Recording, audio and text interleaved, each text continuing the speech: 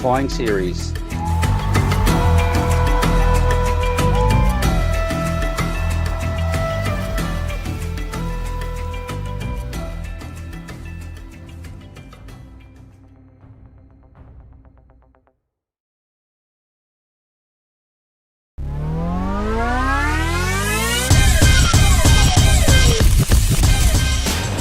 Selamat pagi and good morning everyone. This is day 2 of Krui Pro 2025. We're going to start for semi-final Pro Junior of Men Division, quarter-final division, and also we're going to start for Open Division 2. And don't forget to watch you live on YouTube, WSL and ASC. Thank you.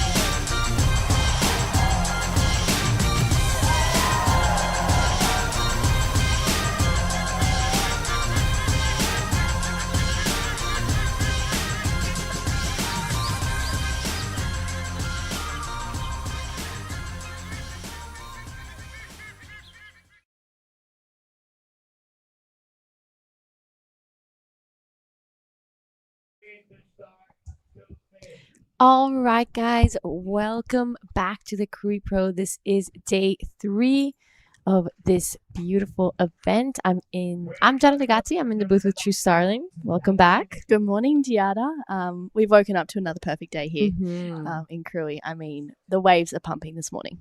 100%. It's looking a little bit bigger. It's looking solid. I heard Mark say he saw some sick barrels. So it's going to be an incredible day of action here. We are going to be kicking off with the round of 128. We did 2 heats yesterday afternoon, so we're going to finish off that round and go straight into round of 96. Yeah, big day of surfing. I think we're running to heat 8 of that round, and I'm so excited. We're moving through so many heats. We're going to see so much good surfing today. Yesterday was a huge day, and it looks like the swells picked up a little bit. And it's, definitely consistent out there this morning. It's clean. You can see that tide's quite high as well. Yeah, the tide is super high and we're going to see it go down in the afternoon. So huge change in conditions throughout the day, but it's still pumping nonetheless. So on your screen right now, you will be seeing the first heat of the day. We have in red, Ty Richardson; in blue, Noah Andrew; in white, Tippy Jabrick; and in the green, Harry O'Brien. So that is heat 3. We will finish off this round. There are 16 heats. This is going to be a big day. And then straight into the next round of 96, 8 heats.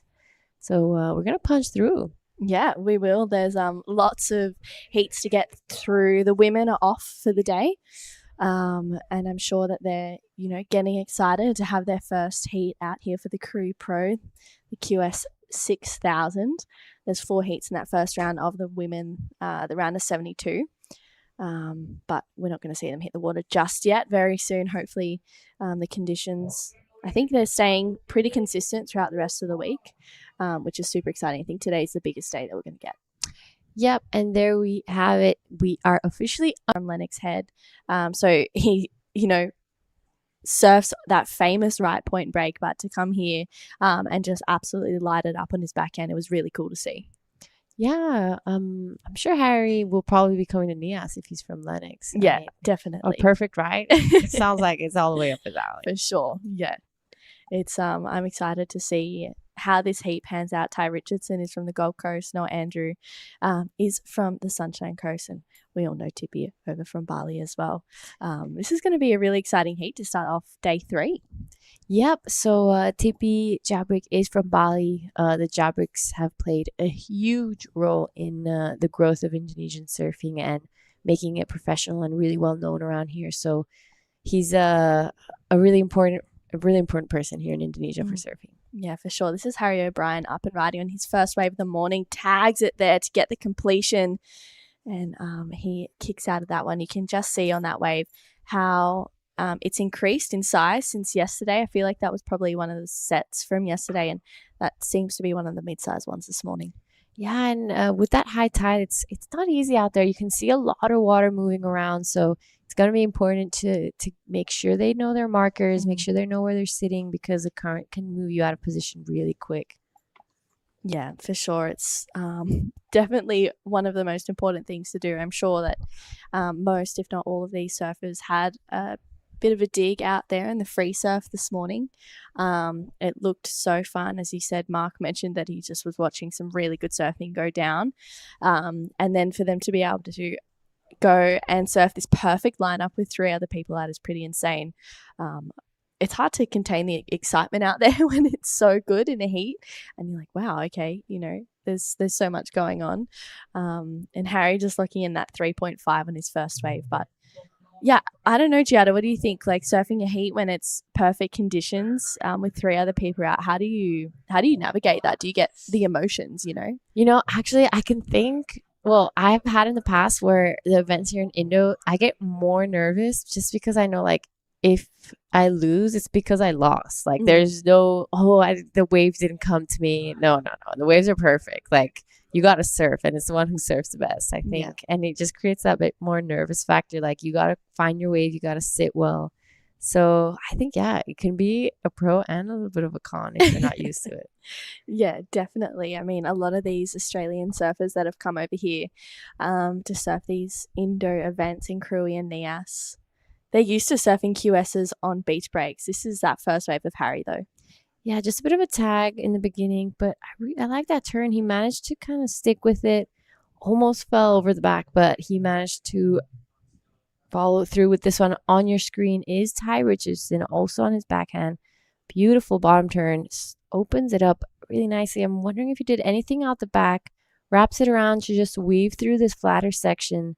Decides to pull off, and I think smartly so. I don't think that wave was going to give anything else on the inside. Yeah, I agree. It looked like it was a little bit of a smaller one, but maybe just a good idea to get the ball rolling in this heat. Ty Richardson actually is a co-founder. He's just launched a business called Neo Active, which they focus on providing, products to help fill nutritional voids within athletes. So they have a couple of products there, and I was having a little look last night, and it was super interesting. It seems like it's been a goal of Ty's for quite a while. So I think he's had the support of his mum, who is a nutritionist, and she's been able to help him achieve this for sure, and Joel Parkinson too. So I think it's cool that he's launched that, and he's trying to get the best out of himself in heats, and also help other athletes achieve that as well. That's incredible. I love hearing those types of stories and things that all the guys all the men and women on the QS are doing besides just surfing.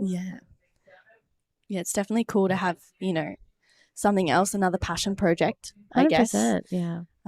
Yeah. So Ty, it was really cool. It was cool to look at it and kind of to read about as well. But that first wave of Ty Richardson was a 4.67. So he gets a jump on Harry's 3.5.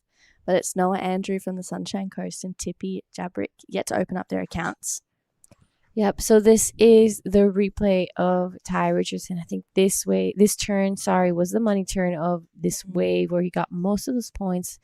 Beautifully done. He wasted no time. Super smooth. Didn't bog any rails. So it was a nice start. Yeah, it was a really good start. I know that Jay Okalupo is Ty's caddy out there, and I'm sure he's saying a few words to hype him up towards the rest of this heat. 25-minute heats all day today, which is super exciting. That extra 5 minutes is definitely a bit of luxury out there. 100%, especially with such a long wave. The paddle back takes a long time. I remember I've had a couple waves or heats out there where I got it all the way down to the inside. To get back out I almost like passed out. I thought my head was about to explode from the heat, from the water, from the current. So those extra 5 minutes could save your heat. Yeah, definitely. I actually had a surf out here the other afternoon, and I feel like I got the longest paddle out I've ever had here. I was like, wow, I forgot how long this paddle out is, you know? And you're like, okay, I'm almost there. And you go, wait, no, I'm not. I've still got a fair way to go.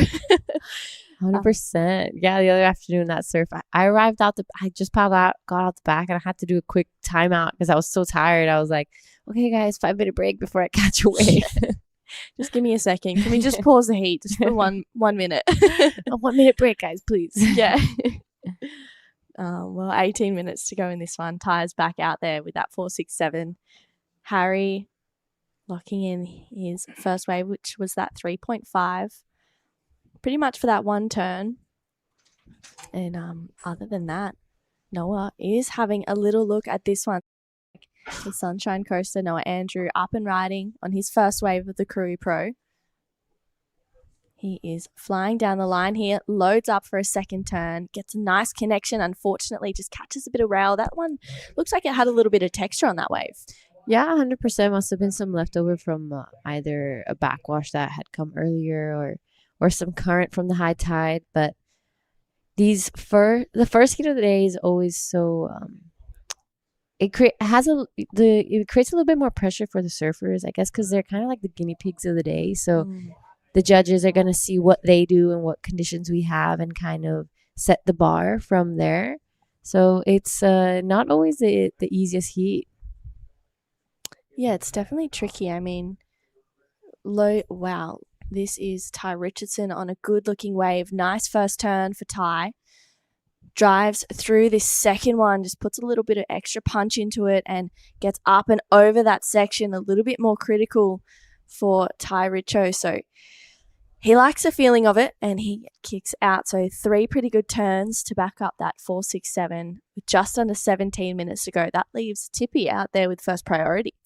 Yeah, Tippy playing the patient game out there. He's waiting for a set. He's been around here for many years. He's done this event since the first one we've had. So he knows this wave. He knows what he's looking for. And right now on your screen is Noah Andrew wants to get rid of that 157. Unfortunately, I don't think that will be improving much, but there's still plenty of time left on the clock to get those 2 waves. I really like Ty Richardson's last one, though. Yeah, it's looking like it's going to lock in at a pretty good score. The best one of the morning so far. It's a 6.33 for Ty Richardson. So he is, locking in a pretty good heat total right now with a 4.67 as well. Ty, he's also an underground surf coach as well. He's actually just launched his surf coaching business too, up on the Gold Coast as well. I was gathering a little bit of information. I was like, wow, I didn't know that about Ty. His dad is a surf coach as well up on the Gold Coast. He's coached quite a few people throughout their junior careers, and I'm sure there's a fair few on this QS as well that are getting some advice from him too. So it's cool to see Ty, going in the same direction as that, and this is that replay of that last one, Giada. Yep, so this is a 6.33. Opened it up nicely, sets it up for this second one. Just gets his rail a little bit stuck, but closes it off. You really see the compression he does. He wants to show that he finished. He wants to stay on his board. It's so important to get those higher scores that you really complete your waves. Yeah, definitely. I mean, that wave probably could have gone up into the 7 range. If he hadn't have fumbled that second turn. I mean, he did catch a little bit of rail, but, we're talking little 1% points, and things like that. But I'm sure Ty will be happy with that 6.33 going out to that early lead. He's just staying busy right now and just gaining a little bit of momentum. Yep, and it seems like he's the only one getting some momentum out there. There is no real big score. He has the 2 highest scores of the heat, so he must be feeling pretty good. But he does want to get rid of that 4.67. At this, even though we're at around 2, the level is so high at these QSs that no one's safe. Yeah, no one is safe. It's pretty crazy. We saw some huge heats yesterday as well. I think that first heat of the men's round of 128 with Tommy Carvalho, Caleb Tancred, and Maverick Wilson, and also Sho Shirai was in there as well. But Tommy, Caleb, and Mav all had sevens. Yeah. So it just shows the level of surfing for these QS men, and it's exciting. I don't know about you, Giada, but it brings the emotions for me. I'm always like, wow, I'm sitting on the edge of my seat. It's exciting because it's like, wow, it's so close between every surfer out there. So to see everyone just pushing it and pushing themselves to make these heats is super cool. 100%. Yeah, that heat yesterday afternoon, really good. We were both there, like watching, like, oh my God, like, is this really happening right now? There was like full switch up of the situation. So it was super entertaining. And those, I think, are some of my favorite heats to watch, when like someone catches a wave at the very last minute, but then there's the other two surfers catch waves as well. So you're all there like, oh, what's going to happen? So it was super entertaining. The waves were firing just like this morning. A bit of a slow heat, but I'm sure as the tide starts dropping, we're going to be seeing a lot more action throughout the day. We see Ty Richardson with fourth priority, the only one with real scores on the board for now, but Tippy still to catch a wave. He's being very patient. Yeah, he is. He's just waiting for that perfect wave to come through. And I feel like he knows surfing these waves better than most, so he's just trusting his instincts there, and holding that first priority, gets the pick of the lineup. And I guess Harry, who's in second, he only has a 3.5. So it's not like second place has really run away with it just yet, which is good for both Tippy and Noah as well. Tippy hasn't got a wave yet. Noah has that 1.57 and then a 0.5. So it's really close for second place. I feel like Ty right now is sitting in a comfortable position. But if Harry gets a good one with that second priority, he could really start to capitalize and just make it more difficult for third and fourth. Yeah, 100%. And we've seen different heat strategies from these four surfers. Ty Richardson really starting early, getting those scores in, finding his rhythm really early in this heat. The other guys just being a little more patient, maybe haven't had the best wave selection just yet. But as you said, there's still plenty of time left. Ty Richardson is the only one with an actual score. Harry O'Brien just a 3.5. So it's anyone's heat for now. Yeah, it really is. Anyone can take this heat, that's for sure. And in the last 11 minutes, hopefully the ocean starts to liven up a little bit. This next heat is going to be an exciting one. It's Rui Horikoshi, Yuya Iwasi, Kevin Wow, and Tommy Hinwood, which is going to be an exciting second heat of the day as well. Tommy was in that first round. He's got that momentum, that mojo. But Ty Richo, having another look at this one, he's just surfing into a bit of rhythm out here. Nice bottom turn to tag it for that first section. Just a one turn, but a good one at that, Giada. Yeah, that was a really nice wave. And here is Tippy Jabrik out the back. Good first turn. High lines this second one. He wants to get around this section, and he is looking like he will not be able to. I'm wondering if he did anything out the back or if it was just that one turn. He was styling through that, though. That was super cool. He's got that. I love watching surfers on their backhand with that beautiful drop knee style. It really excites me. Growing up at a left, watching Davey Cathal's, Kai Warner, and so many other surfers, Laura Anavar, I was like, whoa, they've got that beautiful style. I'm like, yeah, this is sick. I want to be like you. Yeah, show me your ways. And they're like struggling, like, yeah. I'm like, can I please have a set? Well, just under 10 minutes to go. We got scores for last of Ty to lock in. Also first of Tippy Jabrik as well. Harry O'Brien sitting in second with that 3.5. He holds first priority. I'm sure a lot of the Lennox surfers will be watching this heat, supporting Harry. This is that replay, though. Yep. So this is that one turn from Ty. It was beautiful. I love how he just followed the lip on that one. He didn't turn his board all the way around because he just felt how fast that wave was. Unfortunately, it ran off on him. But Tippy's wave out the back as well. Super nice. Not critical, like upside down, but he flowed through that turn. Big fan of spray out the back, so it was really nice to watch from both Tippy and Ty Richardson. Yeah, Ty's last wave locking in at a 3. First of Tippy Jabrick, a 2.27. So he's got a score on the board, needing a 1.24 to go to second place now. And Noah looking for a 1.94 with just under 9 minutes to go. I mean, it's a pretty low scoring heat right now, aside from Ty's 2 waves. I think, just the men out there maybe struggling to connect. Yeah, they're. It looks like they're kind of struggling to find their rhythm. They haven't caught too much, and what they did wasn't anything of a huge value. The 3.5 and Noah Andrew on that 1.5. So there's a few sets coming through. Let's see if they can get the ball rolling. Still plenty of time to catch 2 waves. Oh, look how beautiful that setup is. Wow. Really nice lines rolling through. Harry O'Brien has the first priority. Noah Andrew with second. No takers on these ones. I would have gone. Yeah. If that wave is coming towards me, I'd be like, yep. I'll take it. Well, 7.5, or just over 7.5 minutes to go. And it is Ty Richardson out in front with a 6.33 and a 4.67. Harry O'Brien, just that one wave of 3.5.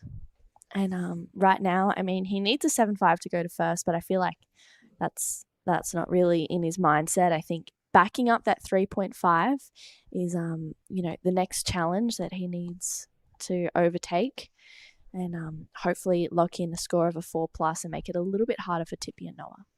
Yeah, so just taking a look at the next heat, we have a name that I've seen a lot in the NIAS Pro, but I'm super excited to see him today here in Krui, is Kevin Wow. He's a part of the Hash family. We see them every year over there in NIAS, so I'm excited what he's going to be doing at this perfect peeling left. I'm sure everyone there in NIAS is going to be watching his heat, so big shout out to you guys, and see you guys all soon. Yeah, it's super exciting. I'm really looking forward to heading over there. Hopefully we can, there'll be a few moments from last year that are, replicating out there this year. But right now it looks like Harry is having a good look at this wave. He's going to use it take his first priority. And Harry up and into that first section. Got that beautiful drone angle as he gets another second turn in there. This wave gets a little bit whitewashy, a little bit foamy and weird, but he's going to stick with it as he belts it to almost get a completion. Wow, I was going, oh, no, don't go over the toes, but unfortunately can't hold on for that finish. But Harry has a second score locked in. Yep, that's right. He does need a 7.5 to go to first, but he's definitely going to be backing up that 3.5, creating a little bit of distance from himself and both Tippy Jabrick and Noah Andrews. So he's not in the safe zone yet. It wasn't a huge wave. It was one of the medium, smaller ones, but really nicely surfed. Super hard section on the inside. There was so much whitewash there, and it's really hard to keep your board under control in those situations. So he managed it really well. Unfortunately, wasn't able to ride out of that last turn. Might affect his score coming in now, but it's looking like it'll be pretty similar to the last one he caught. Yeah, this is Noah Andrew from the Sunshine Coast. He needs a score. Unfortunately, that wave just not really cooperating with him. He gets that nice first turn. He's looking for a 5.7 at this stage because the last wave of Harry locked in at a 3.77. So Harry extending second place. Tippy with first priority. He needs a 5 to move up into second place. Yep, Tippy playing the patient game. He has done many contests before. He used to compete full time. Before his family, he surfs Rivermouth almost every day. I see him out there, but I don't see him surfing because I'm always at the sandbar. I'm at the left, and he always surfs the right. So I see him at the beach. I'm like, Tippy, and then we go our separate ways. You're like, I'm going to stay on my left. You stay over there on your right, and I'll see you when we come in. But he's from here. He knows how to surf these reef breaks. He knows what he has to do, but he's just out here for fun. Mostly, I think he just wants to catch Is he still quite competitive, Tippy? No, not No. at all. He's just stoked to be out there. Yeah, he's just like eager to have a bit of fun. Yeah, I think he wants to catch a couple. Yes. Without everyone else out there. Fair enough. We got 4 minutes to go. Tippy looking for a 5. Noah Andrew, he's just moved up into 3rd place. He needs a 5.7 to go up into 2nd. Ty, having a look at this one. This is the current heat leader, Ty Richardson, looking to get rid of a 4.67. Huge first turn. It's looking good so far. Gets a 2nd connection in. Really critical surfing. Brings it around for a 3rd one. And Ty is he's found a little gem on the inside. Tries to get some shade, but unfortunately just coming unstuck with 3 minutes to go. That might better the 4.67 and Harry O'Brien out behind him. Wow, that was a good first turn. Unfortunately, just getting stuck on the way down. He wasn't able to complete it, but Ty Richardson, I think he's definitely going to be getting rid of that 4.67. That was some beautiful surfing that was happening on that wave.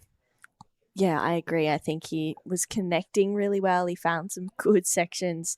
So Ty's just showing what it means to be a surf coach. He's showing all of his groms. This is how it's done.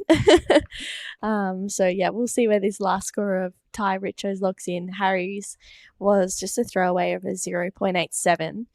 And with 2.5 minutes to go, Tippy and Noah are out there with 1st and 2nd priority, and chasing. Tippy's chasing a 5. Noah's chasing a 5.7. So if Harry doesn't better his 3.5, it really is anyone's heat right now. Yeah, and even though Ty Richardson didn't complete his wave, like he fell off at the end, he did most of the work outside. He did those beautiful turns, wasted no time in between them, got the work done. He did what he had to do, and just was having a little bit fun on the inside. So I don't think it's going to be too much of an issue. Yeah, I agree. With 2 minutes to go, maybe he's just slowly making his way in. I think he's got the win at this stage, a 6.33, and whatever that score of that last wave locks in as, it'll be a good one. In that paddle out, he got it all the way in. That paddle back out is quite far. So we'll see what Last of Reds locks in as with 90 seconds to go. Tippy holding first priority. He's only had the one wave, a 2.27. We'll see if he can stand up on a 2nd wave and nudge for that 5. But last of Ty Richo, a 6.57. So increasing his lead in this heat. It's now a battle for 2nd. 100%. And with a minute left, I don't think he's going to paddle back out. He can comfortably come in. There we have Tippy Jabrick on his 2nd wave. He patiently waited for this one. Good first turn. Sets up for the 2nd one. Unfortunately, goes over the handlebars on that one. I don't think it will be the 5 at all, but he had a good time. He had his 2 waves. We're going to be counting this one down soon.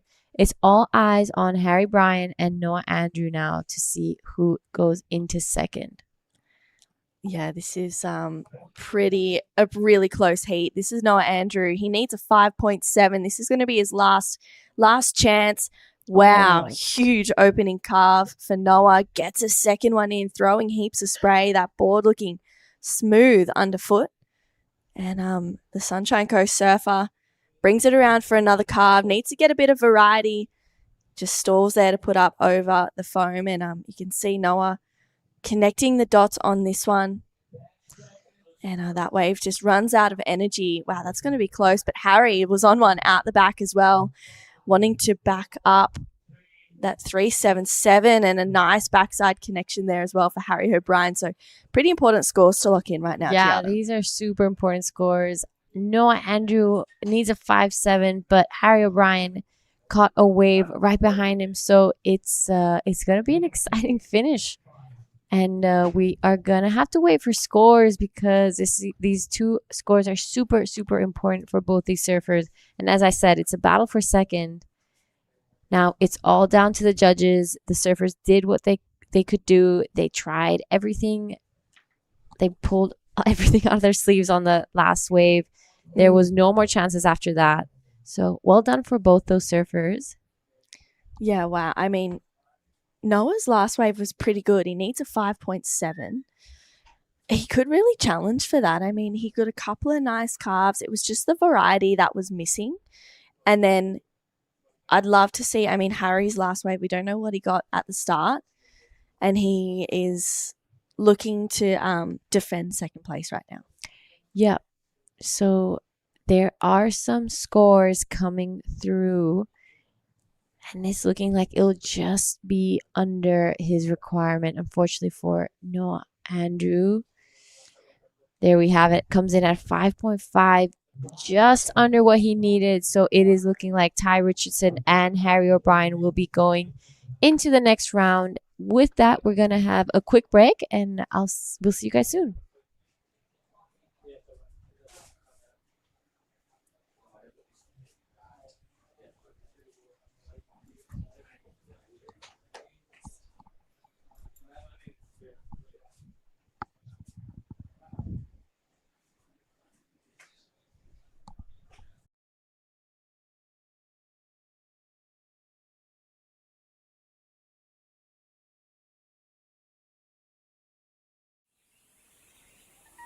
On the edge of the wild South Sumatran coastline, Ujung Bocur juts out into the pristine Indian Ocean to offer long and rippable walls that are a vision of dreams come to life.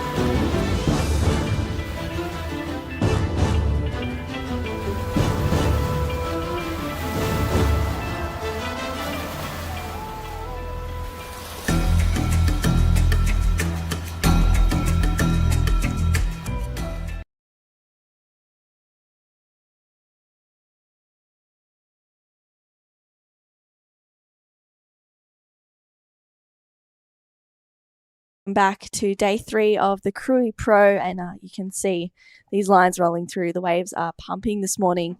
We've just had a really exciting heat to start the day off. Ty Richardson getting the win, Harry O'Brien coming in second, and Noah Andrew a close third, and Tippy Jabrick in fourth there. But out there right now we have heat number 4, Rui Horikoshi. He's up and riding. Horikoshi, sorry, is up and riding right now. 堀越選手1本目のライディングになります。ここでタイミングを揃えて大きなレイバックターンを入れてきて、そのままもう一度レイバックターンに入っていきます。ここ抜けてくるとそのポイントを上げることができるが、ここは2ターンで演技を終えます。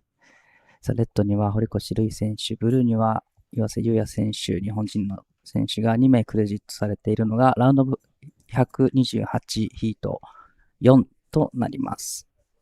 That is the beautiful tones of Dai Wacko. Good morning, Dai. Good morning. Did you surf this morning? Were you being a grom today? Actually, I slept in. You slept in. Fair enough. I surfed too much yesterday. I both surfed. Really? How'd you go? I got lucky. Uh-huh. I got 1 or 2 good waves in the beginning, and last half an hour I was just sitting there waiting for the one, but getting dark and just paddle in. Fair enough. Yeah, it looked so fun this morning, but so tricky.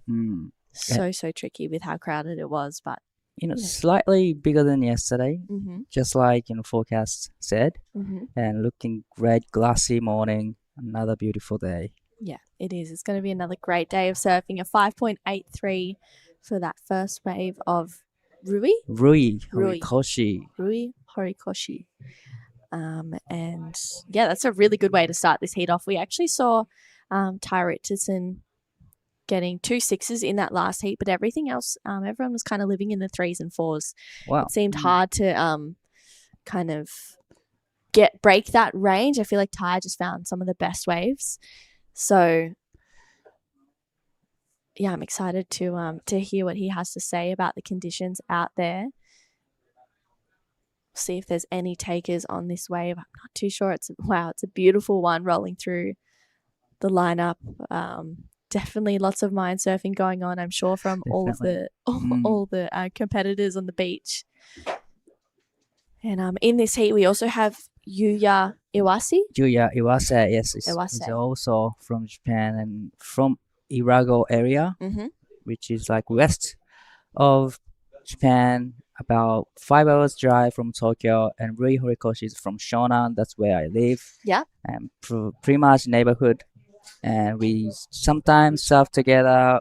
I see him when it's good, and Mhm. he's very, very focused towards right now, training a lot. Probably, having a training camp with Shohei Kato Oh yeah, and all the crew. amazing. That's super exciting. It's wow, he's locked in his second score, 2.33.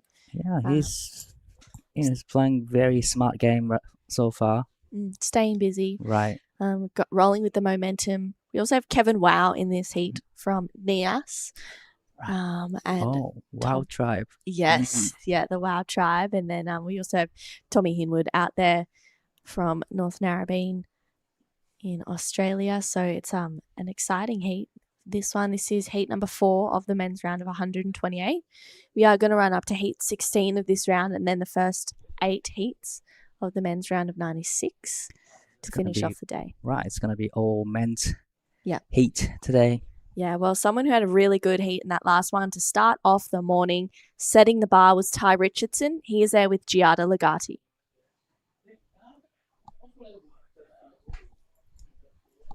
Oh, we might come back to that. I think maybe might have been a mic issue there. So 19 and a half minutes to go. Rui Horikoshi with a 5.83 and a 2.33.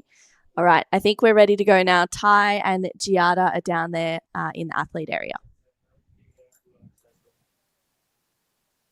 All right, guys, I'm here with Ty Richardson, the winner of the last heat. Super slow start, but you're the only one who managed to find some waves. Tell us a little bit about what was happening out there.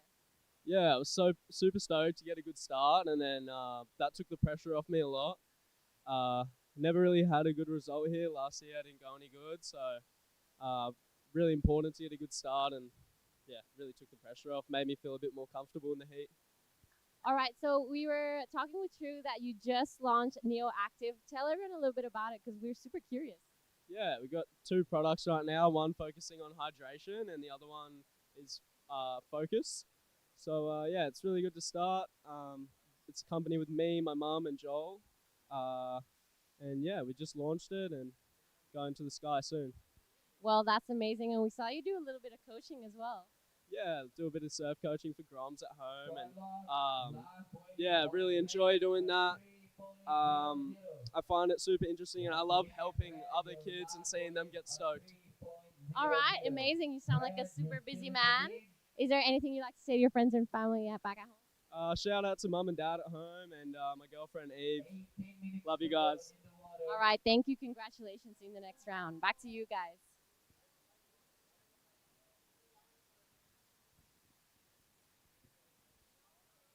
And see him in this event. He was ripping this morning, just catching heaps of waves and yeah, just really stamping his authority in the first heat of the morning. We have had a few small scores lock in. First wave for Tommy Hinwood was a 1. Kevin Wow's first wave just a 0.63. 17 and a half to go. Yeah, not many actions going on in this heat. It's been 7 minutes already, but it's very slow heat this morning. Probably that's because we're just hitting the high tide mark right now. So probably as the tide drops in, more waves coming in to the lineup. Hopefully. Yes, surely. I'm sure we'll see that at some point. It's really clean out there this morning. The last 3 mornings we've had of surfing, it's been pretty similar to this, except it's definitely picked up in size today. Rui's last wave was a 3 that he's just locked in, so bettering a 2.33. Wow, he's having a great game right now, Rui Horikoshi. And now having a look at this one. 堀越選手、こちら4本目のライディングになります。3.05 上書きするとその差を広げていきますが、1発目、綺麗にターンを決めてきます。2発目も大きなレイバックカーブ、そしてフィニッシュ、大きなフローター、しっかり前へクリーンに出てきます。Well served from Rui Horikoshi. Good 3 good turns. I love the finishing turn as well. It could be a better his backup score, but now. Yeah, this is Kevin Wow. Up and riding on his second wave. He's already locked in a 0.63. gets a nice first carve in. You can see him just driving through that second bottom turn to get the completion. So he jumps out of that one. And Kevin Wow will lock in his best wave of the heat so far. That was a great wave choice from Kevin. I really love how he tucks it under the lip. He didn't go too high so that he can, ride out of so clean.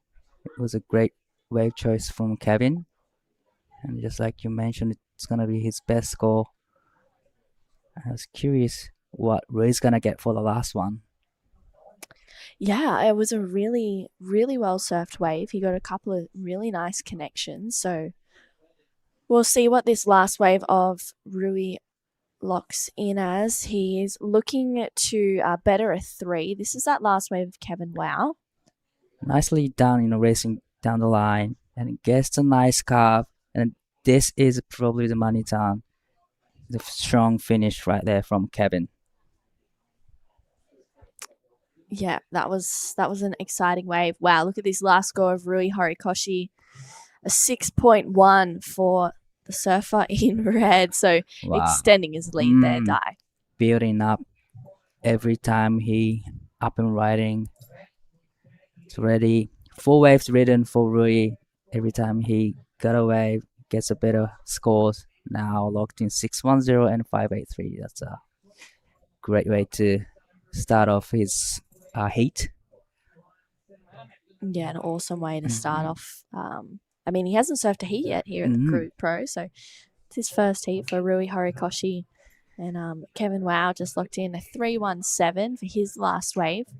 He's in second, but it's very close between second place. Tommy Hinwood needs a 2.81 and Yuya Iwase needs a 3.8.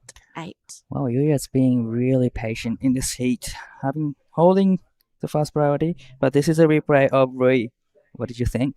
Yeah, Di, I really loved this wave. That connection there was super solid. He just is seamless in between turns and tagging it, just timing it super well for that last turn.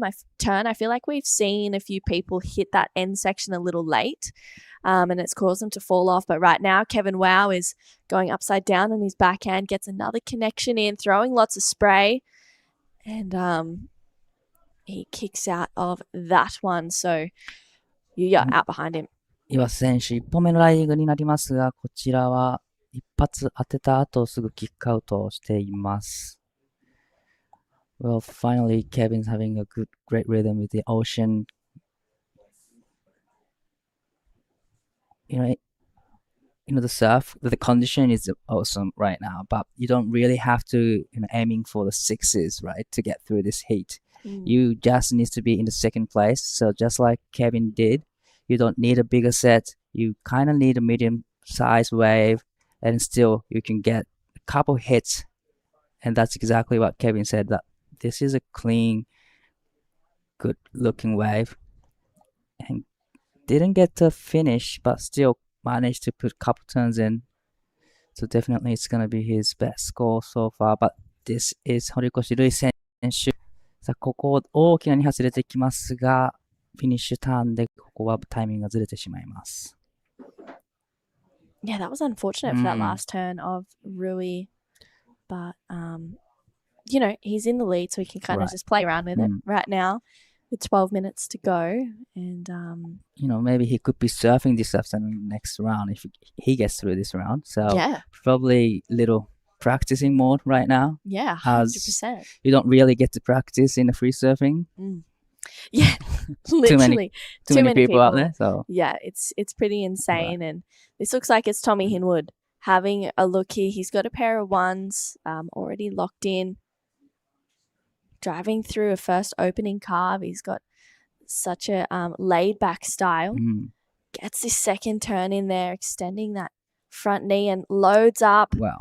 To get the completion for a third turn. Will he get another opportunity? It looks like it might even wall up down the line. He's going to stick with it and unfortunately kick out because that wave doesn't offer too much more. So Tommy will lock in his best wave of the heat so far. Yuya also has a score to lock in as well. Wondering what he did out the back because he had a couple of nice connections by the end of it with 11 minutes to go. And then Kevin also has a score to lock in too. Lots going on in this heat, Di. Right. Lots of actions going on in the middle of the heat. But really love the Hingwood wave. Mm-hmm. Usually the bigger size waves on those like set waves fat out so easily. But Yeah. luckily he got a finish turn. So Yeah. probably he get really good score for that one big turn. Yeah, he was able to go a little bit more vert. Right. And find a good section. So it was exciting to watch. I mean, those first two turns were carves, which we do know that just from the storyline and from the last few days, the judges are rewarding or seem to be rewarding a good first critical snap. Right. It's exciting. Big first turn is big scores generally. But first wave of Yuya locked in at a 4.63. That last wave of Kevin Wow, a 4.07. This is that last one of Tommy's. Right. Love the first and second turn, just setting up for this particular big turn right here. He could have gone more vertical, but still, managed to ride out of so clean. He gets 4.07. But like you said, I wonder what Yuya did on the second wave, getting 4.63. Yeah, 4.63 is a good score. A couple of... Yeah, it must be a couple of good turns. Yeah, he did in the beginning. Yeah, some good surfing. So we'll see. Hopefully we can get a replay of Yuya's first wave with 9.5 minutes to go. And we still have this last score of Tommy Hinwood to lock in as well. He's chasing a 5.27 right now. It doesn't look like it'll be the 5, but it's definitely going to help him. It's a 4.03. So Tommy needs a 3.22 and Yuya holding first priority. He only needs a 2.61 to jump up into second. That's very small score. And having a first priority, that's a good, now he's in a good position to be able to go into the second. There's plenty of times having first priority, so he gets to choose the first one. Yeah, he gets a pick of the lineup. And, I'm wondering what he's thinking, a 2.61. I'm sure he's probably thinking I need to get into the 5s and above. Right. I wouldn't go for the 2.61 at this stage. With the 8 minutes remaining, you kind of need another 4s, mid 4s probably. Yeah. Or probably if you can, then go for the good range score. Yeah. Yeah, I agree. I think it's always nice. I feel like the requirements are just a guideline. You always want to get more than that. Yeah. You want to just focus on doing your best surfing. And I think, you can see Yuya and Rui having a chat. Is that normal? Like, I haven't seen too much of Rui or Yuya, so is that normal between the two of them to talk about their waves? I think so. Yeah. Especially, just only 2 Japanese surfers in this heat, so they just share all the information because some few competitors saying that they don't really hear the beach announce. Okay. So maybe sharing the info is very important. But this is an important way for Yuya.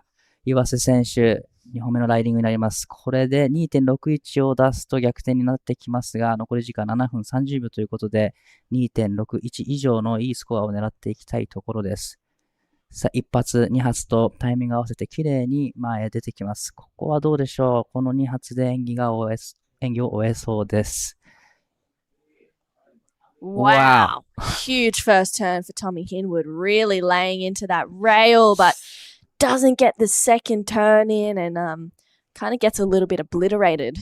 Really loved the first big carve. He went vertical, so I thought he's gonna go like really great snap, but instead of doing snap, he went just big carve off the top. That's great surfing, but unfortunately didn't get a finish. Yeah, that was really unfortunate. And Kevin Wow up and riding on his backhand. He's looking to defend second and better that 3.17, patient off the bottom. Unfortunately, just doesn't quite get the first turn impact that he was hoping for, but recovers through this inside connection here. Hasn't really done anything too critical just yet, and unfortunately doesn't look like he's going to ride out of that one. So Kevin will regroup and try and find another wave, but it's these last scores of Tommy Hinwood and Yuya that I'm interested in seeing because they were pretty important numbers. Yuya did a two good turns. Nothing special, nothing in critical, but I would say probably, he meets the requirement of 2.61. So this is the last of Tommy's. Wow, really love the first time. I gotta say that one turn could get him good score. Yeah, I think so too. It was really strong. It was on rail. We'll see. We'll see where the judges go with it. I mean, maybe a little bit more urgency to get up into that last snap. But this is that last one of Yuya. Beautiful first turn as he gets that second one in. And we could see here, unfortunately, he just couldn't get around that section. So 2 pretty nice turns. We'll see where it goes with just over 5 minutes remaining, Di. Right, and so we're still waiting for the last of blue, but the last of green comes in 3.37. So slightly extending his lead. Now this is the last of white Kevin, chasing 3.33 on this one. Like you said, he didn't have like a critical hit in this wave. He gets the finish, but unfortunately, he went down on this one.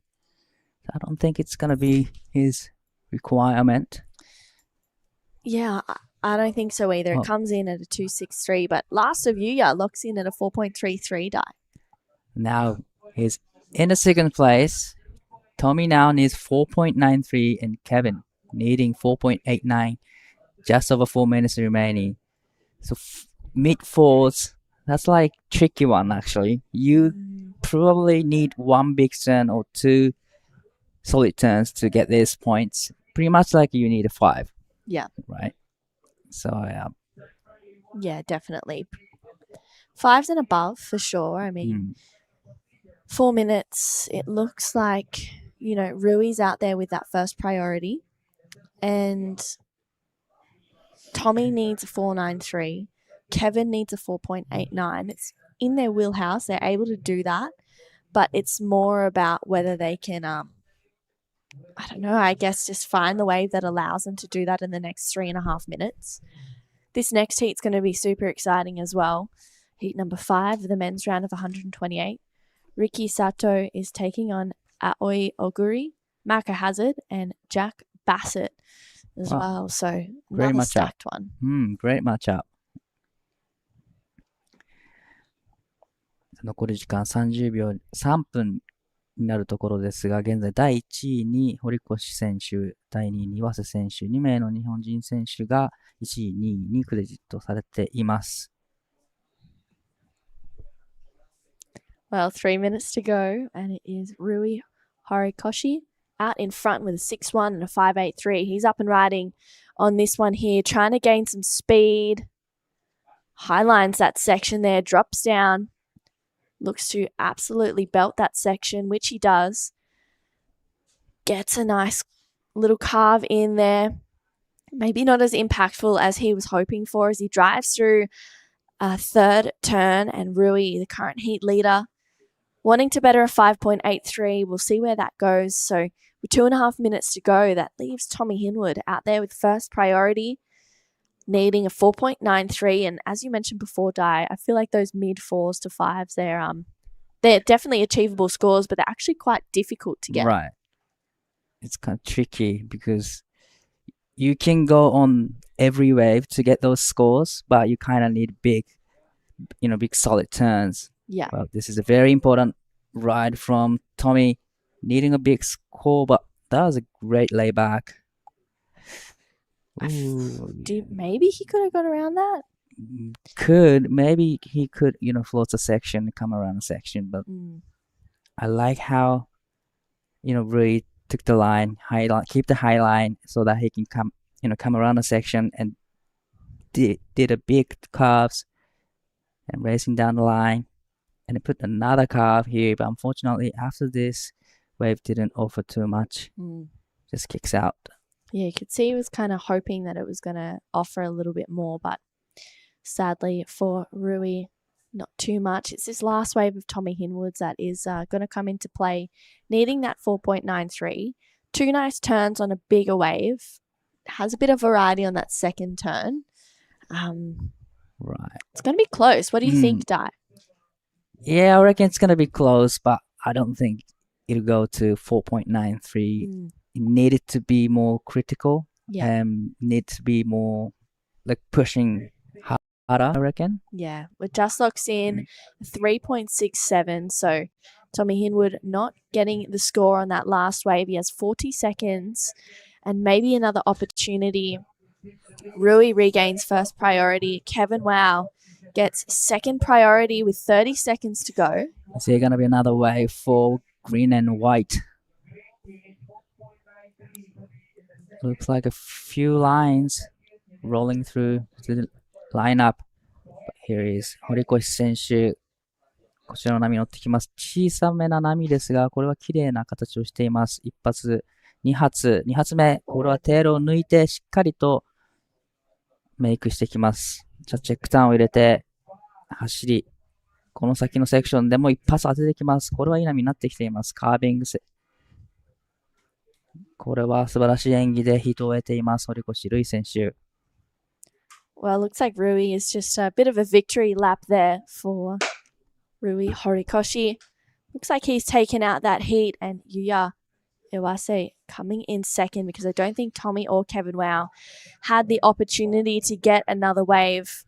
So it looks like it's going to be Rui and Yuya moving on through to the men's round of 96. We'll see them later on today.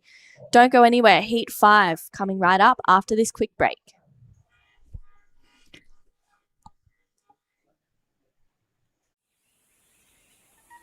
On the edge of the wild South Sumatran coastline, Ujung Bocur juts out into the pristine Indian Ocean to offer long and rippable walls that are a vision of dreams come to life.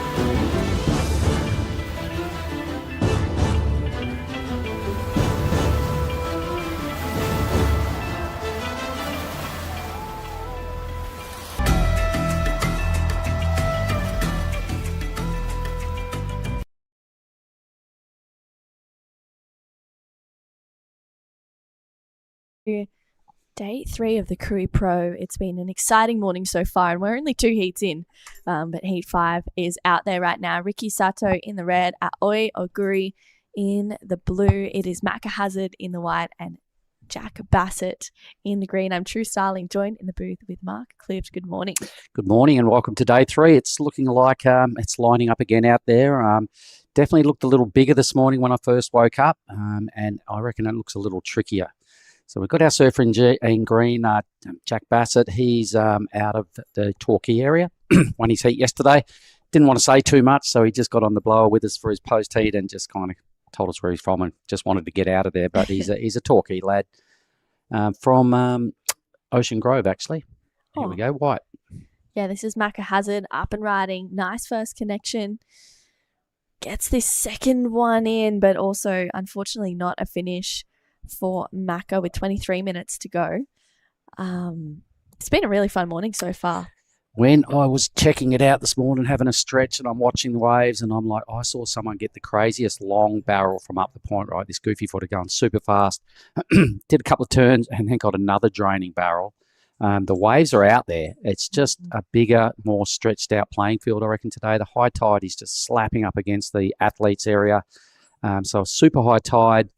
A lot of waves pushing down to the back half of the reef, I reckon. I have seen some people kind of have not a great heat by sitting perhaps a little too far up. Anyway, we got blue, Aoi Oguri.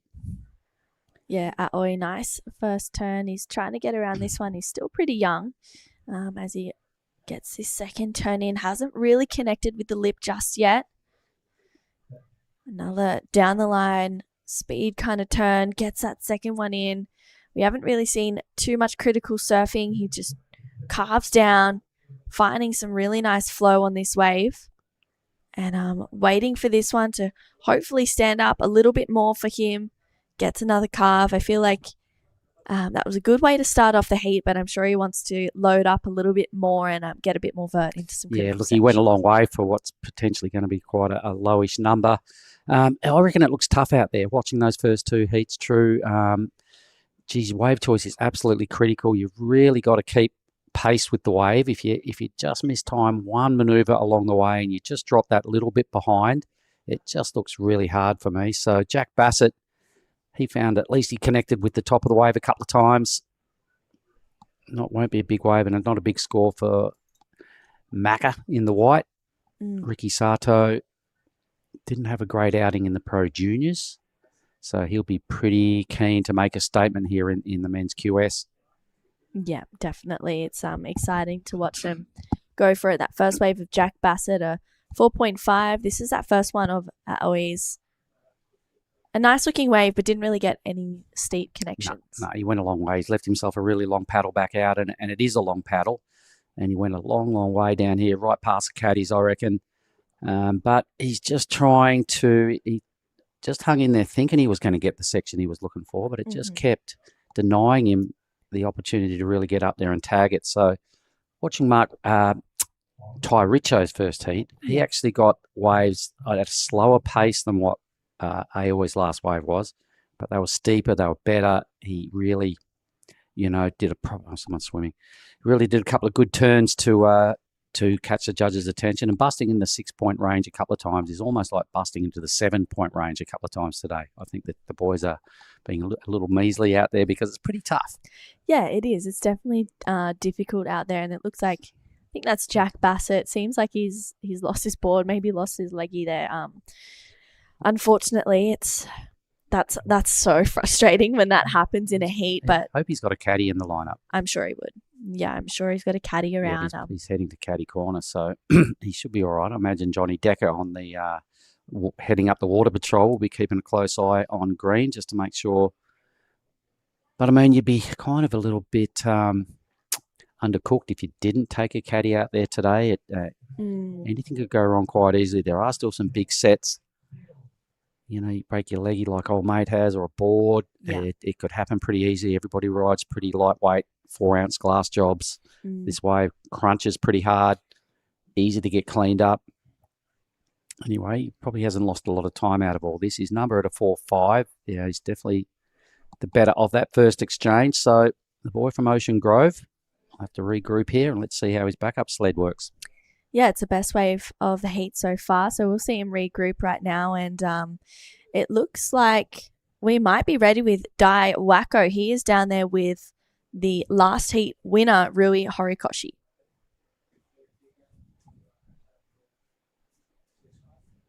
通過をして次のラウンドへと駒を進めました堀越ルイ選手にお越しいただいています。まずはおめでとうございます。ありがとうございます。ライブを見ている限り非常に素晴らしいヒート運びで常にスコアをビルドしているような試合展開でしたが、ヒート振り返ってみていかがですか？そうですね、最初の1本目がかなり重要になるかなと思ってたんで、とにかく一番奥で待って、普段の練習からも奥で待ってサーフィンしてたんで、その波をしっかり掴んで、最初すごい緊張して足震えてたんですけど、メイクできてよかったです。He was very nervous in the beginning, but he knew that he should get those the deeper ones to get scores, and that's exactly what he did, and he's very happy with the results. その緊張はやはりどこから来てるんですか？やっぱりこのファーストラウンドっていうこともあって、あとはこれだけいい波での試合っていうのは日本ではなかなか味わえないので、やっぱそういうところでいい波なんですけど、やっぱそれにかなりプレッシャーがあったかなと思います。The reason he was nervous is that we don't really get to surf like this in Japan, so that put him a little bit of pressures, but still he managed to put everything together. では最後にライブ配信を見てくれている皆さんに一言メッセージの方お願いします。はい、まずはこのヒートを勝ち進めたんですけど、まだまだヒートはたくさんあるんで、もっともっといいサーフィン見せれるように頑張るので応援よろしくお願いします。レッツゴースーパー銭湯。頑張ってください。ありがとうございました。Back to you guys in the booth. Thank you, Rui. An exciting heat there from Rui. He was saying that, he's feeling a little bit nervous because he doesn't get waves like this in Japan. So it adds a little bit of pressure to go and surf heats in perfect waves because, if something goes wrong, it's on you. Well, I feel a little bit sorry for some of the crew that are getting knocked out this morning. Like Kevin Wow, same deal. It's out of Nias. I asked him before he went out. He got a fourth. How does he ever surf lefts? And he never surfs anything that remotely close to this. But we're watching Red do a pretty good job here, just tagging it time and time again. This is Ricky Sato, who was also in the Pro Juniors. He's a quality act. Didn't make the final in that division, so he'd be kind of bummed at how that unfolded for him. So I reckon watch this space. Here goes Macca.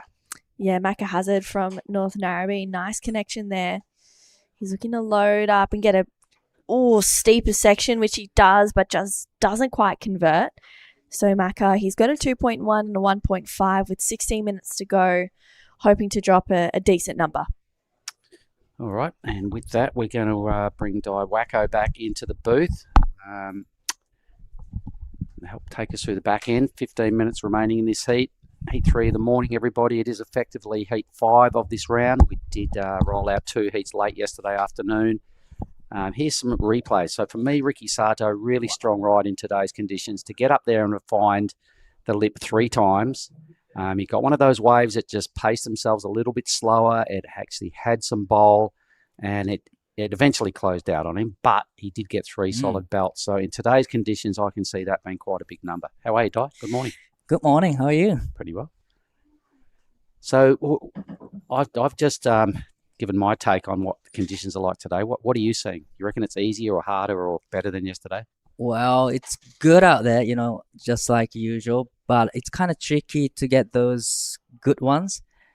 That ones, that it's hard to get those ones that Ricky got. So you need to really making sure where to sit, and you need to know where exactly to sit. So I think today it looks a bit tougher than the last couple of days. Definitely. It's the lineup zone is not pinpoint a certain area. I've seen a lot of waves. Have a look at our work zone. There's the judging tower just to the right, the athlete zone to the left, and this big tree. It's a full-blown tree. There's roots. There's the whole trunk. It's just been doing laps. There's a little rip in there that just sends it down past the judges' athlete zone and back again. It's kind of a fair bit of stuff floating in the lineup this morning.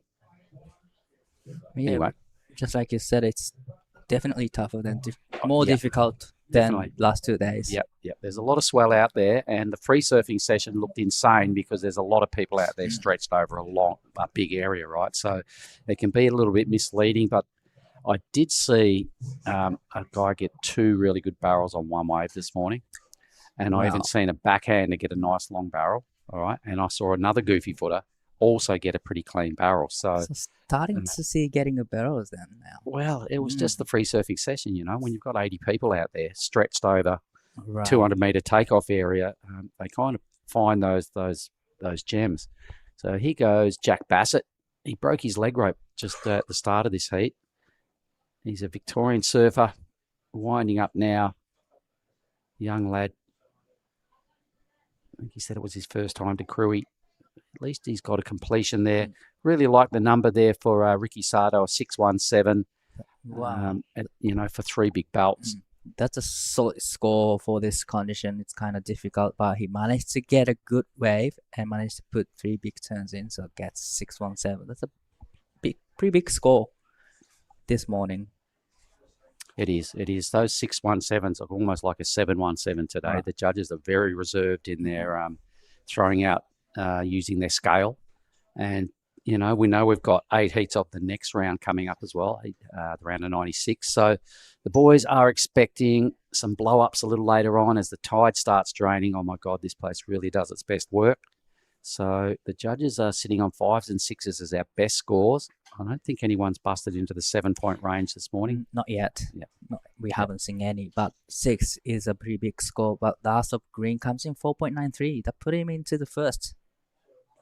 All right. So the young Vico is leading Ricky Sato, who's got the best number. That's going to hold him in good stead. So here's the young fella again. So this is on his backup board. Quick little pit stop out there with his caddy. The value of a caddy today, mate, can't be denied. It's a must, really. A nice connection, all 3 turns. Managed to put 3 turns in. This is 小栗選手2本目のライディングになります。この波で 3.68 をスコアすると2位のポジションへ。少しタイミングがずれてしまったか、フローター、リップの上に乗り切れなかったです。そして後ろから佐藤選手、この波もいい波になってきましたが、フィニッシュターンでノーズが少し刺さってしまったようです。But that was really unfortunate for Ricky. If he could make that last turn, it would have been a big score again. Well, both our Japanese campaigners were in the Pro Junior, I believe. Right. And Yes. same with, no, Jack Bassett wasn't, but he is still a junior. So they've had a bit of a run out here on the reef. They've kind of got a feel for where to sit and what to do.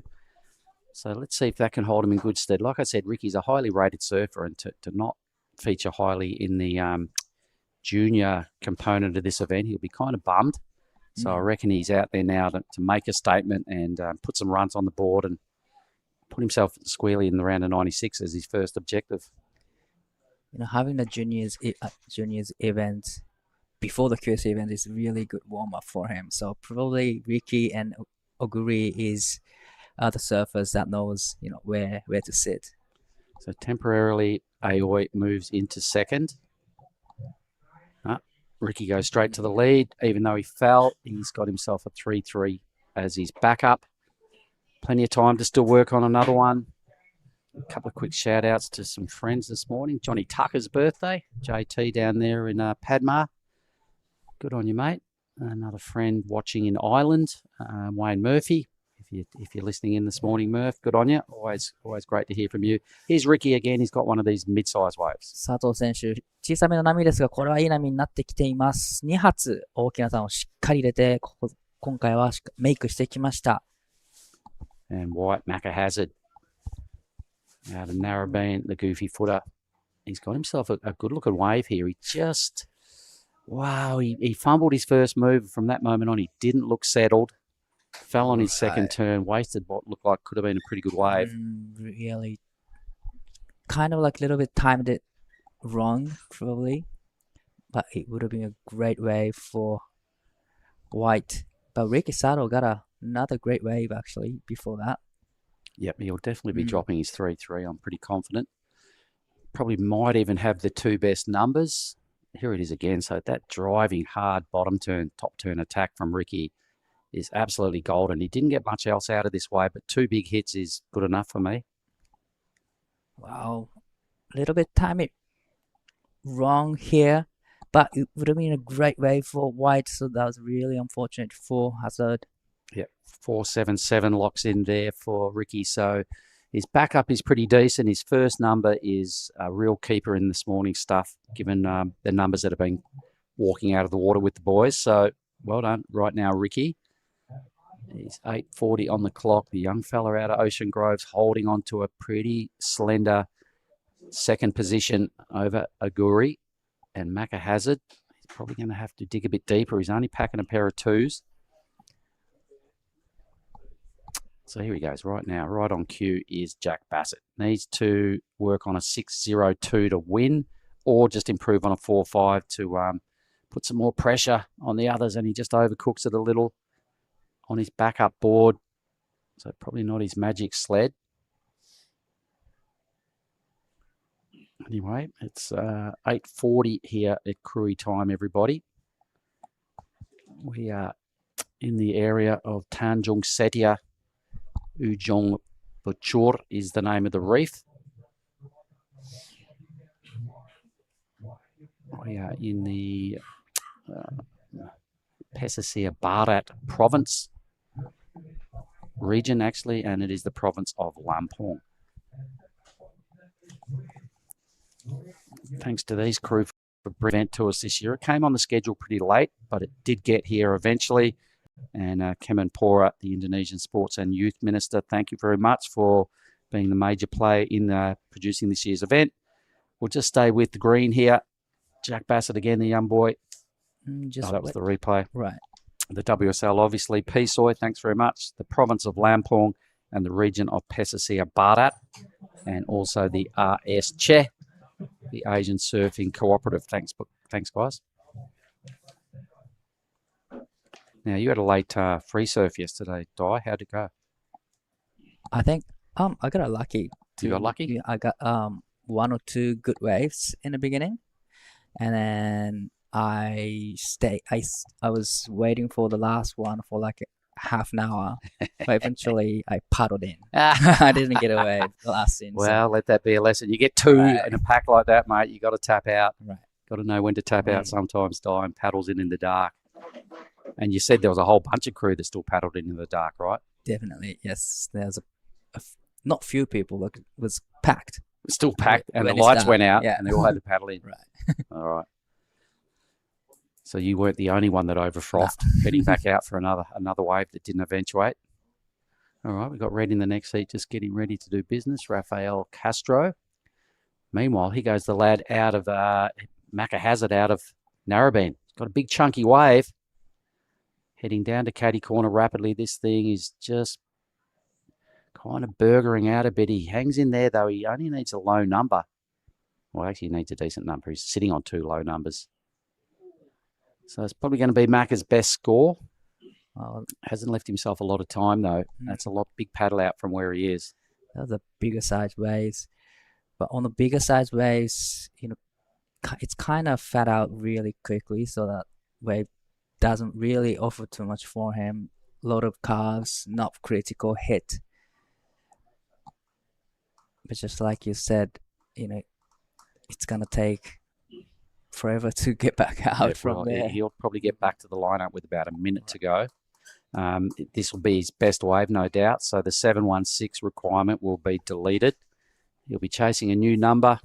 I'm sure he'll be anxious to hear what it is. But he just hung in there and milked that thing a long, long way. The judges are kind of brutal on surfers that ride waves that aren't steep. It's hard to get anything kind of over a 4-ish. You don't need to go on those bigger wave size, Yeah, and there it is, a 3.5. So not ideal. He needs almost 6 points. Got himself under 5 minutes. He's probably still got a 3-minute paddle out ahead of him. So we may or may not see Macca Hazard again for the boys that are tuning in.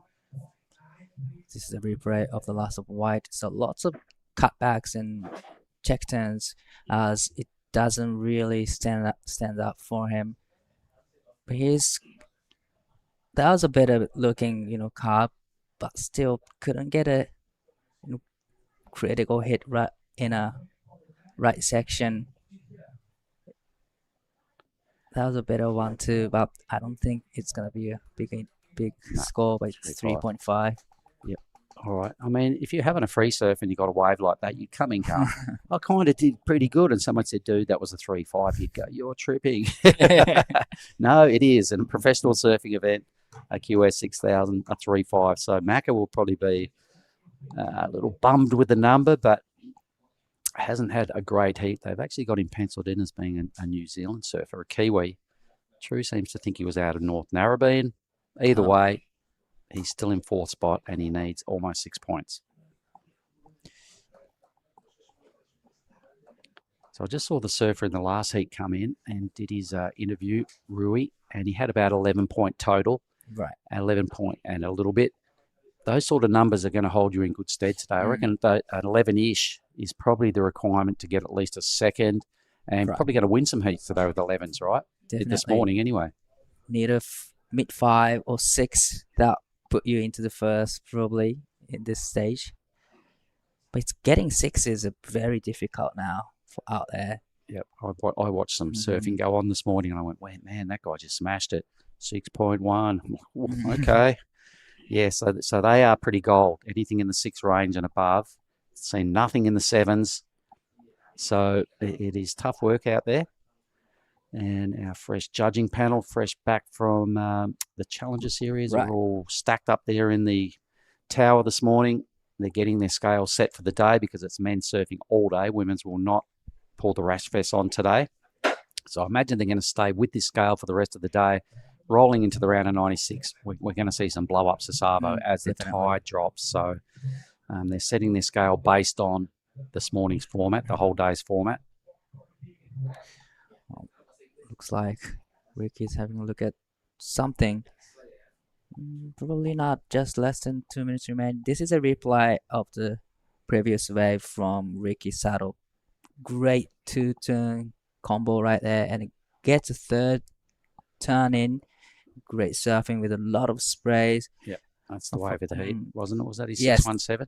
Now, this is the first. 617 it is.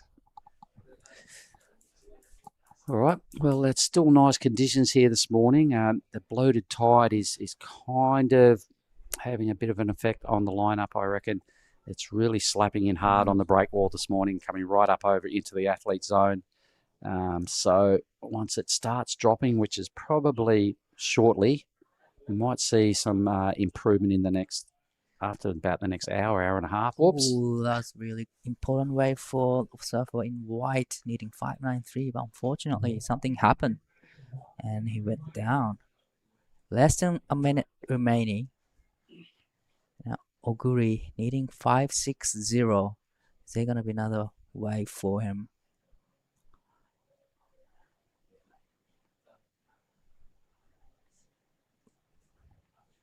Looks like a few sets coming into play. Yeah, definitely. There's movement at the station. This thing could be moving a bit wide, though. It's kind of stretched out. For me, the 2/3 size waves seem to be the best today. Right, definitely. Yeah, even half to 2/3. Oh, Rick is just letting this wave go, but Jack is up and riding. Is this wave gonna be a good one?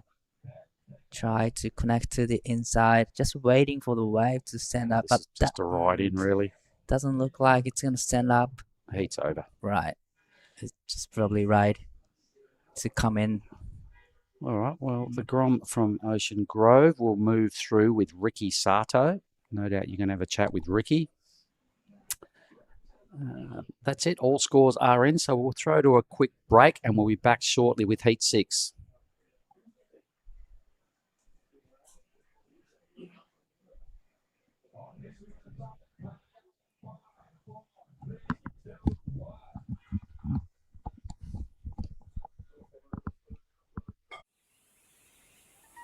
On the edge of the wild South Sumatran coastline, Ujung Bocur juts out into the pristine Indian Ocean to offer long and rippable walls that are a vision of dreams come to life.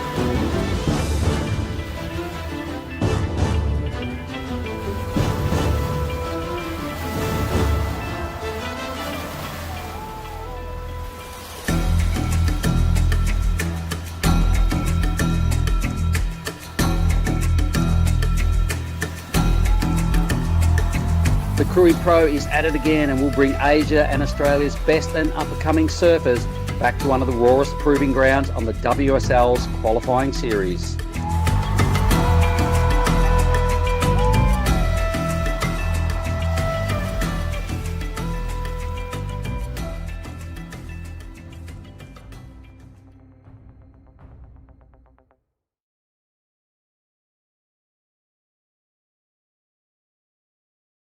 What it looks like from the drone view, everybody. This is Heat 6 of the round of 128. You can see who our lineup featuring out of the USA: Raphael Castro, Diego Cordero in blue, Ricky Tomoshi in white, and Kai Kobayashi in the green. So I can remember Raphael Castro last year up at Nias going nuts. Yep. So Rafa Castro, he lives in Bali. I see him around a lot. He lives mostly in Uluwatu area. He is an incredibly talented surfer, especially when the waves get really solid and it's barreling, and he loves a good ride. I saw him get some crazy ones out in the Mentawais. He was surf guiding most of the season at Kandui Villas, I think. He is super comfortable when the waves get solid, so I'm excited to see him here in this lift. I don't think I've ever seen him compete in Krui, but you're right. He had a great run in Nias last year. I think didn't he even surf in the juniors as well last year? Is that Yeah. right? Is he still quite a young dude? Yep, he's quite young. He was in the juniors last year. I think it was his last year. He was staying up the point with Kian Martin. So Rafa has the American flag on screen, but he's actually Brazilian. All right. So he's part of the Brazilian Storm. He spends his whole life in Indo. Most of his life, I think, if I'm not wrong. He grew up when in between Brazil and the States, and then moved over to Bali a couple of years back. So that's him in the red anyway. He's up against Diego. We can see him there in the blue.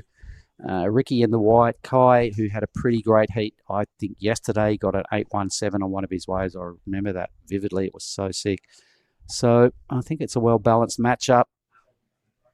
I haven't seen much of Ricky Tomoshige surfing, the surfer in white. So not sure about him, but he's the fellow we've just been talking about. So let's see how Rafa can string together the very first wave of this matchup. Still nothing steep. Here he goes. This is a little better. Boom. Good work. Wow. And once again, some great drone footage as we watched the bottom of his board. That was a sick hit. Kind of really maximised it as that wave went along. He really got better as he went. So in today's conditions, a great way to start your heat. Yeah, that was a beautiful way to start his heat. I did the first one of the morning and it was a really, really slow start. So I think it was Ty Richardson had a really early start to his heat and he was the one who won. So Rafa kind of following suit. That was an incredible wave, especially from that drone. You could see the bottom of his board. He hit the critical section when it stood up for him. That first part was a little flat, but he weaved through it nicely. Rafa with a beautiful style on his backhand. He's an incredible surfer. Here is the replay from the beach. So this is a judge's angle. Nice first turn, and this finishing was pretty insane. Yep. The judges will be loving that. Probably up there with one of the better numbers of the morning. There it is, the best number though. I've seen a couple of numbers go into the 6, but a 667 is stacking up really strong. Great start. Congratulations, Raf. And we got to remember the judges don't base their numbers off the drone footage because not every surfer gets filmed by the drone. So they see what they see from in front. That's what we saw on the replay just then. And that's what a 667 looks like in today's conditions. Solid work, Rafa. Yeah, really well done. He is now just going to be thinking of going back out, backing that one up quickly, and then sitting and waiting for a bomb like he does. He tends to be one of those surfers that when you're out there, he catches the best waves of the day. And there he goes, just as we're speaking. Nice bottom turn to start this one off. And it's looking like he's just going to get one more finish. Unfortunately, just goes over on that one. But right behind him is surfer in blue, Diego Cordeiro, my Italian teammate. Really? All right. So is he being trained by Ivan as well? Or? No. So me and Diego both represented Italy for many years. Ivan is just our coach that lives in Bali. He's separate to the national team. Diego has an Italian passport, but he was raised in Australia. So a little bit of a mixed kid like me. His dad is Brazilian, if I'm not wrong, and mom is Italian. So we both have had many team trainings together in Europe. We've done the European QS leg together. We've done a lot of national team trainings. We've been to El Salvador together. And we were like for the qualifiers for the ISA. Diego is a great personality. It's super fun to be around all the time. I know his girlfriend is here with him this time, probably watching on the beach. We had dinner with them the other night and it was great to catch up with him. Haven't seen him in a long time, but does he still represent Italy? I think so. I mean, he's still competing, but I'm not sure if he will be going to the European region. I think he's staying here.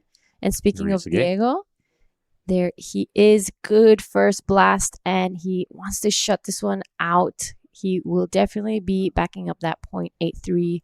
But already hearing Rafa's first wave, he knows he has to do more than that to be able to move on to the next round, especially hearing names like Kei Kobayashi and Riki Tomoshige. Well, here's Ricky right now. So a bit of a sleepy start to this wave. He's opening stanza. He's just wrapping it around. He's looking for a little bit more joy. Starting to stand up a little bit more now for his third move. Fourth turn, the wave's still nice and clean though. He's got plenty to work with. A hit at the end, a little late, but Kai out the back. Yep, so this is Kei Kobayashi, our man in green on his backhand as well. Good looking turns. The wave is a little flat, but he managed to weave through it nicely. I'm not sure if he did too much out the back or if the wave was a little more vertical. But with that, while there's a break in the action, we're gonna head over to Dai Wako with the post-heat interview. 見事、次のラウンドへ進出を果たしました佐藤力選手にお越しいただいています。ジュニアでサーフィンしたということもあったと思うんですが、やはりそのジュニアでウォームアップをしたというのはかなり有利に運んだんですか？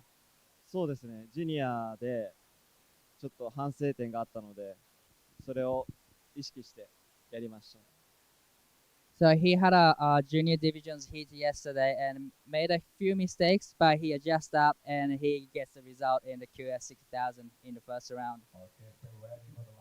ヒートを振り返ってみて、かなりスマートにというか完璧な試合運びだったなというふうに感じたんですが、もう作戦通りだったんですか？そうですね、頭の中で考えてたことができたので良かったです。He stick to his original game plan and he worked out and he got the result and he's very very happy with that. じゃあ次、今日またサーフィンありますか？そうですね、多分はいあると思うので少し休んでもらいたいんですが、この後はどう過ごしますか？そうですね、とりあえず朝ごはん食べようと思ってます最後に、メッセージの方お願いします。多分今日まだあるので頑張ります。応援よろしくお願いします。頑張ってください。ありがとうございました。Back to you guys in the booth.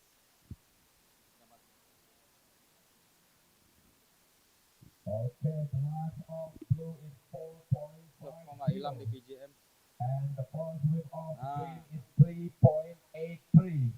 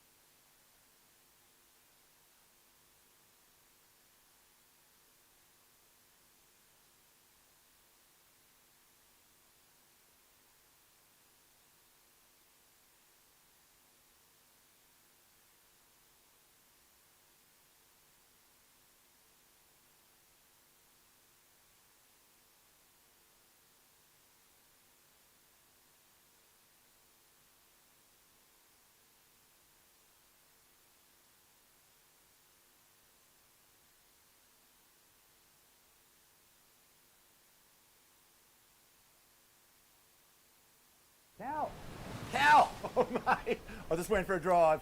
Surf is cooking, bruh. Wind's gone offies. Swell's starting to pulse. You all fueled up? It's you and me, man. We're going to get cone today. Yeah, let's go, brother.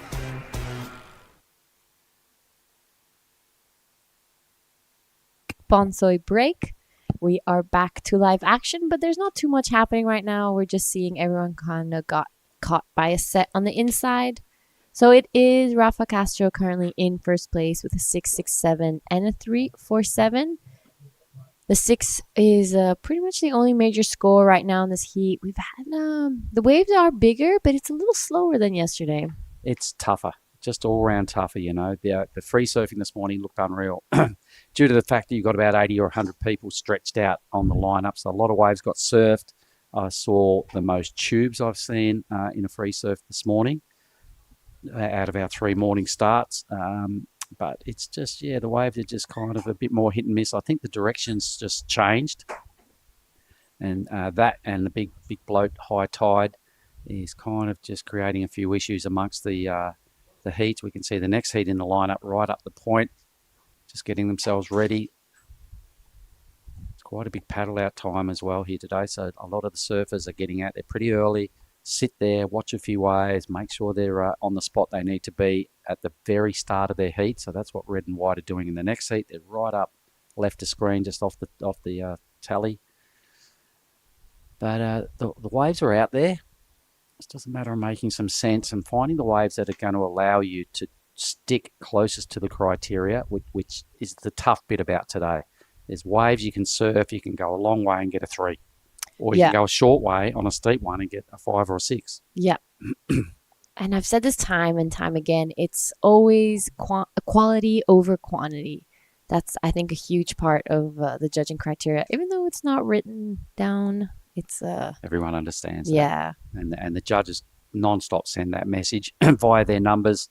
So if you're a competitor at all, they will realise it's always been about that. I mean, God, in the past, we've seen some 10s thrown down for big airs on a long point break. Mm-hmm. So you don't have to utilise the whole venue. You just got to go nuts at every opportunity, take maximum risk and throw in a high degree of difficulty and make it. Yep. So right now it's looking like Diego Cordero taking a look at that one. Ooh, I'm not sure if that's going to be a priority mistake there. He did have second priority, maybe push down to third. Yeah, there we go. Good call, G. So that was a little bit of an unfortunate moment there, but still plenty of time to get back into this. He does have the second highest score, only wants to get rid of that 0.83 to create a little bit of distance from himself and Ricky and Kay. Look at these things rolling through. They're kind of fast, you know. They look great and you're thinking, oh man, look at that wave. But I mean, you've just got to keep up the perfect pace with this wave. If you get left behind at all, just a smidge, it's kind of game over. This young fella yesterday, he did 2 turns for an 8.17. He's not going to get a second opportunity on that wave, but if he gets a steep section, you know, fireworks. That was one turn wave, but really good. And that is Rafa Castro now cashing in his priority, wants to get rid of that 3.47, wants to create distance and increase his lead. Let's see if this wave stands up for him on the inside. You could just see there's so much white water on the face of it, and it's so hard to keep your board under control. Look how much it's chattering. Yeah. Just so much foam and bubbles that it makes it so hard to just keep the control. But he does it really nicely. He managed to ride out of that one, so it could a pretty good score. I think it'll lock into his 2. Since his first wave, he's just steadily got a little bit better with each ride. That's wave number 5. I'm pretty certain it'll probably be his second number. But he just played the game well and he surfed a smart heat. He's taken the pressure off by what he did, the work he did early in this heat. He goes our man now, Diego. So I'll let you run us through this, G. Oh, I'm excited to see Diego on this one. It was looking like a really good wave. Let's see what he does here. It's going to stand up for him. He's going to have a big section to hit. He follows the lip all the way through, a big fan of spray out the back. He manages to get around this whitewash. I hope he gets to finish it off because this is going to be a pretty decent score for him. Oh, unfortunately, just falls off at the end there. It was not an easy section at all. Well, that's what we're talking about, how difficult it can be to keep up with the pace of this wave, you know. really good surfers in the lineup. Everybody knows their business. They've all got good flow and speed. But this wave, sometimes if it starts getting away from you, it's kind of game over. Wow, that was a beautiful turn from Kei Kobayashi. Just one, but solid set. He followed that lip all the way through. He rode out of it with so much speed. Unfortunately, wasn't able to get a second one in. Temporarily into second, but that's not probably going to remain for too long. So this is that last wave. This is what the judges see out of Rafa's last wave. The score is in at a 3-4. Oh, no, it's not in yet. We're still waiting for wave number 5 to lock in for this man in red, but just hung in there, played the game pretty well. It won't be a massive number, but he's thinking just improve my second score, and I believe he's done it. But we'll confirm that in a moment. I reckon Diego will go back to second once his score drops. Yeah, I'm hoping to see some more waves of Diego because he's such an incredible surfer, and he, like I said earlier, has put his time in this year to be around Indo and catch and get those incredible swells, and I would like to see him get another chance out here. It's been a lot of swell lately too. The whole archipelago has been lighting up. There's been a lot of activity down there in the Indian Ocean. Swell after swell coming across from South Africa, stretching up, hitting the Indo region and just lighting up all the reefs. It's been a pretty good start to this season, really. It's been all right. The winds haven't started. We've had a lot of rain in Bali, so it's been a little bit of I've seen Mentawai absolutely going off. Yeah. But close to us, like Bali and Lombok area, we've had onshore winds, cross-shore winds, but not the trade winds we've been really looking for. Diego back to second. Just that last score, a bit of a mini number, a 3.53, so that finish would have been handy had he got it. Really close now for second. You can see there's just over half a point between Kay and Diego. Rafa's nailed it. I think he's going to definitely walk away with the win here. Based on the work he did early and just got better as he went through the heat. He's kind of surfed a pretty smart, well-composed heat, the man in red. Everyone else has been playing catch-up. Team Japan have been struggling to really get some numbers on the board. But there's not much in it for second. Yeah, you're right, Rafa. Really smart he played here. Like, started early, got that 6.67, has been trying to back it up since, got the 4.6. So just chipping away at scores, trying to create that distance. He really wants to be, I mean, all 4 surfers want to be in the next round, but he's really showing that he's been looking at the waves. He saw that it was slow, so he's trying to get every opportunity he can out there. And it's a big deal getting out of this round. You know, everybody wants in on the round of 96. That'll be starting up around about just after lunchtime. We're going to pull out 8 heats of that round as well. So we're getting into kind of the second highest ranked seeded surfers will be coming up the Savo in that 96 round. So if you've got a friend that's involved in that and they're in the first 8 heats, make sure you tune in the Savi and watch them. But we've got a lot to get to that point. There's a lot of good surfers remaining in this round of 128. Just got to follow your favourite surfers and pay them the respect of watching their heats and just checking out what this Krui area has to offer.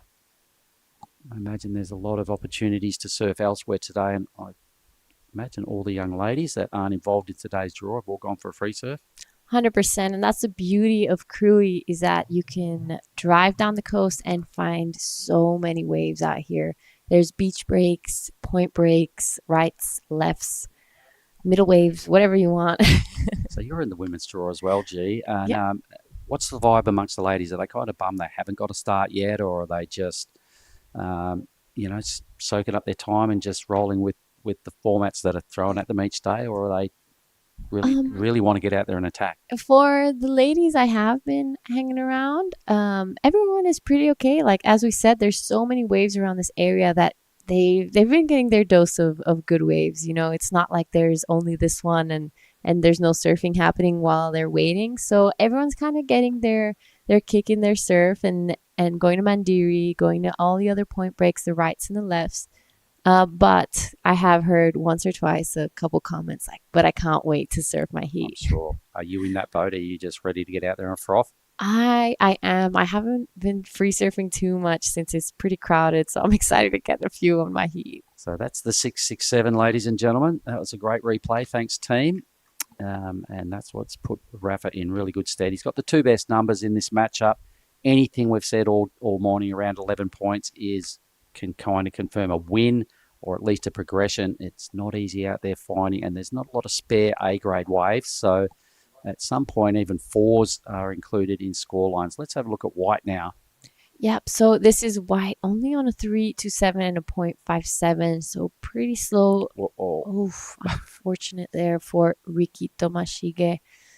He only has a minute left. I don't think he'll have another opportunity, unfortunately. Looking for a 4.76. It wasn't a big score he needed. He could have probably gotten it on that wave, but unfortunately just goes over his rail there. Yeah, very similar wave to K's last. Looked big. Looked like it might have had something to it, but it didn't offer anything. So that's it. His number's not in yet, but he will remain down the bottom of the pack, you'd imagine.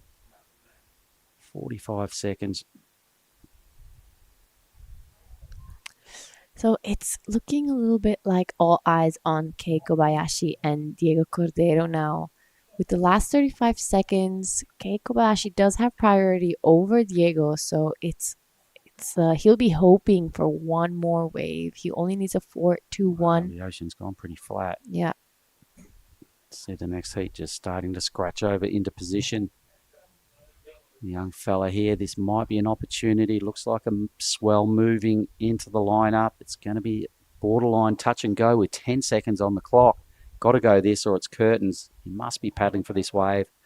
And a roll in out of the foam. Here he goes. So let's check out Kay.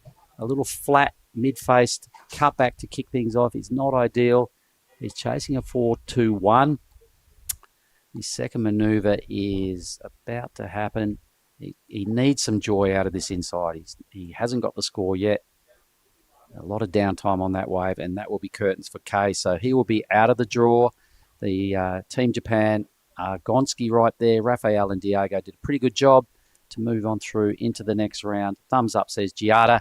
I'm going to go have a chat with Raphael, boys. and we'll be right back with Heat 7 in a moment. Stick around.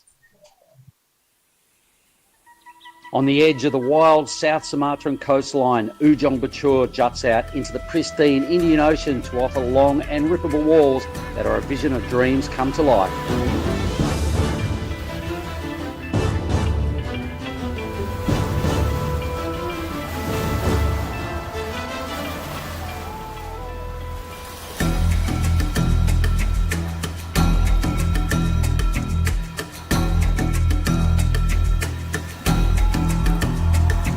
The Krui Pro is at it again and will bring Asia and Australia's best and up-and-coming surfers back to one of the rawest proving grounds on the WSL's qualifying series.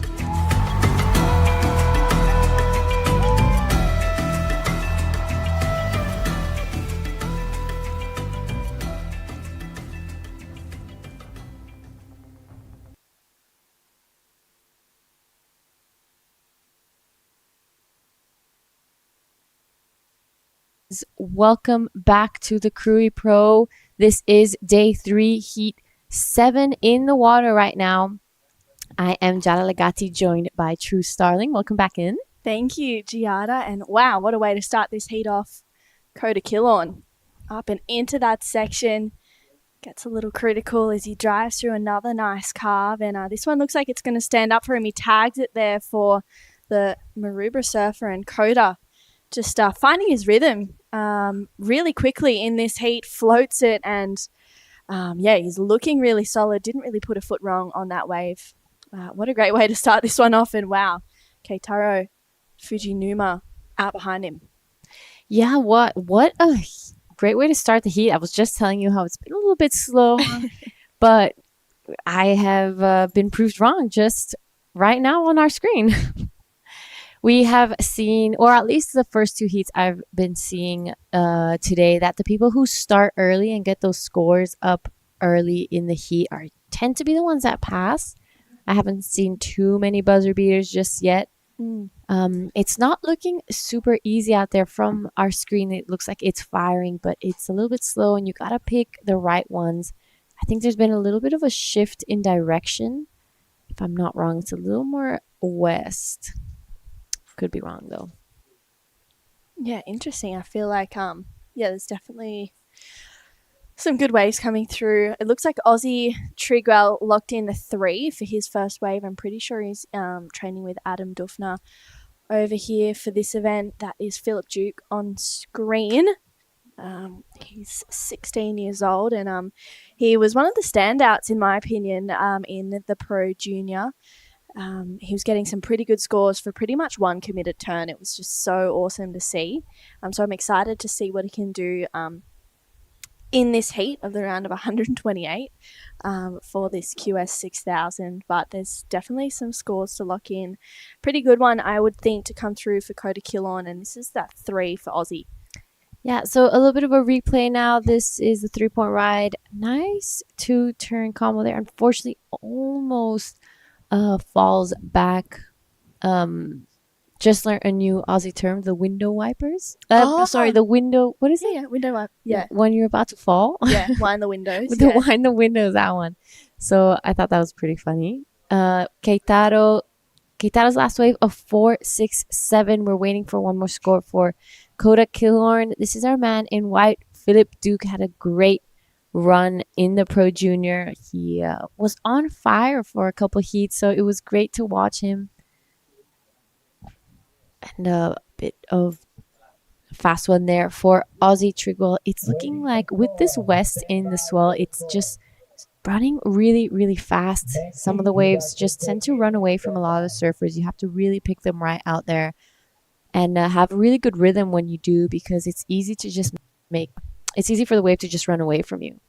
Yeah, for sure. And finding that good pace too, with like just the right amount of speed. I feel like sometimes we've seen, as you mentioned, people, getting a little bit caught behind, maybe not having enough speed to get around those sections, or others going way too fast and missing those critical sections. So, it's important to surf the wave to its pace. And this 4.67 from Keitaro Fujinama, he's from the Shonan area, which fellow commentator Daiwako is also from as well. I'm sure he's training lots over there. There's heaps of Japanese surfers, and wow, just laying into another nice carve. He's found a couple of good sections as he loads up again, just carving down. And that 4.67 for Keitaro. But this is live action right now. Kota Kilon still waiting on scores for his first wave as he jams it once again. I mean, he's a really tall guy. He's really strong. So he was just using that to his advantage right now. Yep. So on screen right now is the winner of the last heat, Raphael Castro. Incredibly well done. Early start, got that 6.67, one of the highest scores of the day. So I'm excited to see his interview with Mark. There we have Diego Cordero, my other teammate. We both competed for Italy for a couple years together, had a great time. And so we're waiting for we're waiting for one more score of Kota Kilon. His first wave comes in at a 6, so that's a really great start for him. That second one, I feel like, is going to get pretty close to that first one as well. Here is the replay. What do you think, Drew? Yeah, I think this was a replay of that first wave of Kota's at 6.0. If my memory serves me correctly, it looks like it is, and Kota's just absolutely going to town. I mean, I really love this wave. He connected the dots really well. Didn't try and do too much or over surf it, but he just did quickly enough. It was looking really solid. And then we've just seen an 8.33 drop for Kota Kilon. First two waves, opens up with a 6, backs it up with an 8.33. This is 8.33 Giada. Oh, huge start for Kota Kilon. Goes up straight for that second one, wraps it around here. This is a huge moment for Kota, extending his lead. Already the two highest, I think that's the highest heat total we've had all day. I love that last turn as well. Solid finish. I love that. Yeah, wow, that was huge. Excellent surfing, excellent scores for Kota. Wow, he recently just won the Open State titles, so I'm sure he'd be surfing with a lot of momentum. For sure, yeah. Coming off a win, you always surf with a lot of confidence. And talking about confidence, we're going to go down to Mark with the winner of the last heat. Okay. Here in the athlete zone with Raphael Castro, winner of the last heat. Rafa, firstly, tell us a little bit about yourself. Yeah, my name is Raphael Castro. I been living in Bali for a bit and just stoked to be in Indo here. The comps are so good, the waves are the best, and shout out to the Asia Surf Co because they put on the best comps ever, and it's like stoked. The best spots, you just come to surf and you score other spots, and it's like, how good is that, man, with friends, and it's just stoked. Well, that was just sounding like an Indonesian ad. You just revved it right up, but hard work out there, man. But as you were saying, it's better to be warm than cold. Life's better in board shorts, yeah? Yeah, for sure. Last year I was just in Cali for a bit for the winter, and I could hardly surf, man. I was just like skating, and then I was like battling the cold, and I come here, and before I used to complain about the water, it's like so good being hot, it's just like you can't complain. So yeah, stoked. Unreal. Well, listen, you've been here a bunch of times before. What's the best thing for you about coming to Krui? Man, just the friends, everyone super friendly, the local boys too, just super welcoming, and the food, and just good vibes, and just this left right here, just like firing and no one out, just stoked. What's your favorite Indo dish? Oh man, rendang for sure. Beef rendang, the best, number one. There's a lot of good things to like about Indo. That was a really smart, well-surfed heat. I'm just going to shake your hand and say congratulations, Rap. Thank you, appreciate it. And yeah, stoked. Back to you guys. Cheers. Well done, mate. He's always smiling, always happy. It's a great person to have around on a surf trip. And we're going to head back to the live action right now. This is Keitaro Fujinuma. Good looking wave. I think he's going to try get around. Oh, try get around nothing because that thing just shut down on him. But I'm pretty sure Ty, in yesterday's interview with him, said that he had this is actually his first international QS in quite a few years, if I'm not wrong. So he's looking like he's in a pretty good form. Yeah, he's looking confident. It's exciting to see. But Philip Duke just locked in a 6.17. Let's take a look at this replay because I saw the end turn and I was thinking, wow, this is going to be a big score. Patient through here. He's so little on this wave. 16 years old, and this is where we just see him drive through, big turn there for Philip, disappears, and comes out. That was a pretty cool one to watch, Giada. Yeah, I totally missed that one. That was insane from Philip. That was so cool. I loved his look at the judges like, what? Yeah. Did you see that? I don't think he could even believe. Did you guys see this one? I'm here. Yeah. That was epic from Philip Duke. A huge set. And he just went to town on it. That last turn for sure was the money turn of that score. 617 pushes him straight to second. Wow, so Keitaro and Ozzy are probably like, where did this guy come from? Yeah, they're like, wow, this kid's just come out of nowhere. Mm-hmm. And you know what? He's done the reps. He's had so many heats out here. He's a little bit more connected than the other three surfers in this heat. I mean, Kota does have that 8.33 and a 6, and he's just showing the that finesse and that real competitive fire in this heat. But a 6.17 for Philip Duke is pretty exciting. All right, we're gonna go for a quick bonsai break. That's a weird looking smoothie, Vorno. Tell him, son, this ain't no smoothie. This is a smooth as broth base for our bonsai ramen. How long should we wait, Master Ramen? Patience, young noodle. Wait, and top secret, I need a corn. Behold, bonsai ramen. Moon-san, this is Absolutely cooking.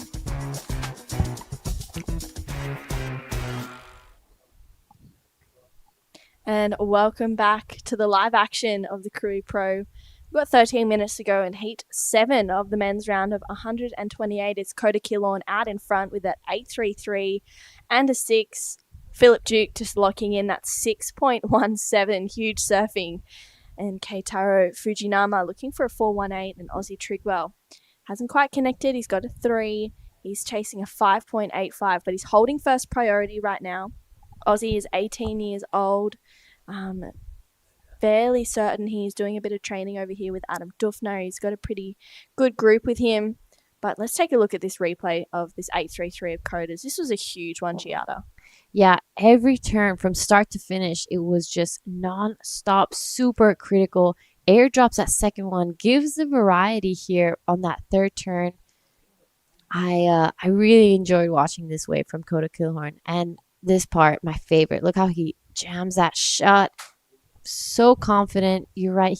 You just said he came off a win. Yes. So tell us a little bit about that. Yeah, so the Surfing New South Wales had their open state titles recently, which Kota Kilon took out the win. But let's come back to that because this is that 617 of Philip Duke.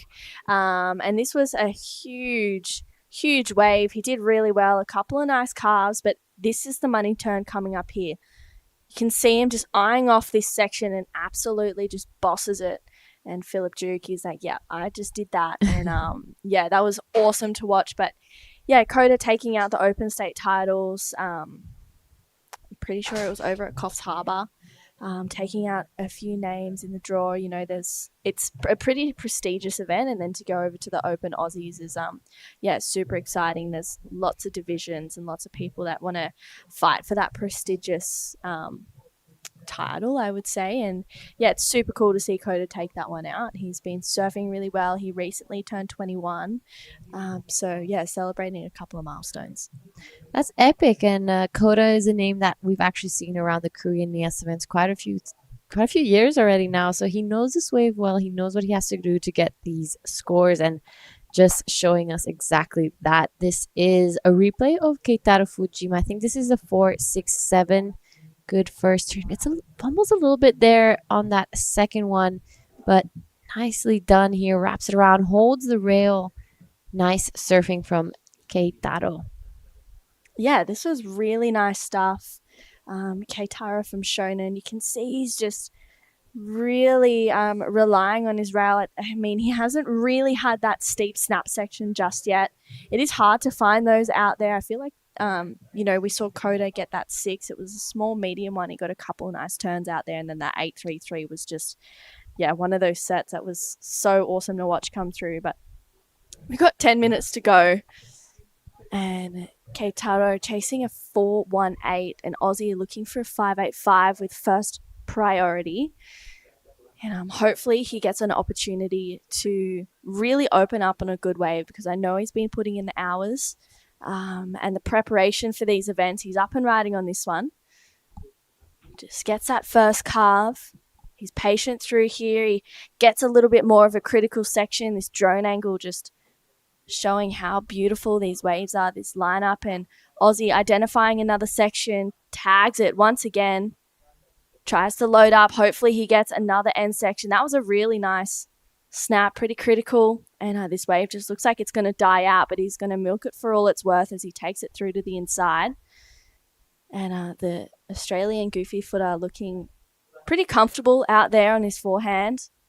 Aussie hoping this one offers one of those big end sections that we're so used to seeing, and he just gets out of that one. But that was a really long ride from Aussie. Yeah, that was. He decided to take it all the way down to the inside. I'll be honest with you, sometimes it's not the smartest play, because the wave kind of tends to just fatten out a little bit on the inside, and all you're really doing is carves and cutbacks, and it takes a long time to paddle back out. So we're only talking about maybe 0.2 difference if you take it all the way in. So he's going to take his time to paddle back out. I'm sure it's going to be a pretty good score, maybe the best one of his heat for now. He's definitely getting rid of that 0.5. Yeah. But yeah, sometimes I've seen it a lot here in Krui where people take it all the way to the inside, and it's just not the score that they were looking for. Yeah, it's definitely a hard one. We keep talking about quality over quantity. He got some good turns in this one though, Giada. Yeah, I think most of the work was done out the back, you know, especially there, that second turn. He was a little bit more critical. Here, again, the wave stands up for him. A nice turn here. Beautifully done all on the outside. But then here in this section, when it starts to go a little flat, he's just weaving through turns here. I feel like maybe would have been a smart play to move out. But I could be wrong. Yeah, well, still waiting on that score for Aussie. It actually locks in at a 4.9. So he was chasing a 5.85. Wasn't the score he was looking for, but it definitely betters his situation. He now only needs a 3.93 to move up into second place, but he does have a fair paddle back out, Giada, like you mentioned, taking that one all the way through to the inside. Yeah, it's one of those tricky ones. Do you play that card and surf it all the way through, or do you just focus on those 3 quality turns out the back? And I feel like, those quality turns is definitely getting those big scores. We saw that from Kota on that 8.33. 100%, and I'm sure most of his score was all the work that he did out the back. It's probably also depends on how much time you have left in this heat. I mean, if it's your last chance, last wave, milk it all the way to the inside, all the way. But if you still have quite a bit of time left, it's probably smart to get your work done on the outside critical part of the wave and then back that wave up. Yeah, for sure. I think especially with that long paddle out, it's definitely a mission. But it's part of the process for sure. And with 6.5 minutes to go, Kota Kilon out in front. He's only ridden 2 waves in this heat, an 8.33 and a 6. He's having a look at this one.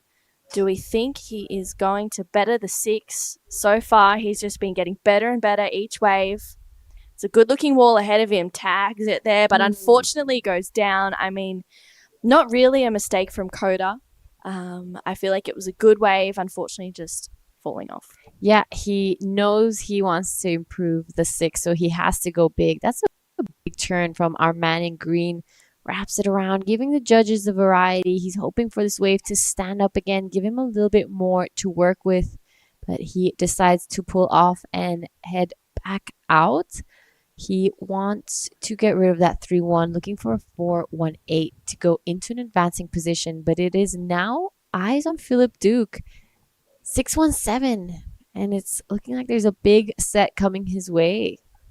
Yeah, he only needs to get rid of a 2.67, which is, a pretty fair task, and he's up and riding on this one. He identified that this was going to be a good wave, so nice first snap for Philip Duke.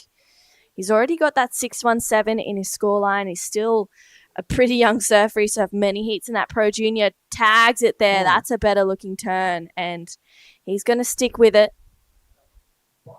Taking it back to the power source on this wave, and he kicks out. He liked the feeling of it as well, Giada. I think he's definitely getting rid of the 2.67 and going to be extending his lead a little bit over blue and green. So really well done from our young fella, Philip Duke, one of the youngest contesters here in this QS. I love that first turn from Keitaro. Big fan of spray out the back, wraps it around here. The wave kind of tapers off for him, so he just weaves a couple more turns in and then decides to go out. But here, Philip Duke, a little bit, not a huge turn, but some nice turns here, and he gets ready to set it up for this one right here. Boom. Nicely done from Philip Duke. Yeah, that was a well-surfed wave. I mean, seems like he is going to get rid of that 2.67. We do have this score to lock in for Keitaro Fujinama. It's a 4.6. So situation does change. Keitaro goes to second, and Philip is looking for a 3.1. And I think he's going to get it off the back of that last wave with just under 4 minutes to go. It was a good wave. He got that one really nice turn, so we'll see where this score locks in. And Keitaro might need another score, but this is Kota Kilon up and riding, the current heat leader, just a little bit too deep on that one. Yeah, so Kota pretty comfortably out in the lead. Keitaro looking for a 9.66 to even take his position. That's a pretty decent score. So it's kind of a battle for second with these last 3 minutes, especially in such early rounds. You just need to make it through. You don't have to win. It's just about passing. Yeah, for sure. It's 50% progression. And, it's a really interesting point that you bring up, Giada. I feel like, especially for those opening rounds, getting 12 plus combinations is probably where you're living in for those first few rounds. And then you want to start lifting. I mean, it was 11.27 combo of waves that won that last heat. This heat, Kota's just had an absolute blinder with that 8.33 and a 6. And I think you don't have to do too much. Like, you want to be living in that 6 or 5+ world, and then you start lifting as it gets to the pointier end of the draw. Yep, 100%. As we get deeper into the draw, that's when you really need to start kind of pushing it and going a little more vertical, having a little bit more speed, pushing your board a little bit more through the rail, because you're going against some incredible surfers. So everyone wants a piece of the Krui cake. Everyone's going to be pulling out their A game. But you're right. I feel like in these first few rounds, it's more like a 75% of your surfing that you have to show. Yeah, for sure. It's you don't want to surf too much out of your skin, but you definitely want to be in control. And with 2 minutes to go, it's Keitaro Fujinama who is looking for a score, because that last wave of Philip Duke was a 4.63. So he goes back to second place. It's been a bit of a seesaw battle between second and third. So Keitaro chasing a 6.14, and Aussie Trigwell, who seems to be still paddling back out into the lineup, he needs a 5.91. Like, just thinking back, he pulled off his 4.9 at about 9 minutes to go. So that's a 7.5 minute paddle out. Yeah, so as we were saying before, you got to kind of also think of timing and paddling out. Not only the fact that it's long, but, I'm sure he's from Australia and he's used to cooler water and cooler temperatures. So it's not easy. He's not only battling the current and the waves, but also the heat. Yeah, for sure. And someone who's looking for a score, trying to find it on this one, is chasing a 6.14, Keitaro Fujinama, gaining some speed. You can see him just drawing off the bottom, leans into his rail there. He needs to go critical here. Tags it once again, laying back into his rail. And a 6.14 is the requirement, just comes off the back. I think he likes it. I think he thinks he's got the score. So we'll see what the judges think of it in the next 35 seconds. That's his last chance. Hoping that that is a score for Keitaro, 6.14. What are your first thoughts, Giada? Ooh, I think it's going to be pretty close, but I am actually not too sure. I'm sure the judges are going to be replaying Philip's 6.17, because that's practically what he needs. So it's going to be tough. 2 different approaches to the waves, 2 different types of surfing. So it's a difficult call, and a really important one, because it's all down to this now. Here's the replay of the last one of green, Keitaro Fujinuma. So takes it all the way down to the inside. A lot of turns, some really good quality turns out the back. Here, gets a little bit stuck here, but I don't think it's going to affect too much of what he did out the back. But yeah, the judges are going to be pulling out Philip Duke's 6.17, comparing it to Keitaro. Are they going to show the rest of the field like, we'd rather 2 big turns on a set or quality turns on a medium one? So it's going to be interesting. Yeah, I think it locks in at a 5.13. So it was not enough, unfortunately, for Keitaro Fujinama. But it is Kota Kilon putting on an epic heat. For heat number 7 of the round of 128, Philip Duke coming in second. Don't go anywhere. We have a very stacked heat number 8. We'll be right back after this quick break. On the edge of the wild South Sumatran coastline, Ujung Bocur juts out into the pristine Indian Ocean to offer long and rippable walls that are a vision of dreams come to life.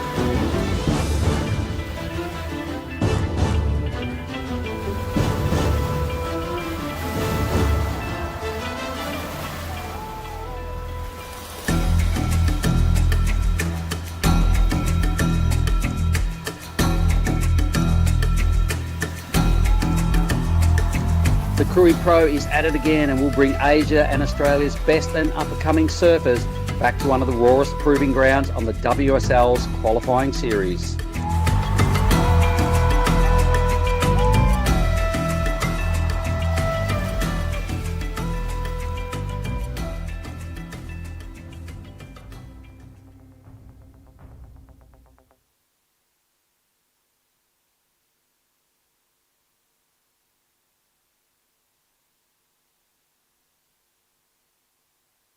exciting day of surfing so far. And we're moving on through to another exciting heat. Josh Van Niekerk is out there taking on Willem Watson, Ifran Saipu, and also Aidan Doyle Duffy, which is going to be an exciting heat. I am in the booth with Di Wacko, and Di, good morning again. Good morning again. It's been fun. We've had that last heat was super exciting. Kota Kilon got an 8.33 and a 6. Wow. The first extent score this morning, probably. Yeah. It was huge. Yeah, we've seen a lot of 6s, but we haven't seen any 8s, so must be really, really good. Yeah. It was a set wave, 3 critical turns, and just full commitment. It was awesome. Wow. So 3 turns can do excellent. Yes. Today. Yes. On a bigger set, in a steeper section, right in the pocket. Yeah. It gets excellent. Wow, that's nice. It was exciting to watch for Kota. And we saw the young gun, Philip Duke, also progressing through that heat. In the dying moments as well, it was Keitaro Fujinama. He was trying to find a score. So he needed a 6.14 in the last minute.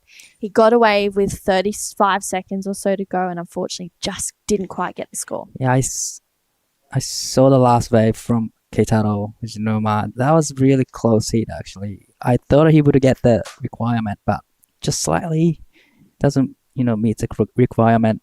But, he's doing great job. It's his first QS event in overseas in 7 years.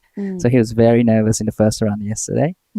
But probably he's very happy to be able to surf here and Nias. So we'll see him again in Nias. Yeah, this is a new heat. It's a new moment, and this is Willem Watson, the surfer from the Mornington Peninsula, up and riding on his backhand. Gets that first connection in, flying down the line. He's patient off the bottom here, identifies that section, tags it in the lip, driving through another hard carve. And Willem, once again, going to town on this wave. His backhand is looking really solid out here. And the 19-year-old Victorian is, just looking really good to start this heat off with 21 minutes to go. That's a great way to start. And wow so many waves. Red and green are surfing.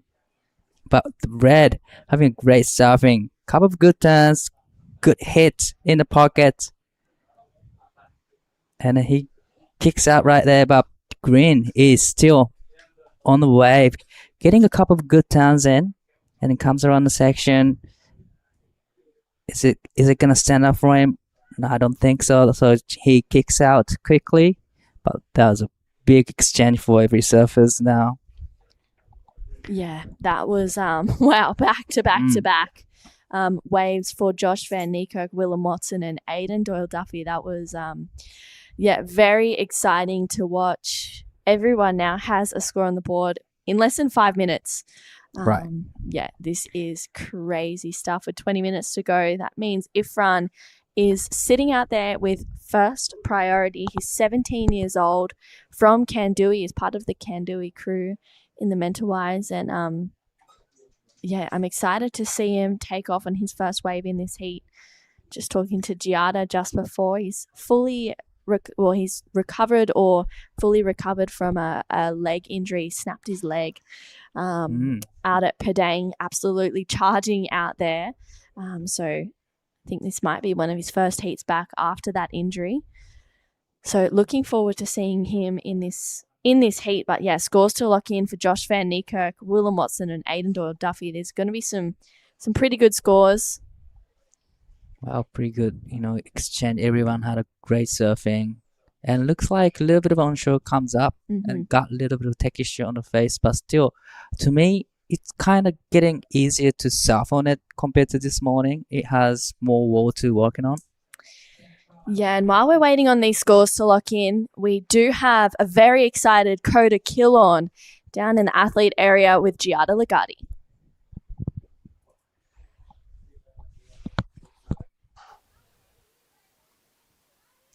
All right, guys, I'm here with Kota Kilon, the winner of the last heat. Wow, an 8.33 and a 6. How are you feeling right now? I'm pretty stoked. It was really cooking out there, and I just wish the heat went longer. You know, you've been here a lot. You've surfed this wave. You've had many heats.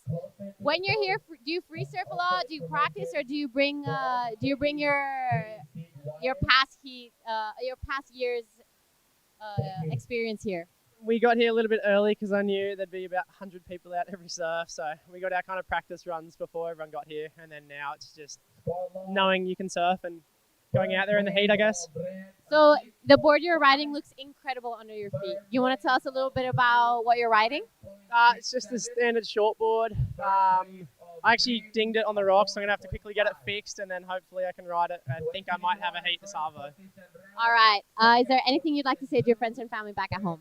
Yeah, cheers fam. Hope you're watching. Yeah, we'll keep it going. All right, back to you guys in the booth. Thank you. Kota, I'm sure Jamie, Shan, and Zane were watching, and wow, here we go up and back into it. We have so much surfing going on. Aiden, his first wave locked in at a 4.5. He's looking to back it up, that wave just a little bit fat. First of Josh Van Niekerk, a 6.5, and first wave of Willem Watson was a 5.67. And Ty, this heat has been action-packed already. Non-stop actions from start to, it's been 7 minutes, but pretty many waves are already ridden and everyone having a great surf. Yeah, that is Teddy on screen. He's going to be in that next heat, which is going to be heat 9 of the men's round of 128, taking on Tim Bain, Harry de Roth, and also Raishin Araki. So that'll be an exciting heat as well. I don't know too much about Raishin. Ty, can you tell me anything about him? Actually, me neither. I'm not really familiar with this name, but I gotta find out after this heat. That's exciting. Love seeing new faces and new names here at the Krui Pro. There's lots of people that have been here before many times, and then there's people where it's their first time. But let's take a look at these replays. Wow. I don't know who to watch. I know. The red got a 6.50, which is the best score so far in this heat. And the blue, 5.67 for the last of blue. So the last of red comes in the best score so far. This is a replay of blue. Probably this is 5.67. Nice floats. The section comes around the corner, just timing it perfectly, and goes to vertical in a lip, and put another big carve, and here he is going for the vertical lip again. Wow, this wave just sends up for him from start to end, and he kicks out from here. Maybe he could have done the finishing turn right there, but still he got 5.67 for that wave. Yeah, there was definitely potential for that end turn, but maybe it was a pretty long wave. Maybe his legs were burning a little bit by the end of it. Right. These are, there's some really long lefts out there. It's exciting to watch, but even better to surf as well. And with 15 minutes to go, we're 10 minutes down in this heat, and it's Ifran who is holding first priority and hasn't had a wave just yet. I'm sure he's looking for a good one, and looks like Josh Van Niekerk, he's going to kick in and out. His first wave was a 6.5. Josh is a South African, actually living in Australia at the moment. He first started living in Oz, down in Melbourne, working at Urban Surf, and recently he's just moved up to the Gold Coast to, get a little bit more experience up there in the surfing hub. So I'm excited to see what he can do throughout the rest of this heat. He started off really well. I know he's been putting the time in here at Krui. So with just about 14 minutes to go. Well, having a 6.5 is very, very, good in this heat. I mean, look at those heats we had this morning. 6.5 is pretty good score to get through this heat to next round. Yeah, and it's exciting to watch, but while it looks like there's a little bit of a break in the action, we're going to go to a Bonso brew break. We'll be right back. There's one thing we all love to bits, some fresh spritz. A little bit of ice, juice is worth the squeeze. Now the magic elixir. Next up, a bit more citrus. Mint, agave. Hey, that is incredible.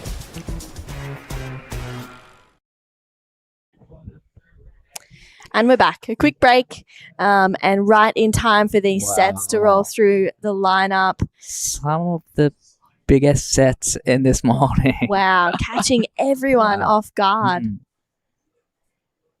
Wow, these waves are, there's some really good waves out there today. There's definitely some tricky ones, but it looks like Willem Watson is going to take off on this one. This is his second wave of the heat.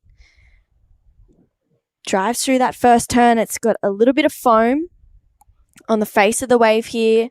Navigates it well, but he knows that that's not really going to do too much, and he kicks out. Smart decision there, Di. Oh, very smart decision right there. If you follow it all the way to the inside, it's going to be a long paddle back out. So it was, smart move from Surfer Brew.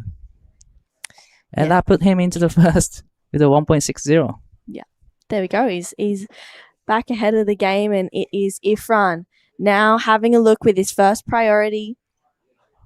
Absolutely charges. He's very good friends with Dylan and Jaden Wilcoxon. Unfortunately, that wave doesn't offer too much. A little bit of a maybe error from Ifran using his first priority to take that one.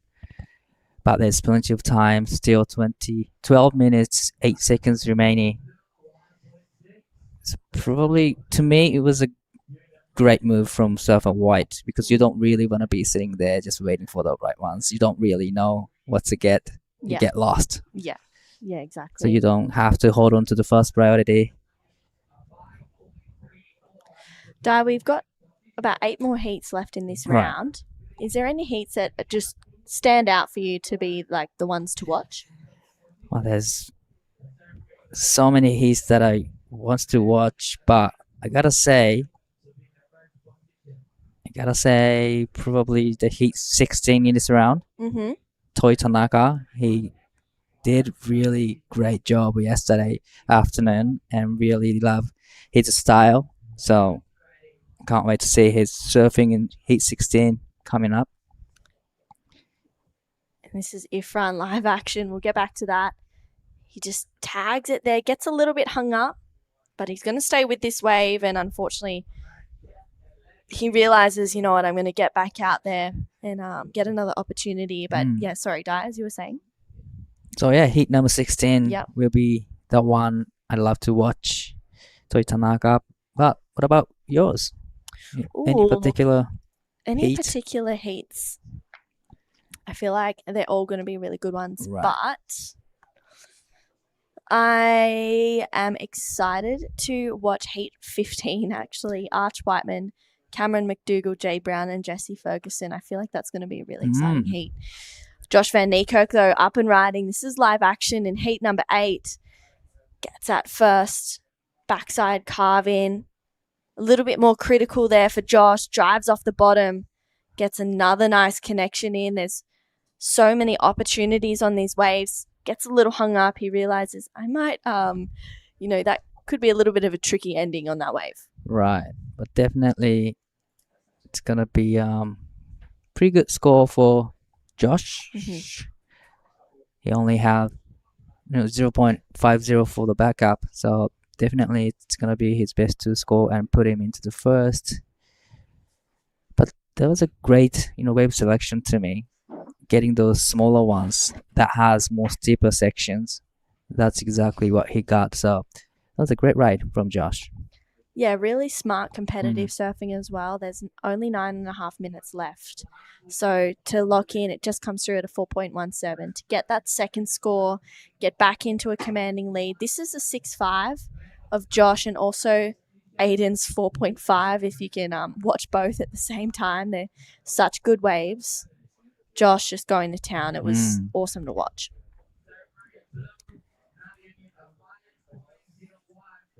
All right, 9 minutes remaining. Josh has a 6.5 and a 4.17. Looked like Aiden might have been having a look, but we'll stick with the replay here. Right. Comes around to the section. Really love the second turn. Throw a lot of sprays and straight into the pocket for the third turn. And fourth turn hangs up a little bit. Probably it's not going to be a complete turn. But that wave comes in 4.17. Enough to put him into first. 6.5 and 4.17. It's a great combination. Yeah, really, really nice start to his first heat here at the Krui Pro for 2025. Of course, we're going to be heading over to NIAS for another QS 6000 straight after this one. Back-to-back events, Di. It's pretty huge. We do have a score to lock in for Aidan Doyle Duffy as well. From his last wave, Ifran's last one locked in at a 2.4. So with 8 minutes remaining, Aidan is chasing a 2.78. And Ifran is looking for a 4.88. Yeah, not a big score to chase. But, got a tube and comes out clean. It gets to... Coming unstuck, it looks like. Right. But I wouldn't say it was a deep tube ride. So it was covered, but quite short time. I'm curious with what he's going to get for that tube riding. Unfortunately, just going over. But that last wave of Aidan actually locked in at a 3.73. So it was enough to take him up into second. But it's Willem Watson holding the first priority, looking for a 2.56. It's not a big score, Di. And 7 minutes to go. There's enough time. There's enough time. Even if we're needing 5.83, it's not a big score. You just need to put 2 big turns, and that's gonna be enough for the requirement for F1. So, and he has second priority, so he is in a good position right now. Yeah, he's in a really good position. Hopefully, he can. It's a real interesting one how people approach heats, whether it's that drop and wait mentality and they wait for the good waves, or they try and catch more waves and surf into a little bit of momentum. Right. You can see into the athlete area there. We've got a bunch of surfers, Taj Stokes, Dave Perry, Josh Stratton, a couple of the girls there as well. But that's Josh Van Niekerk. This is live action, in and out there for the current heat leader. Probably he's a type of the surfer that just trying to get as many as he can and see if it's good. But here is important way for Iflan, needing a score 5.83, aiming for the first critical section, but unfortunately comes unstuck. Yeah, that was really, really unlucky for Ifran. He looks like he was on a pretty good wave, so just finding that composure. But yeah, well, I don't know. When you surfed heat Di, would you, drop and wait, or would you try and catch lots of waves? I want to be the person who catches a lot of waves, but I cannot be that man. I always sit there just waiting for the set, and I ended up getting only 3 waves in a heat. Always like that. But I always wanted to be a person who can, catch many waves so that I can get a rhythm. Yeah. I don't know why, but I can't be the guy. Yeah, it's a funny one. People, prefer to sit and wait. Others want to catch waves. Wave was really unfortunate for Ifran, just catching his rail and going down. Yeah, I just, Willem's had 2 waves in this heat. There's 5 minutes to go. 2 waves in 20 minutes. It's a long wait, actually. Yeah, it is. It's a long wait. And it really means that you need to remain pretty calm in the last 5 minutes, especially when you only need a small score at a 2.56. And we've seen so many people needing these small scores and just miss out if they haven't really connected with that good first section. 2.56. So this is his first wave. This was a really, great surfing, great wave actually. Floats the first section straight into the vertical off the top, and another great carve. And here he is going for the vertical again, and try to connect it to the inside. He gets one more in, I think. Yes, he did, but he didn't get the finish right here. Yeah, that was a bit of a bummer for Willem. But he did, he did a pretty good job out the back. He did well. And, thinking back, he got that within the first 5 minutes of this heat. And now needing 2.56. It's a small score, but time is ticking. Just under 4 minutes remaining. A little bit of pressures on Blue, I think. Yeah, the pressure is on Blue. Willem just couldn't quite scratch onto that wave. Wow. He was holding on to second priority as well. So that is really unlucky for Willem Watson. needing only a 2.56. Now green has fast priority. Looking at blue, so I wonder what green's gonna play out. Wow. Well, looks like priority 3 has gone to Ifran, and Willem has gone down to the last priority rotation. Aiden only needs to better 3.73. He's going to use his priority on this one. He scratches into it. Aiden Doyle Duffy gets a bit of a wobbly first turn, but reconnects well here. And just the 2 turns. The finish turn was better than the first one, needing score to better the 3.73. So, well, I'm not too sure if it's gonna be better 3.73 or not. Yeah, it's a really tough one. I feel like that first turn was kind of lacked that power. Let's take another look at it, Di. So difficult to surf on it. A lot of foamy face, but he managed to put one big turn in. Gets the finish right out of it so clean. And here is Josh up and riding again. Big off the top. Straight into the second turn. Similar maneuver. But gets the finish right there. That's a great combination for Josh. Looking for a wave to better 4.17. I think he did that. Yeah, I feel like he might do that as well. That was really strong surfing. He just looks, pretty at ease out there in the lineup on the waves as well. His backhand is looking, really solid. So with a minute 45, I feel like he betters a 4.17 and increases his lead. We'll see what Aiden can do if he betters that 3.73. But right now, all eyes on Willem Watson with 90 seconds to go, and also Ifran as well. Willem chasing a 2.56.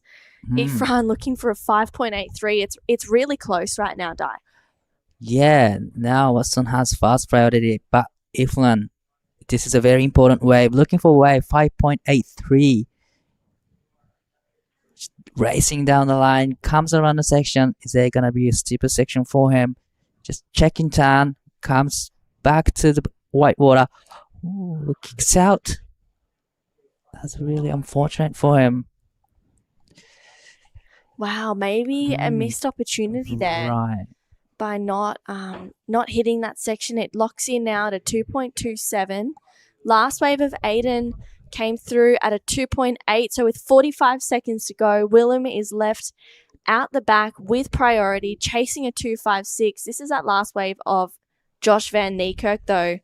Wow, really strong surfing for Josh. I feel like this betters the 4.17. Right. I mean, it was really smooth, really crisp surfing. He gets a really nice turn out the back, and then it's his inside snap as well to a strong completion. But all eyes on surfing blue. 14 seconds remaining. There's a wave coming through.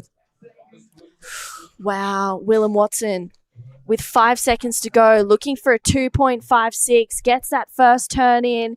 He needs to find another combo if he can rival for a 2.56. Nice connection there. Gets a third turn in, strong surfing, and I think he's done it right now. Definitely. Di. Wow. Oh, a bit of an awkward fall, but I think the damage was done. Definitely he's done it. He got the requirement 2.56. That was wow. That was a great surfing. Wow, how dramatic at the end. You Right. can kind of see a little bit of frustration there, or maybe excitement, who knows, from Willem. I mean, a 2.56 it's not a big score. He did some good surfing. That last one of Josh Van Niekerk comes through at a 6. So he's extended his lead. He's in first. It's second place right now. It comes through at a 4.1. So Willem Watson goes to second place, and it's Josh Van Niekerk taking out that heat. Wow. This replay, really strong surfing. Really strong surfing. I guess the finish. Oh, I mean, he went down on the finishing turn, but he did the job. Yeah, he got the job done. So it's going to be Josh Van Niekerk and Willem Watson moving on through to the men's round of 96. Don't go anywhere. We have heat number 9 out there next, right after this quick break. On the edge of the wild South Sumatran coastline, Ujung Bocur juts out into the pristine Indian Ocean to offer long and rippable walls that are a vision of dreams come to life.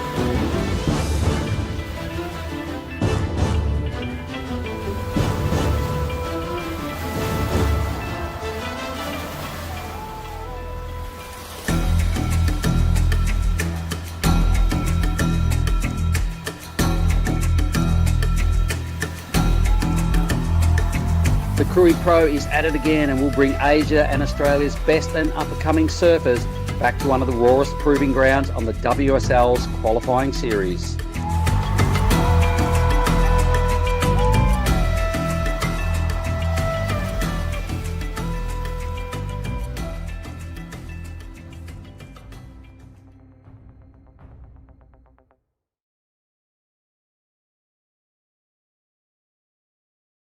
Everyone, this is Krui Pro QS 6000 day number 3.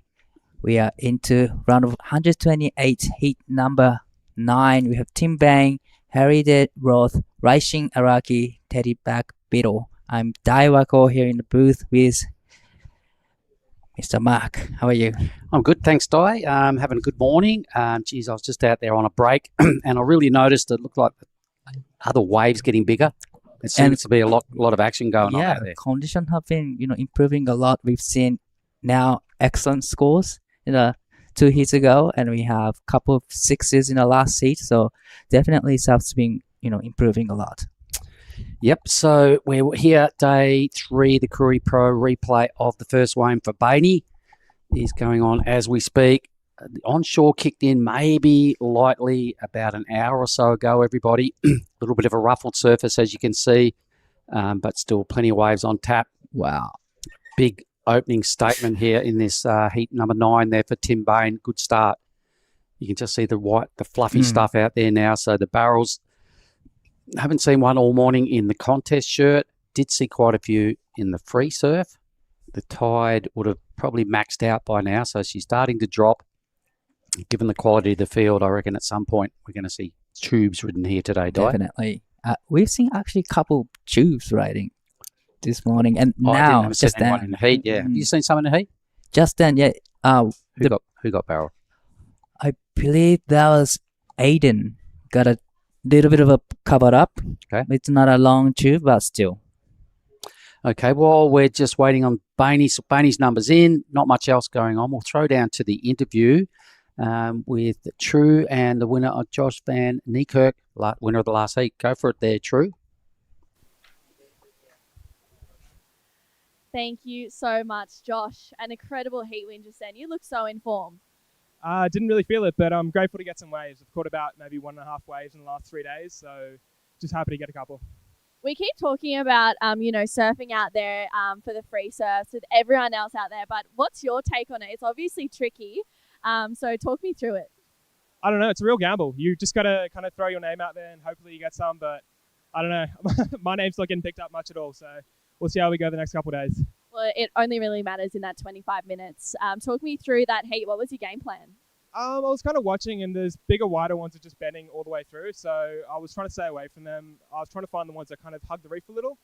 Managed to get one at the start, which was pretty cool, and then try to back it up, and I dodged a couple sketchy sections on the inside, but just happy to make it out without a broken board and a body that's not injured, so yeah, pretty happy. It's pretty exciting to be over here in Krui once again.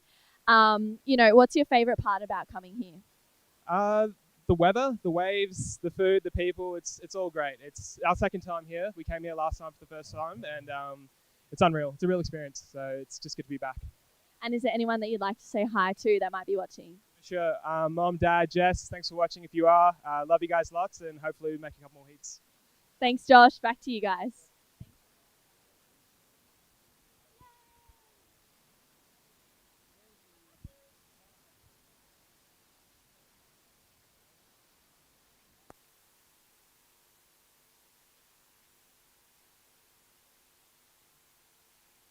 Waves that go fat and offer almost no scoring potential. We've got some gems. We've got some cleanup sets.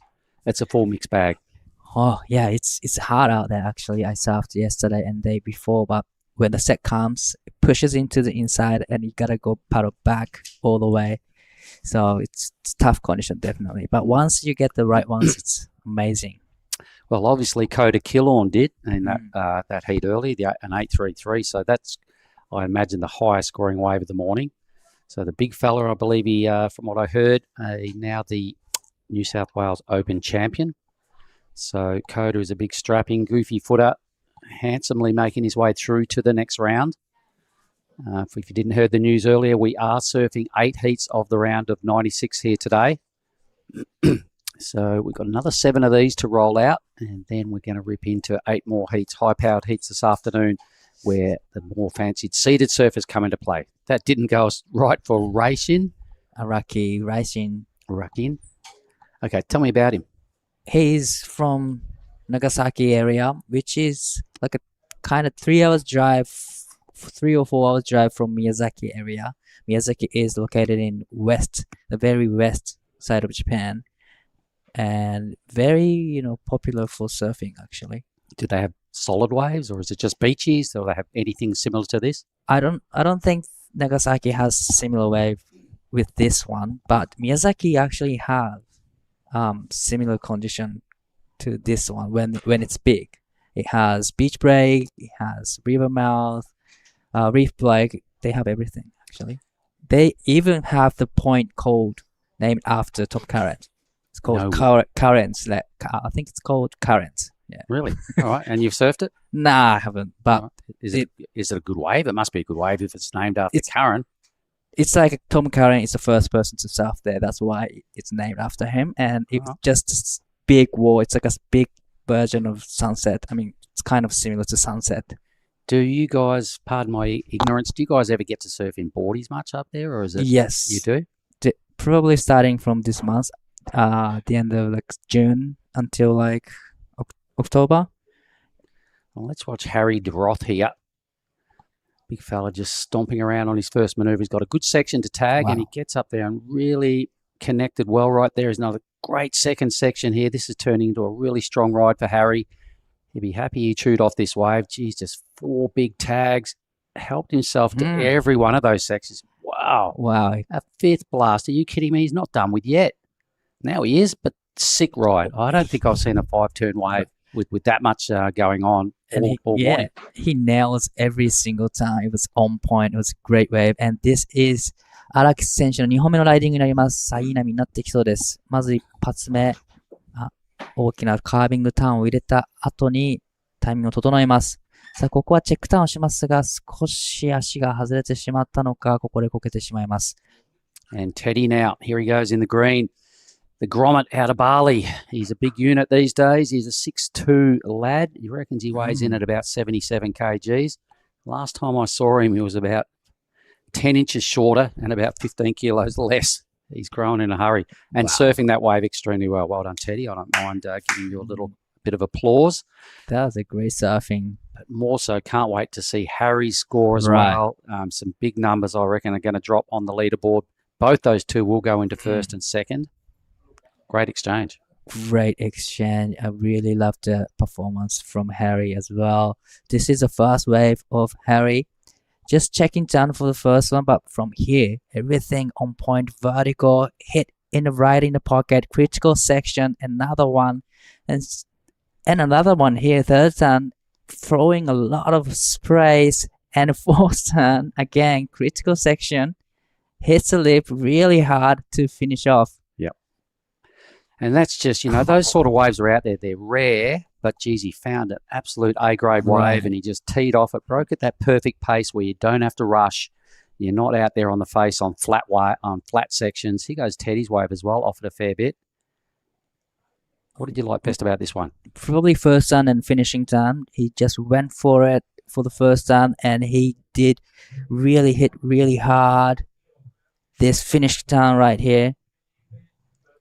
So CI team member there, Teddy, drops a 5, locks in a 5. I think we're going to see something a bit more substantial for Blue. For me, I think that was the best wave I've sort of seen. I've only called a couple of heats and I didn't see Kotas, but that was a sick wave by Harry. Right. The surf has been really improving a lot. A lot of waves coming through last couple of heats. And in this heat so far, we've seen a lot of sets rolling through. But we're still waiting for the last of Blue. It's going to be a really great score, that's for sure. Well, they've got Harry penciled in as a surfer from Great Britain. So he's a bit of a geezer, going crazy. That's what they've got, GBR, beside his name. I'm not sure if that stands true. But a big number in, the second best of the day, 783. Well done, Wow. Harry, and good number to go with that performance because the judges are opening up their scale, and when they see stuff like that, you Right. kind of got to. And then that wave indicates that you don't really have to go on the bigger wave. It was smaller size waves, but still has a steeper walls to it. Well, that was well done. Surfing from Harry 783.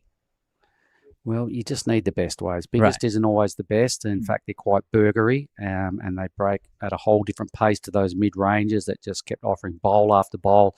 Harry just settled in, took his time, did what the wave was asking for, and just connected with every single section. Here goes Tim Bain, who opened with a 3 and a not much. So let's see what Bainey's got now. This is a little bit bigger than Harry's wave, and you can see it's just got a different sort of contour to it. There hasn't been anything he could really hit just yet. It's just a lot of mid-face slashing. End bowl is critical. Wow. Huge manoeuvre. Needs to hold on to capitalise here. And Bainey, well done, brother. That was sick. Really love the finishing term. Really finishing with strong and pushing really hard in the tail. Throwing a lot of spread as well. So it was great surfing from Tim Bain. The judges will clearly have the memory of Harry's wave in their brains. Although that was a bigger wave for Tim's, you could see there was a lot of setup work getting to the end bowl. He was just, playing the game and connecting the dots a little bit, and then he always had his eyes on that end section. He absolutely banged that end bit. So the judges will love that. I think they've got to keep it a little bit reserved compared to Harry's. Here's the replay. Now, what did you like best about this one? Like you said, he's just eyeing for the last section already from the start and just trying to time it right, just connecting nicely, just eyeing for this big wall to work on. And here comes the last section. He finished it nicely, strong. Nice little slow-mo capture right there on the hit as well. So the score is in. It's pretty big. It's a 6-5, but it is a fair bit under Harry's, and I reckon fair enough. But that's the second best score of the matchup. And blue now. Harry's back in business, looking for a backup score straight away. So this will put him back into the lead, no doubt. Only looking for wave 2.00. Yep, for sure. That's what he's done with that wave. All right. So Teddy and Reishin are going to have to answer the challenge here. Here goes your boy. 荒木選手、プライオリティを使って乗ってきますが、少しバランスを崩してしまった。Wow, that was a little bit of mistake from Araki using his first priority. Tried to take off those set waves. Unfortunately, something happened and went down. Just over 11 minutes remaining. We are still waiting for the last of blue, which is probably his requirement. Put him into the first, but we're still waiting for that last of blue. All right, so I didn't see all of this wave, so let's have a good look at it now from the judge's angle. All right, so it started off very similar to his 783. It then got a little bit not as good as his 783, but he's finding the great waves. Almost thought about tucking in, but clips that, gets a nice projection out of the hit to get to this fatter section. But either way, he's connected a lot of surfing. For sure, a pretty decent number about to lock in for blue because he did some good work out the back. But his wave selection is absolutely on point. Yeah, he has done a lot of work in the beginning of the wave, and looks like it's going to be a healthy score for the blue. Comes in 5-6-0. Yeah, Harry's kind of nailed a really strong lead. 13.43 two-wave total. Haven't seen too much better than that today. We've been indicating that around about 11 points is just about good enough for a heat win. 11 was definitely good enough for a second placing here today. So Harry's sitting on 13.40 with 10 to go. Can sit out there, take a breather. Right. And just probably ride out one more wave just to sign off. He surfed a good heat. He's having a great hit right now. 783 and 580 is probably the heat you want to have if you're a competitor. Oh, look at that thing. So Ujung Bocur Reef is still delivering. There's a lot of motion in this Indian Ocean up here in South Sumatra in the province of Lampung. The Krui area, we've been doing events here since 2017. We've had a whole bunch of different winners on the men's side of the draw. And we'll get back to that in a moment, but we'll just cut to a quick bonsai break and let's hear from our sponsors.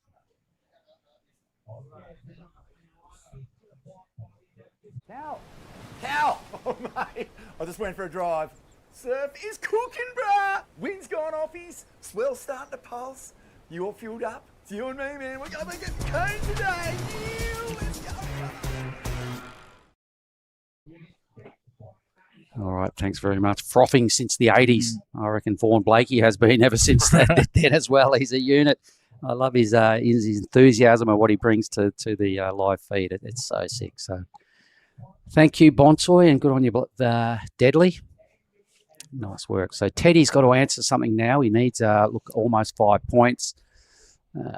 Raishin still hasn't done his best surfing. That fall on that last wave was kind of critical. But if he could go a 7.83, he will bounce back into second. Bainey needs to immediately quickly improve on the 3.33 to just fend these other two off a little bit. I can't see Harry losing from here. He's just wave choice and manoeuvre selection. He's only ridden 2 waves. He's having a ripper.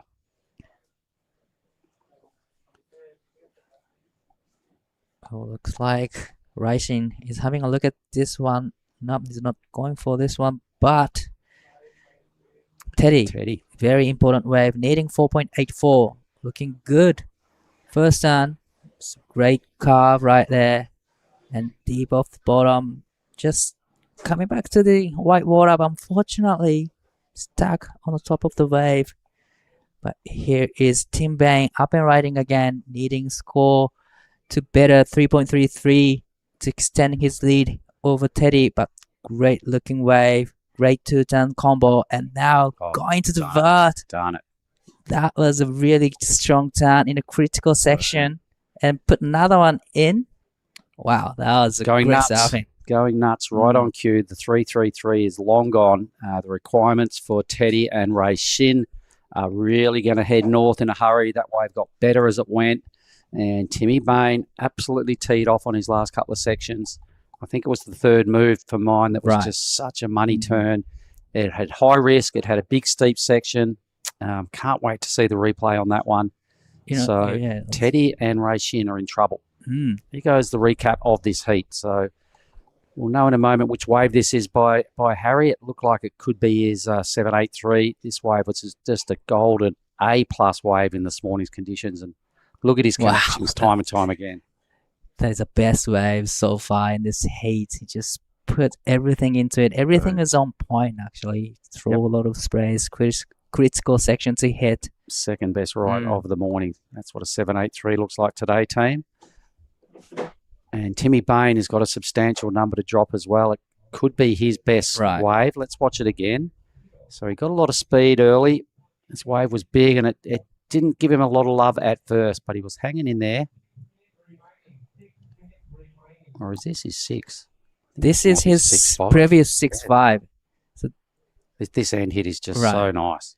So this is his 6.5. Boom. Still owed a number. His last wave, I reckon, is as good. Pretty much he's got a one big turn and he got a 6.50. And he put a couple turns in the last wave. And he got a great third turn. So probably it's going to be better 6.50 to me. Could be his best number. It was just a better wave, right? Right. So good.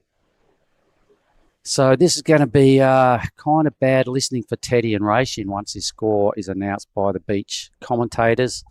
I reckon it's probably maybe the second best wave of the heat, maybe the third, but it's right up there. It's definitely going to give Timmy Bain a bit of a smile on his dial.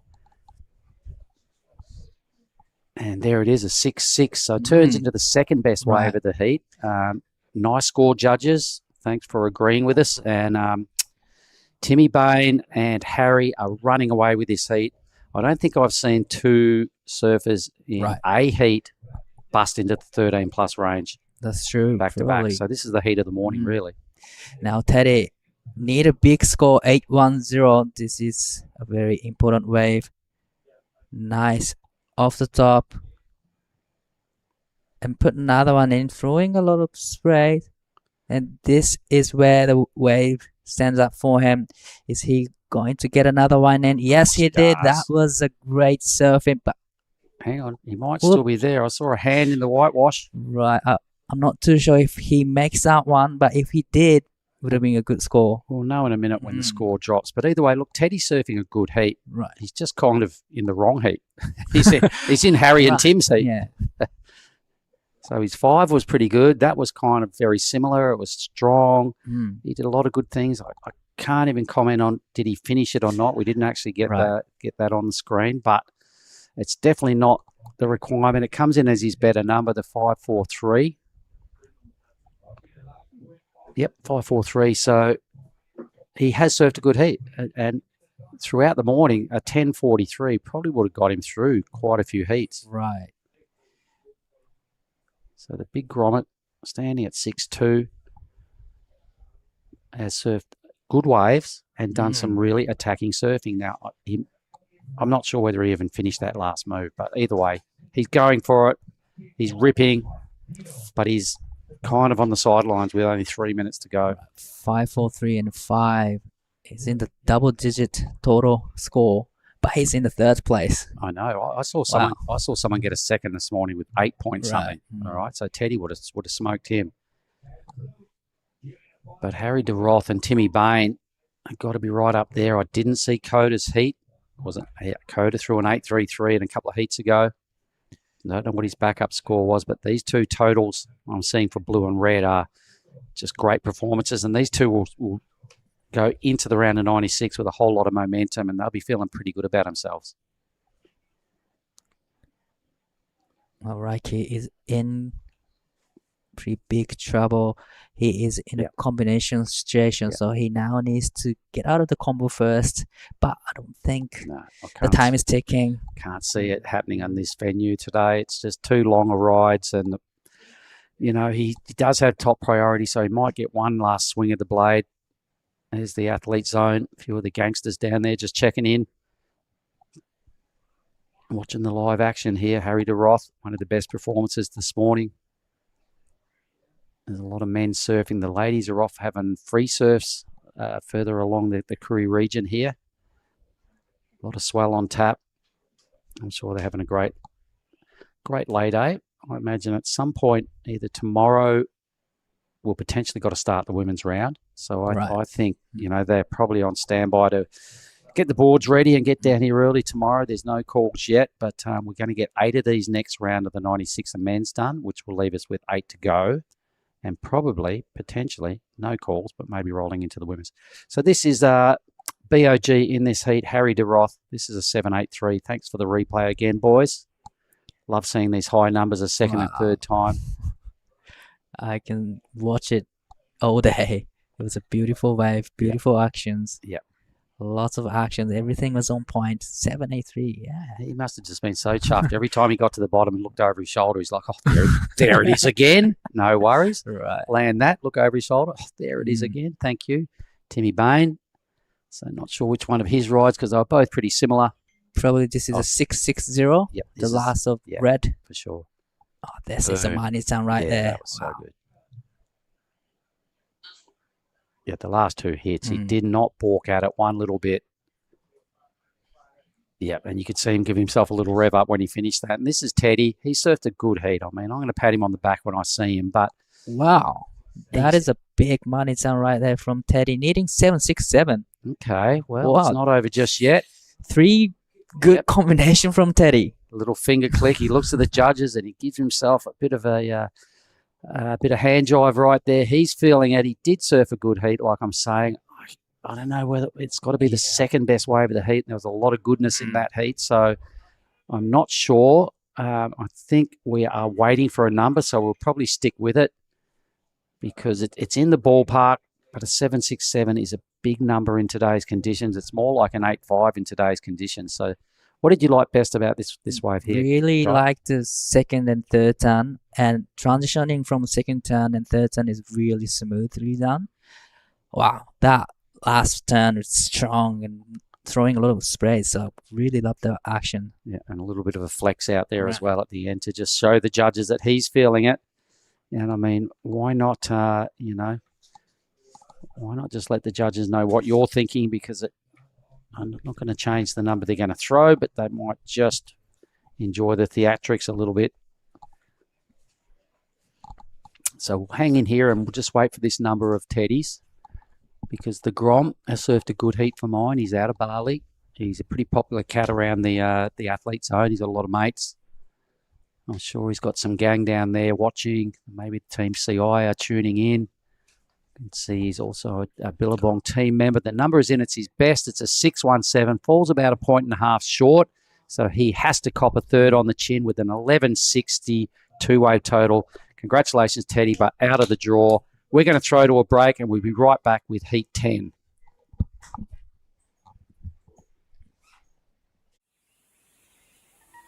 On the edge of the wild South Sumatran coastline, Ujung Bocur juts out into the pristine Indian Ocean to offer long and rippable walls that are a vision of dreams come to life.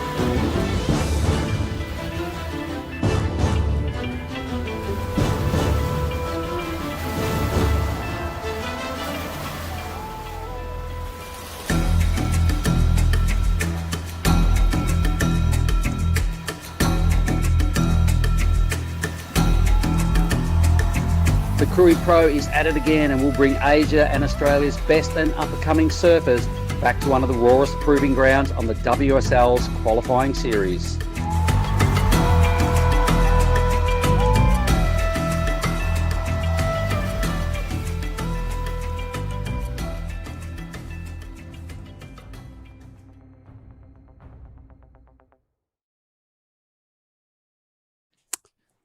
All right, folks, we are back looking at a fresh field. We're watching Heat 10. It's David Perry right there in the red, Zeb Stokes in the blue, Markison in the white, and Mohammed Sabari in the green. I'm going to welcome back Giada Lagarde with me to help us through these duties, but that last heat, G, was pretty sick. Yeah, unfortunate for Teddy. He's a good friend of mine, and I've seen him growing up around Bali. Gets a third, but give me a little bit of a rundown of what happened in that last heat. Harry de Roth picked every good wave out there, all right? He picked two screamers that were that medium range that just broke at a super nice pace, 783 and another high number. He got a 13-something total, 13 and a half total. Mm-hmm. Timmy Bain picked up all the next best waves. There was a lot of good waves in that heat, and Timmy Bain went crackers for a pair of mid-range sixes, so he got into the 13-point range as well. Teddy had three good waves. He had a 5 and a 5-6 and then a 6-1-7 right at the end. Would have got through any other heat today, I'm tipping, but he was in the wrong heat. Yeah, that's unfortunate, but that's how it is in the surfing for us. So going to go straight into this Heat 10 of the round of 128. I am excited to see Michael Markison in this one. I was having a quick chat with him yesterday, and he's spent, I think, around like 2 months in Indo at this point, or at least a month. He gave me a bit of a rundown of all the places he's been. He told me he was at Telos for a bit, spent some time in Bali. He's been here in Krui a lot. I saw him at Lakey. He was rocking around with a bunch of his gangsters. Here he is right on cue. Take us through this, G. So this is the man we were just speaking about, Micah Markison. Nice, big first opening turn. Goes upside down. Manages to stick through with that one. That was really well done from Micah. Good start. You know, wants to put his feet on the wax. Wants to get those nerves off. This is the first time he'll be surfing this event. This is only day 3. We had the juniors day 1 and day 2 halfway through the day, and then had a couple heats of the QS round 1. We're going to be finishing this round as well and going straight into round of 92. We're going to be surfing until heat 8 if all goes to plan. It's going to be a long day. 22 heat day on the format. Let's check out what Blue's got here. Zeb Stokes. So these medium-sized waves for me, these are the sort of waves, the size waves that Harry de Roth caught in his last heat. They didn't have that white fluffy stuff on them. That's a little bit hard to surf, but Zeb is cutting through it pretty well. He's still managing to tag the top a few times. Aesthetically, it doesn't look awesome having all that white stuff there, but he's still kind of doing the moves the judges want to see. And we've also got David Perry on a bit of a ripper out the back. Yeah, so and we have Mohammed Sabari on the third one of the set. So a bit of back-to-back action right now here in Krui. That's what we love about this setup. Everyone gets to get some incredible waves. There is so much action going on right now. We're just going to stick with Mohammed Sabari catching the third wave of the set. Unfortunately, gets caught by the lip on that one, isn't able to finish it off. So the judges have some work to do right now. All 4 surfers have caught waves. Great start. So can't wait to see some of these replays again, because it's hard to watch 3 surfers at once. I don't know how the judges do it, but there's a lot of them up there, and they're fully versed at what it takes to actually make sense of a 3-wave exchange like that. So I'm certain the numbers will be accurate, and they might take a while to get to us. They'll be watching some replays. Something cool we just found out about Harry de Roth in that last heat, though. He's a dad. He lives in Phillip Island, 27 years of age. So I imagine his wife and his boy, his little youngster, might be watching in back there and just tuning into dad's morning at work and going, "On your dad, killing it." Yep, it's great that these events, it's not just for the athletes, but it's everyone that supports them and watches them as well. It kind of brings the surfing community together. I mean, you're against other 3 surfers in the water, and you just see everyone kind of going to the competitors area and cheering each other on. You see the caddies as well helping each other out, so it's great. We're watching David Perry help himself to some big hits as well on this wave. So this was the wave behind Zeb Stokes. It was the middle wave out of those. So a little bit of sitting down on the job. Somehow gets back onto his feet. So I had a little bit of a lazy moment where he just decided to take a break and sit down. Kind of cool, but a nice recovery. A 3.73 locking in for Muhammad. This is the first wave for Micah, who a lot of you will probably remember that surname. Yes, he is the son of Brendan Margo. He looks kind of similar as well, and he's a big, powerful lad. So, boom. This is Stokes' last wave, his first ride as well. So he got off to a good start. Perry got off to a good start, and so did Micah. Kind of got a 2-hitter. I'd say that between Stokes and Perry will sit on top once all these numbers drop. Stokes was only a 4.33, so I think David Perry, look at him out the back on this, a bigger wave. It's Bowley. I think he's going to go to first. Yeah, I think Perry got the best of that exchange. I mean, he really went to town. Could affect his scoreline a little bit, the sitting on the job, but it was, the wave was done, and he just had a Yeah. little slip and sat down, but he flicked off on his feet. So while we're waiting for those numbers, let's have a chat with Harry de Roth and Ty Wacko. So over to you guys.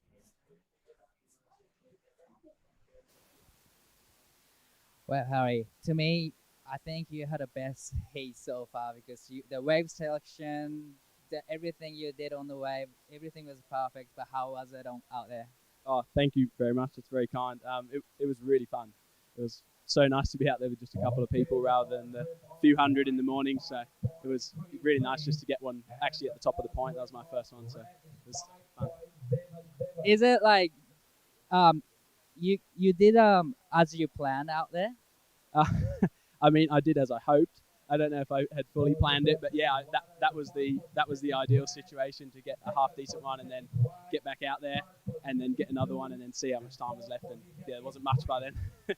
You've been surfing here pretty much every day, I reckon, but with other 100 guys out there. But now you surf against 3 other guys. How is it feeling? Just surfing against 3 other guys, surfing here with the 3 other guys. Oh, it's heaps more fun. I mean, the wave's epic, but it was my first chance to actually catch some. So it's hard. Everyone's ripping in the morning, so I've been kind of just bobbing around, sitting at the end, just trying to catch some with the grommets, and that was much more enjoyable then. You did a great job. But is there anything you like to say to your family, friends back in home? Oh, I definitely a shout out to my wife and my boy and my mum. They're in Bali. I'm sure they're tuning in. So thanks for watching, and I love you, and I'll see you soon. All right, good luck in the next round, and see you in the next round. Back to you guys in the booth. And nice work there, Ty Wacko. And I noticed the spray job on the bottom of his board. I reckon his son got hold of the texters and had a little draw on Dad's board. It was pretty cool. Here goes Micah. Yep, so this is Micah Markison cashing in his priority on his backhand. Unfortunately, goes over the handlebars there.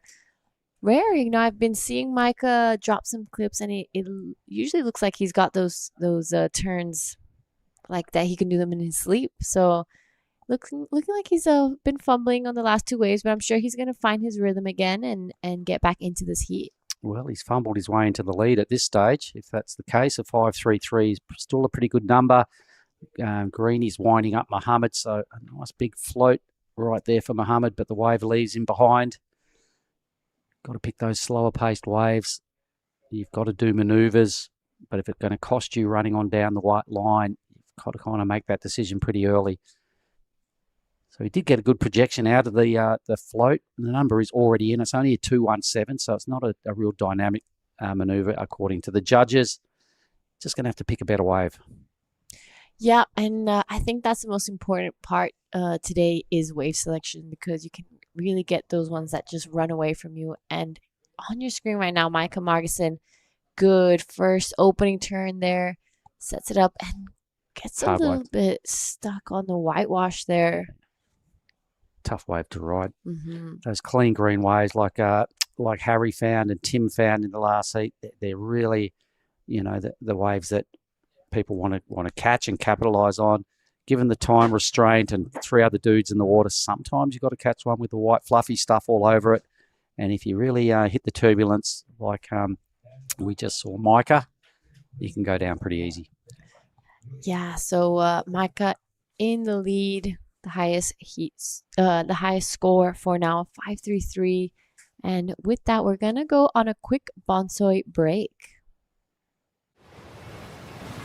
That's a weird looking smoothie, Vorno. Tell him, son, this ain't no smoothie. This is a smooth as broth base for our bonsai ramen. How long should we wait, Master Ramen? Patience, young noodle. Wait, and top secret, aircon. Behold, bonsai ramen. Moon-san, this is Absolutely cooking.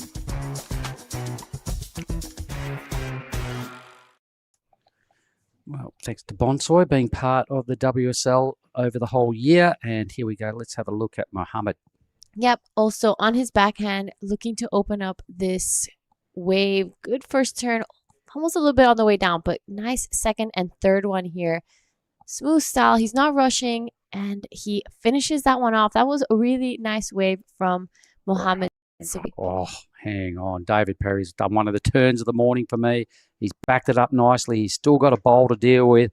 Jams on the back foot again. That was such a sick wave. You could see him look at the judges, and I agree. Meanwhile, Seb Stokes on the back on a good-looking set. Beautiful open face carve there. Sets it up, goes upside down on that one, and wastes no time to try and finish that one off, but unfortunately goes over the handlebars and isn't able to ride out of that one. But we have a few scores coming through. and Micah again. So non-stop action. I reckon what's taking effect out there right now, G, is we're getting close to mid-tide and we're getting a lot more A-grade waves rolling through. Everyone's starting to find them now. They're all starting to connect. This heat is really turning into a super close matchup. David Perry's wave for me. I can't wait to see the replay of Reds. It was big. It was bowly. He did this incredible turn out the back while you were still watching Mohammed's wave, and it was so sick. It was such a good turn. Yeah, there's so many waves to come through. All four surfers got a piece of that set. And I totally agree with you. As the tide starts to go down, we kind of seeing this wave slow down a little bit. It's not just rushing down past the reef so quickly. With that lower tide, it's giving the surfers more time to just find the rhythm and get into like 2 or 3 turns into every wave. So it's going to get really good really soon. Have a look at that thing on screen. Thanks to the drone footage. Look at that wave. If you had been sitting up there, you could have caught. You watch this turn here. Hang on, watch this. Brr. Oh. One of the best moves this morning, that with an airdrop to boot, throws it straight up again, and still had this to finish off. So he's got that little back foot jam going on that he's absolutely dialed that turn in. It's a really eye-catching maneuver. It ticks a lot of parts of the criteria. The wave was steep. It had size. For me, David Perry goes straight to first. Oh, 100%. That's definitely going to be one of the highest scores we're going to see today. That turn was so tight. There we go. This is the replay of Mohamed Sobari's last one. So nothing too crazy, safe surfing, but really, really nice to look at. This is definitely going to be getting rid of that 217. Look at Reds again in the background. Oh, dope. Anyway, it will be one of the biggest numbers this morning because he just got a screamer, the big goofy footer out of Australia. jammed hard on his first opportunity, almost got tubed off the takeoff. That wave was so good. So for sure that's got to be, right in that 7-8 range, I reckon. The judges are, they wait for manoeuvres like that before they start throwing big numbers. And then he not just one of them, he got 3 good hits. I think it could be either the second best wave of the morning. I didn't see the 833 of Koda's. It was really, really good wave. Yeah. I remember you guys talking up his final move was pretty sick. That was a whole different wave that David got, though. That hugged the reef and it bowled the whole way. Yeah. That was a ripper. Yeah, Koda's 833 was kind of like a textbook contest surfing. So here it is again. Thanks to the broadcast team for putting up the replay again, guys. Loving it. This is his first wave. This is the 577. All right. Okay. So maybe we can see his last wave again. The judges are still thinking about it. Good scores starting to light up. There it is, a mid to high 7. Here it is again. So this is the wave, right? Wave number 2. Look at this first turn. Rah. Oh, that was huge. He certainly stomped on it, and then he had another big bowly section. That wave just gave him so much love. Jams it again. All right, well, that's one of the bigger numbers. So sick. There we have it, a 767. Crazy. Crazy stuff. That was a really, really well-served wave by David Perry. Whoa. Well, imagine how he's feeling now. He's only ridden 2. He's got himself a 13.44 total. He's just coming off the back. Oh, Mike is just doing shades of dad stuff. When he swings at the blade and goes up and got that connection, he looks a lot like his old boy, I reckon. This is Zeb Stokes now looking for a 5.43 to get back into this heat. 2 good turns. Will he finish it off? Unfortunately, doesn't. He just airdrops and goes over the rail, but that was looking like it was going to be a pretty decent score as well for Zeb Stokes. The waves have improved out of sight in the last hour. Yeah, 100%. It's really starting to hit its straps now. There's so many more good waves on offer. There's it's become a lot fairer because there seems to be more of them to go around. So everybody's starting to loosen up. We've only got a flashback to Teddy Billy's last wave, last act where he got a 3rd with an 11.62 wave total. We're watching replays again, so let's watch Stokesy here. He's got a good wave. He's tagging it nicely. Really running down the reef at a good pace, this one. He needed to finish off there to really throw a big number. Perry's picked up another wave as well. Not sure what went on there. But for the crew online, it is 10:48 here at Krui time. It's an hour behind Bali time. And we are rapidly approaching mid-tide, so we got a few hours of this wave just improving. Yeah, I think this wave is definitely at its best moment when it's at that mid-tide. Sometimes when it's that dead low, you have a little bit of backwash just hitting off the reef, and in that early afternoon stages, sometimes you get a bit of that onshore wind. But this, you're totally right. I think we're going to get some really, really good heats coming up. The waves are incredible, as they are every year that we come here. It's always a given. And we've noticed every day we've been here as well, late in the afternoon, right around sunset time, the biggest waves of the day always come through. It's a 6 o'clock set. The 6 o'clock set, the 5:30 to 6 o'clock pickup. Let's have a look at Perry now. This guy is on fire. Look at him winding up. He's picked some pretty good waves. This is probably, if you could believe it, the mushiest of his waves, and it still looks pretty decent. Yep. So David Perry just keeping busy, wanting to get some waves out there while he gets the chance. You know, there's only 3 other guys out there with him. So he's going to take advantage of this moment. He looks like he's just having fun. Well, when you've already done the work on your first 2 waves, you know that the nerves are gone. There's no stress. The shackles are released. So Perry just starting to look like you said, he's just really enjoying his time in the lineup with the red rashy on. Outstanding performance. He's got a huge lead over the other 3. The other 3 are all having a major duke out here for second, though. There's just over 1.5 points, just under 1.5 points separating second to third. So here's Stokesy. I reckon he really needed to make this end move to really stake a claim for a confident second position. Boom, right there. I mean, they gave him a 5.57 just for 2 turns. If he finished that one, he was definitely going into the 6s, maybe Oh, yeah, 7s maybe close to a range. 7. It was a pretty strong hit. Oh, I think we have someone. There's our work site, folks. The Enjoy Krui banner is the athlete area. A few gangsters in there getting around watching the live action. That's where we do our post-heat interviews from. Just to the right of that, we're just passing the judging tower. I've got quite a few of the flags of the countries, the nations involved. We're doing our broadcast from one of those green rooms at the back in the AC. And there's a lot of dignitaries down here today. I noticed a lot of policies stomping around in their light blue shirts out there. They're having a bit of a ceremony. And we've got a lost board, I think. Yep, we looks Great. like Mohammed Sabari lost his board. He's gonna be wanting to head over to the caddy section to get a chance to get back into this heat. Doesn't need a huge score. He needs a 4.98 with just 4.5 remaining. It's gonna. I wonder look if he's got a pretty tight. caddy out there. It looked like he was swimming to the beach. Yeah. Mohammed, not sure which part of Indonesia he's from. But does he have a mate in the lineup? Does he own a second board? All these questions, to be asked. As I haven't really seen Mohammed surf before, I don't know a lot about his act. He might be a local fella that got perhaps seeded or wild-carded into this position.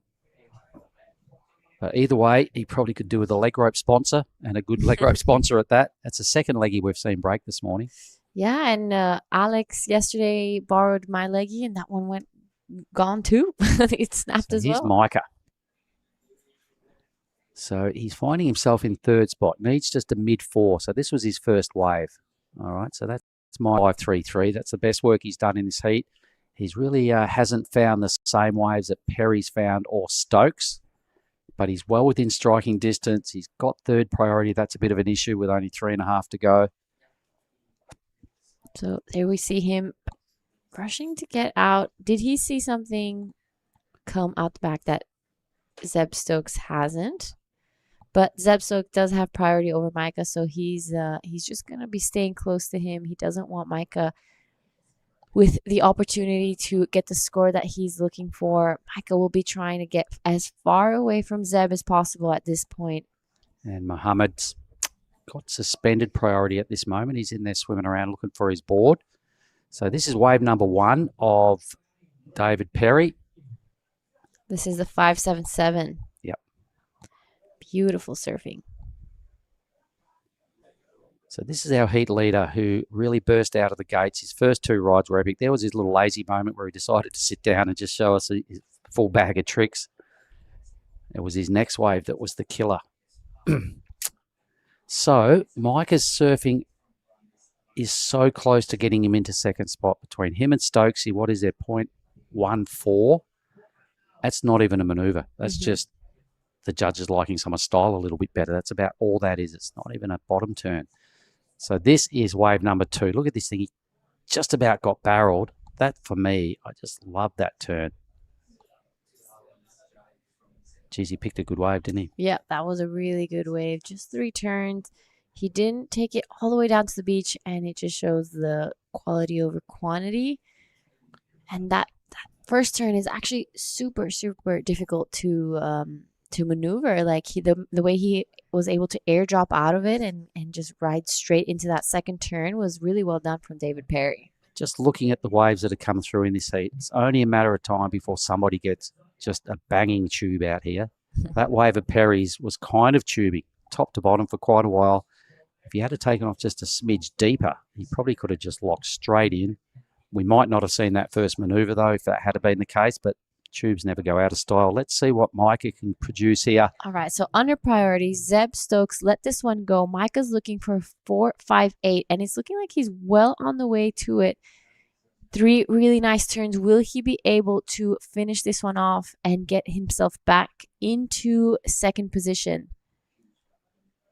Well, maybe not the strong finishing he was looking for. Pretty safe surfing, but really nicely done. His first couple of moves looked really good. I think his stance got, he just got a little bit off kilter leading into that final good section that he had to go around to get to the end move. Could be costly. it's kind of going to be in the neighbourhood. This is Zeb Stokes, current number 2, wanting to get rid of a 4-3-3. Yep. Beautiful backhand turns here. Yep. And this is looking like a good Well done. wave. He was liking that one. I reckon he would have pushed that requirement up a fair bit there for Micah. Yep. So last 20 seconds, this is going to be pretty critical. Yeah, so Micah got a pretty good wave. May have got the number, but the number is not the 458 anymore. Stokesy did some really good work on his last wave. There's 10 seconds remaining. We're owed 2 numbers, so we're probably going to hang in there and just wait for these scores to drop.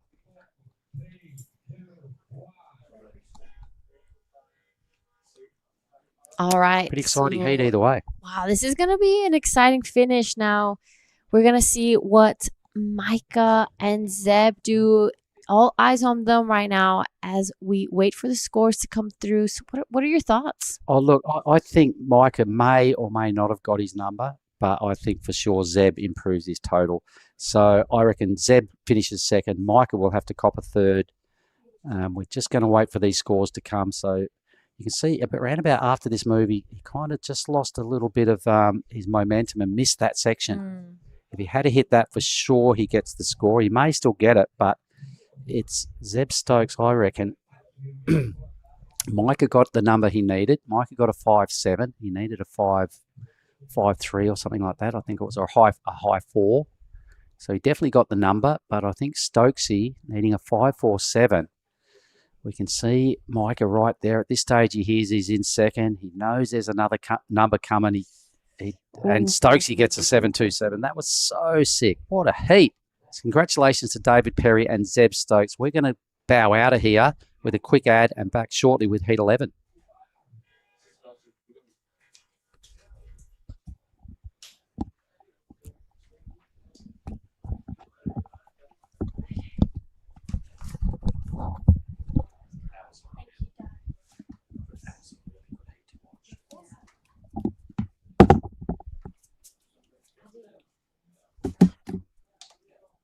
I still haven't thrown till now.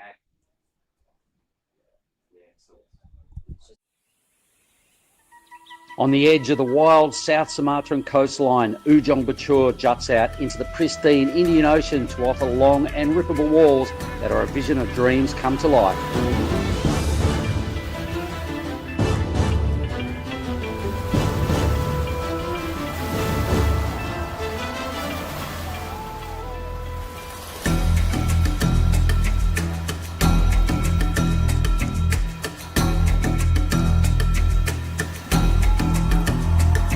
The Krui Pro is at it again and will bring Asia and Australia's best and up-and-coming surfers back to one of the rawest proving grounds on the WSL's qualifying series.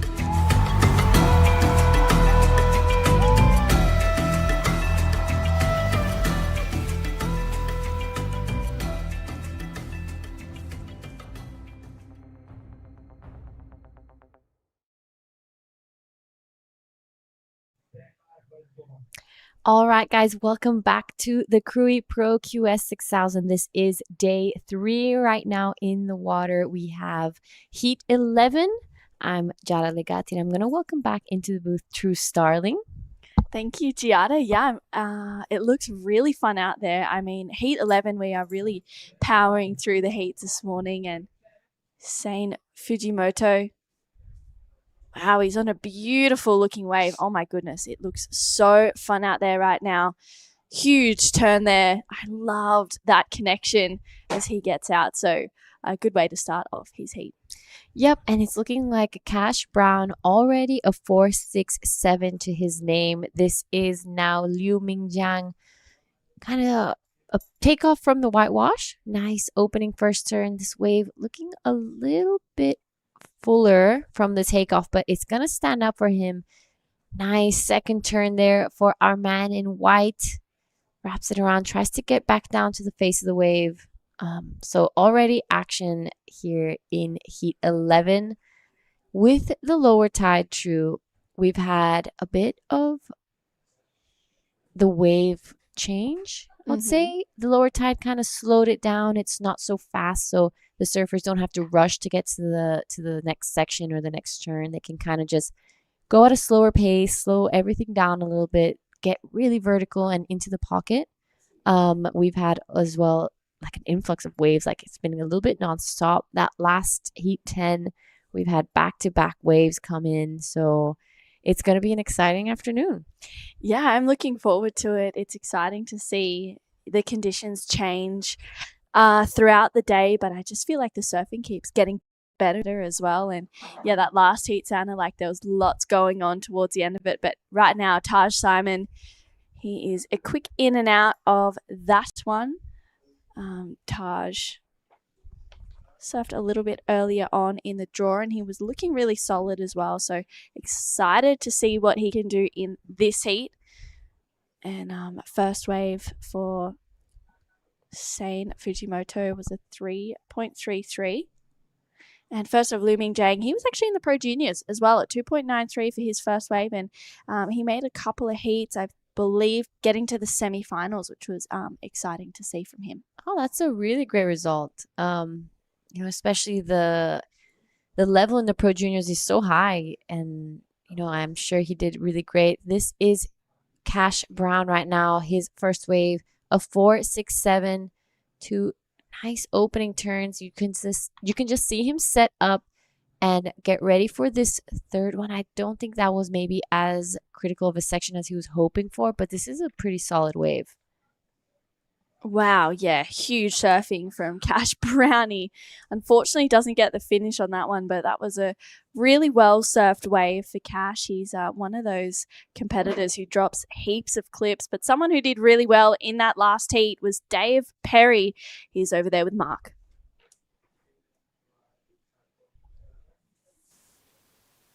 Okay, we are on down here in the athlete zone with the winner of the last heat, David Perry. Firstly, I'm going to shake your hand if you don't mind. David, sick heat. Tell us a little bit about yourself. Hi, I'm David Perry. I'm from the far south coast of New South Wales, little town called Malure Bay, if anyone knows it. It's pretty underground down there. Well, you may or may not be an underground surfer yourself, but that was such a sick heat. Let's talk about wave number 2. You got a 7.83. Did you have flashes of maybe getting barreled off the takeoff of that thing?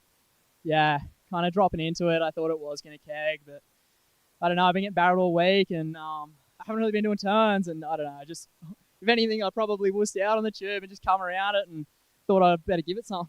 Well, look, you didn't get barreled, but if you had got barreled, we wouldn't have seen that turn. That was so sick. So you've been here before. What do you like best about being in Krui? That's a great question. I don't know. Like all of it, the food, the people, the left points that go for 300 meters definitely don't hurt the place. But I don't know. Everyone here's just happy, and for a place that doesn't have a whole lot around it, there's definitely plenty going on. So good surfing in Bordy, so it's steaming hot out there, yeah?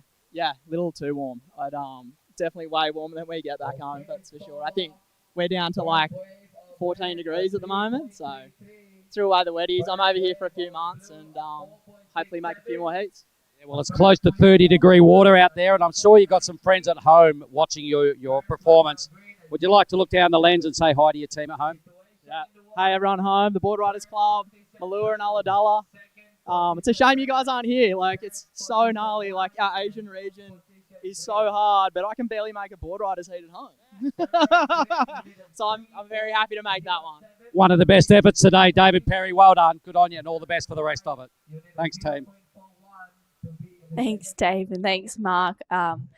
Yeah, Dave is one of the nicest guys. Every time I see him, he's always smiling, always happy. So it's cool to see him get that heat win and say hello to his Board Riders Club back at home. If he's not making a heat, it must be a pretty stacked Board Riders Club because I tell you what, he was ripping in that one. Yeah, he killed it. He caught that second wave he caught was incredible. I think that first turn he did was the one that stood out the most to me. So now it is all surfers in the water have already caught their first wave. It is Cash Brown with the 4.67, Sein Fujimoto a 3.33, and Liu Mingjiang 2.93. Taj Simon a 0.27. That's nothing too significant, but plenty of time to catch up.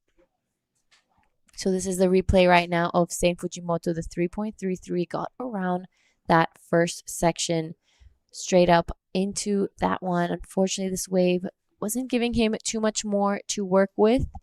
This is Cash Brown right now. Taking a look, this is live action from the drone. Yeah, this is a second wave of Cash Brown.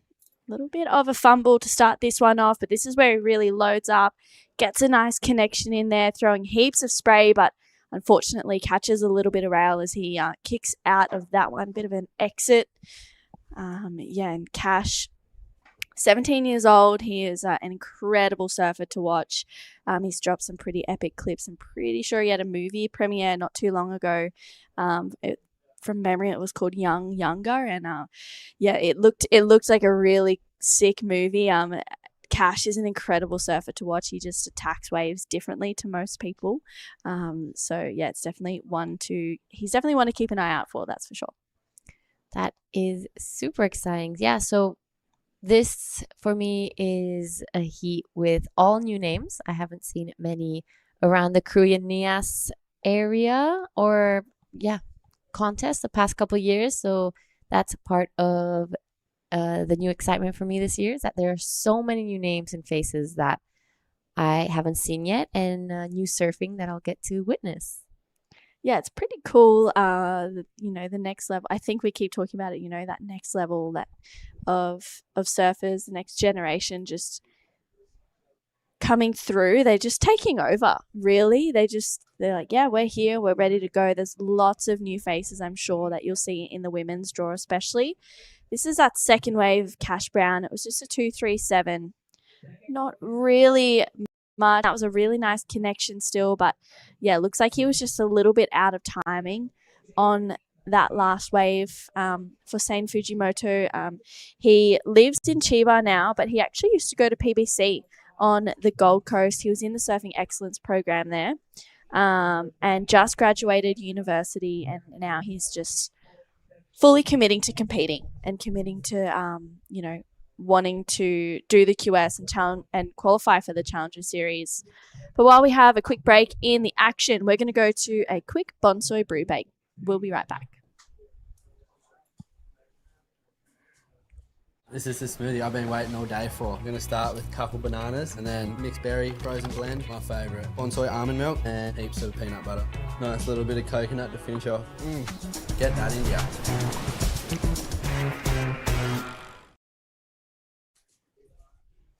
All right, and straight back to it. This is Taj Simon now on a good-looking bomb. So just wraps it around, stays close to the whitewash on that first one.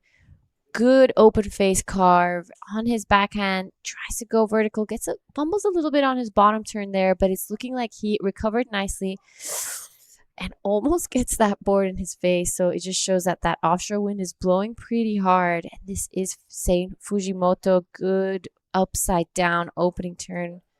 And that's going to be it for now for Sein, but a couple scores to come through. Wow. I like this wave count. Yeah, it's getting a little bit more consistent, and as you mentioned before, with that tide going a little bit lower, it's there's a better pace to the wave, and it's exciting to see the surfers getting a little bit more vertical, dropping some more critical surfing. This is that replay of that last wave of Taj Simon. It's a good looking wall, but it kind of. Yeah, it was a shame on this last section. It looked like it could have been a good one. And Taj Simon, he had a great heat yesterday, taking it out. He's got his family watching over there in Bali. I'm sure they felt the emotions on this one because that was a pretty dramatic exit to that wave. Yep, so his last one comes in at 4.07, goes straight into a second. Sitting on that 4, he only wants to get rid of that 0.27 at this point and create a little bit of distance from the other two competitors. We had a quick replay of Sein Fujimoto. So while we wait for the scores to come through and some waves to come, it seems like a pretty common thing. A lot of the Japanese surfers going to Gold Coast, going to the PBC, joining that program, and I know the HPC is pretty close as well around the Gold Coast area. So I've heard that quite a few times. Yeah, it's interesting. There's definitely a good opportunity there to grow your surfing, but this is Cash Brown right now, the Cronulla local. He's found a smaller inside one. It's a little bit fat to start off with. This is where he's going to wind up. Nice tag in the lip there. Love that turn from Cash Brown. Brings it around for another one. Quick float to almost a finish. Wow, that could have been a pretty good wave there for Cash Brown. I mean, even without that completion, it looks like it could be a decent score. That previous to last was just 2.37. So we'll see where that one locks in. But yeah, I love this wave, Giada. Yeah, this was a really good wave from Cash. You kind of just see him weaving through this fatter section and waiting for this wave to stand up. And this is a money turn for sure. Big fan of spray out the back, sets it up straight for this second one. Unfortunately, wasn't able to shut it down, but it's going to be a pretty good score nonetheless. Yeah, that was good surfing from Cash Brown just now. That last wave of Taj Simon did lock in at a 4.07, even with that fall. So the judge is still rewarding that surfing. I feel like this last one of Cash Brown is going to look pretty nice. It locks in at a 4.27. So he is moved into the lead with a 4.67 and that 4.27 on that last wave. Giada, you've spent a lot of time, obviously, in Indo growing up here as well. You've been coming to lots of these events. And when the conditions change like this, particularly with the low tide, do you kind of adjust your board selection at all, or do you just run with the same equipment? I think personally I tend to just run with the same equipment since, even though it was slower this morning and some sections were fast, like it's still really bowly. And I think that's what's happening now. As the tide gets lower, this wave is just going to get bowlier and bowlier. So yeah, I tend to keep the same equipment and ride my everyday board. But with that, we're going to go on a quick ad break.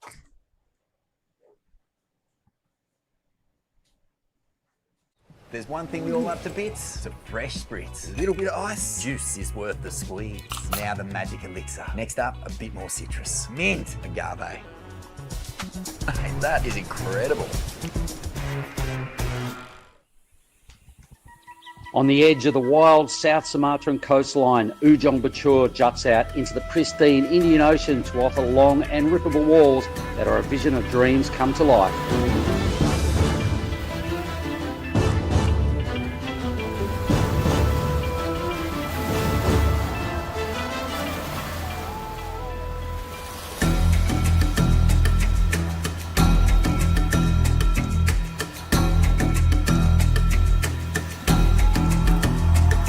The Krui Pro is at it again and will bring Asia and Australia's best and up-and-coming surfers back to one of the rawest proving grounds on the WSL's qualifying series.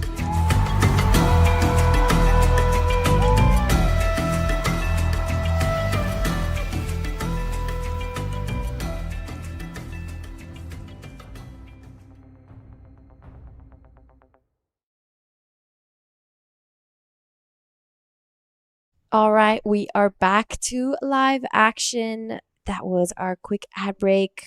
Thank you to everyone that has made this event possible. I want to give thanks to our sponsors. Thank you so much to Kemenpora, the Indonesian Sports and Youth Minister. Big thank you to WSL and PSOE. And as well, the province of Lampung and the region of Pesisir Barat. And of course, the ASC. Without any of them, we wouldn't be able to be here right now. You're right. And it's amazing to be back for another year of the Krui Pro. There's been so many good years that we've had, Giada. You've surfed many heats here. And you actually have a heat coming up, hopefully in the next couple of days. How are you feeling for it? I'm super excited. I can't wait to just get a couple waves out there without having the entire QS hassling me. So yeah, it's excitement. I'm excited. This is one of my favorite waves in the world. It's so fun and it's just so long. You can really get your turns in and put all your weight into every turn you do because this wave just has that power to like push you back out. So yeah, I'm excited. Yeah, it's pretty, that's a really good point that you raised. This wave has the power, and if you can match it, it just complements your surfing really nicely. This is that last wave of Cash Brown, the 4.27. Really strong surfing. You can see I love this turn, just jams it there, and Cash is looking really solid on his feet. He's looking confident out there. Loads up once again. I mean, I actually think that was a 4.67, so that might have been his first wave. And with under 7 minutes to go, it's Cash Brown in the lead and Sein Fujimoto in second. He has that 4.43 and a 3.33. He needs a 4.52 to take the lead off Cash, but Taj Simon right now, he's against the ropes. He needs a 3.7. And Lu Mingjang, he's been a little bit quiet in this heat. We saw him surf into a bit of momentum in the Pro Junior yesterday and the day before. He needs a 4.83. And it looks like Sein is going to have a look at this one.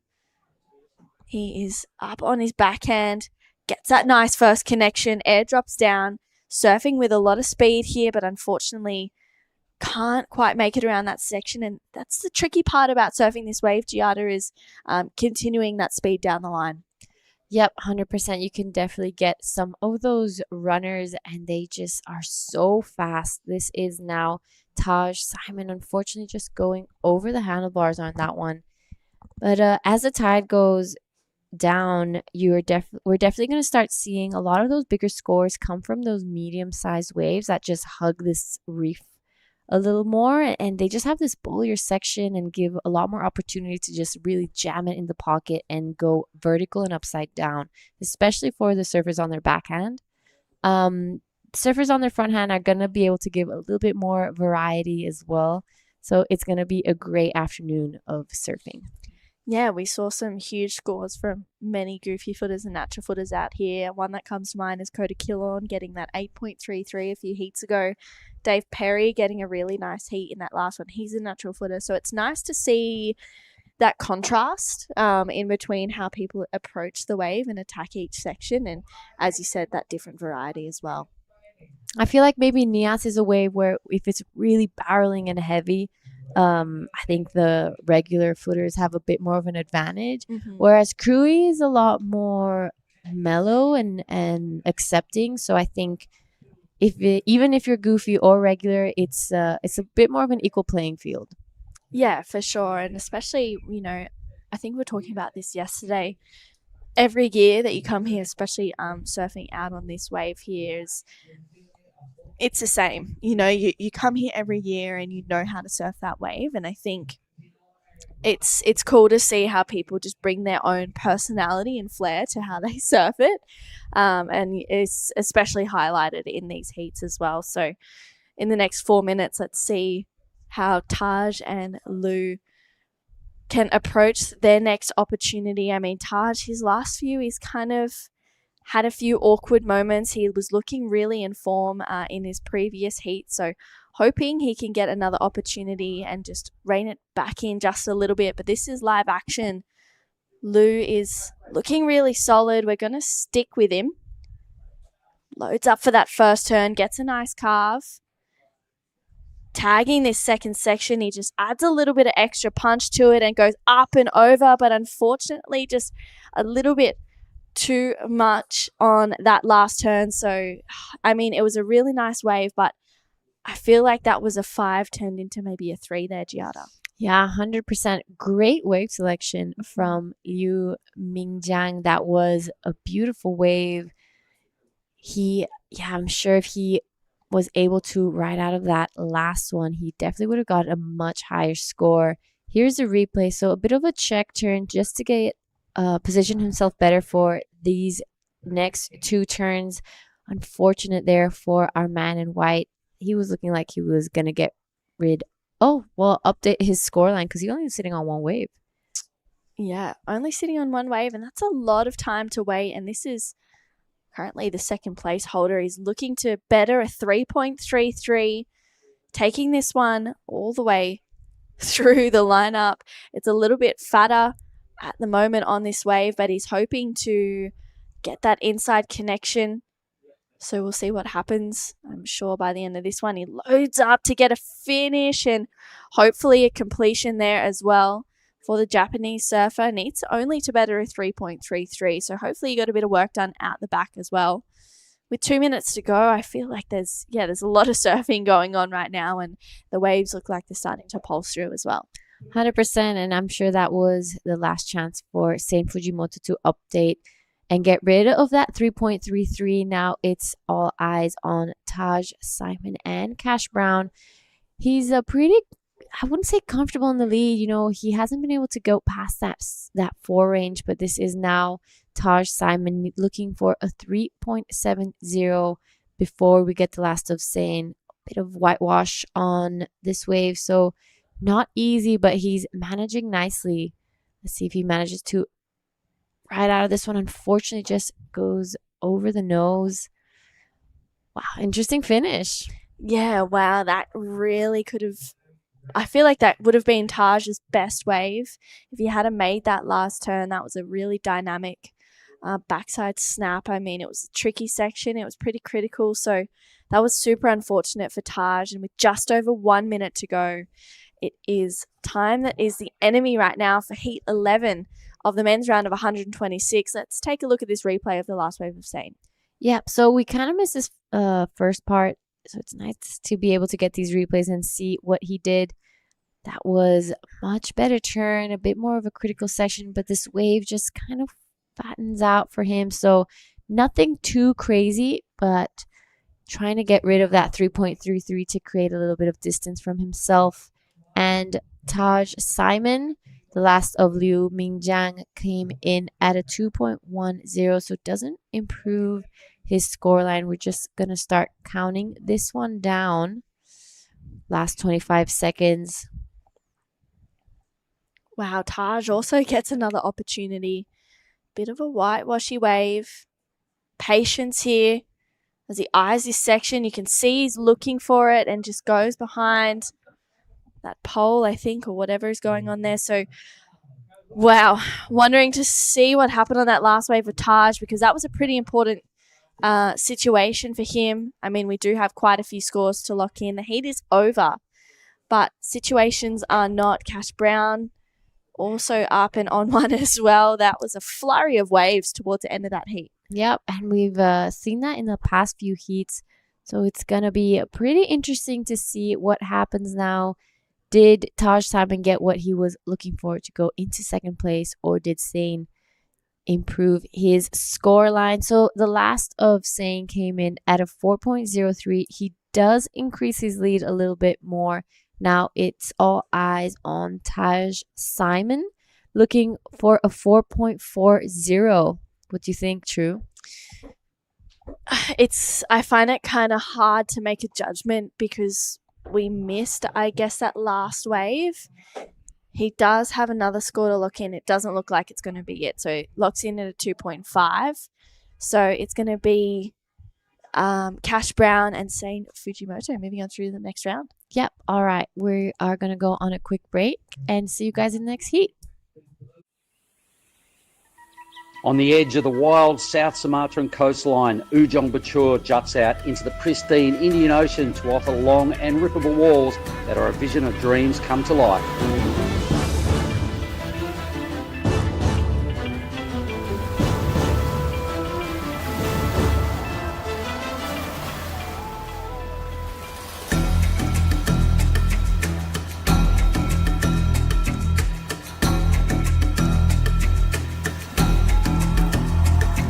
The Krui Pro is at it again and will bring Asia and Australia's best and up-and-coming surfers back to one of the rawest proving grounds on the WSL's qualifying series.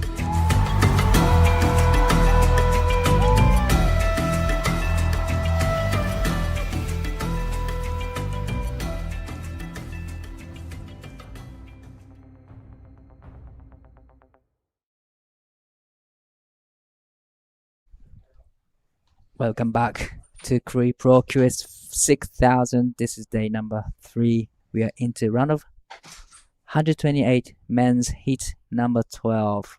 We have Shotaro Wake, Sami Low, Kenshi Matsunaga, Haruta Maruyama. I'm Ty Wako here in the booth with True. How are you this afternoon? I mean, yeah, it's already afternoon. I think so. Soon. I'm losing track of time Right. because there is so much good surfing going on. Almost afternoon. It is 11:26 a.m. here.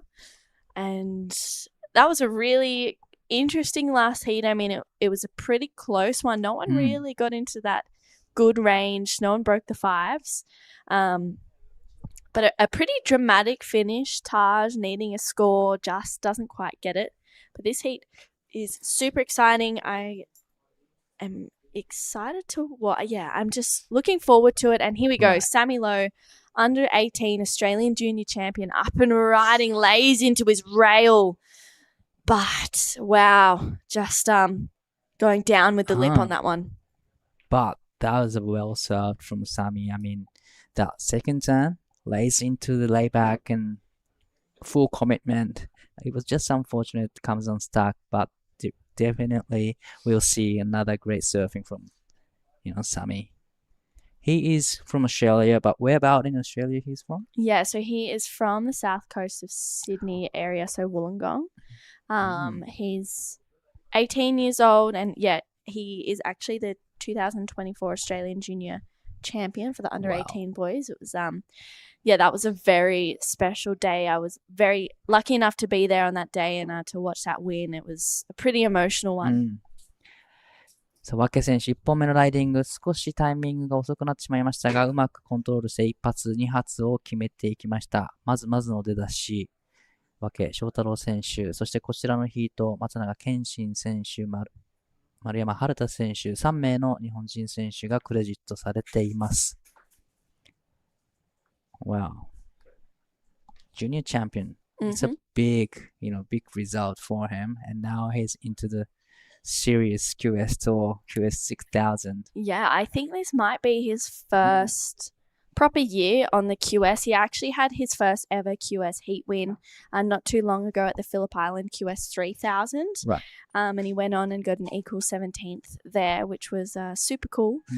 For Sammy, his first score locks in at a 4. He charges. He is a very powerful, goofy-footed surfer. So I feel like this wave is going to suit his surfing pretty well. But Kenshin Matsunaga got an equal 3rd in the Pro Juniors, which is super exciting to watch. I mean, he was looking in form and definitely, close to taking out that Pro Junior as well. That was an exciting one to watch. Right.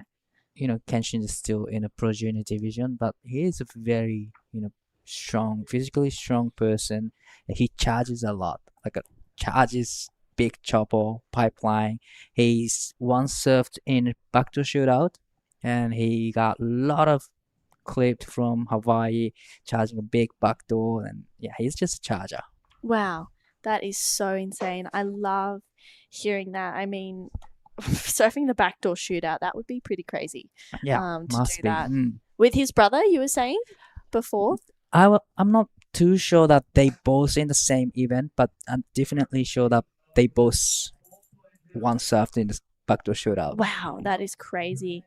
This is that first wave of Sammy Lowe. Gets that nice first turn in, lays into it there, but doesn't get the completion. And Shotaro, a little bit late to that first turn, but recovers well here. Gets that second connection in. It was just a 3, so maybe his timing was a little bit off, feeling a little bit nervous maybe for that first wave of the heat. Right.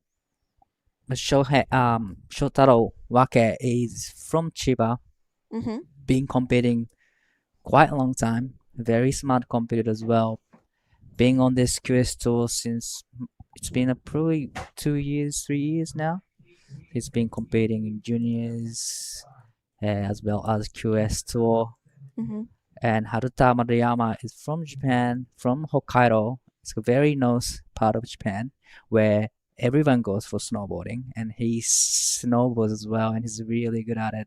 He always surfs with wetsuits and as well as snowboarding in winter in Hokkaido. But now he lives in Australia on Gold Coast. Wow.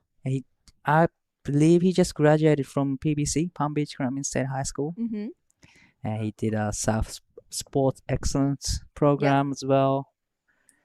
So there's a few Japanese people going to PBC. Yeah, there's tour. quite a few on the QS leg that have made their way over there, but all Kenshin up and riding. 松永選手1本目のライディング、ここはしっかりとハイラインを取ってセクション抜けてきます。ここで縦へのアクション、さあ大きなスプレーを上げてきますが、ここでキックアウト。彼は昨日行われたプロジュニアファイナルで3番という成績を残しています。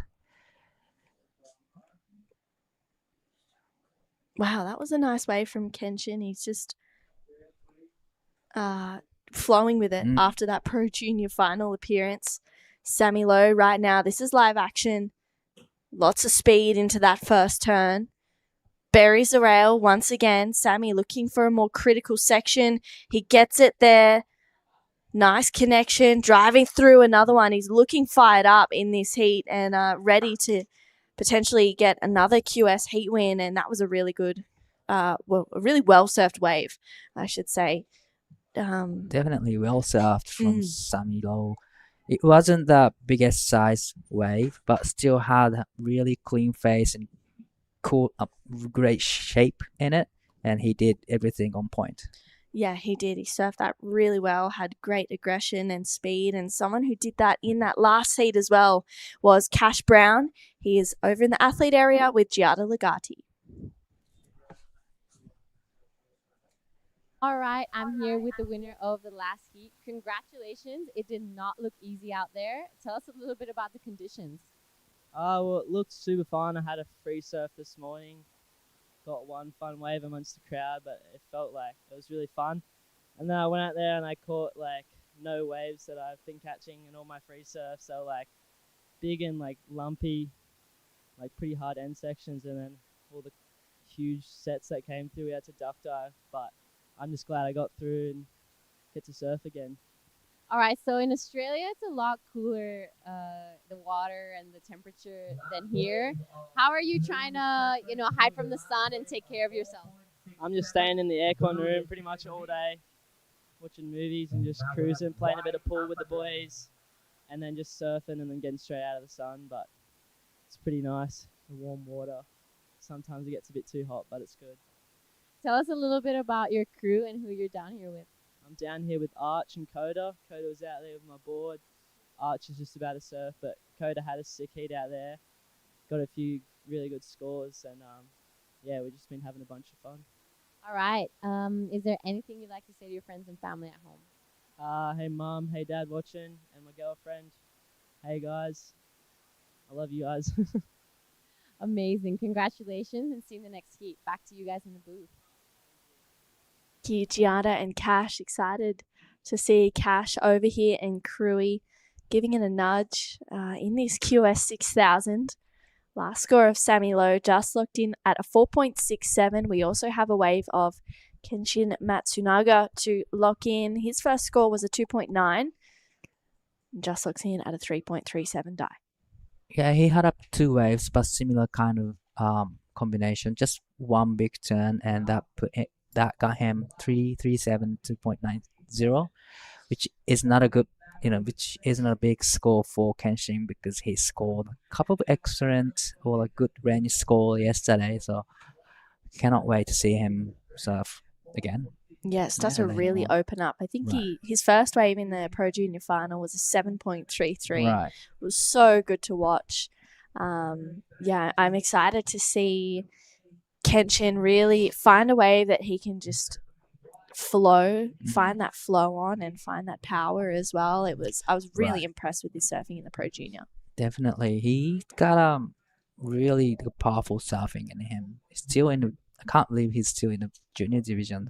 He's tall. He trained. I'm pretty sure he's trained a lot. He's got speed, flow, and power in his surfing. So, yeah, this is a replay of the last blue 4.67. So, just taking a high line, come around the section. Wow, that was a great big carve, and put another one in. And after this, really like this section here. Go vertical, and then the full stand lays into it. I really like the layback right there, and kicks out. Well served from Sammy. Yeah, well served wave. Maybe just a little bit of a smaller size wave, which is why the score was capped at a 4.67. I mean, there was nothing wrong with the surfing, just the wave size. You can we've seen all morning that the judges are liking those medium to bigger size waves with those steeper sections. They're rewarding that for sure. And this is Haruta was having a look at that wave there. Coach Dai Wacko for Haruta next to me Right. in the booth. Dai, how are you feeling for him right now? Um, Coached him a few times. Do you get nervous? Nah, I don't get nervous, but I'm just hoping for him to get good, two waves and show his surfing, because this is pretty much his first year full commitment on the QS tour. So I hope just he get used to this condition and used to this surfing against 3 other guys. So I don't get really nervous. That's good. Yeah, me either. I I get just so hoping, nervous. Yeah, it's an interesting one, graduating from the Pro Juniors to the QS, and doing that full year. It's a completely different playing field. Definitely. There's the level of surfing is better, which means you have to lift. You're surfing, so hopefully Haruta gets the opportunity to find a good one in the next 12 minutes. Well, two good ones really. You don't really want to make errors in the QS division, right? So, but here is Haruta having a look at this one. 丸山選手、1本目のライディングになります。大きなターンをしてきますが、クリティカルでしたが、こけてしまいました。Wow, that was really unfortunate for Haruta. That first section looked really sharp and critical. Yeah, and I love that commitment from Haruta. Right. I mean, straight up into that section. He wasn't leaving anything in the tank, but unfortunately coming unstuck, and it looked like Sammy was maybe asking about what's going on with the priority situation there, but he's got first priority. But yeah, for Haruta, first indications, even though he fell off, first indications of that wave looking really good. It's just tidying up those completions. Yeah, you're right. The wave looks like, would give him a lot of opportunities to put turns in. So that was really unfortunate for him. Comes unstuck.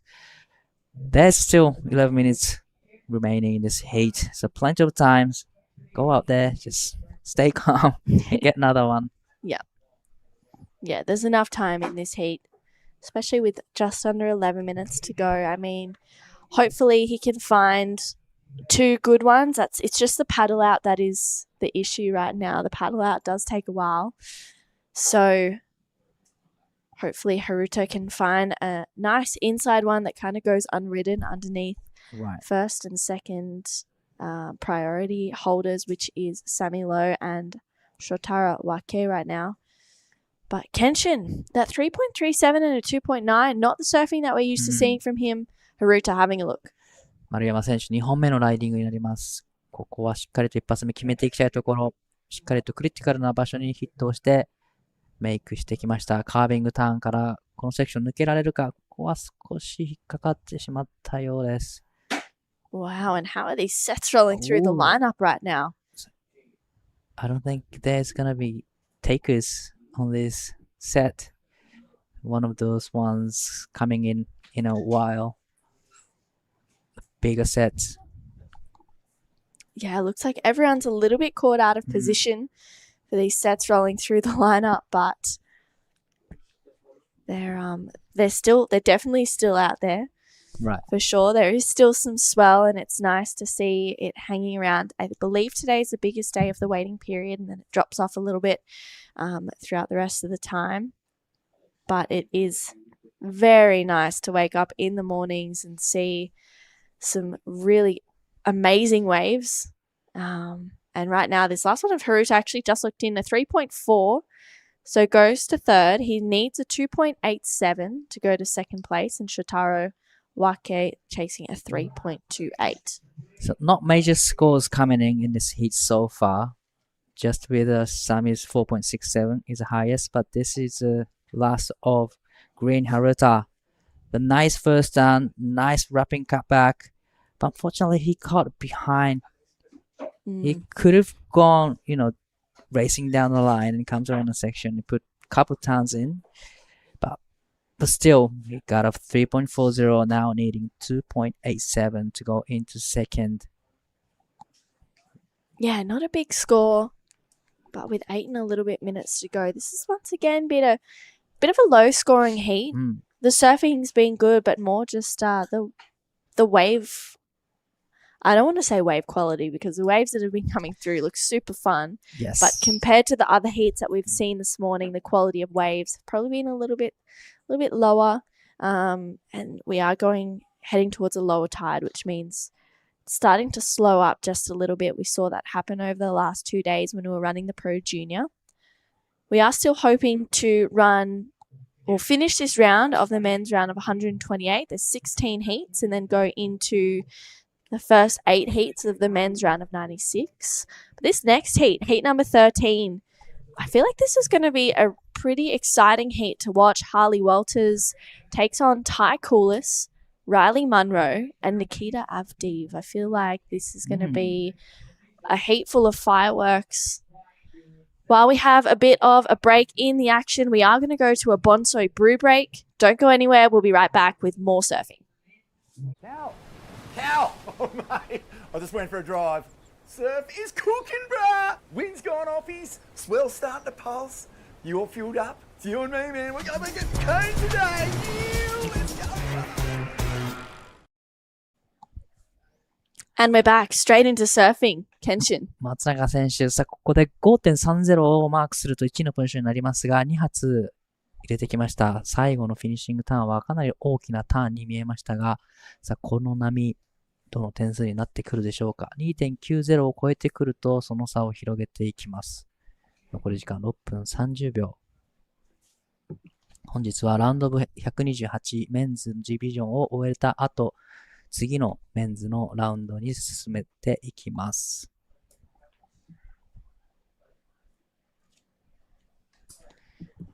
Well, 6 minutes to go.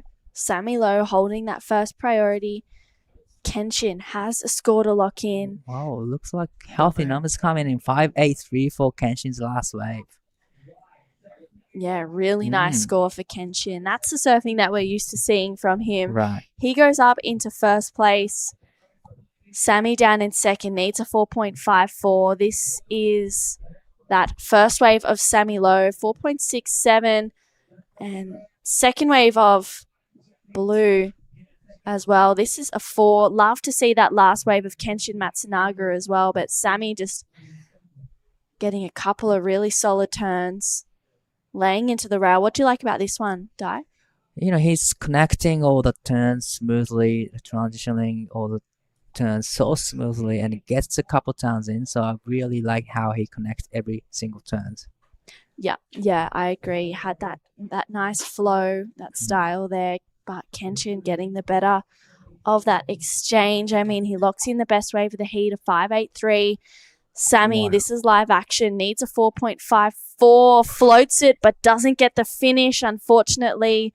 That wave was so clean and so blue, but unfortunately, Sammy unable to capitalize on that finish. He needs a 4.54 to go to first. Wow. Would have been a 4.54 if he made that last finishing turn, but really liked how he doing the lays into the big calves and straight into the final section. But just unfortunate comes unstuck. Yeah, wow, that was really, really unlucky for Sammy. Hopefully he got a little bit of work done out the back as well. We'll see. Used his priority on that one, so scores to lock in. Shotaro Wake chasing a 5.67. These last scores of Sammy Lowe, 3.4. Doesn't go into the top 2. Really love that turn, throwing a lot of sprays. And this turn, could be a requirement if he made that last section. Yeah, I agree, Di. I think it could have been the score he was looking for to regain the lead. So I don't want to say it's a mistake, but I feel like he might have left the door open a little bit for Haruta and Shotaro right now. They only need mid-5s to get to second. Mid-5 isn't a big score, but still you need to work. You know, put a couple turns in the critical section of the wave. So you don't want to waste your priority on the smaller ones, but Shotaro holding on to the first priority, just look for the right ones. 5, 6, 7. Yeah, 5, 6, 7 needs to find that mid-sized wave, I think, Di, with a couple of critical turns. We've seen the judges really loving that full commitment.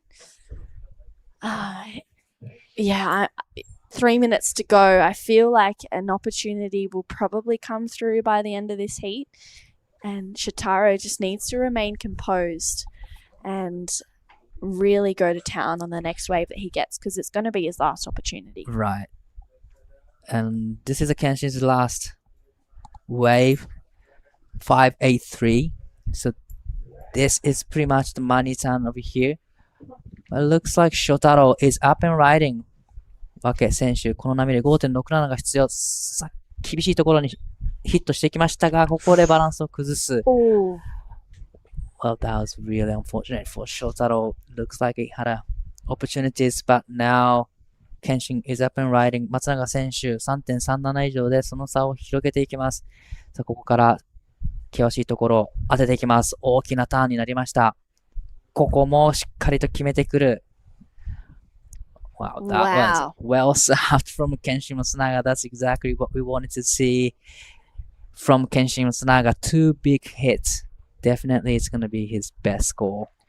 Yeah, I think so as well. That definitely gets rid of the 3.37. Kenshin he's looking really switched on in this heat. I'm loving the attitude that he's bringing right now, and definitely picking up where he left off after that Pro Junior final finish, getting a third, and it is Shotaro on another wave. 小池選手 5.67 必要ですが、これはポテンシャルがなかったか。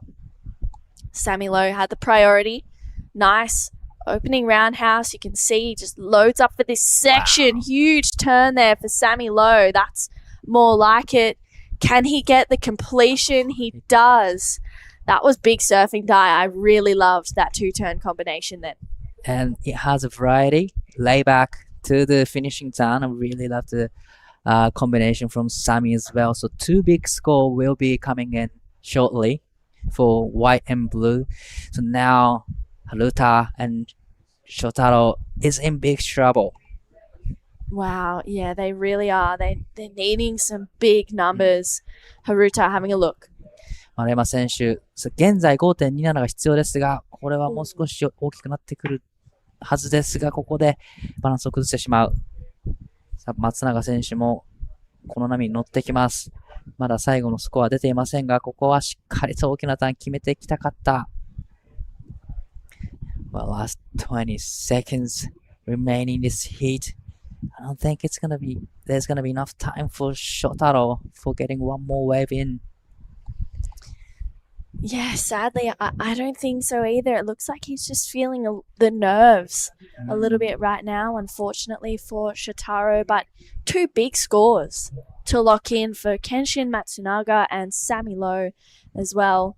I feel like Kenshin might get the better of it in the sense that he might take the win because he does have that better backup. But that was huge surfing from Sammy Lowe as well on that last left. Really impressed by both Kenshin and Sammy. Unfortunately, Shotaro and Haruta unable to just open up on a good one, it felt like. They had a chance, but probably made a couple of mistakes on the wave. So really unfortunate for both red and green, but well done to the white and blue. But we're still waiting for the last of white and blue. Yeah. Scores for first and second right now. Kenshin's starting to lock in pretty healthy numbers for Kenshin Matsunaga, as well as Sammy Lowe. They're looking pretty even, it seems like.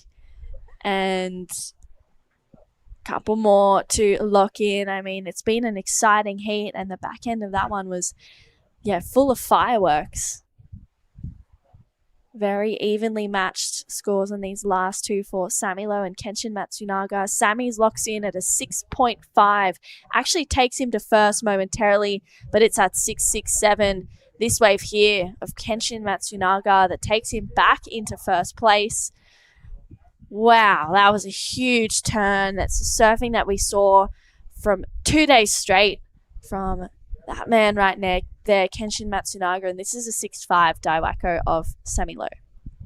Really love the different combination compared to the Kenshin's. I really like this layback hack with a lot of sprays, and he gets a finish right here, finishing strong. That was a great surfing from Sammy as well. Yeah, exciting finish for Kenshin and Sammy. And this looks like Harley Walters. He's going to kick off his campaign in heat number 13 of the Krui Pro. He kicks out of that one. Don't go anywhere. We'll be right back for heat number 13. It's going to be a big one. Don't go anywhere. There's going to be a quick break and we'll have more surfing for you. On the edge of the wild South Sumatran coastline, Ujung Bocur juts out into the pristine Indian Ocean to offer long and rippable walls that are a vision of dreams come to life.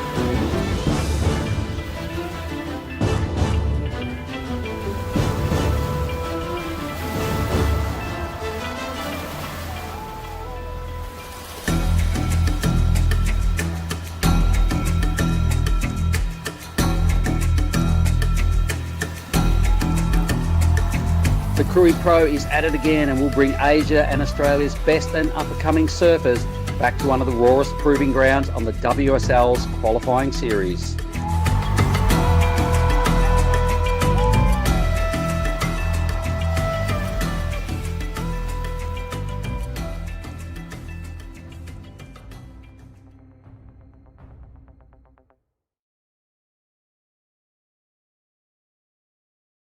Here at the Krui Pro. We've had some huge surfing throughout the day already, and we have even more action to come. It's been an exciting one. Out there is heat number 13, Nikita Avdiv. Out there in the green, Harley Walters wearing the red rashi, Ty Richardson in the blue, and Riley Munro in the white. This is an exciting heat 13. And to call me through a little bit of the action is Mark Clift. Mark, I don't know if you've seen the last couple of heats, but it's been an exciting one to watch. You know what? It's just started pumping out there about an hour and a half ago. It really started hit its straps on the mid-tide. So we're watching red Harley Walters' replay right there. That's wave number 2 of this heat. We are watching heat 13. A quick shout out to a really good mate of mine, if you don't mind, Wayne Murphy up there in Ireland. He's watching. He's given us some feedback. He's a cool dude. We love you, Murph. Thanks for tuning in. Johnny Tucker, birthday, used to be on the webcast here with me, and he was part of the reason we do the bang bangs in Nias. Johnny Tucker started that. It is his birthday. I'm giving you a double thumbs up, JT. He's probably sitting down there at Kanoa on the big screen watching all the live action. If you are, Johnny, we love you too. Cheers, boys. I appreciate all the hits from the crew around the world that are watching. No doubt you've got some friends that have been tuning in. Got any little shout-outs you want to blast away? I don't actually know. I feel like a lot of my friends are here. Otherwise, a fan back at home. But yeah, a lot of my friends are actually in the event surfing. So it's more just excited to watch them competing for sure. And I even bumped into... I went up to Damai Bungalows because Murph suggested I've got to go and have a chat with the surf guide there. Bumped into Daddy, Micah. Yeah, Daddy. I bumped into Micah. He just lost his heat. He wasn't overly bummed. He said he was stoked. His mate gave him, Stokesy gave him that wave to get the number that would have got him into second. Stokesy then got a 7.27 and beat him. But he wasn't that bummed. He was kind of pretty mellow about it all. He still surfed a pretty good heat. But he also suggested that the surf just started firing kind of just before the start of his heat. And judging by what's happened in the last couple of rounds, last couple of heats, it's looking like, it just looks a whole lot different to this morning, right? Yeah, it definitely does. It's getting better for sure, and there's it's exciting because the last few heats, especially in the last pretty much minute of that last heat, Kenshin and Sammy got some really good waves. They had a great back-to-back experience. So great to see Sammy go to town on it, and then Kenshin also. And Kenshin actually getting the better of it. He got a 6.67 and takes a lead. But right now with 20 minutes to go, Harley Walters opens up with a 2.5. Nikita Avdiv just had a couple of throwaways, a 0.43 and a 0.3 with 20 minutes to go. Ty Richardson and Riley Munro yet to open up their accounts in this heat. But I'm actually excited to watch this one. I feel like all of these surfers are such incredible surfers within their own right. They all attack the wave a little bit differently. I feel like if we can get a flurry of action, a flurry of waves, we'll see some really good surfing. All right, so we'll see what we know about these crew, if you don't mind helping me out here. Nikita Avdiv, Russian surfer, been sort of touring around Indonesia the last couple of years. He's out there in the green. I think we'll get back to that conversation in a minute. We are going to throw down with Dai Wacko and Kenshin Matsunaga, winner of the last heat. Take it away, Dai. それでは、次のラウンドに見事進出を果たしました松永健信選手にお越しいただいています。昨日までジュニアディビジョンでこうサーフィンしてたと思うんですけど、やはりその影響があってか、こうやりやすかったですか？ちょっと若干波も分かってきてやりやすかったんですけど、最初のジュニアの前とか練習の時は全然どの波がいいのか全然分かんない状態で、まだ分かんないですね。Even though he was surfing in his junior division, he's still not too sure what kind of wave he should get, but looks like he got the right ones. それでも後半しっかりと波に乗って、いいスコアをメイクしていきましたが、そのあたりはこう作戦通りだったんですか？まあでもいい波乗って楽しめばいいかなと思ってて、で最初の方にいいの乗りたかったんですけど、なんかすごいセットが来ちゃって乗れなかったですね。作戦通りじゃなかったです。It didn't went as he planned, but he's just trying to have fun. Probably that's what he did in the end. では、いろいろトラブルもあったようですが、最後にメッセージの方お願いします。はい、今日から QS が始まって、昨日までジュニアあったんですけど、波も良さそうなんで楽しみます。楽しんでください。明日も頑張ってください。Thanks, guys. See you in the booth. Big fella, he got a third yesterday in the juniors as well. So he's one of those guys that have benefited from the juniors rolling out before the QS, and he's winning another heat. So on he goes on his merry way. Yeah, for sure. It was actually an interesting heat because at the start he wasn't really opening up. We didn't really see the surfing we were used to seeing from him in that Pro Junior. He was consistently dropping 5s and 6s within the first 5 to 7 minutes of the heat.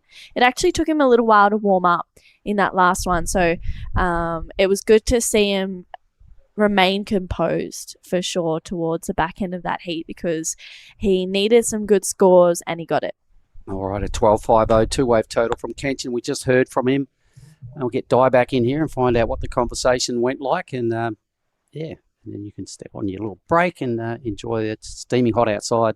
I'm glad we've got a fan in our AC room here. Yeah, me too. It's nice to enjoy a little bit of a reprieve from the heat. But, I mean, we can't complain too much because look at these waves. It is absolutely pumping. This is Nikita Avdiv right now flying down the line, tucks in, but a bit of a close out and he goes over. Yeah, I don't know what he saw in that wave. Maybe the height issue got him and he just went, I've got to take this. It's a set, but yeah, dead set close out. So we've got Ty Coolest who is in the lead with the 3.5, Harley Walters. Yeah, so just low numbers. Let's leave it at that. It's not of joy to talk about just yet in this heat, but I'm sure these swell lines are going to connect with the reef shortly, right on our mid-tide. Dai Wacko's joined me again with 16 minutes to go in heat 13. Dai, what was that conversation about? He was kind of lost in the water, even though he was surfing in junior division and he had a great surf, but he still doesn't really know what kind of wave he should get. And actually, he didn't mention it, but he got snapped his board in the last heat. So he's riding his backup. Is that right? One of his backup boards? On his last wave. On his last wave. Okay. Okay. Wow. Blue, tidy bit of work here by Ty Coolest. Needs to get around. I think it's a one-turn wave. I didn't really see the start of that. I can see Raju Senna, the Prince of Padma, getting ready to take on the next heat. That's him in the green, everybody. I'm sure the Padma boys, they love supporting their surfers. They'll know that Raju's coming up. I'm sure they're all down there at Winnie's at Kanoa. Johnny Tucker, happy birthday. And the boys, yoo-hoo, cheers. Let's see if Raju can put on a hell show next. Okay, so Kenshin reckons he got lost out there. Right. And then he's still Still adjusting the way to sit. So it's kind of difficult out there, I reckon. It's just such a big area, isn't it? And, when there's free surfers everywhere, it can be quite easy to know exactly where to go and park up. When there's only 3 other dudes and sometimes only one other person sitting out the back as you paddle back, it can be a little tricky, especially if that person is sitting a bit too deep and you go and park up next to them and all of a sudden you might be out of position, because we've only seen a couple of low scores. So nobody's really yet to capitalise on these, plenty of energy heading in. It's just set after set, really. Watching from the beach, is every wave has potential, but I don't think they don't get many waves. So probably it's kind of tricky out there to pick right ones.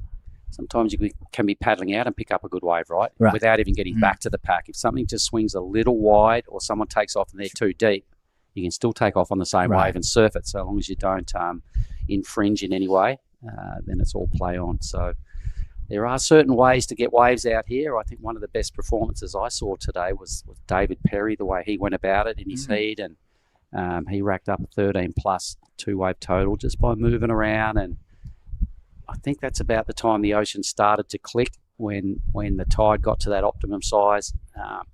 You can see the darkness in the front of the picture of the reef just starting to kind of become more evident. So it's probably just the other side of the mid-tide right now. It's 12 o'clock down here at Krui Town. Right, the tide's just dropping, so there might be some downtime in the ocean.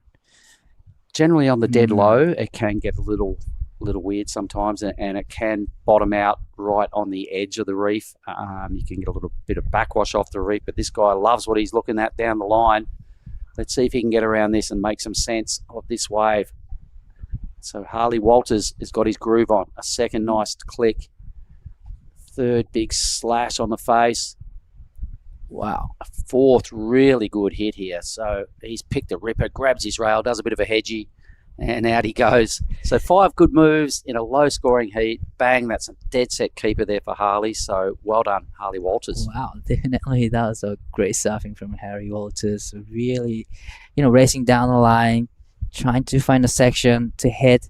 This is a great carve, and straight off the bottom, get critical hit right there, and it gets another big carve. I really love this one, and after this, really stylish carve, grabbing the rail. Yeah, just a bit of variety. He no downtime in that wave, so I reckon Harley could give himself. He'll be paddling out feeling really good. He won't even know what the number is yet, and we don't. But when you ride a wave like that, 5 moves connect like that, and you finish with that much style, grabbing your rail, doing a hedgie, a 6.5 drops in, so a pretty solid number, but in a low-scoring heat, really good work. He'll be happy with that ride. 6.5. That is a good score, especially in this slower heat. Having a 6.5 is just great to have one.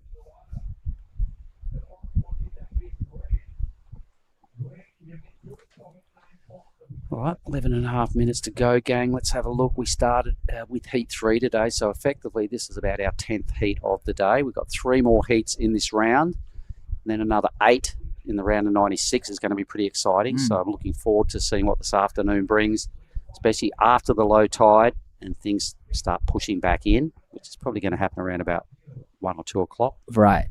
So a couple more heats and go straight into the round of 96. And that'll be almost around the time that the tide changes, is almost around about the time that in the round of 96 hit the lineup. So I'm sure those boys are rubbing their mitts together and eagerly awaiting their opportunity to do stuff like Ty Richardson, who's got himself a real nice little runner here as well. It's one of these real mid-range sort of waves that kind of bowl out and offer plenty of scoring opportunity. A third big hit, hell of a floater. Just can't quite stick it. Did some good work before that, so I'm sure it's his best wave. Needed a 5.51. I'm not sure he gets that to go into the lead, but once again, low scoring heat. It's definitely going to help his campaign. What did you like about this wave, Ty? Well, really liked the first and second time. Went vertical, went in the critical hit section to hit, but unfortunately he went down with a big float. If he could have made that one, it could have been a big score. For sure, for sure. Here it is again. It's good to see all these replays a couple of times because sometimes you might miss it. Some crew might walk away from their computers or their screens and then hear us rolling out a replay and they come back and catch it a second or a third time. It's pretty cool. So thanks to the production team there, boys. You're doing a good job. 10 minutes, heat 13. Unlucky for some. Looking pretty good for Harley Walters at this stage, who needs to just improve on a 2.5. Ty's last wave locked in 4.33. That's not a bad score. Could have been a 6+. Land that last move. Right. Still 4.33 is a keeper, but unfortunately for him, if he could have pulled out that last maneuver, then yeah, like you said, it could have been the 6s. Yeah, definitely. No, easy. Hope you're having a good day, everybody online that's checking it out. This is an 8-day event. It's day 3. We've got big numbers. We started yesterday with around a 144. We finished our Pro Junior guys and girls. We've got the Russian surfer up now, Nikita. He looks over his shoulder to see if his wave choice is worthy. It's a smaller wave. Right. Not sure. Yeah, I can see why he was looking over his shoulder. The wave he paddled onto was... His last 3 efforts have been a little bit of a miscue. His wave choice hasn't been on song. He won a heat yesterday. I had an interview with him to put himself in this position. He's locked in 5 scores. None of them, 4 of them are under 1 point. And that last one's only a 183. Not having a good time out there. Right. Pretty much his plan is to get a medium-sized waves, but probably a bit smaller. Here he is again, wave number 6. But this wave looks like it's set up for him a little bit more. I might nice to put a couple turns in, but didn't make the last turn in. It's still not going to bother the scorers too much. The boys are probably just about locked in already. It's just kind of below par surfing, really, due to his wave choice. If Nikita has a coach out there or some buddies that might want to get in there and go, hey, kind of what sort of ways were you looking at when you were out there? Your game plan was a little off whack. It'll probably be his best number, but geez, it's so let's just have a look at Coolest. Wave number 2 here for Harley Walters. Wave number 2. Wow. So this is his 6.5. Yeah, he's got everything: flow, speed, and power into it. Yeah. So that's how he got 6.5. Here comes the grab rail. That grab rail just looks so cool, doesn't it? Looks so good. Do you do that when you're in the water, Ty? Try. You try and be Nathan Hedge? Yeah. Yes, I am trying to be. He was the first one. He's kind of credited for doing that in those Rip Curl search movies way back, when Hedgie was a young punk and had hair and was just in a prime Rip Curl search team, along with Tom Curran and Frankie and those guys. And he was going through the Indo mental-wise, doing that grab rail right in front of the camera. Big kudos to Nathan Hedge. We're going to throw to a quick bonsai ad and we'll be right back. This is the smoothie I've been waiting all day for. I'm going to start with a couple bananas and then mixed berry frozen blend, my favourite. Bonsai almond milk and heaps of peanut butter. Nice little bit of coconut to finish off. Get that in ya.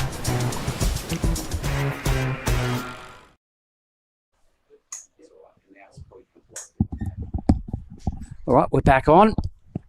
Quick break. Thanks to Bonsai. Seem to be sponsoring the whole WSL. They've been at all the big events, every WSL event. So thanks for coming on board and your support. Speaking of that, I've got a list of people that have helped us be here. Kemenpora, that's the Indonesian Sports and Youth Minister. The main supporters of this event this year, the WSL, of course, PSOI, which is the brand throughout Indonesia that govern surfing in Indonesia. The province of Lampung, the region of Pesisir Barat, which is where our Tanjung Sedia area is located, and of course the ASC, the Asian Surfing Cooperative, who help staff the event and get the logistics in all squared up. Well, a few sets are rolling through now, but no takers on that one. There's a few of the crew down there in the surfers area. And here we have White. Haven't seen a whole lot of Riley Munro. Second wave. He's only got a 2-1 on the scoreboard. He's got a froth monster. So he's going to have to rethink his campaign as well. Him and Nikita are kind of picking the worst waves out there and have not really clicked into gear. And sometimes that happens. Ty, you compete, and sometimes you're just out of rhythm. And if you are, and you come in, you go, damn, I sort of half cooked it, but the ocean just wasn't loving me. Yeah, it happens a lot, out of the rhythm. But when you are in the kind of like out of rhythm situation, you don't really want to hold on to the priority. You just need to get as many as you can and getting back to the rhythm, right? Yeah, wise words right there, my man. Either way, surfing, as we've mentioned before, surfing with a rash vest on is a whole different environment. It's the exact opposite to a free surf, right? Because free surf, you surf when you want, where you want, how long you want, and with whoever you want. When you're in a heat, they go, you're on it at 11:30 and you're against that dude, and that dude for 25 minutes. Go now. Yep. And you got to get your head around it. So some people are really good at it. Some really, really good surfers over the years cannot surf with a rashy on and just went down the free surf program. And, there's a few instances of that I can think of. And then other crew are just competitive beasts who love the challenge of pulling the rashy on and soaking up every moment of being in a contest. So wave number 2 now of Ty Richardson. This is his 4.33. Yes, and this is where he missed the sixes, this section. And wave number 2 again of Harley Walters. Loving these replays, boys. You're killing it. Thanks so much. So this was a 5-turner, I'm pretty sure. I think this... let's have a look. Yeah, this is 6.5. This is his 5-turner. 6.50. Bang, and that signature maneuver, holding the whale. What a finish. Oh, wow. All right, so there's still plenty of room in the scale for numbers to go above that effort by Harley. Either way, he's having a pretty good outing. Here he is again. He just needs to burn off a 2.5. Doesn't like what he sees down the line with only 3 minutes to go. I guess he's got priority and the lead. So unless a real banger comes through, he's probably thinking, I don't really need a wave. Might as well just hold on and do a bit of fending. His backup score is only 2.5. Yeah, he'll want to ride another wave for sure. Definitely he wants to improve that one. But he has a fast priority and there's still just over 2 minutes and a half. And looks like he's going for this one. Another looking good wave. Going to the signature carve, really love that one. And going to vertical with a ton of sprays. And another one. Wow, looks like this wave just stands up for him. And going vertical 1 and 2. And finishing up with a dropping cutback and a little bit of 360 right there. He's feeling it. He's in the groove. He knows that was another decent wave, and he will have the 2 highest scores once that number drops. So it'll be a comfortable win for Harley. I mean, with only 2 minutes to go, we're kind of speculating on that, but I reckon for sure it's another decent number in the 5-6 range somewhere, because he's just pleasant to watch. He doesn't sort of rush stuff too much. He just connects and makes it look no fuss. Yeah, right. He's very, very composed and just waiting for the section to stand up for him. No panic, no rush. Everything is on point, smooth transition, and a little bit of 360. Could be up there with his better number. Either way, I'm tipping he's got the 2 best scores. 90 seconds. Here comes the number now starting to filter through. It's a 5-6. So Harley Walters, 12.10, 2-wave total. Job done. Could just about, he's probably paddling in from where he is already. Ty Richardson with Prioritas. Priority needs a kind of a high 7. You can all see that on your screen. It's all about Green, who's had a bit of a shocker wave choice-wise. But him and White both need mid-range 5s in a hurry. So down to a minute. Bad news for them, though, is Richardson in the blue in second. Does have priority. Can't even see the Russian in green on picture. So not sure where he is. Riley Munro hasn't ridden enough waves either. His best score is only a 2-1. So stuff kind of went pear-shaped for 2 surfers in this heat. Kind of like they're having a shocker in this heat, Green and White. It's not going as they planned. Not at all. This could be a good little sign-off for Richardson. This is him in the blue. He's probably going to think about taking this wave and just get rid of White. So the goofy-footed Richardson now winds up. Got a good first section. Really lays into it. Plenty of rail. Strong manoeuvre. Tidy connection with his second hit as well. Grinding down the line. looking fairly relaxed. He'll know he's nailed second spot regardless of what happens in these next 10 seconds. Over the handlebars as I give him a rap on the back. White's too deep. That heat is done and dusted, so it's going to be Coulis and Walters all the way. You go and have a chat with Harley Walters. I'll hold it down for the moment, and we'll be back with Heat 14 in just a moment.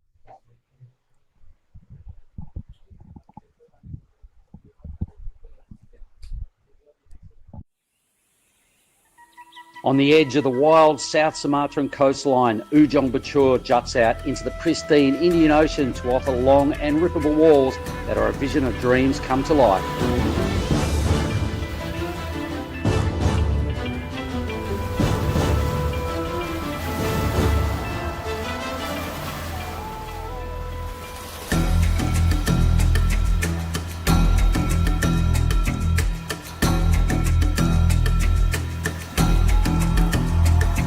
The Krui Pro is at it again and will bring Asia and Australia's best and up-and-coming surfers back to one of the rawest proving grounds on the WSL's qualifying series.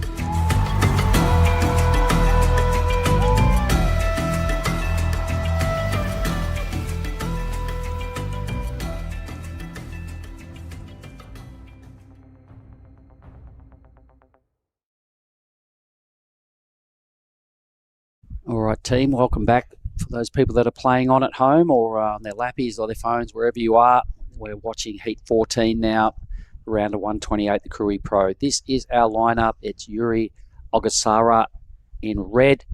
It's Ryuichi Inoi in blue, both Japanese surfers. The Australian Sol Grunderling in white, and Raju Senna, the Prince of Padma, there in green. So how many Padma boys you reckon are watching this right now? Oh, I'm sure they're all down there right now, all around the beach, having their beers and checking out now Raju Senna. I'm super excited. This is the first time I'm seeing Raju compete in years. Yeah, well, he had a little hiatus. He went and lived in Melbourne for a while, and he's back. He got a late call in. Someone pulled out late yesterday, and he got a start, and I moved through into this round.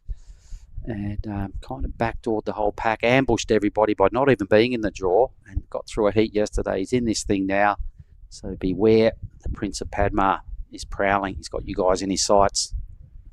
Yeah, so me and Raju grew up competing together in all the Magic Wave contests throughout in his hometown in Legian and Padma as well, and Halfway Kuda. So we've known each other for a really long time. His dad as well, I'm sure, is watching right now. A huge shout out. I haven't seen him in so long as well. So beautiful family, and I'm sure all the Padma boys are watching. I'm excited to see this heat and see Raju back in action.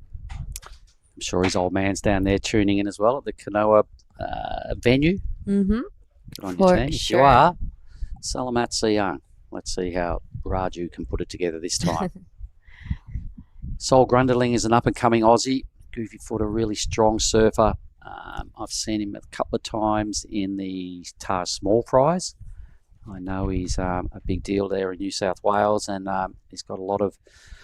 He's highly credentialed, so let's see what he can put together. I'm not sure, don't know a whole lot. I've seen Ryuichi Inoi throughout the Asian region events a couple of years running now. Has generally featured pretty well without sort of really making a semi or perhaps a quarterfinal, but generally slides through a few heats. And Yuri in the red, a fellow Japanese campaigner. Team Japan, they're everywhere. There's a reason we have Dai Wako on as one of our announcers with his Japanese Bahasa kind of interpreting and making life a bit easier for all the crew in Japan that are watching, because their numbers are rather large at these events, and they make up a huge part of the audience. 100%, and most of them always make it to finals day, so it's a huge, huge part of this event. And Dai is a vital part of our team. Without him, we wouldn't be able to get more insight and details from most of our Japanese surfers, and it's only fair to also have it in their language if we can. Yeah. And as we've suggested, it won't be long before the door gets blown open by Team Japan. You've talked about the Brazilian storm in the past. Well, trust me, there is a typhoon brewing off Japan, and they're coming hard. There's a lot of them. We saw it yesterday. The top 3 spots in the men's Pro Junior, top 3 spots in the women's final were all featured heavily by the Japanese crew. So, having said that, we are going to go down and listen to Dai Wacko, have a chat with Harley Walters. Go, boys.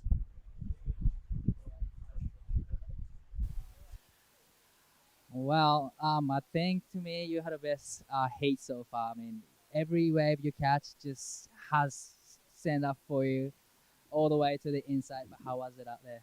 Yeah, no, I don't know. I got a couple little ones. It's like just trying to duck in between the big ones that break wide and close out kind of. But it was a bit of fun. So stoked to get a couple that stood up and a couple calves and snaps. So yeah. I really like the first good wave on your last turn. You did a grabbing rail, big carb, but is that your signature move? Nah, not really. I don't know. I just kind of pushed, and then I was like, oh, I could push even harder. So I just kind of grabbed and pushed, and I don't know. Probably could have done a snap and would have scored better, but felt pretty cool. You get the score though for that one. But how did you feel after that? Yeah, no, I don't know. I got a 6.5, and I was like, hopefully just back it up. But then there was they said 5 minutes to go, and I was kind of wigging out, but. Yeah, got a 5 at the end, and yeah, stoked to make it. All right. Is there anything you like to say to your family or friends back in home? Yeah, just hello to mum and dad and my sister watching at home probably, and Codes is over in America watching. So, yeah, thanks for supporting me. All right, good job, and good luck in the next round. Shoot. Interview. Thank you so much, Dai. We're gonna go back to live action. We can see all 4 surfers kind of paddling on the inside. The Prince of Padma, the lead of the pack right now. It might seem like there could be some waves coming through, and still no waves ridden in this heat. So they're taking their time. I think they might have all got caught in a little bit of a hassling duel. They all paddled up, paddling back down. Maybe they overfrothed and got a little bit excited and no one wanted to give up the inside. I'm not sure what happened there. 6 minutes off the clock for a 0-0 draw. Not ideal. 25 minutes seems to go quick enough, let alone letting 6 or 7 minutes wipe off the clock with 0 numbers. That's rare. But at least it's everyone on the same field. Everyone's on 0. Everyone surfed a lot of 20-minute heats in their time, and basically that's what it is. So all right, movement.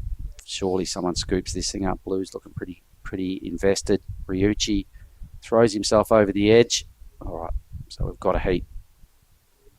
First section looked pretty good. Just looking to get back on the clean green face. A second section presents itself. Not quite vertical, but a nice projection out into that third section. Fourth hit there, kind of getting better as he goes. And finally gets up there and stabs it, but draws the error. In the scheme of things, still a pretty good wave. Yeah, pretty good wave. First one, the only one ridden. So that's definitely going to put him straight into the lead. A bit of a strange heat. We've had nonstop action throughout the past 4 or 5 heats. So it's strange to see it go a little quiet. It must mean that we're about to or close to reaching the dead low tide. Good point. We could be seeing a couple more heats now with that lull, but as soon as there's that switch in tide, I'm sure it's going to start bombing again. And the boys were probably thinking, damn you, Ryuichi, we were 3 minutes off a restart, and now we're not. So this is the replay again, and he kind of played it a little safe. I guess the pressure thing kind of mounted a little bit, and he just went, I just want to finish this. And he went up there and finally tagged the lip and went over the hangers on turn number 4 or 5. Score ended at 4.17. Fair enough. Wasn't blockbuster. It was a little safe-ish, but I'm sure that feels good when no one else has a wave under the belt. Yeah. You know, I haven't seen him compete in years, but strange from Raju Senna that hasn't already taken off for this heat. He, I think, used to be one of the first ones to kind of start off quick and then kind of be picky throughout the heat. But to be fair, when we were younger, we were competing in a lot of beach breaks, so it's a whole different heat strategy. First time I really saw Raju do well at an event was, I think it was the Grom Search International Final at Lakey Peak. He was representing Indonesia. This is going back maybe 8 or 10 years. Jacob Wilcox was in it and Pat Curran won it. But I remember the Prince of Padma here got about a quarter-final, 5th placing or something, and I really saw him take off on some beasts that day and went, okay, this Raju is pretty good out of Bali, and he grabbed my attention, and I've remembered his name ever since. So He, like most pad bar boys, they generally on a wave a minute, and Raju's got to be feeling a little nervous as Ryuichi joins the pack with a 4.17. Red and white are in a hell of a paddling duel. They're just going punch for punch out the back here. But So, Yuri, yeah, it is Yuri who got the better of it, slightly more inside and out the back. So nice first turn straight up into the second one. He wants this wave to stand up a little more for him. Almost goes over the handlebar, but manages to ride out of it nicely. So there we have our second wave, 15 minutes left. Grundling's starting to make position. We've seen Raju's on his feet, so that's the third wave of the heat. Big upside down spank, gets a little tangled up with the lip and gets blown off his board for his effort. Grundling looked like he was pretty interested in this wave, so I'm not sure where he is either way. Blue scoops up wave number 2. Ryuichi, kind of a lot of waves in this set. Some of them didn't really hit the A-grade part of the reef. Leaves Grundling waveless, who will be spewing. Red took that wave off him. Actually, here he is. He's not a goofy footer at all. Sorry. So Sol Grundling. Oh. What are you liking here, G? I really like that second turn. It was super, super tight and in a critical section. Lots of water thrown out the back. I am calling that one probably going to be the best score of the heat for now.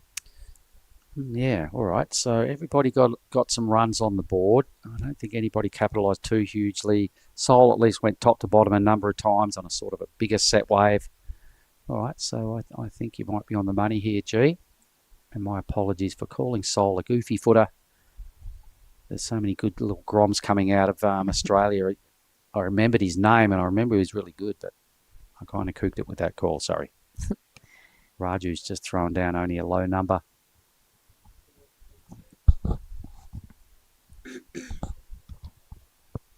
So while we wait for some scores to come through, and I'm already down my memory lane with watching Raju and thinking of the Grom contest that we used to do, you brought up Taj's small fries earlier, and I feel like that's such an important stepping stone for most of the Groms and up-and-coming kids that want to make it into the big surfing scene.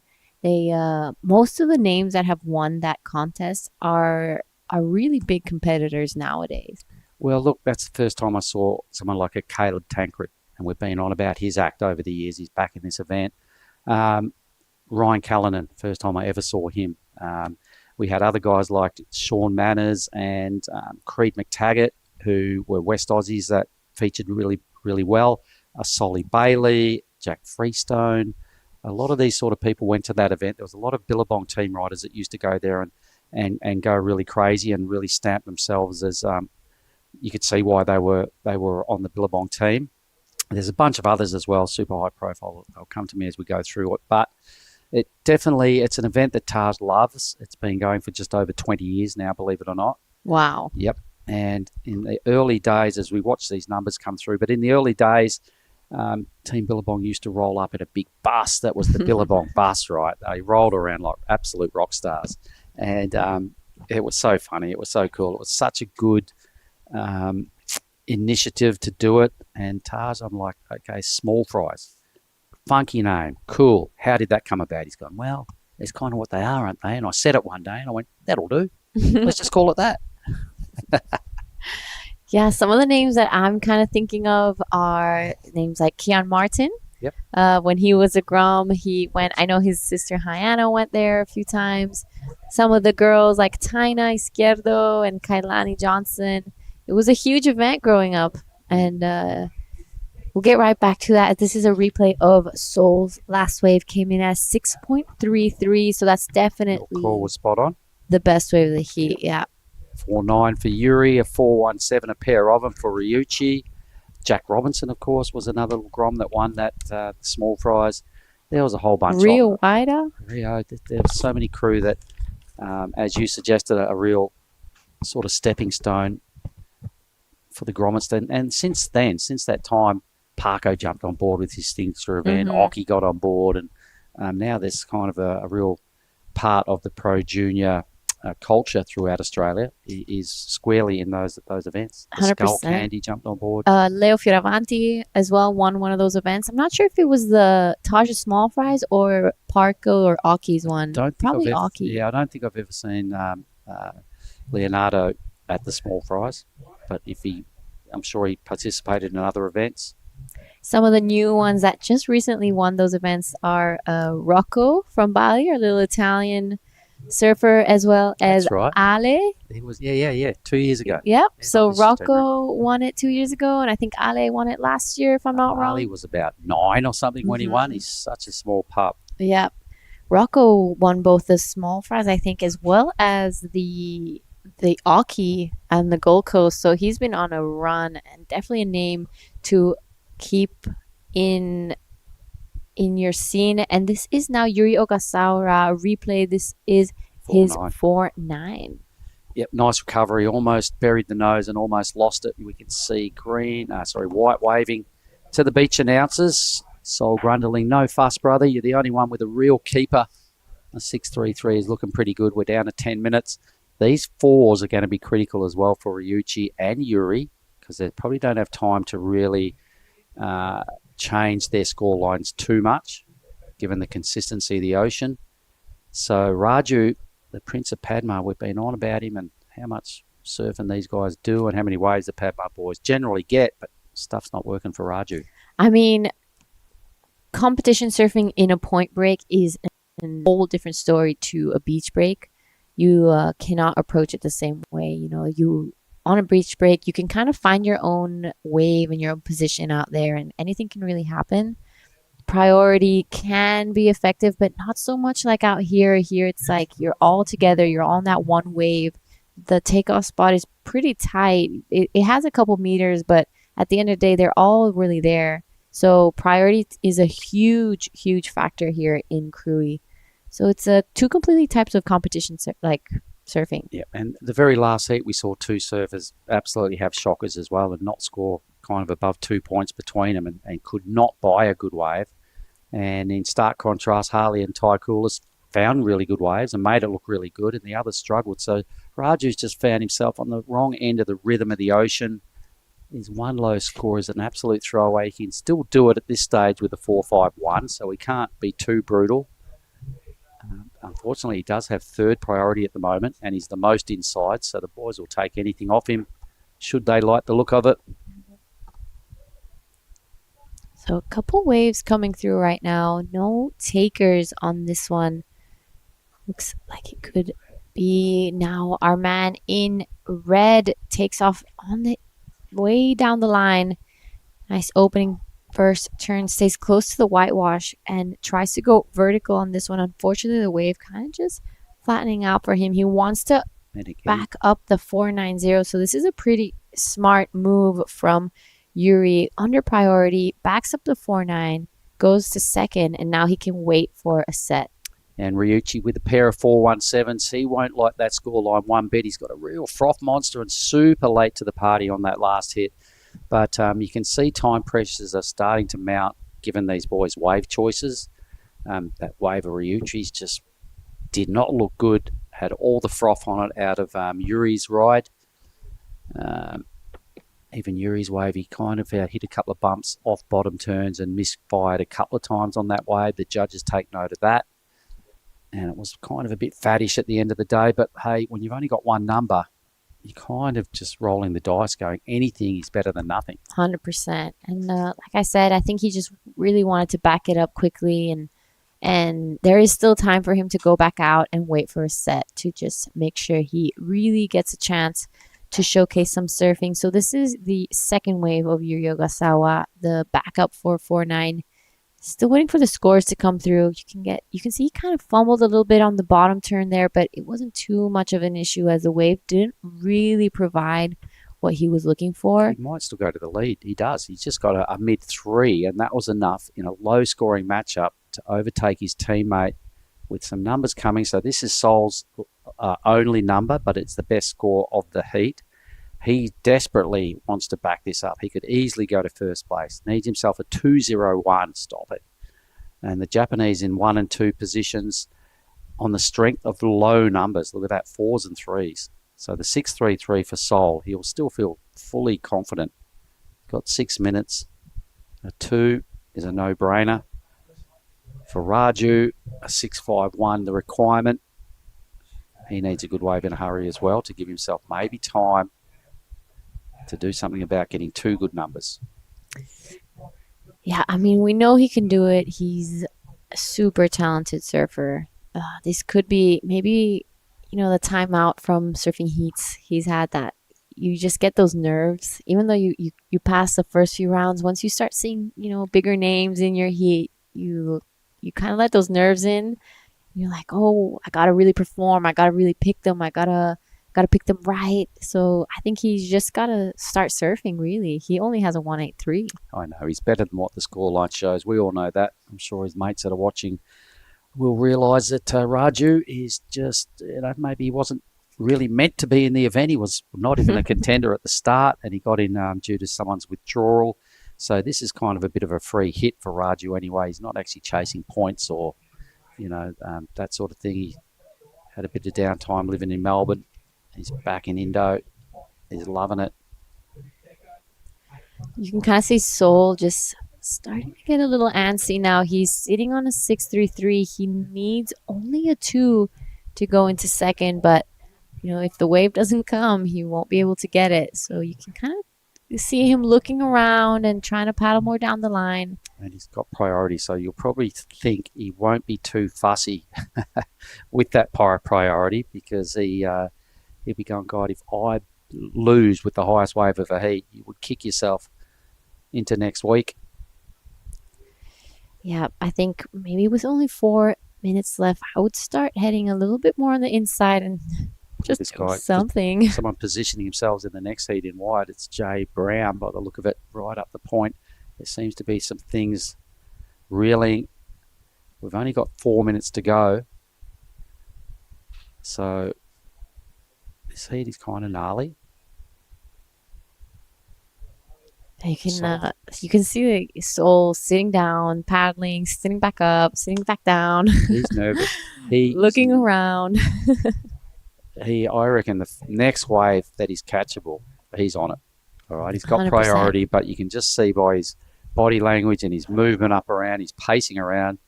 Red's asking for time. He's in the lead. Everybody's got to be nervous in this one. And Raju's just going, just give me one more. I want to blow up. I want to show you what I can do. All right. It's an opportunity, I reckon. Raju could be in the box seat here. No one wants it. Oh, right. I'll take it. The thing kind of burgered out anyway. It was a non-event. Wow, we are sub 3 minutes. Grundling's got to be sweating on his brow about now. This wave is still not going to do anything for anyone. Oh, my goodness. All right. At this point, if I was Sol, I'd paddle on the inside and do anything. At least 2 cutbacks. It's a 2. Bottom turn and 1 hit would probably get it. 100%. He just needs a swell line. Oh, my God. And it's not looking so good out there. Look how low these totals are. We've got a couple of 8-point totals that are leading in first and second. Grundling's got 1 number, and he's not far off advancing, but he's desperate for a 2-0-1. Look at the crew in the area down there, the athlete zone. There's got to be some nervous Aussies in Sol's corner. There's Philip Duke trying to throw some advice around. A little lightweight, but he's such a cool dude. Did he get through his heat? Yeah, he did. He got a 6. I heard you guys talking up one of his rides, and he is so out of his weight division in a QS 6000, and he's making heats. Yeah. Go, Philip. Oh, my God. I'm feeling really nervous for Sol. I mean, paddle in. Do something, please. Oh, my God. The ocean's Give yourself really a chance. flat out the back too. He's looking really interested. All right. 90 seconds left. This is your moment, Sol. Raju's got it, but White's going to have to take it off him. Does Raju remember the rules? White doesn't get it anyway. I think he was too far out. Oh, my God. This could be an upset of the day. Probably been the skunkiest heat all day. Look at White now. He's just searching for something. This is gnarly. This is really heavy. Yeah, this is crazy, actually. Okay, so there's a line coming out the back. I don't want to speak too soon. There's 55 seconds on the clock right now. Raju, a nice floater, but unfortunately, that's not going to be the 651 he's looking for. Okay, so it's looking there's a small wave. This has to be a wave for Grundling, surely.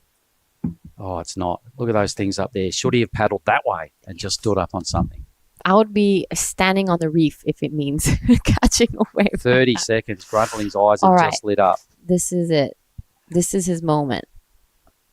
Oh my God, folks. 20 seconds. Will this wave... Oh, my goodness. Look, keep your eye on the timer, everybody. Oh, Grundling my is goodness. right on death row here. It's just so close. Please, Soul, please. I beg you. Yes. 6 seconds to go. He stood up. Boom. All right. There's his 2. There's his 2. There's his 3. There's his 4 and a bit. 5-point ride. There we God. go. Buy yourself a lottery ticket, young man. He just used his get out of jail free. That was, my heart is racing so much right now. That was pretty crazy. He'll probably go to first with this wave. I think he will. For sure he will. He goes to first. So from a dead and buried to a first placing, I think it's a no-brainer that he goes there. I think we might be staying with him and just check his bit of emotion when he gets a number. He'll know he's home and hosed. It's going to be bad luck to Ryuichi. He's the unfortunate recipient. Look at him. He's just laughing. He's gone, thank you, God. Oh, feel bad for his parents right now, giving him a heart attack. All right, so Grundling there does go to the lead. He just about matches his first score. So with the 2 best numbers, Grundling first. And, well, we're going to throw it on ad. We'll get back with that official result in a moment. See you in a tick, gang. On the edge of the wild South Sumatran coastline, Ujung Bocur juts out into the pristine Indian Ocean to offer long and rippable walls that are a vision of dreams come to life.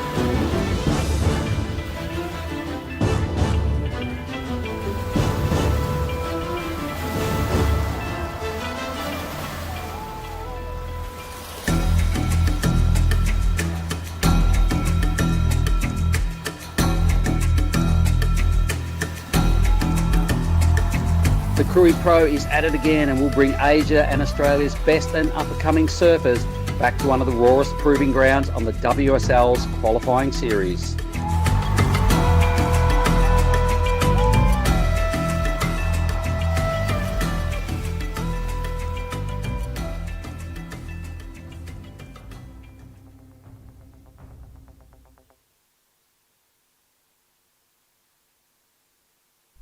All right, guys, welcome back to the Krui Pro. This is day 3. Already with live action, we're seeing the last bit of Arch Whiteman's wave. I want to welcome back into the booth, True Starling. Thank you, Gianna. It feels like there's a bit of a high from that last heat, and you could see the emotion still in the water. I think maybe the caddy for Arch Whiteman just firing up after that first wave of Arch, so scores to lock in. Wow. Soul getting a buzzer beater then. That was a pretty crazy heat. I mean, it was one of the slowest heats we've ever had today in this event, and he had a 633, no backup for 25 minutes, and in the last 6 seconds he manages to get a wave, do 3 turns, finish it, and then goes straight to first. Wow. In the last 6 seconds of the event. I mean, imagine sitting on a 633. It's the highest wave of the whole heat. So yeah. Wow. 6 seconds. That is so scary. Jay Brown up and riding. This is live action for Heat 15. Jay from Cronulla, really nice opening carve, floats it over that section there, and I know that Jay's travel buddy Ty Coolest surfed in one of the earlier heats. Pretty sure he made that one as well. So I'm sure Jay is wanting to keep the momentum going between the two of them. They'll be taking on Cameron McDougall and also Jesse Ferguson as well. So scores to come through for first of Jay Brown. First wave of Arch Whiteman, a 4.67. This is that replay. Oh, huge opening carve for Arch. Gets his second one in. And this is where it gets a little bit foamier, and he just has a bit of a stumble there, but still puts together a really nice first wave. Good to kick off his heat in this round, Giada.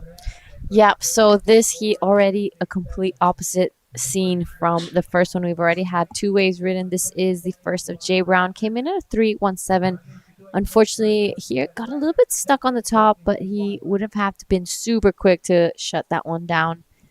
So we have Cameron McDougall and Jesse Ferguson, 2 names that I've seen in the past here in the Krui Pro.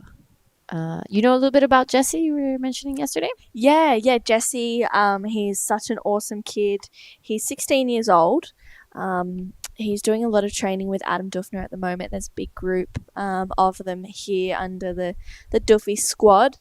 Also training with Jared Detiri as well over at JDT. He's got his own HQ, does like PT and strength training, especially surf specific stuff. So Jesse's really putting in the hours and the preparation leading into these events. And now he just needs to trust the process and perform at his best where he can. Yeah, 100%. So it's most of the times the ones that put in the hard work and the time tend to get results. So I'm excited to see what happens with Jesse Ferguson in this heat. So you were just outside. What's the vibe like? What's happening? What's going on? Yeah, it is pretty warm out there. I'm not going to lie to you. It's quite warm, but there is some really good waves coming through. Everyone was super excited. There was lots going on, lots of energy out there. People getting ready for their heats coming up soon. We are going to run into the first 8 heats of the men's round of 96 after the completion of this round. So I think a lot of the competitors are getting excited to get back out there, I think, or be out there for the first time for the Krui Pro. So yeah, it's cool to see everyone starting to come to the event site to check the waves out a little bit, hang out in the athlete area. There's lots of excitement out there. Honestly, I think the waves are pumping, and if everyone had the opportunity to have a heat today, I think we'd have some very happy people. 100%. And I definitely think I'm gonna go for a surf this afternoon. It's been firing all day. We've been watching these waves and these incredible surfers just go back to back. This is now Arch Whiteman, current heat leader. Beautiful, super fast first opening turn. Unfortunately, goes over the handlebars on that one. But that first turn was so beautiful. Wow, yeah, that could have been a really good moment. And this, huge gouge. Wow, that was so solid from Arch. But I feel like that happens a little bit to Arch. He does one huge first turn and kind of overcooks the second turn just a little bit. I feel like, that section was always going to be a little bit fatter on that second moment. So maybe the wrong turn choice. I'm not out there and I'm not going to judge or anything. I loved that first turn. It would have been amazing to see him back it up with a solid second turn because it would have been a good score. 100%. I agree. That first turn was all the money. There we have it. A 3-1-3 just from one turn. Imagine if he backed that up. I'm sure he would have gotten 1 or 2, and that was definitely in the 5s, maybe 6s, depending on how the wave was gonna pan out. But it is looking now like Cameron McDougall on a good looking bomb. We are super excited to see him start his QS campaign. Nice first turn straight up into this second one, just setting up for this section of the wave. Goes vertical off the lips, all 3 fins out onto the other side. He's gonna have to weave through this section a little bit. It kind of flattens out, but really nicely done from Cameron. Yeah, that was a really well surfed wave. He's still going on this one as well. Just coming unstuck though.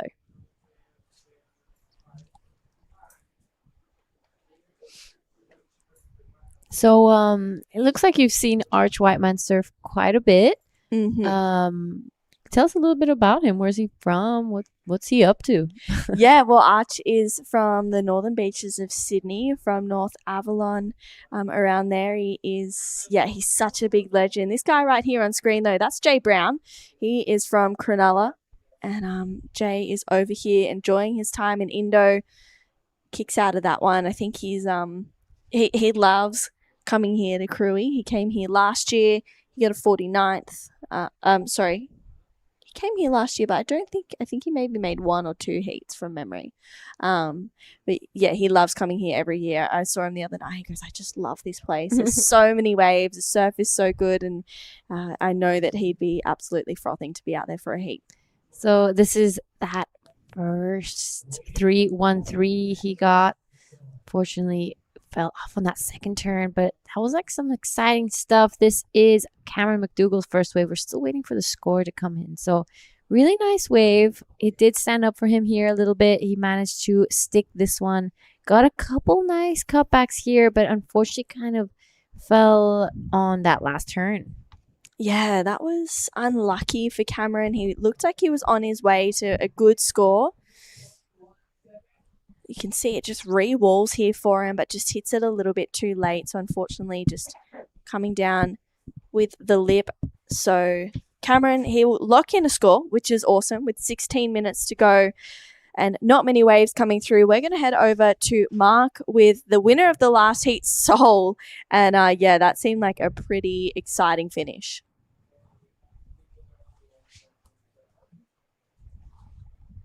A very lucky winner, shall I say. A well-measured winner, Sol Grundling. Was that the most nervous, stressful heat you've ever surfed? Definitely. I don't think I've ever left a heat like so close to the end. But yeah, I'm frothing. I'm so frothing. I got the chance to have a crack at the score, and yeah. Did you realise there was like 6 seconds to go, right? You rode the last bit of motion in the ocean of that heat. Yeah, I paddled back out and I looked at my watch. I was like, oh, I've got 10 minutes. I'm cruising, and then next second, I let a few waves go, and I look at my watch. I'm like, oh, 1 minute, and the waves just stopped. And I was like, up or down, and everyone was whistling down, and got so lucky to get that last wave, and I just went all out. I didn't even think about it. No, you did indeed get lucky. You dodged a major bullet, buddy. I could suggest that you go and buy a lottery ticket because it could be your lucky day. Definitely going to get a Bacardi sweat and a bang bang after this. You deserve it. You probably just stressed your folks out who are probably watching. You probably stressed them out big time. Would you like to apologise to them for that? Yeah, sorry, Mum and Dad and Duke and all the boys that are helping me out. Yeah, thanks heaps for watching and supporting me. And yeah, on to the next one. I'm going to shake your hand. That was a job well done. Phew. Thank you. Thank you, Mark and Sol. I know that Sol would be pretty happy with that one. Arch Whiteman would be happy with this. A couple of really nice combinations. Looking to finish it off strong. He gets up there and rides out, and that was a really, really solid wave for Arch Whiteman. I love that surfing. I think Jay Brown also got a good one there. I saw a pretty staunch kind of no-claim stand-up claim in a way. And yeah, I think 2 good scores potentially to lock in. Yeah, it's kind of looking like the ocean's waking up a little bit again. I told Mark that with this dead low tide approaching, we're going to have a lot of lulls and a lot of heats like the last one with the last second heat change and scores. But as soon as this tide switches and it starts coming back in, that tide starts coming back in, we're going to see a big change in condition again, and we're going to have non-stop action out here. It's going to be such a fun afternoon. I'm super excited, not only to watch the heats, but to get a couple waves ourselves as well. Yeah, it should be a fun afternoon. This is that replay of that last wave of Jay Brown. Locks in at a 517. What do you like about this one, Giada? All right, so this is one of those waves that kind of hugs the reef a little bit more. You can see here that there's a little bit more texture on the face of it, so he did really well to weave through that, but that last turn was the money shot of that wave. He is gonna go for a pretty good score there. I love that he just followed the lip all the way through and just airdropped finished. Stood up, looked up, he was like, yeah, I got this. Yeah, it was full commitment from Arch Whiteman. First indications of the scores comes in a 6.33 for Arch, so well rewarded for some really solid surfing. I love to just see him get those good connections and also get that finish. We saw that one really nice carve, and then he goes into the second one and kind of overcooked it. So it was good to see him get a couple of nice combos.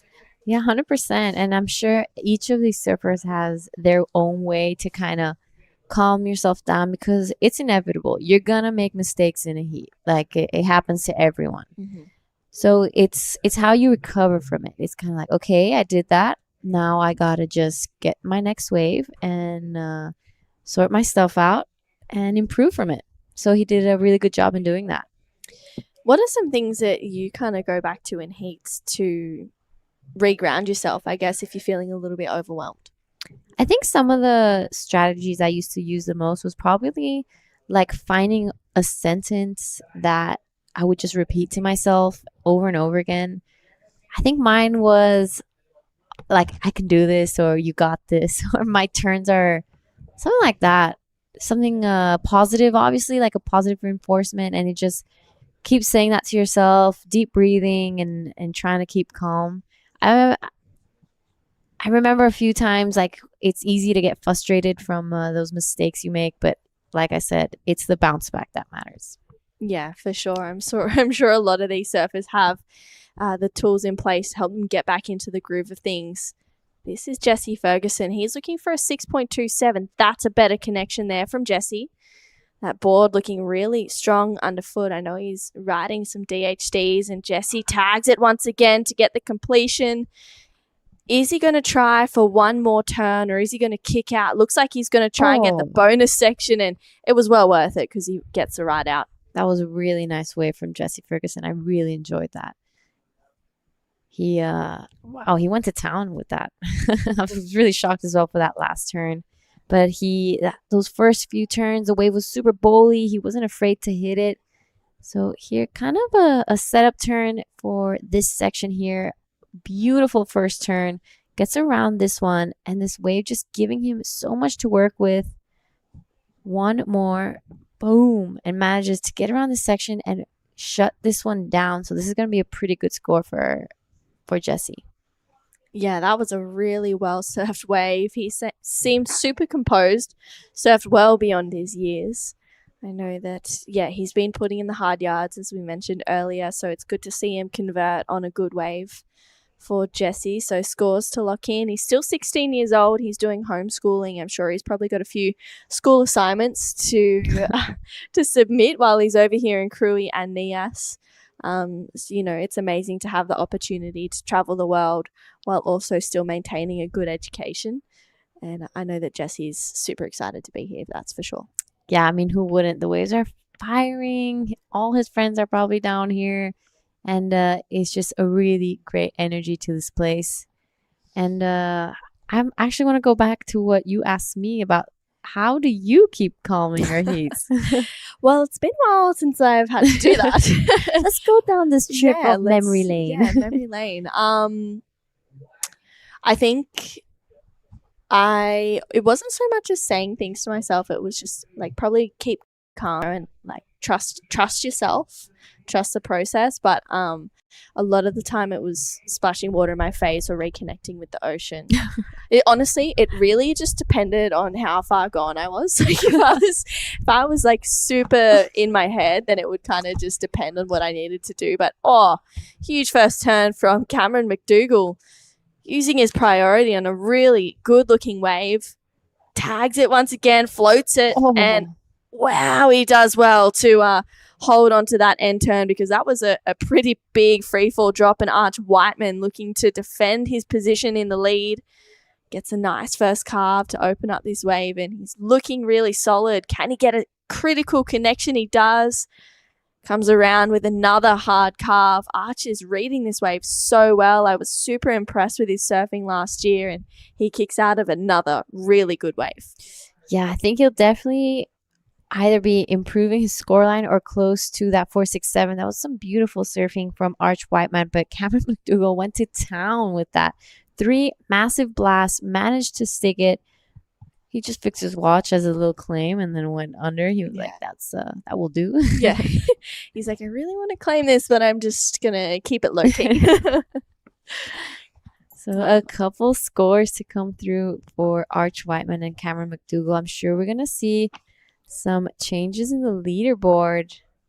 Yeah, you see that last score of Jesse locks in at a 6.23.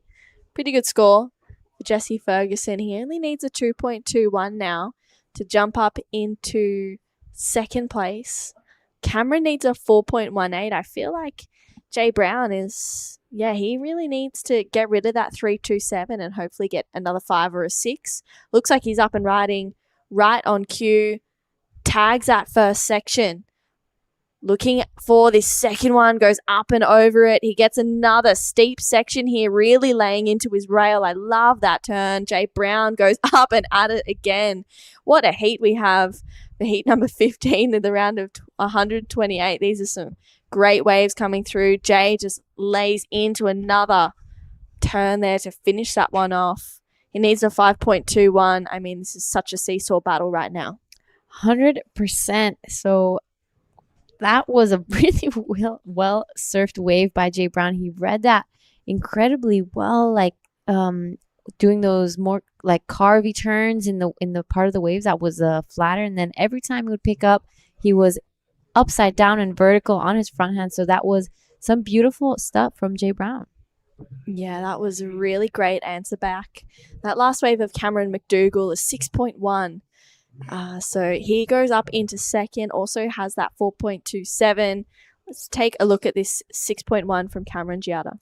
Huge first turn, just slides those fins out straight up into the second one. I think this third one back to back just floats it and airdrops it down. That must hurt his knees really bad. And right behind him, Arch Whiteman. We're still waiting for this score to come in, but a really good wave selection here. You know, it wasn't giving him so much at first, but this wave kind of just grew as it went along the reef. He surfed this nicely, giving the judges a variety. Really smooth surfing from Arch Whiteman. He doesn't waste a lot of time in between his turns, and behind Jay Brown. What'd you like about this one? Yeah, I just thought Jay was up and into the lip every time. He didn't try and oversurf it. You can see he's patient off the bottom and just really rips into it off the top. I love that turn. That was such a huge carve. A little bit of extra oomph to it as well. So he needs a 5.21. We'll see where it goes. I love that last turn too. Heaps of variety. 5.33 for that last wave of Arch. Let's see where this one of Jay goes. Yeah, okay, so we're waiting for the last of Jay. I think he probably got it with that last one or either close to it. And there we have it. It's looking like a big number for Jay Brown, and he goes straight to the lead with that one, a 7.67. That is a pretty big number. This heat is on a roll right now. Each surfer has nothing lower than a 6. Wow, this is a very exciting heat. This is that replay of that last one of Arch Whiteman. He got a wave after that 5.53. So he has another score to lock in. It's Jay Brown right now with the lead of 7.67 on that last wave. That was really smooth surfing. This has been a really exciting heat, as you mentioned. Everyone in the 6 and the 7 range. A 5.77. Cameron needs to get to second. Jesse chasing a 5.64. Sorry. I feel like, yeah, wow, with 3.5 minutes to go, there's definitely going to be another opportunity. 100%. This is a heat that keeps on giving. Very, very action-packed compared to the last one. So I'm super excited to see how this one ends. You're right, Jay Brown, a 7.67. That's one of the highest scores we've seen in a long time. So it's going to be interesting how Jesse Ferguson fights back. He has a 2.17 as a backup. He knows he needs a wave right now. Yeah, that was Arch. He had a little look under priority. I don't mind that tactic to see if he can better that 5.53. He's in 4th priority. No harm, no foul. With 3 minutes to go, this is an important time in this heat. Let's take a look at this replay of the 7.67 again. This was such a huge wave. Giada, really strong surfing. Yeah, it was a big wave. He gave the judges variety. He gave them speed and flow. So he's just ticking boxes all along this wave. He doesn't spend a lot of time just waiting for the sections to come. When the section goes flat, he does those turns, and when it picks up, he goes into the pocket. So it was really read well from Jay Brown. Yeah, beautiful timing, good power. You can see him taking a minute there. He's probably feeling it right now. He needed a score. He was on the ropes, and he capitalized on the opportunity that he had with 2 minutes to go. It is Jesse Ferguson in fourth. He has first priority, needs a 5.64, and Cameron McDougall holds second priority. He needs a 5.77. Arch Whiteman would be feeling the nerves a little bit right now because they're not big requirements for third and fourth place. Yeah, so the scoreline is pretty tight. It's gonna be a pretty intense finish with a couple lines coming through. 1:40 on the clock. I think we're gonna have a blockbuster finish here in heat 15 of the round of 128. We're gonna go straight to the last heat of this round and then into the round of 96.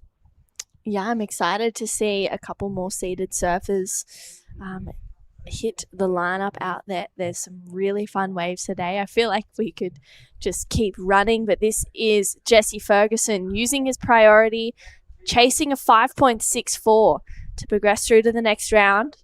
Bit of a carve to start this one off. He's looking to really open up on the inside. Gets a steeper section. That's a better looking turn from Jesse. Another flatter turn. He really needs to find a critical section here, which he does there, and lays into another turn, gets a ride out, and you can see the passion coming through. He needs a 5.64. What do you think, Giada? It's going to be close. It's close. I'm not sure. I can't really tell you, especially since it was a drone angle. Maybe we'll get a replay and see, but it's definitely close. The only thing kind of holding me back is there was a lot of downtime on that wave. It never had a moment where I was like, whoa, So he's looking for almost a 6 at this point. Yeah, he needs that score. It's a really hard one. Wow, Cameron McDougall with 10 seconds to go. He is up and riding. Needs a 5.77. Gets around that section. Nice open carve. Gets a second turn. And the finish for Cameron McDougall. Wow, so scores to lock in for Cameron and Jesse. They were both sitting in third and fourth. This is going to be a really close finish. Ooh, so this is a replay of Jesse Ferguson, his last wave. He needs a 5.64 here. This wave really nicely surfed throughout the whole time, but yeah, as I said, a lot of more flat sections, a lot of more safe surfing. So I'm not too sure if it's going to be the score he needs. It's going to be close though. Beautiful finishing. He was feeling it. This is Cameron McDougall out the back. 5.77 is his requirement. Gets around the section and mostly just what we saw, this turn and finisher. Ooh, what are your thoughts? Wow, it's going to be really, really close. Wow. Last of blue for Cameron McDougall, a 4.6. Doesn't get the score, unfortunately, for Cameron. He got a 49th here last year.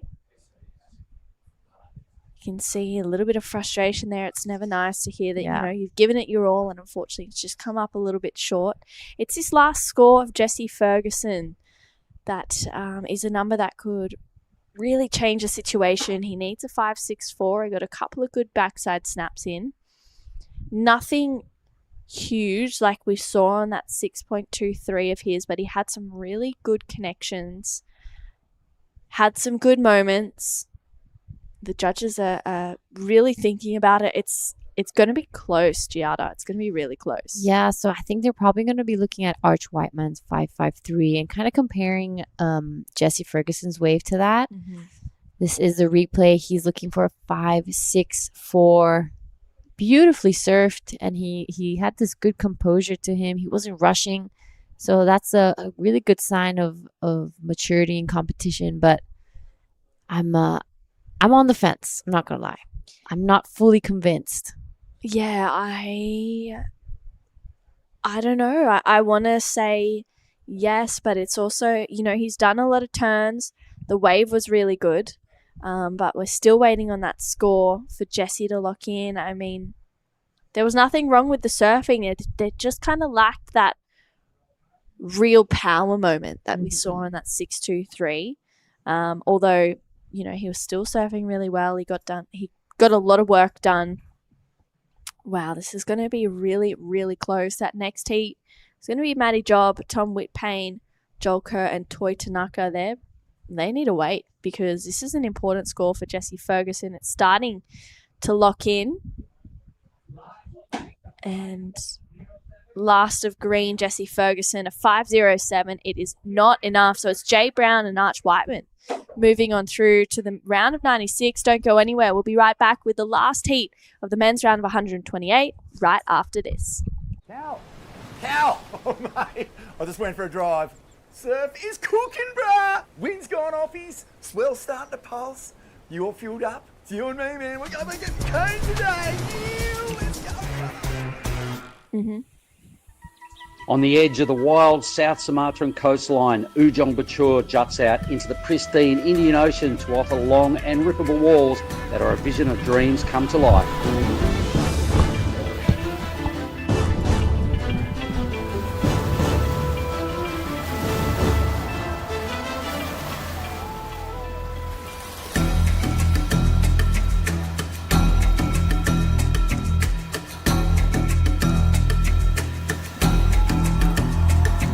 The Krui Pro is at it again and will bring Asia and Australia's best and up-and-coming surfers back to one of the rawest proving grounds on the WSL's qualifying series.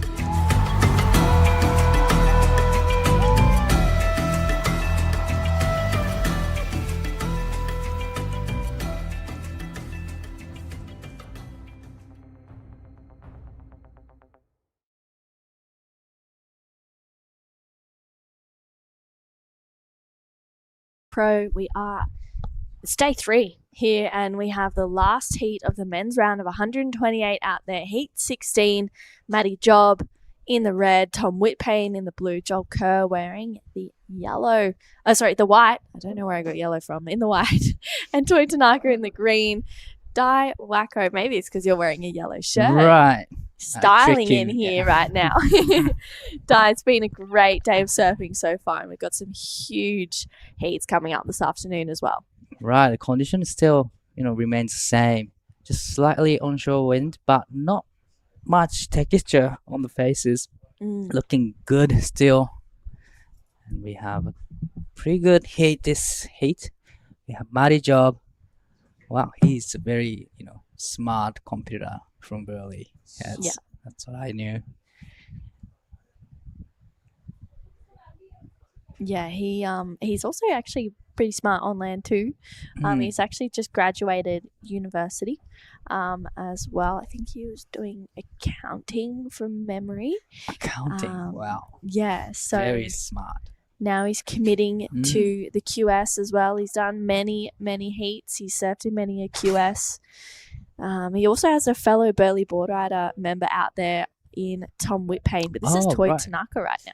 Right. 田中選手、1本目のライディングさ、一発目大きなターンをしてきます。一発二発と、これは素晴らしい身になってきました。そして3発目もこれはいいライディングになりました。Well served from Toy Tanaka. That was just 3 big turns, no rush, just one big connecting. There's a big flow, speed.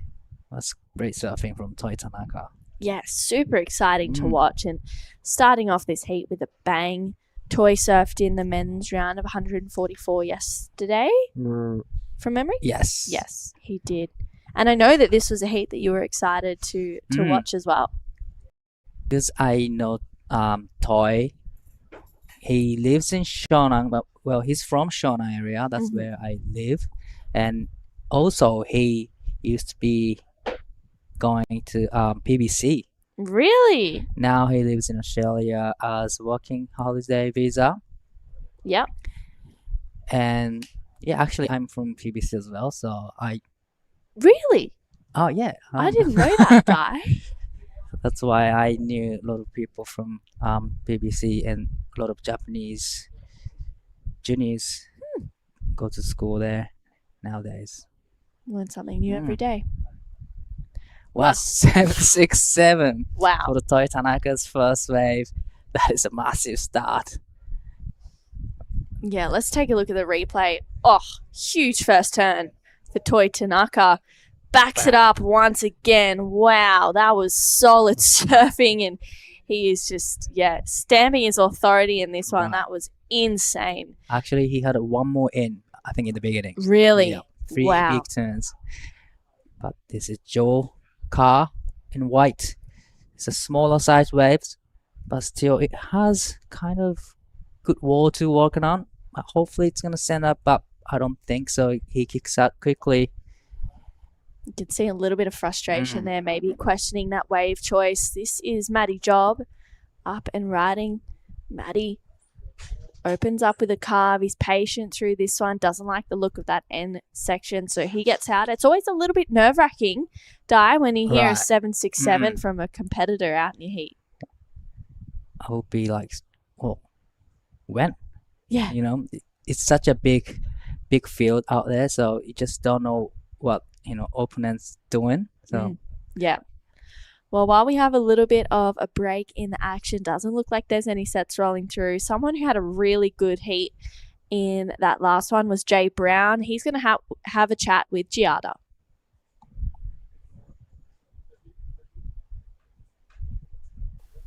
All right, guys, I'm here with the winner of the last heat. Congratulations. It's not looking easy out there. Tell us a little bit about the conditions.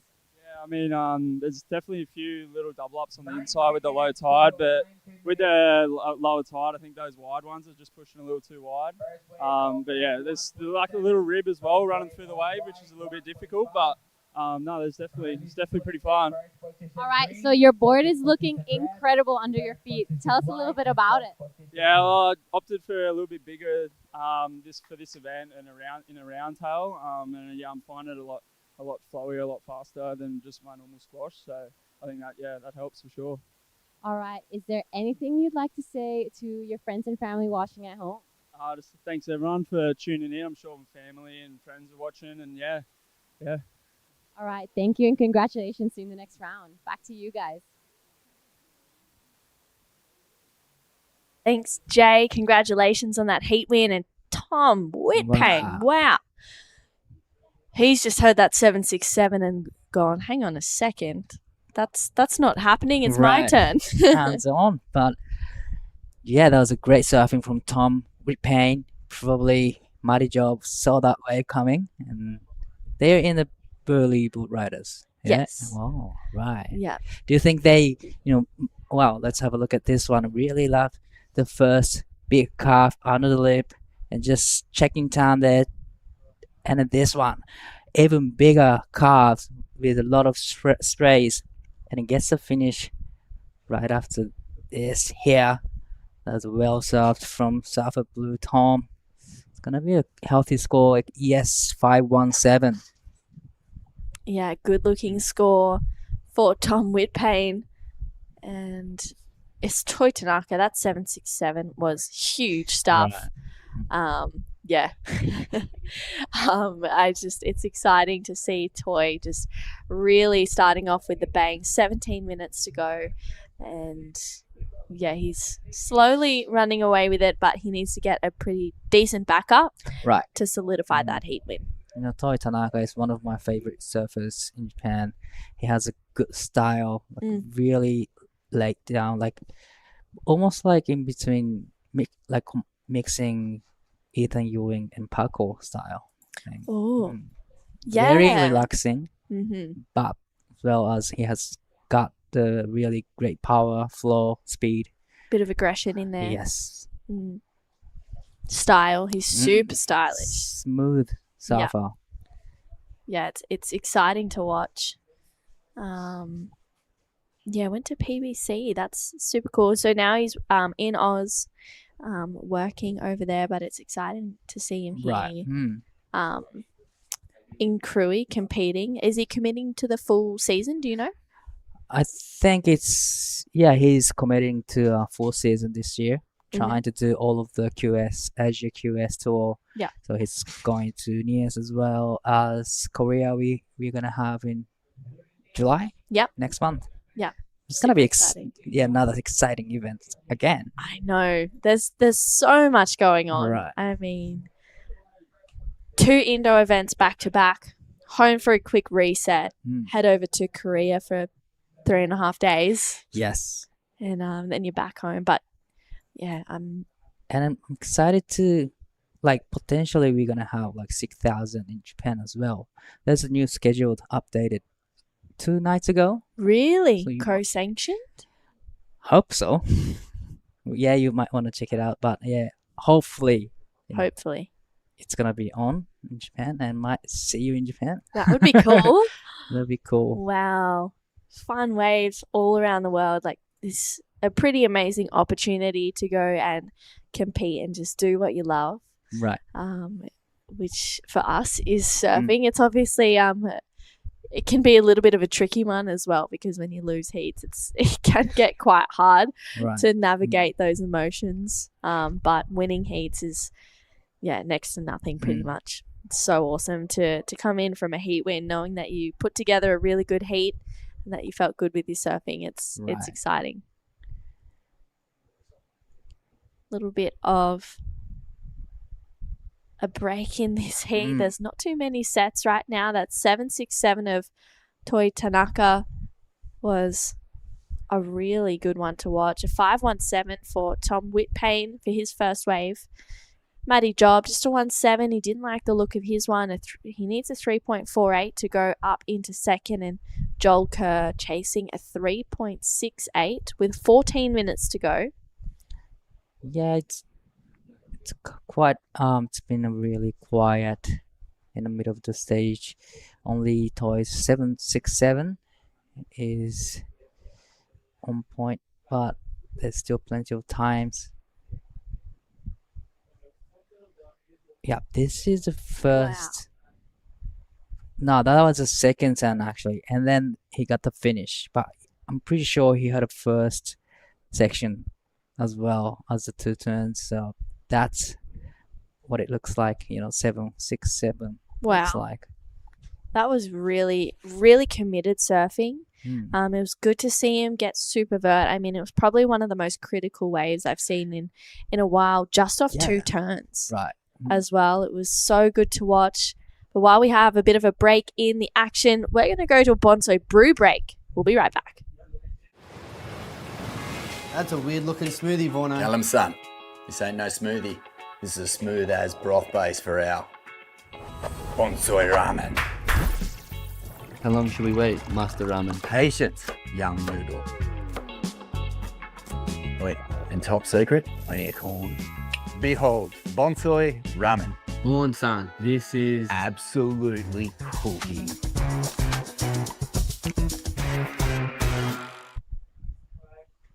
And we're back, and it is heat 16. Wow, Matty Job. Really good looking wave ahead of him, goes up and over that section. Whoa, huge backside gouge in that section once again. Matty just up and into it, top to bottom surfing, goes for a finish, and he gets a completion. That was a really well surfed wave, Ty. I think you liked that one. Really liked that one too. He went vert and straight to the bottom and verts again. So he put 4 or 5 turns in. Let's have a look at this one, and it's a bigger size waves, nice floats, come around the section, and he goes to the vertical and throwing a lot of sprays. Even this one, it was a great turn again, and here is another strong finish from Matty Job. That can be a great score for Matty. Yeah, wow, that was an exciting wave to watch. I mean, there was so much power and grunt behind each turn. You could really see that, what his goal was, and that was just to belt it. And it's exactly what he did.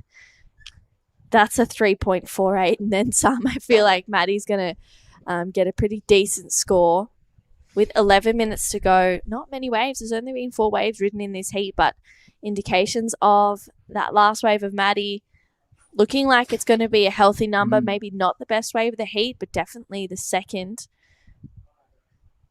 A few more scores to lock in here. And it comes in at a 7. So Matty goes straight up into first place, and a 7 is a pretty healthy score to have in your back pocket. Definitely. Now he's going to have time to think about what to pick next, because he's got a 7.00 And there's still plenty of times to get a backup score. But now a little bit of pressure on Toy Tanaka as well. He's already got 767, but you need a decent backup now. Yeah, there's been so many heats that I've seen in the past where people get that good score. They get into that excellent range, or they get into that good to excellent range, and then they can't get a backup and they get knocked out. Right, that's true. And it's pretty crazy to see that sometimes that does happen. You can have your best surfing on one good wave, but if two counts. Joel Kerr, the Victorian, trying to get around this section, not a whole lot going on, and he just knows that that's not going to be what he's after. Yeah, like a couple heats ago, there's a heat where the one surfer got a 6.5 something and just waiting for the backup for like 24 minutes. Yes, yes. Yeah. And then he just got 5 in the last 5 seconds. So that could happen. Yeah. Right? So you don't really want to be waiting for so long. No, that just brings up a lot of nerves and anxiety. I'm sure that the family watching back at home would have been freaking out. Right. So with 9 minutes, I mean, hopefully that doesn't happen in this heat. Tom Whitpayne needs a 2.51 to go to second. Joel Kerr, his last wave was a 1.5. He needs a 6.18. It's Toy Tanaka with the best wave of the heat being that 7.67. Ty, when it's like this and it's a little bit slow, how do you kind of approach that? Is for Toy especially, he's got the best wave of the heat. Right. Do you think he's looking at just getting another 7, or do you feel like he's hoping to get to the 5 range to just get back that lead? If I were him, probably I would go for mid-4 or like mid-5 first.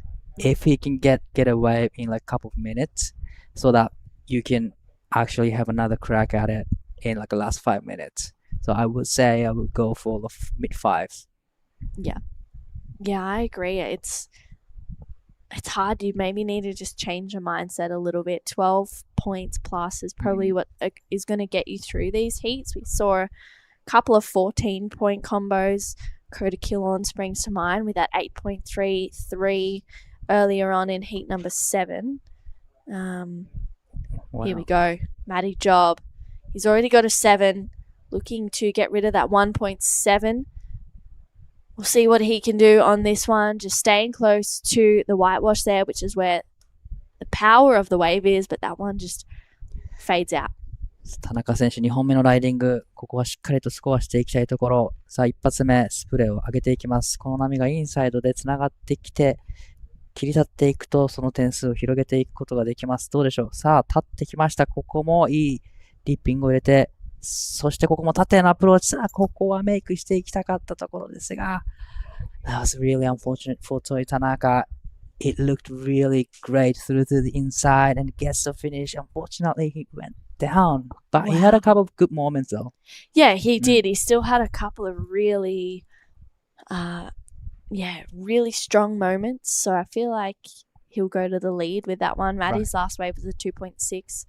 Toy, that would have been a really good wave if he hadn't have fallen on that last one. It could have been that 5 that we were just talking about potentially. Definitely, if he made that one, then all the nerves go away now. But well, the 4.0, that's not a bad backup actually. Yeah. Because he's already got 7.67. Now he's in the lead.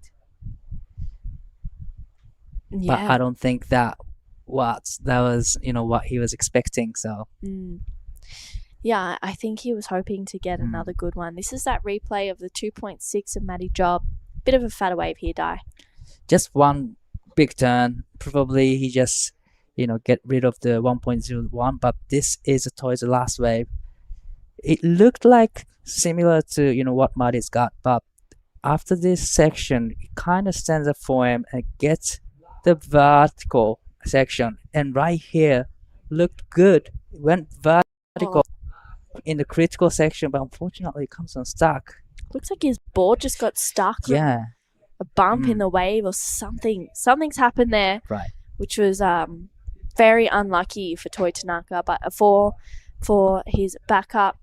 Not a bad way to regain the lead. Maddie needs a 4.68, so it is Tom Whitpain now holding first priority, needing a 4.44 to go up into second.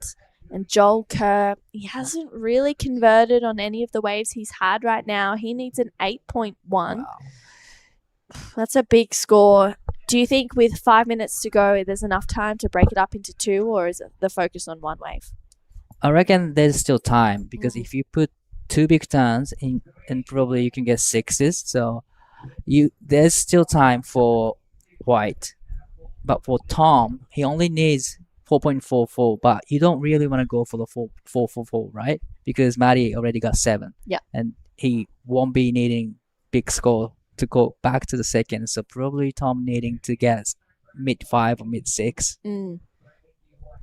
Yeah, I agree. I think 6+ would probably be the go for Tom, but he just needs to really pick the eyes out of it right now and just go to town on whatever next wave he gets. He was looking really strong already on that first wave. He's a very solid, goofy footer. He's powerful. So let's see. Tom Whitpain up and riding on this one. Nice opening down carve. Little bit of a fumble there. 4.44 is his requirement. Gets back to the power source. Tags it there once again. He's still throwing lots of spray. Hits it to get a finish. Well, it was well served from Tom. This is Joe Carr. Needing 8.10. Needs a big hit.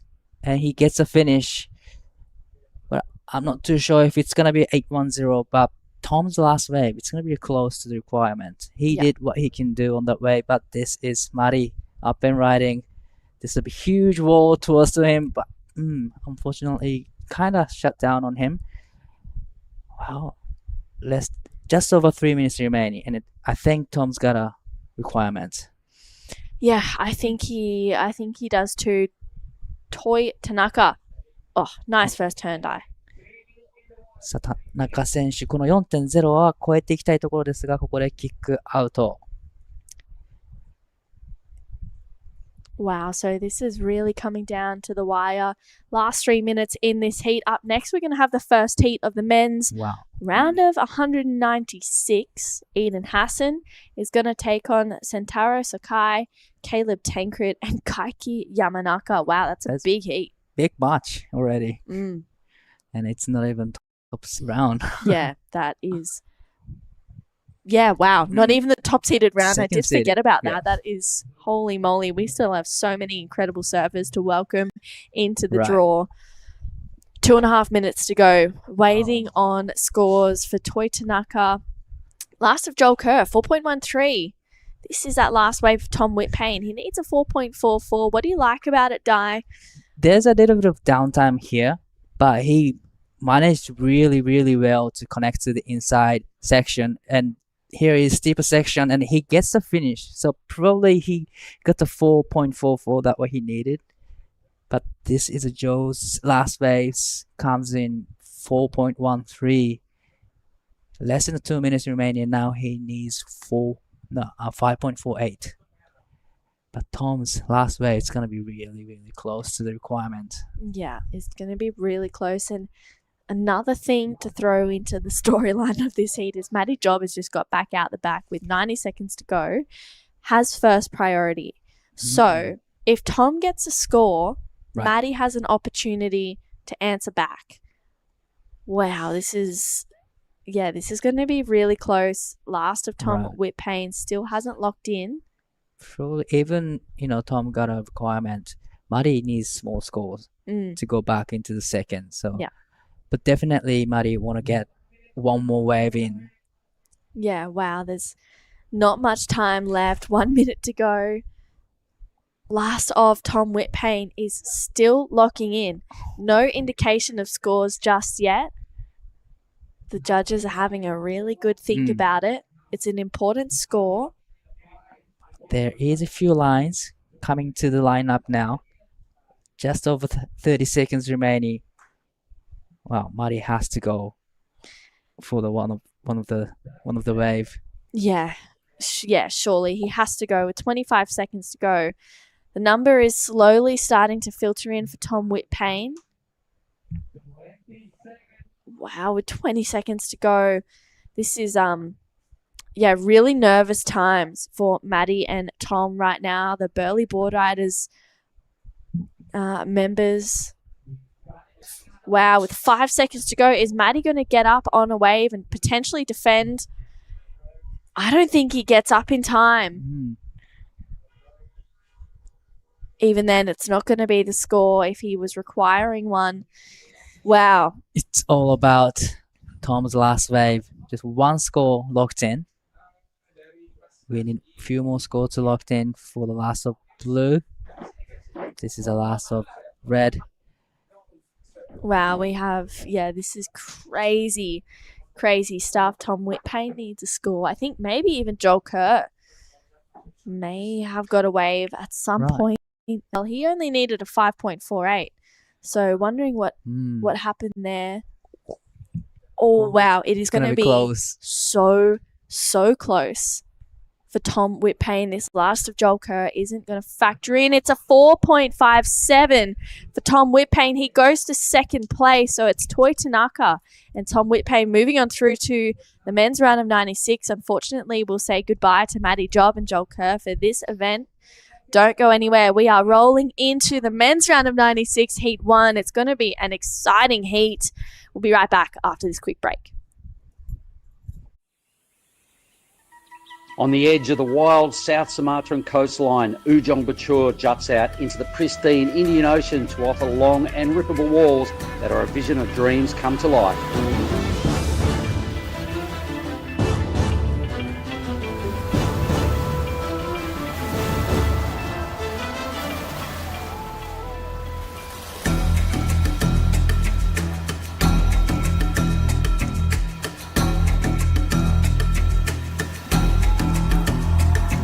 The Krui Pro is at it again and will bring Asia and Australia's best and up-and-coming surfers back to one of the rawest proving grounds on the WSL's qualifying series.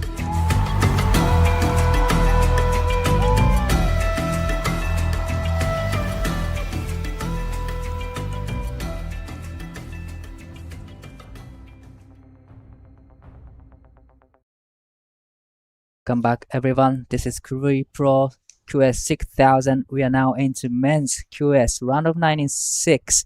Heat number 1. We have Aiden Hassan, Sentaro Sakai, Caleb Tancred, Kaiki Yamanaka. I'm Dai Wako here in the booth with Mr. Mark. Hey, Di. That last heat sounded really exciting. Tell me. Right. What happened? Well, Toi Tanaka was on fire. He got a 7 and 4. And Maddie Job got a 7, but he got 3rd place. In the last minute. Oh, okay. Yeah, Tom got a last wave and he got a requirement. He needed 4.4 and he got a 4.53. Wow. So close. That was a great matchup. All right. Anyway, the big news is we're boosted into a new round, everybody. This is the second last seeded round as far as our top seeds go. So we're looking at Eden Hassan, the number 1 seed out of Australia, in the red. Sentaro Sakai, Japanese surfer, in blue. Caleb Tancred is in white, and in the green we see him on screen, Kaiki Yamanaka, Team Japan. 山中選手の1本目のライディングになります。ここはセットアップターンをして、深いボトムターンをしていきます。さあ、ここでカービングターンを入れてくる。そして肩が張ってきたところでもう一度大きなターンを入れてきます。スプレーを飛ばしながら前に出てくるが、ここで演技が終わります。Eden Hassan now, his first opportunity, second opportunity to impress. He's got a 3. This is it. A 3-3, the replay, unwinding. A good wave, though, for Kaiki, just unfolded. So there'll be a reasonable number for the surfer in green. All right, so big matchups going on. We've got another 7 of these heats to roll out to finish off a pretty successful long campaign on day 3. That'll be 22 heats in the bank. And there's been a lot of highlights. None better, I guess, than Kota Kilon's 833 is the biggest number today. Is that still stacking up? Yep.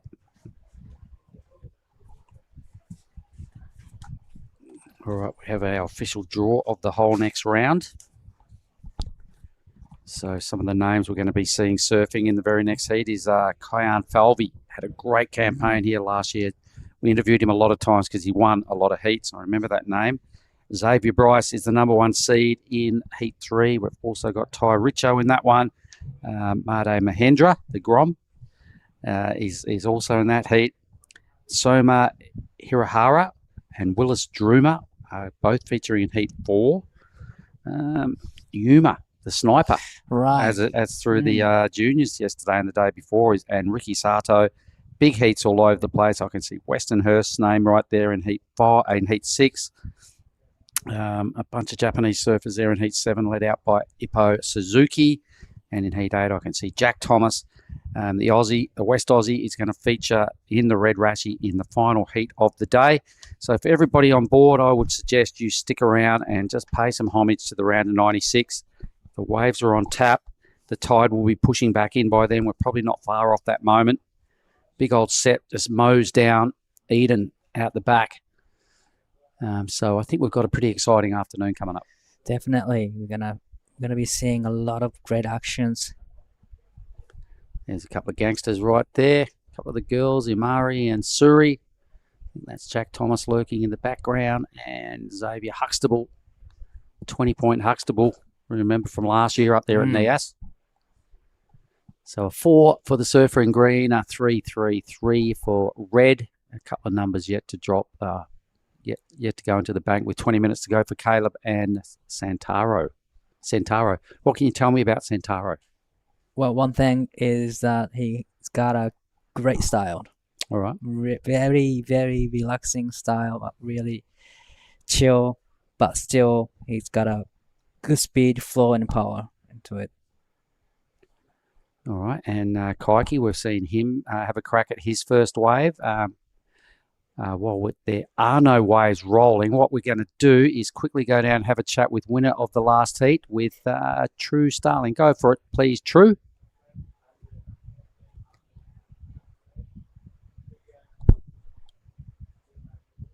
Maybe we'll hang in here and watch red. Right. Eden, a big froth burger. Look at the size of this thing at the end. Stop it. He got clobbered for his effort. Now let's throw down to True Starling. Thank you guys so much. Toy, what an incredible heat. He started off so strong with that 767.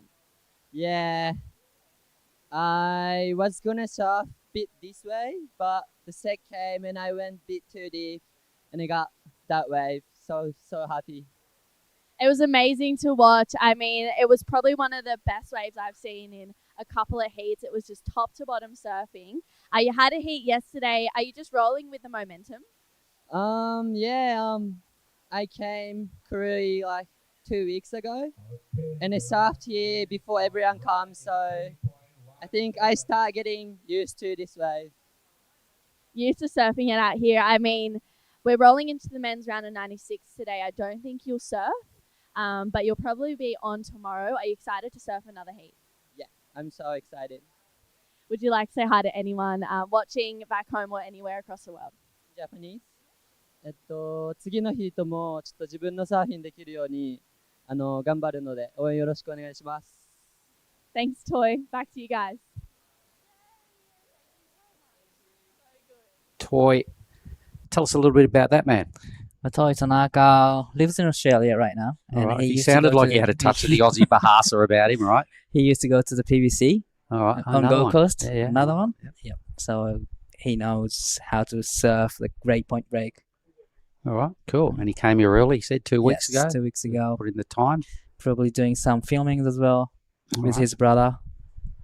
All right, well, we've only had a couple of low scores, 3 of them. We've got a pair of 3s in the red column for the lead. Kaiki's got a 4 as the best number of the heat. That is Caleb Tancred in the white, furthest up the point. And Centauro, the man possessing an awesome style, says Dai Wacko. He's there in the blue, but waveless. So maybe some nerves creeping under the skin of both white and blue. You know, Caleb has been surfing really, really great since the first round. Yep. I've seen a lot of great surfing from him. He was in the very first round of the men's when we got to the QS yesterday, lunchtime-ish. As a junior, I definitely remember seeing him the first time at the small fries. He was a Team Bullabong dude. He was a cheeky little grom. And he just possessed such weapons and such skill. You could see why Billabong sponsored him back then. He's had a little hiatus off the contest Rashi for a little while. I think he went to university and did a architecture course. All right. Wow. And he's back with a vengeance. He's got that under the belt now, and he's back with the Rashi, which is where I reckon he belongs, because he was an awesome competitor as a junior. He's now this little man, He's quite buff, and he's quite a dude now, flexing around the athlete area. He looked like a bit of an alpha male stand down there. Right. He's kind of a full-grown man now. But those two, Sentaro and Caleb, just being patient for the last 10 minutes. But looks like a few sets coming into the lineup now. Yeah, some of those things we're seeing breaking up the point. I mean, that one there broke at a pretty good pace, right? Right. That was most surfable, but you've got to hedge your bets if you're going to sit up there. It could go pear-shaped pretty easily. You could get waves like that one that just kind of wobble out a bit and broke too fast.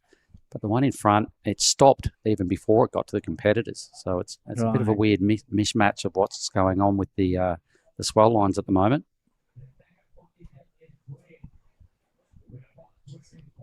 Pretty much there's another section up the top, so you don't really want to, competitors don't really want to go up there because, like you said, it just dies out. Man, this morning's free surfing, seriously, I saw a goofy footer take off up there. Went as fast as you could go on a surfboard, got well barreled for about probably 5 seconds, I reckon. That's a long came out, trip, right? Yeah, came out, did a couple of turns. It was 2 sections, right? Right. Came out, did a couple of turns, and then got barreled again about where these fellas are and made it. We just saw Blue just get swatted for his effort, so it leaves Caleb, the only surfer. I don't think Blues will even lock in as a number, actually. But let's watch Caleb Tancred here, ladies and gentlemen. The guy we've just been talking about, he's just biding his time. He's looking for some clean green face and a steep pocket. Does a really polished turn just to kick things off. Now gets stuck into it a little bit more, goes upside down. And again, a third maneuver, keeping the rails engaged. Plenty of power under the bonnet. He's just making sure he completes this ride, I reckon, because it's his first, and we've had more than 10 minutes off the clock. He's definitely, second maneuver was really, really strong. Some good moves there for Caleb. Right. It's a number that will be the highest score of the heat, without a doubt. So he's well positioned, and that releases a little bit of pressure there for Caleb, who waited a long time for that wave. Definitely, it's going to be a best score in this heat so far. Really love the first big opening curve. Really love that turn. Yeah, put him in a good position for that real strong belt as his second move, which I think was potentially the highlight of that ride. So maybe in a moment we'll see it all again while there's a little bit of downtime.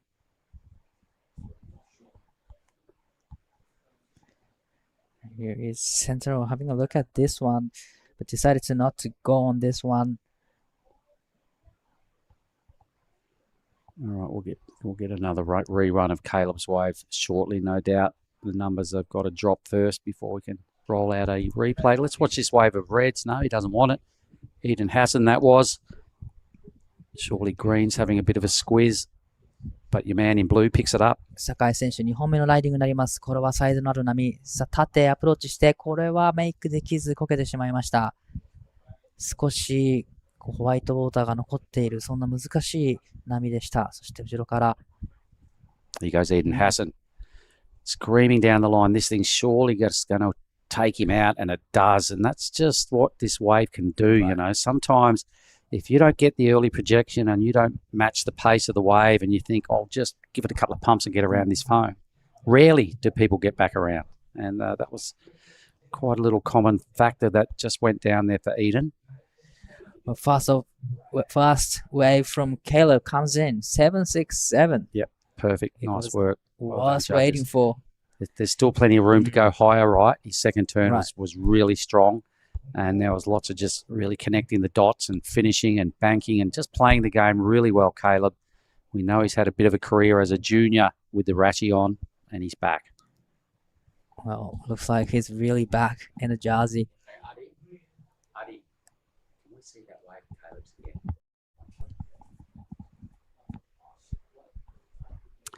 There's the boys just looking cool and collected down there. How's Jack Thomas at Xavier?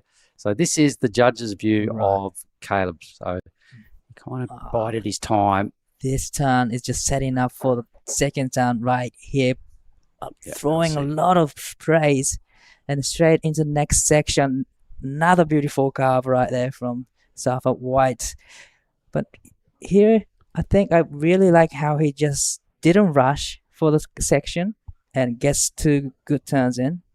You know, the way he surfed that wave, to me, it looked like he put zero risk into it. Still got a 767 because he just paced himself perfectly, didn't oversurf it at all, and comes away with a 767 without really trying too hard. He just got a really good wave, right? He just matched the pace of the wave, and he just tucks it right in the time.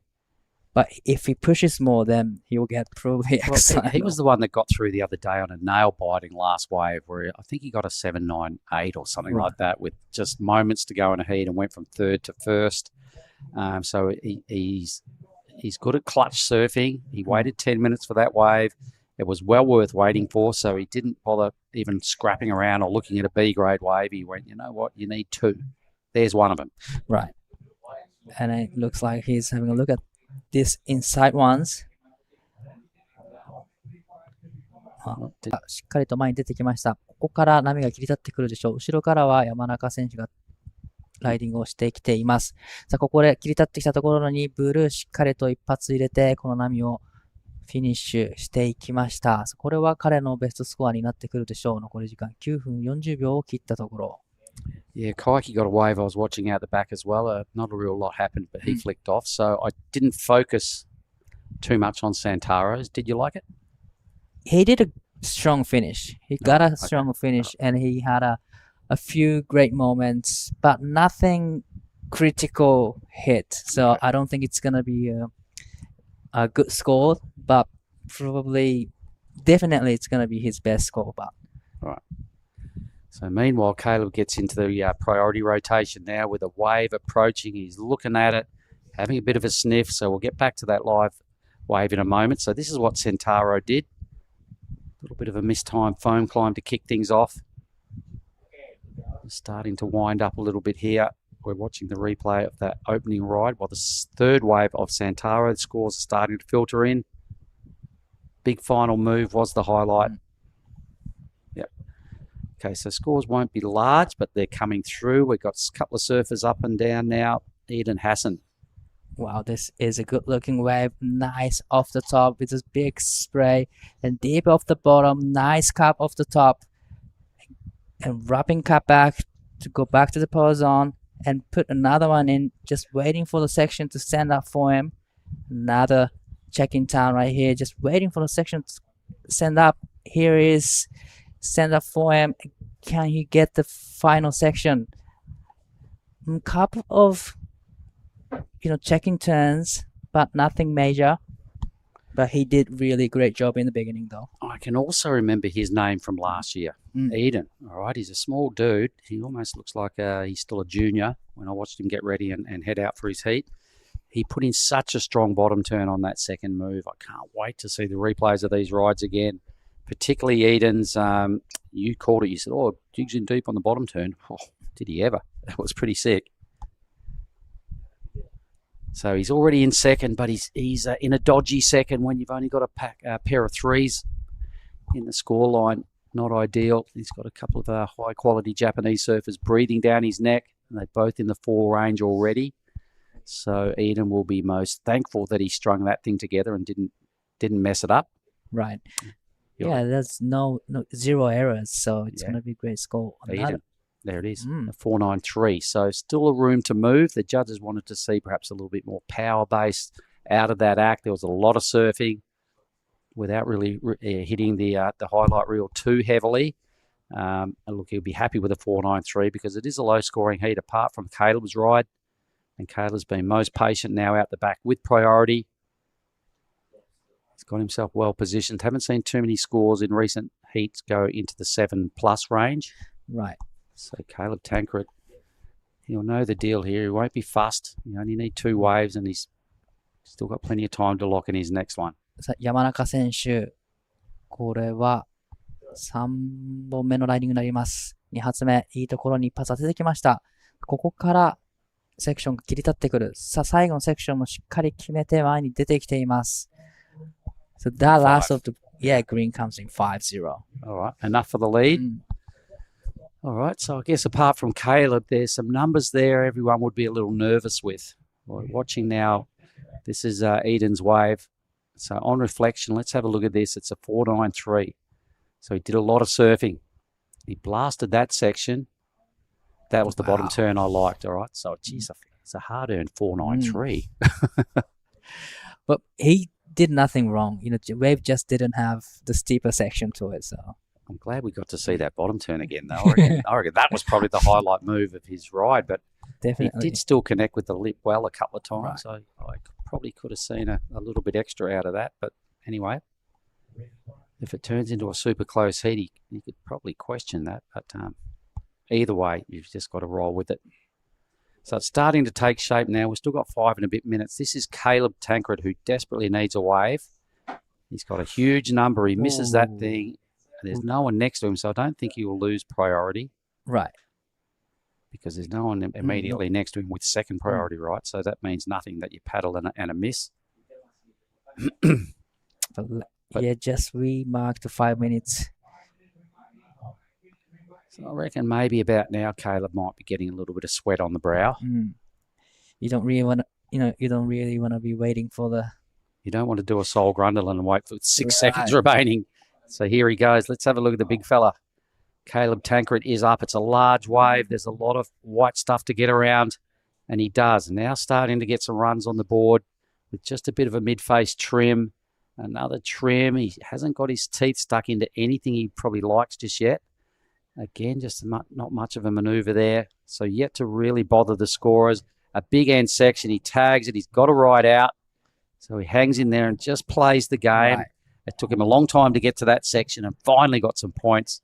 So it won't be a big number, but geez, he only needed half a point to go into seconds. Probably going to go all the way to, definitely go to first because he only needed a 2 and a bit to get there. So the replay might have been some nervous moments here for Caleb. Definitely, especially when the, really foamy wave. It's just hard to surf on it, but he managed really, really well to surf on this wave. About there, I reckon he got a bit nervous. Right, and it tried to connect to the inside. Here it is. The wave just stood up for him, and he gets the finish. That's a nervous moment right there, but he gets the finish. Even that was like you could see his body is like I got to make moment. Right. You know what I mean? You could sort of sense it. I just got to put it up there and hit it. He kind of did a little bit and just made sure he landed it. So, so once again, there it is. Not a big number of 4.6. The judges saw right through that ride and went, no, nothing super impressive, but enough for the lead. And it leaves Surfer in green now chasing a low 7. Eden's in trouble. He needs a 4.08. And Centauro needs a mid 4. So it's a battling between the green, red, and blue for the second place right now. Yep, there's only 3/4 of a point separating second and third, and not too much of an ask for Centauro. Yeah, 4.61 isn't a big score, but still you kind of have to put a couple good turns in to get 4.6. It's pretty much like you need a 5. Kind of, yeah. The way the judges are scoring today, they're not going to hand out a 4.61 unless you impress. Maybe twice or one really massive, crazy something. 4 minutes and 30 seconds remaining. The time is ticking. Yeah, so Kaiki will keep a good eye on Centauro here. It's part of the game, right? You can't give them too much breathing space. They would do it to you. So if you need to take a wave off someone. The Centauro is creating a space in between, Kaiki and aiming for this wave. Kaiki's letting him have a good look at it. And for a reason, it flattens out and becomes absolutely nothing. But Kaiki, he's still on the outside of Centauro, so you've got to position yourself there to just to keep Centauro honest. And if he goes, you've got to go. Right. If the wave doesn't look any good, you can always maybe afford to let it go. But a 4.61, Centauro, as we just predicted, a couple of decent things have to happen to get that score. First of all, he's got to get a wave. 1 minute and 30 seconds remaining. Kaiki is now on Centauro. He's having a look at this one. All right, so now Kaiki has to go, right? 酒井選手、4.61 が必要ですが、ここで山中選手はしっかりとプライオリティを使って乗ってきました。さあ、大きな一発目のターン、そしてセカンドターンもスプレーを大きく飛ばしていきます。これはいい波になってきました。サードターン、そしてここからフィニッシュ決まるか。しっかりここも決めて前に出てきました。Well done. That was well played from Kaiki Yamanaka and well served. And there'll be two scores coming out of that wave, right? Because Santaro still did two strong blasts, so he'll get a score to drop, or maybe they've already dropped it at a what is it, a 2-1? It's a bit harsh, but did a couple of good moves. But either way, Kaiki kind of stepped up when he needed to, and he played the game really well and tagged it all the way to the end. He was happy with his work. He gave himself a little bit of a rev up. Okay, so Santaro's wave is not in. Okay, so for sure, he did two good turns, and there was room to fit it in. Right. So he did that without infringing on Kaiki. So out of one wave, two scores are coming, both for Team Japan. But for sure, Kaiki's going to hold on to second here.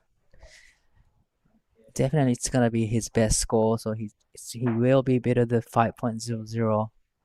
Needed a 7.28 to bother Tancred out of the lead. It's not going to go that high. All right, and Santaro went close to what his requirement was. Remember, it was a 4.61. So let's just see this number and see if he would have got it anyway. He would have got it. He got a 4.63, right? So he would have gone to second. Well, he is temporarily, but this number of 5.9 reverses that. Kaiki back in the second. The Australian in white wins. Kaiki Yamanaka finishes in second. Nice try by Santaro, but that is the end of that heat. Here's the replays of that last exchange. This is what Kaiki's last ride looks like, but we are going to throw to a break and come right back with Heat 2. This is the smoothie I've been waiting all day for. I'm going to start with couple bananas and then mixed berry frozen blend, my favourite. Bonsai almond milk and heaps of peanut butter. Nice little bit of coconut to finish off. Get that in ya.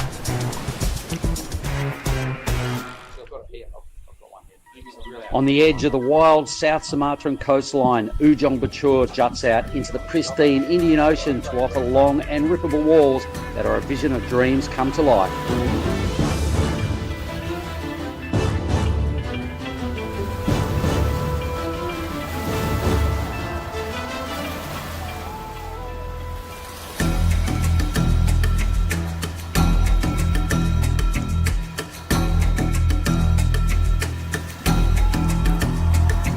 The Krui Pro is at it again and will bring Asia and Australia's best and up-and-coming surfers back to one of the rawest proving grounds on the WSL's qualifying series.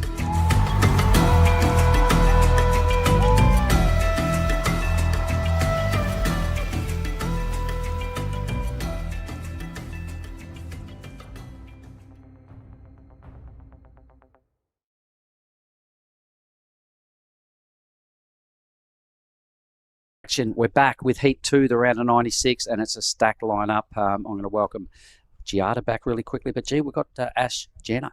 Yep, straight off the bat. Nice first float over that foam and gets around to that open face, upside down on this second one. Manages to stick with it, so that's a pretty good start for Ash Jenner. Yeah, frothy wave, tough to surf, but got some early runs on the board. Kyan Falvey in red had a great outing here last year. I remember we interviewed him a lot of times. I think by memory, he won 4 or 5 rounds and got a whole bunch of post-heat interviews. Here's Mav Wilson out of West Oz. Everything goes a bit weird on that wave for Mav.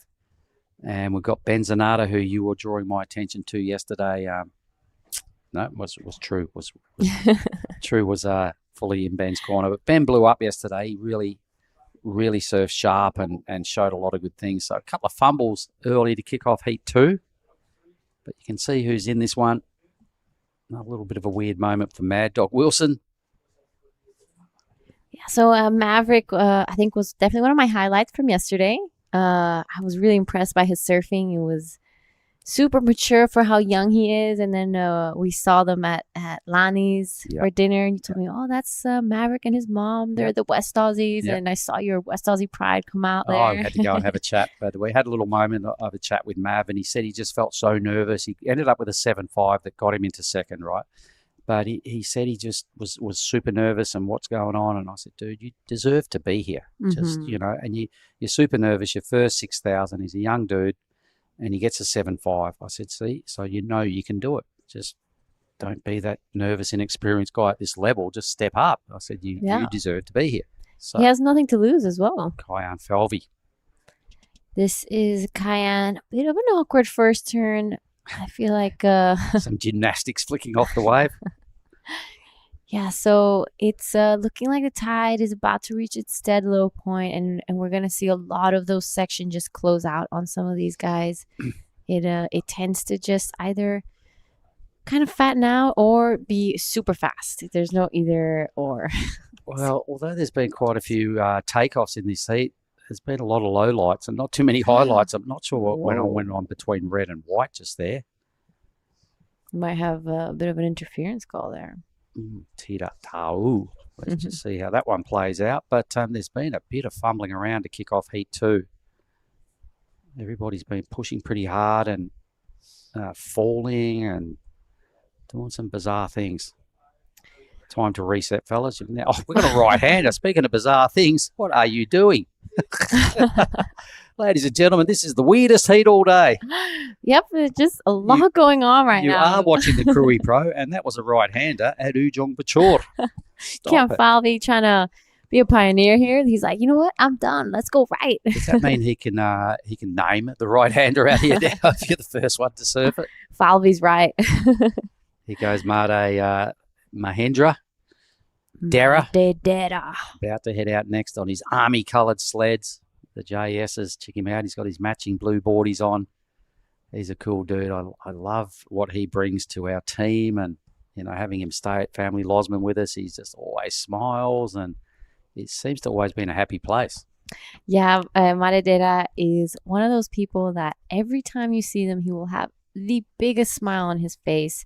Even out at Sandbar at our home break, he is a little bit of a crowd favorite. He is walking down the beach and everyone's high-fiving him. Everyone's saying hello to him. He's so kind and easygoing, very humble as well. An absolute shredder. And I'm excited to see him in this round. And he's been riding those JSs that look pretty good under his feet. Yeah, he's a very respectful Grom, isn't he? He's very cool. Mm-hmm. He's going to have to be on his game. He's against Xavier Bryce next, Ty Richardson and Yuya Iwasi. There's that right-hander, Falvey. What are you doing? I mean, you might as well do something if you catch it. Try a backflip. You might as well go big. Yep, unusually crazy start to Heat 2. Time for everyone to reset. You're down now to a 20-minute heat. I don't reckon anyone's really got any runs on the board. We're owed a bunch of numbers. We're going to throw shortly. In fact, I think we'll do it. There's a bit of a wave coming. Someone might actually catch this. So let's just hold with the live action. Let's just check this. It's a large lump of ocean. It might be too large. Fair bit of duck diving going on. Look like more of the same behind. So unless anybody stands up, we will throw in a moment to Tancred and Daco. All right. Yep, that looks like a bit of a beast. Pushing out wide. So let's do it. Let's throw down to Di Wacko and Caleb Tancred now in the athlete area. Well, you've been surfing since day one, QS 6000. This is probably your third round. Any difference today? Yeah, it's definitely a little different. The sets seem to be swinging a lot wider and not on that kind of bit that you want those double ups to run across the reef. So that's I kind of had to trust my instincts at the start, not to go any of those wide burgery ones. And yeah, I'm glad I waited and got a nice clean one to tee off on. Yeah, you really did a great job of wave selection wise. But yeah, tell us through about your first wave. That was a great looking wave, and you just hit everything on point. It didn't rush, panic. That was a great wave. Yeah, I think the wave did most of the work, to be honest. It was just a beautiful, clean, nice slopey one with a good pace to it, and just put it in its places. And yeah, I didn't have to do too much as there wasn't too many big scores being dropped. I just had to ride it, and that's what I did. So Mark was telling me that you were doing uni work, a lot of work, and now you're back in Jersey. How is that feeling? Yeah, it feels awesome. I've worked so hard the last 6 months to get back to to where I want to be physically and mentally, and I feel like I'm in a great position now heading into the season. All my uni and studies are behind me now, and I'm just all focused on surfing. Oh, great job. That was a great heat. But is there anything you want to say to your family, maybe sponsors or like friends back in home? I'm just grateful for everyone that's given me an opportunity to be over here and given the sport another crack. And yeah, don't have a job yet. Yeah, thanks everyone at home that's tuned in. I know the Oakley Road boys are tuned in, and the Mitchellboro Plumbing crew are tuned in as well. And Mum and Micro, thanks everyone for watching. All right. Thank you so much, and good luck in the next heat. And that was Caleb Tancred just telling us how he's feeling, and he's happy to be back in Arashi. I did see Kian Falvey during that interview, Red catch a wave. He did a number of good turns with a pretty strong finish. And then I think I saw him lay down and catch the wash, maybe in or over to the caddies. Could have an issue with his board. Could be. I guess we're about to have a bit of an update now. We'll see what happens. But yeah, a couple scores to come through still. So nothing major at all just yet. Hang on, here's Mad Dog Wilson. If you don't mind, I'll stick with this. West Sider. So Mad Dog just winding up. Maverick, a two-turn wave potentially. Turns into a one-hitter. Not ideal for Mav. It's a low-scoring matchup. I think Red's about to go to the lead with his last wave was pretty decent. Apart from that, there's been all sorts of weirdness going on in Heat 2. And you know, if Mad Dog can't find waves to do more than one turn on, it's pretty hard.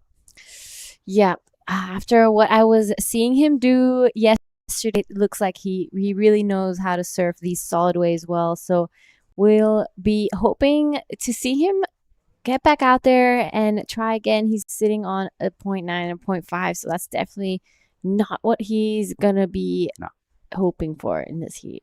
All right, so Ash Jenner's already in first with a 5, but we've got a pretty decent number that will drop for Falvey that I reckon will get him back to first because it's already 2 scores. But I think that wave of Red's is pretty good. And then I saw him lay down. I don't know what's happened to him. Maybe creased his board, could be out there having a quick pit stop with the caddies. But you know how earlier, let's just watch this again. Mad Dog again.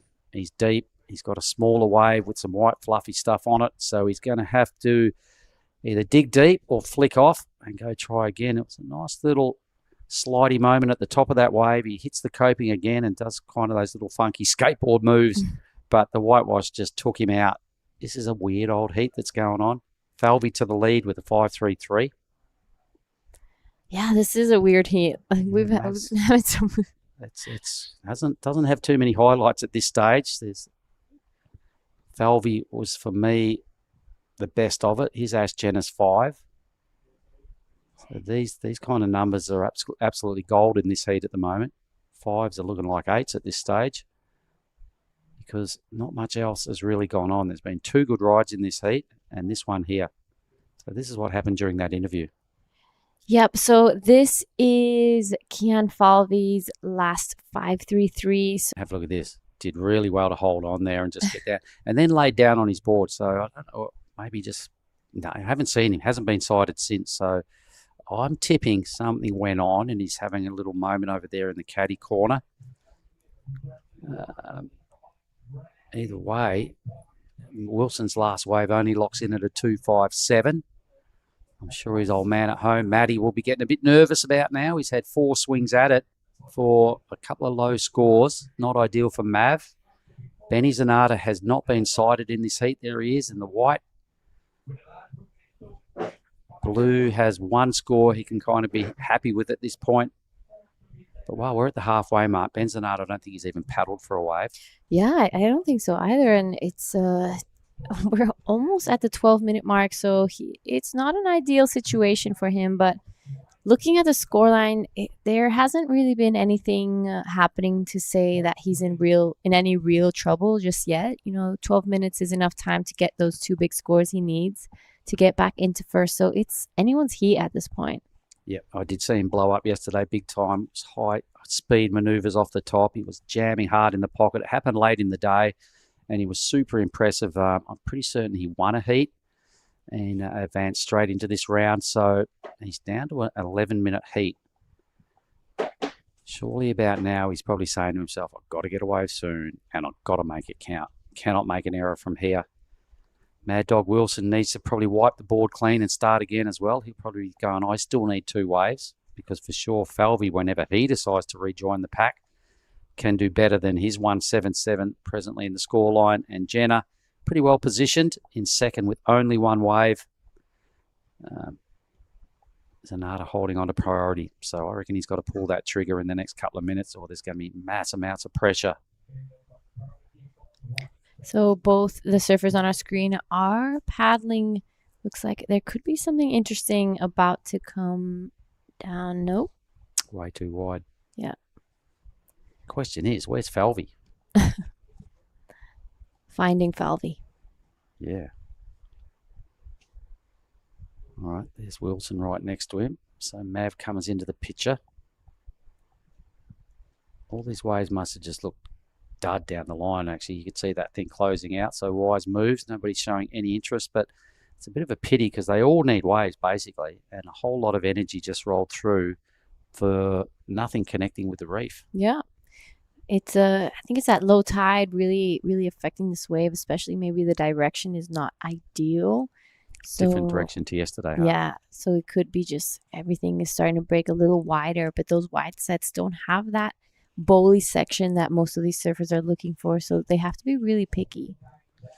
Finally, White shows some interest. He's not even going to be able to catch it, so Mad Dog scrambles pretty hard, puts in a huge paddle. It's a tiny wave, so something monstrous has to happen here for Mad Dog to get any love out of the judges. He gives it about a 4-pump bottom turn. Tags it one more time, again with a lot of pumping off the bottom to get to that section. Super late on the last hit, sort of styles his way through it. His better ride without getting too excited. He's kind of back in the conversation. May go to second. He only needs a 2.44. There's Falvey. He had a third priority on that one, so I think he just wants to put some scores on the board. He wants to probably just get that bowl rolling. And honestly, in a heat, the best way to get your nerves off is just to surf. All right. Well, I think it will get him to second. Judges having a little think about it. It was a very small wave. It was a hard wave to ride, man. That had bumps all over it. Falvey's finally back. So, trying to burn off a 177. This could be his backup sled. Doesn't look too bad off his first manoeuvre. So, last year he really ambushed a lot of heats. Hadn't really heard a lot about Kean Falvey, and he really strung together a lot of heat wins, because I remember a lot of post-heat interviews with him. This will definitely consolidate the lead. A couple of spicy hits. Owed 2 numbers. Mavs is going to get him into second. Here it is again. So there's that 4-stage bottom turn. Boom. Just slick. Hanging in there without being able to push too hard. The wave just didn't let him push too hard, but that was kind of tough. And it locks in at a 4.50. Falvey, meanwhile, got 2 pretty good hits. Yeah, this was a pretty nice wave for Falvey. He wants to increase his score a little bit. Has that 5.33. That for now is the best score of the heat. That last turn was actually beautiful from Falvey. Really, really well in control of the whole situation right now. And Maverick, a 4.5 for his last wave. So actually a pretty smart move from... Judges like that finishing. Yeah. Wave. So you've got to be thinking Falvey's is probably better than that, because it was a bigger wave with a couple of top to bottom hits. All right, without getting too excited either for Falvey's score. It'll be a useful number in a low-scoring matchup. I feel like Ben's got to really start getting his ball rolling in this heat if he wants to give himself a chance. He's sat on priority for way too long. He's really putting himself under extreme pressure. He's turning for this wave now, and he's really got to make this count. He cannot do a thing wrong. So let's see how Benny goes. All right, just a stock standard grind on a pretty clean looking wave. That's much better. He's got a third really good section. He gets up there and really gives it a bit of back foot and throws some spray and holds on. Yep, well done. He's back doing exactly what he needed to do, and he's in the hunt. He's back. Yep. Ben's back. This wave for Falvey, though, is still yet to be determined. It's going to be similar to his first number. This is what the judges see, all right? So this is what they're going to base their numbers on Ben. It's Still some high-speed turning out of the top of the wave. It was right in the pocket a couple of times. Tough finish. Shows a lot of control just to hang in there and not even really wobble. So a well-structured wave for Ben Zanata. I think that could be the wave of the heat so far. Ooh, geez, yep, not you're convinced. right. Okay, it's a 5.77 for Falvey and a 6.5 for Ben. Just on the quality of sort of his second and third moves, I reckon they were just tight in the pocket and really fast out of the lip. So the judges threw a slightly better number than everyone else. I really like how he finished it. I thought that was pretty critical. It was. Yeah, totally. Like, I don't think I would ever be able to do something like that. Yeah, it's good to watch what these high-quality surfers can bring under extreme pressure as well. We've got to remember that. So Ben needed to finish that, and he did. He's now, could you say, in a commanding position with a 6.5. He still needs a second score. Yeah, he needs a second score, only looking for a 0.57 to go into an advancing position, but it is Maverick in second. I don't see him on screen, so he must be paddling back. It's a huge lineup, and there's so much He's just space. about back. I think that's him in green. It is. Yeah, that's him. All right, so it's a dodgy second place. Let's look at it this way. He's got the least highest first number and a pretty low second number. So just on the strength of those two scores, the only reason Mad Dog's in second, he's got to do something. He's got to pull a rabbit out of the hat here to fend off Zanata, who is well positioned, 6.50. Jenna's got the 5. All right, so between those three, at this stage, these next numbers are going to have a super large bearing on second place.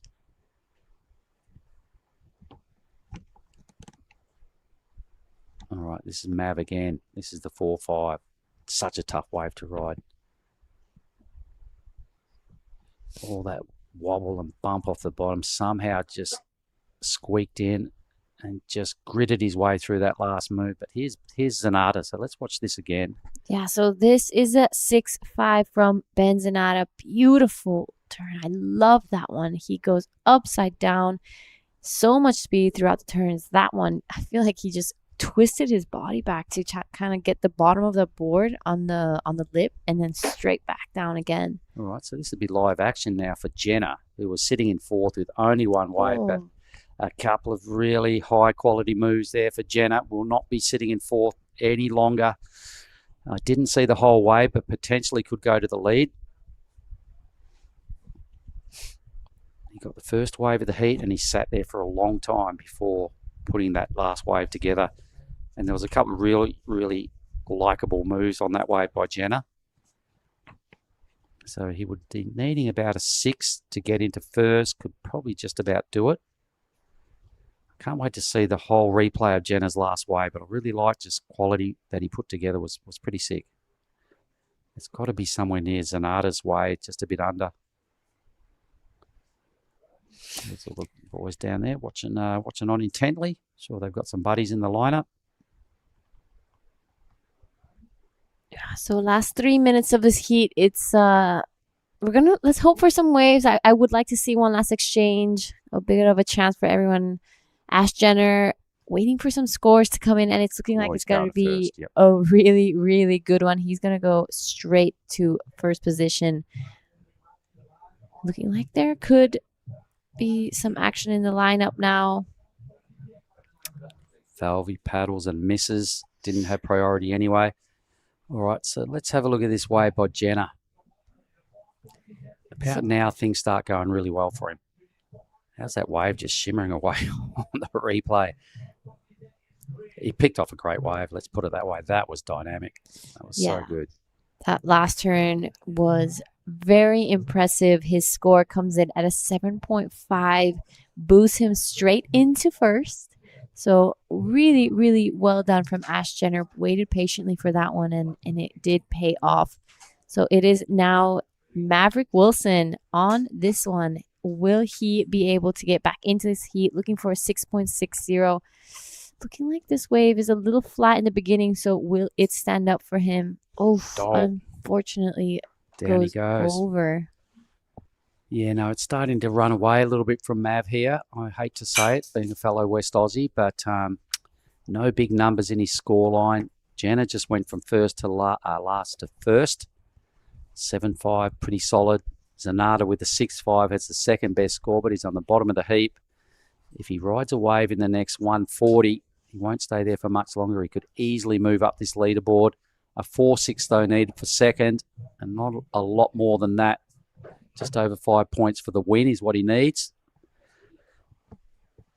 But he sat there, we've got to remember, he sat there for more than 15 minutes without a wave. And this is what judges see out of Mad Dog's last ride. Mav Wilson. Boom, he really went for it there, but just caught the nose on his way out of the second move. So he's trying a lot of things, but not much is really sticking for Mav. It's a 2-6 throwaway number in the big scheme of things. If Zanata gets a wave, which he might, Wilson could drop all the way to fourth here. Oh, okay. So Ben Zanata has to back up the 6-5. Sorry, 4-6-0 is the requirement. One huge turn, rides out of it. He's feeling it. What do you think? He's trying to sell it. He's trying to sell it to the judges. He knows it's right borderline. He knew that wave was a one-turner. We're down to 30 seconds, so he threw a lot at it. It was a real Hail Mary move on a big section that he controlled and showed no signs of wobbling or anything. So this was kind of a nothing move, right? So he basically scored not much just yet. Big hit, vertical, free fall, controls it, tries to squeeze another point off the judges with the claim. I would give it to him. I think that was good. It was pretty good. So we'll stay with this number. We're going to keep the camera on Ben. I think Wilson's in trouble. He's going to drop down into fourth here. Zanata could go into second. A 4-6-0 for those playing along at home. We saw the replays. We saw it live. It was a one-turner, 1.5 turn wave, but it was a big turn. And in clutch situations, I think the judges might show him a bit of love here as well. Yeah, I think it'll, if it's not the exact score, it'll be just under because it was very cool. Oh, there we go. He's got the first. Oh my God, he's done a soul grundling. It's that white Rasfest that's done it again. He's gone from fourth to first in the dying moments with a 6-9. That's the result. So it's white first, it's blue second. Over and out. I better go and have a chat with Ben, and we'll be right back with our next heat. On the edge of the wild South Sumatran coastline, Ujung Bocur juts out into the pristine Indian Ocean to offer long and rippable walls that are a vision of dreams come to life.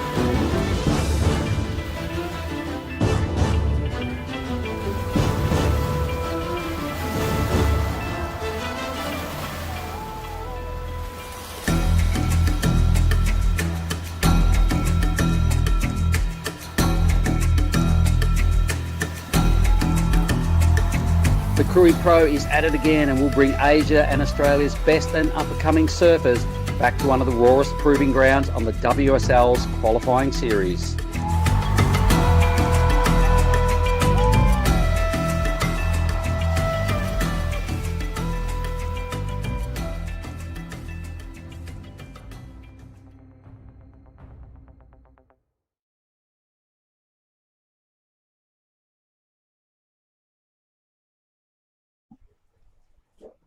All right, guys, welcome back to the Krui Pro. This is round of 96, heat 3. So clutch finish for Ben Zanata on that last one.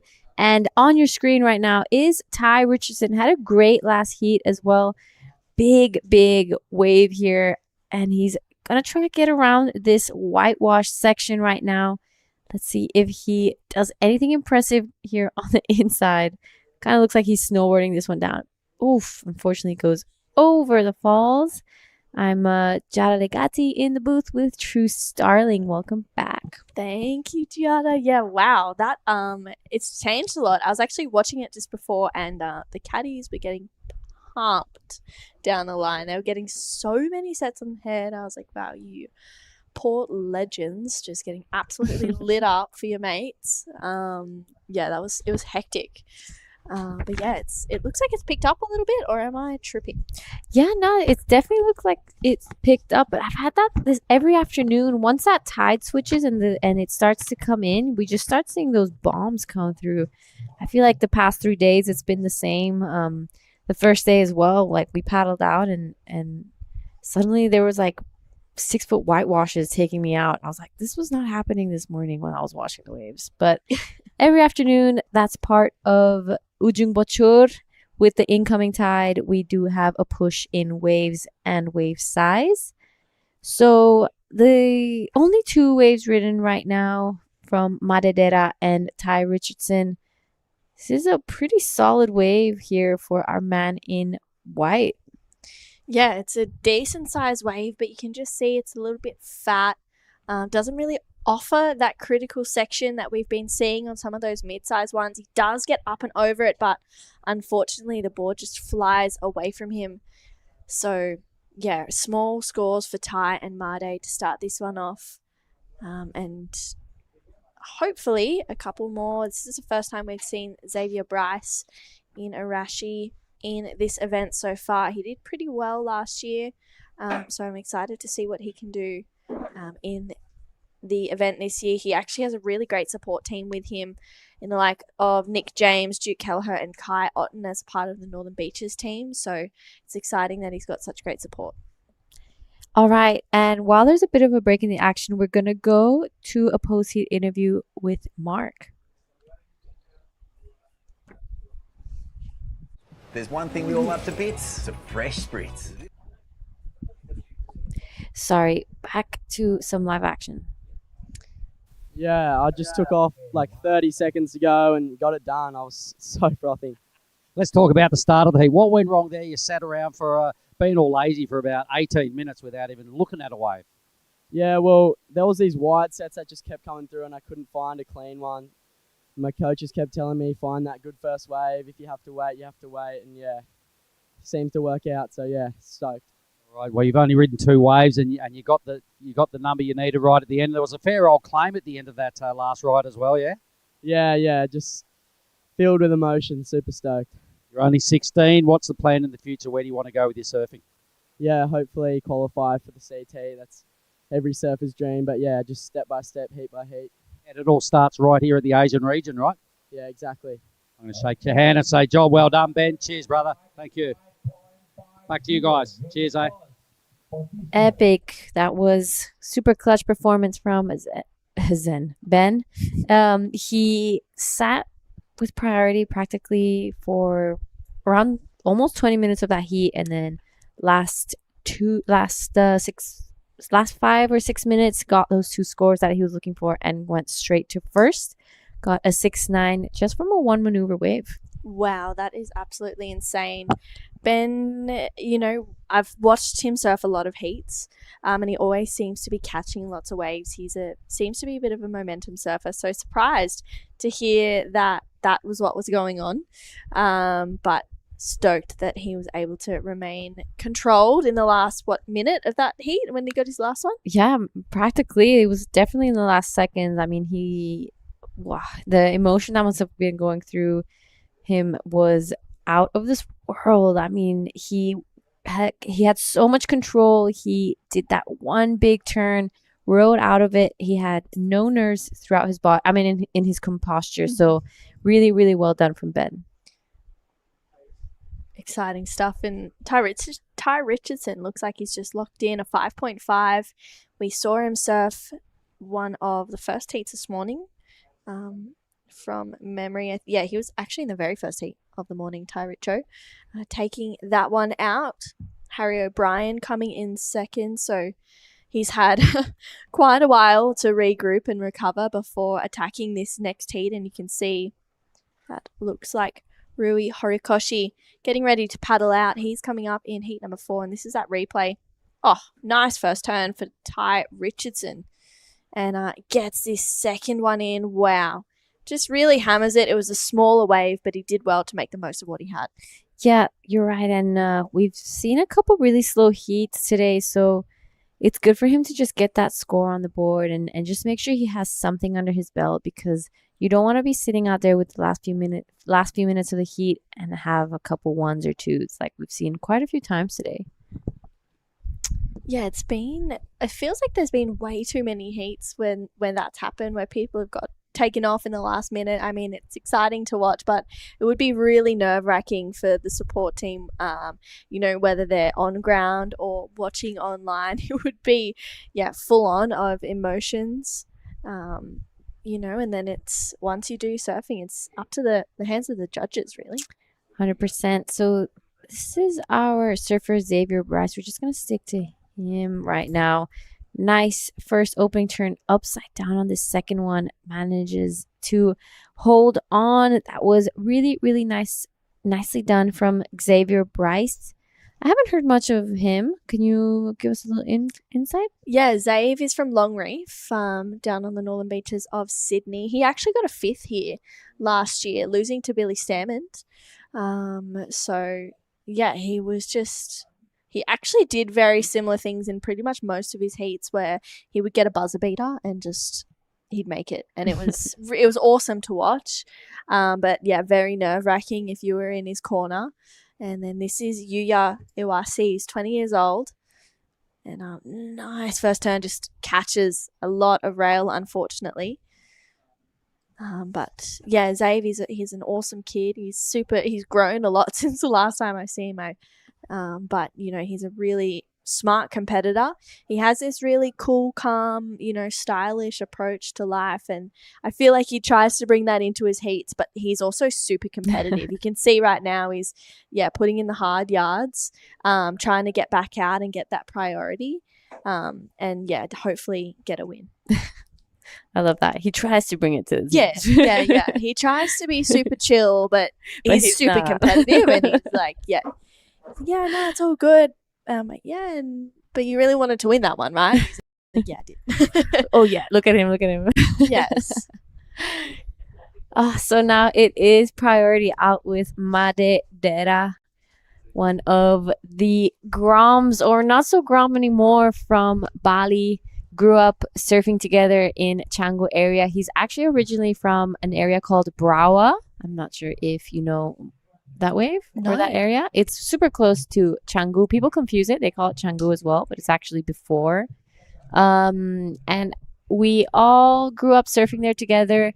Madedera's dad used to fix all our boards at his ding repair when we were really young. I don't think he has it anymore, but I'm sure his family is watching and his girlfriend as well. So a huge shout out to everyone back in Bali and in the CSJ watching their boy Madedera.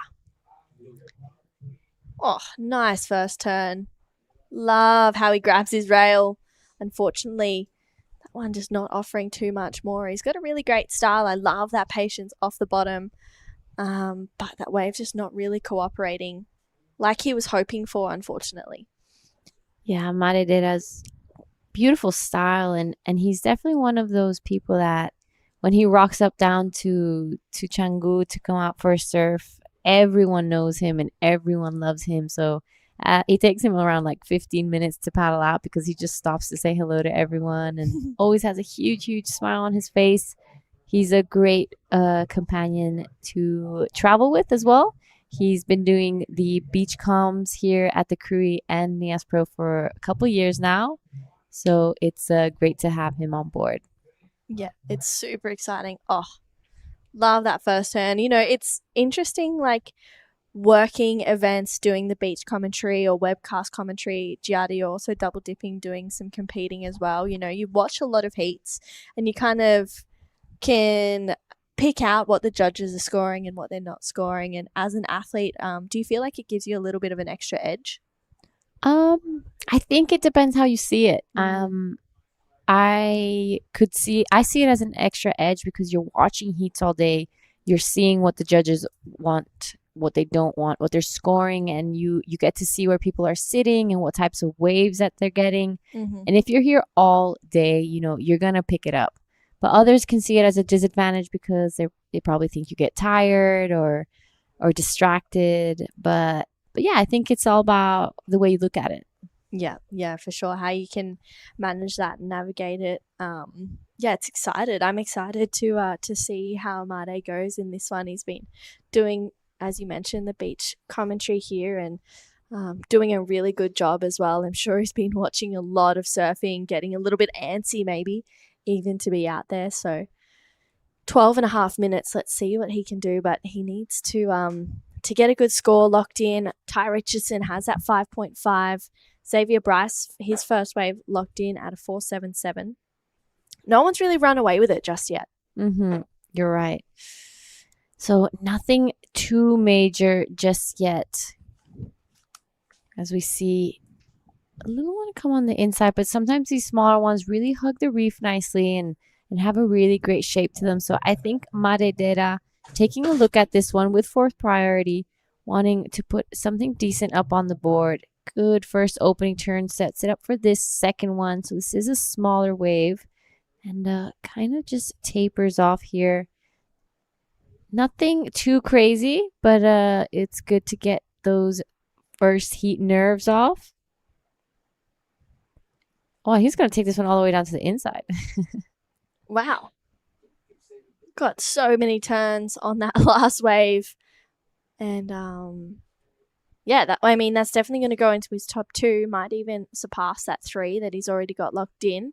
He'll go to second, maybe even first with that last one. Like you said, Giada, it was a smaller wave, but he got a lot of work done on it, and it was good to see him, seamless surfing in between each turn.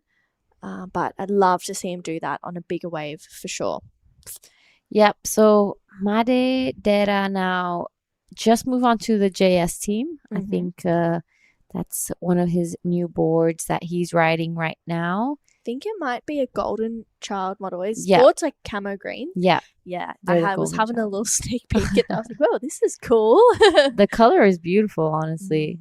And the board is looking pretty good and solid under his feet. So as we were saying, a little bit of a small wave choice here for Maredera, but a lot of turns done. This one comes in at a 3.67.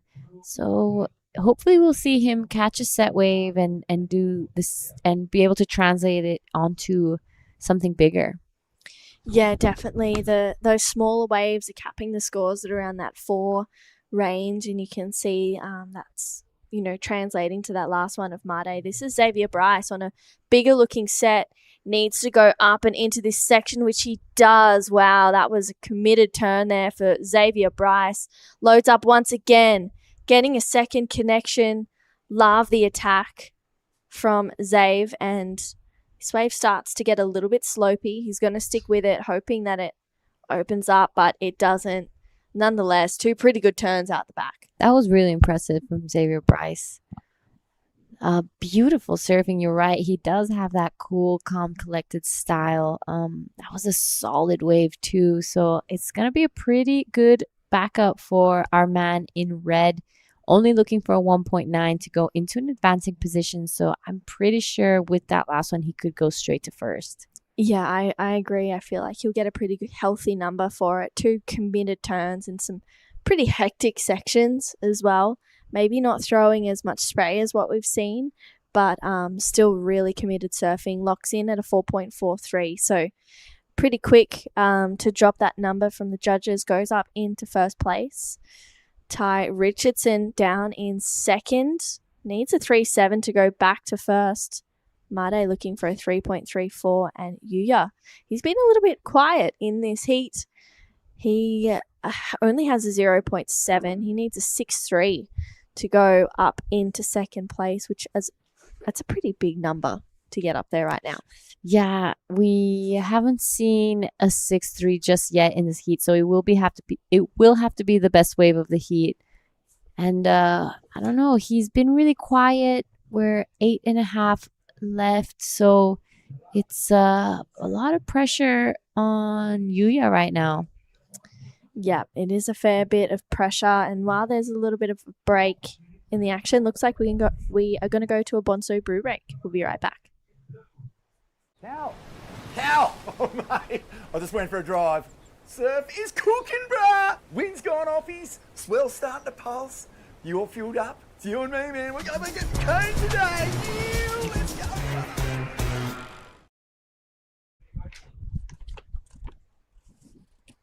All right, we're back, and there is no action just yet. We are same situation as we left, so we are gonna give a little bit of a thank you to all the sponsors that made sure this is possible and that we could be here competing in this QS 6000. A big thank you to Kemenpora, in the Indonesian Sports and Youth Minister. Massive shout out to WSL and PSOE. And thank you as well to the province of Lampung and the region of Pesisir Barat. And of course, thank you to the ASC. Everyone put so much hard work and time and dedication to make sure that we were able to run this event. So a little bit of a replay here of Ty Richardson. I'm pretty sure this would be his 5.5. Two big turns. And closely behind Xavier Bryce. Solid looking wave. This was the last we saw. I love how he just released that tail and went all the way around. It's beautiful surfing from Xavier Bryce. Yeah, it's just really smooth. This is the 4.43 from Xav, and yeah, really committing to those sections. It was unfortunate that this wave didn't really offer much more, but he goes out to that early lead. Well, it's actually not even an early lead. We've got about 6.5 minutes to go in this heat. It feels like it's flying by. And Ty Richardson, he still has the best number of the heat, being that 5.5. And Made chasing that 3.34. Seems like Yuya got another wave, just a 0.77. So once again, it just seems like he's struggling a little bit here. Needs a 6.23. So hopefully Yuya is able to find a good one so that he can open up on it. But it seems like it's slowing up a little bit due to that tide, right? Yeah, unfortunately for Yuya, not an ideal situation to be entering the last 5-minute mark.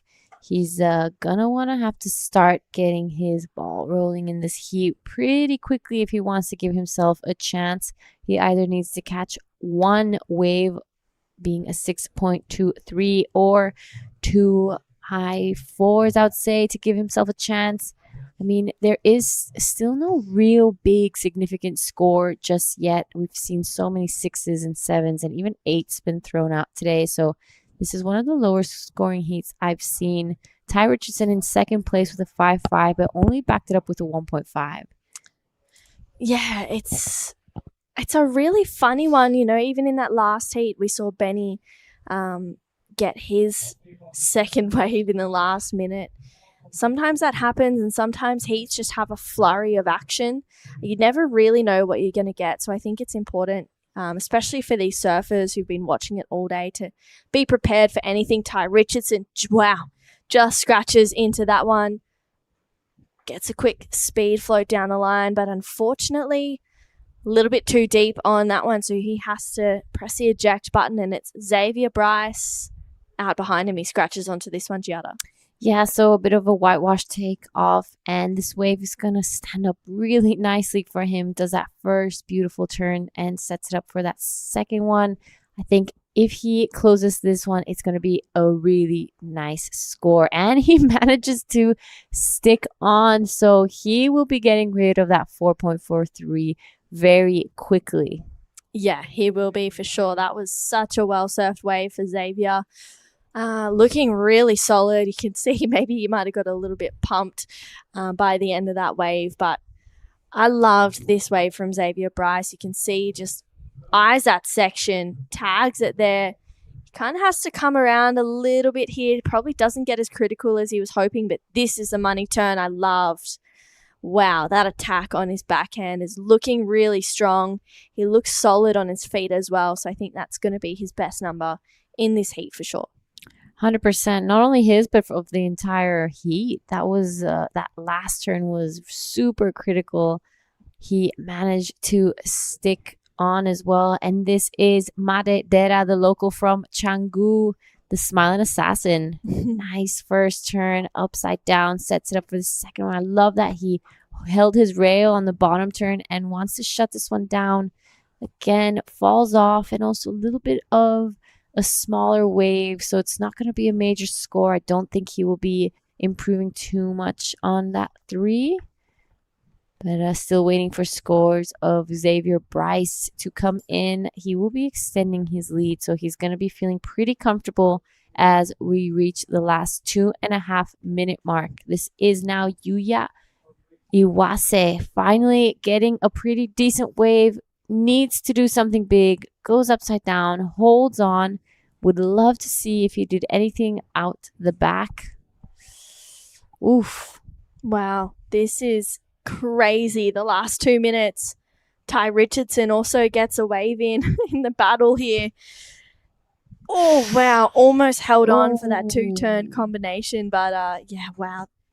This is crazy. All 4 surfers have scores to lock in. I think definitely Xavier Bryce getting the better of that 4-wave exchange. But, wow, I don't even know if he's slightly better, that 1.5. Might only needs a 3.34. Yeah, Yuya will definitely get his best wave of the heat so far, but will he have time to get back out there and find another opportunity with pretty much 90 seconds to go? Not long. Yeah, it's looking like there's not too many lines coming in out the back with 1:25 left, and the last of Xavier Bryce comes in at a 7-point rise, so that is the best wave of the heat. This is a replay of Made Dera now. Good first turn. Sets up for this second one. Unfortunately, wasn't able to ride out of this one, but with a minute left, not sure. We're waiting for scores for all surfers in the colors white, blue, and green. This is the last of Yuya Iwase. Had a pretty rough heat. Only a 0.7 and, well, 0.7s to his name. Yeah, that's really, it's going to be his best wave for sure for Yuya. Wow, Ty Richardson. He'll probably better the 1.5. Look at this last number for Xavier Bryce. So it's a 7.0. Huge score. It's definitely extending his lead. But it's his last scores of Ty Richardson and Made Mahendra to lock in, as well as Yuya Iwase. I'm not sure if it's going to be the 6.23 with 20 seconds to go. Will there be another opportunity here? Who knows? Wow, but that 7 from Xavier Bryce was, massive surfing. Yep. All right. So just looking at the score, Made Dera only looking for a 3.81 to go into second. So unless Ty, which he doesn't, catch a wave, it's all eyes on Made Mahendra and Yuya Iwase. But he's looking for a 6.7. I'm not sure that's going to be the score. I think the bigger chance is probably for Made Dera. Yeah, let's take another look at this 7 for Xavier Bryce. Nice connection there. This bit he kind of has to go around, but wow, this end turn, absolutely loved it. You could see the power and the aggression. It was solid surfing. It looks like that last score of Made came through at a 3.23, so it was not the score he's looking for. Another score for Yuya Iwase to lock in. We're going to go to a quick break and we'll be back with the results from that last heat. Don't go anywhere. We'll roll straight into heat number 4 right after this. On the edge of the wild South Sumatran coastline, Ujung Bocur juts out into the pristine Indian Ocean to offer long and rippable walls that are a vision of dreams come to life.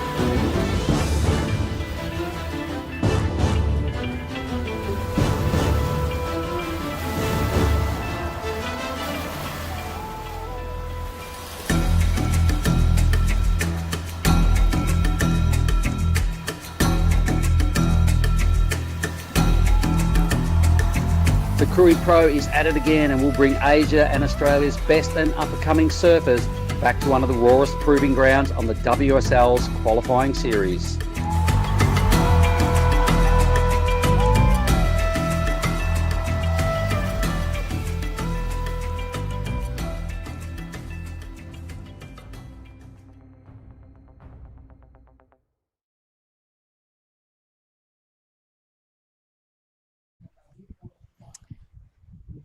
That is a little sneak peek into the athlete area here at the Krui Pro 2025 QS 6000. It's a little zone where all of the athletes are able to hang out, watch the surfing before their heats, get an idea of where the best spots are, and chat to a couple of the fellow competitors. That is Mikey Clayton Brown there, looking pretty staunch. Bodie Williams out behind him. I mean, Mikey is just deadpanning into the drone, and Bodie's looking like he just wants to get out of there. So thank you for making that a pretty funny moment there, Mikey. For this right now, that's Harry O'Brien, and Harry unfortunately coming unstuck on his first wave. Out behind him, Willis Druma, 2022 ISA World Junior Champion for the under-16s. He's up on his backhand. A little bit of a fumble there for Willis. Loads up for a better looking turn. Driving through a nice bottom turn to get a finish here to start off his campaign in this heat. 23 minutes to go. Willis Druma, Harry O'Brien will be taking on Soma Hirahara and Rui Horikoshi. Yes, Soma Hirahara and Rui Horikoshi. So Soma is seeded surfer in this round, and Rui got through this morning's first surf in this event, and matching up with four other great surfers. Now here is Horikoshi 選手1本目のライディングになります。これはスラッシュターンを2個決めてくる。さあこの先出てこれるか。ここはすぐにプルアウト。かなり沖の奥にポジションを取っていた堀越瑠衣選手ですが、1本目から力強いサーフィンを見せてきてくれています。本日はラウンドオブ96のヒート8まで行い、スケジュールの方終了となります。So this is heat number 4. Heat number 4. We're going to go into the heat number 8. 4 more heats. 4 more heats. It's a big day.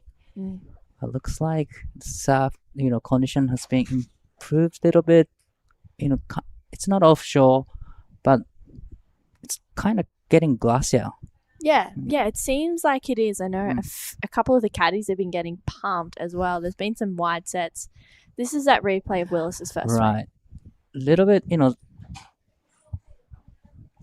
how to surf on it as didn't offer too much steeper section, but from this section, kind of he got the steeper section right here. This is a better looking turn. He managed to put couple good turns in, so really great start of this heat. And also Rui's last wave was a pretty good one too. So we're still waiting for the last of blue and white. Yeah, first of Harry O'Brien, a 3.33. The Lee Bar board rider starts off his campaign in this round of 96 heat. We got a little bit of a break in the sets, or maybe not. There might be a couple of waves coming through. We'll see. That first wave of Willis Druma locks in at a 4.1. Rui Horikoshi, his first wave a 3.8. And that leaves Soma Hirahara out there with first priority. We saw a great heat from that last one. Xavier Bryce and Ty Richardson moving on through. And man on screen that we saw just absolutely staunching the drone. He's going to be coming up in that next heat. Mikey Clayton Brown will be taking on Yuma Nagasawa, Ricky Sato, and Diego Cordero. That's going to be an exciting heat too. Wow, that's a great matchup. Yuma Nagasawa was surfing in junior division, so did Ricky Sato. But Yuma got second place in the junior division. So he kind of getting used to this, condition here at Krui. So cannot wait to see his surfing here. But meanwhile, surfing blue up and riding. Yeah, Willis Druma. Oh, nice first turn. It's a smaller looking wave, but it's super bowly. Wow. Just puts a little bit of extra effort into that second one and third turn combo to finish. Thank you very much, Willis Druma. That was a really well surfed wave. Really well surfed from Will. He got a 4.10. That's a great start. And now in the second wave, well, that was a great surf. And it's gonna get really great score for that one to manage to put 3 solid turns, I think. Yeah, 3 solid turns on that wave. And someone who was throwing down some huge surfing in that last heat was Xavier Bryce. Let's hear what he has to say. He's with Giada Legati.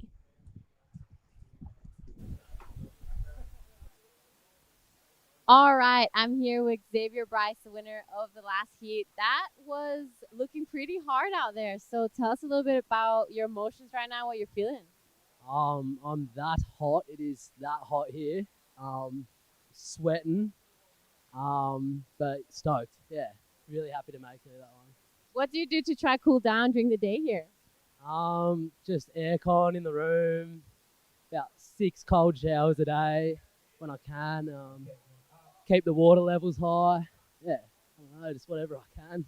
I see you walking around with a pretty cool group. Tell us a little bit about your crew and who you're here with. Yeah, so yeah, got a really sick gang here. Just a few of the lads from Sydney. Yeah, we've been doing the comms for, I don't know, like a year and a bit now together. We did actually our first trip to a comp together was this comp last year. So it's a bit of a bit of a special one for sure. But very stoked to be here with that. Approaching this event, did you guys come here early or how did you prep? Just strictly going left at home pretty much. Yeah, we don't really have too many waves similar to this in Sydney, but yeah, I don't know, just sharpening the backhand as much as I could. But yeah, I don't know, I feel like when you're at a wave as good as this, it kind of doesn't take much to bring out your best surfing. So yeah, sick. All right, that's epic. Is there anything you'd like to say to your friends and family back at home? Yeah, just obviously thanks to my parents and my friends for watching and so. Yeah, stoked. All right, congratulations. Back to you guys in the booth. Thank you, Giada. And thank you so much, Xavier Bryce, as well. Xavier got a 5th here last year. Yeah, he went down to Billy Stairman, the king of the left, growing up at Raglan. So I'm sure he's going to try and get one better. We'll see how it goes. But scores have locked in. That last wave of Willis Druma, 4.93. Last of Harry O'Brien locked in at a 3.13, and Rui Horikoshi also got a 2 in his scoreline as well with 16.5 minutes to go. So this is a Willis 4.93, I reckon. Smaller waves, but well managed surf here. Everything was on point, no rush. Very composed surfer. And this is a 3.33 from Harry O'Brien. Bigger size wave, bigger face to work on. It's kind of foamy, so it's difficult to surf on it, but he managed to put a couple tons in. Unfortunately, he went down on the last section. It would have been a great score if he made that one. Yeah, that would have been a really nice wave. I mean, yeah, that was just unfortunate, but plenty of time to regroup, although I feel like these heats are going really quickly. Right. Especially by the last 6 minutes. It's like, whoa, how did we get here? Yeah, it's just been so much great surfing today. Di, we are coming to tour kind of towards the end of the day. Have you had any highlights of the day so far? Wow. Oh, gotta say, Toy Tanaka's hate. There we go. There you go. Yeah. Well, here is the first ride from Hirahara 選手1本目のライディングになります。しっかりとスコアを重ねていきたいところですが、どうでしょう。ここ大きなクロージングアウトセクションに果敢に攻めていき、これはメイクしていきます。ワンビッグターンでしたが、これはいいスコアになってくるでしょう。Wow, that was He's been waiting for that wave for over 10 minutes now. But probably it wasn't the wave that he was expecting, but still he managed to put one big turn in. Little check turn here, but probably every score comes from this turn right here. Big section to hit. Bang. And that was a great surfing from Soma. Yeah, that was a huge turn from Soma. I loved the commitment. I feel like we're seeing a lot of that today and a lot of that be rewarded as well. It's so great just to see the surfers identifying these sections. I mean, there's been a fair few of the competitors who've been here for a while. Been here either for a couple of weeks or, have kind of just been floating in and out. So I'm excited to see where this goes for Soma.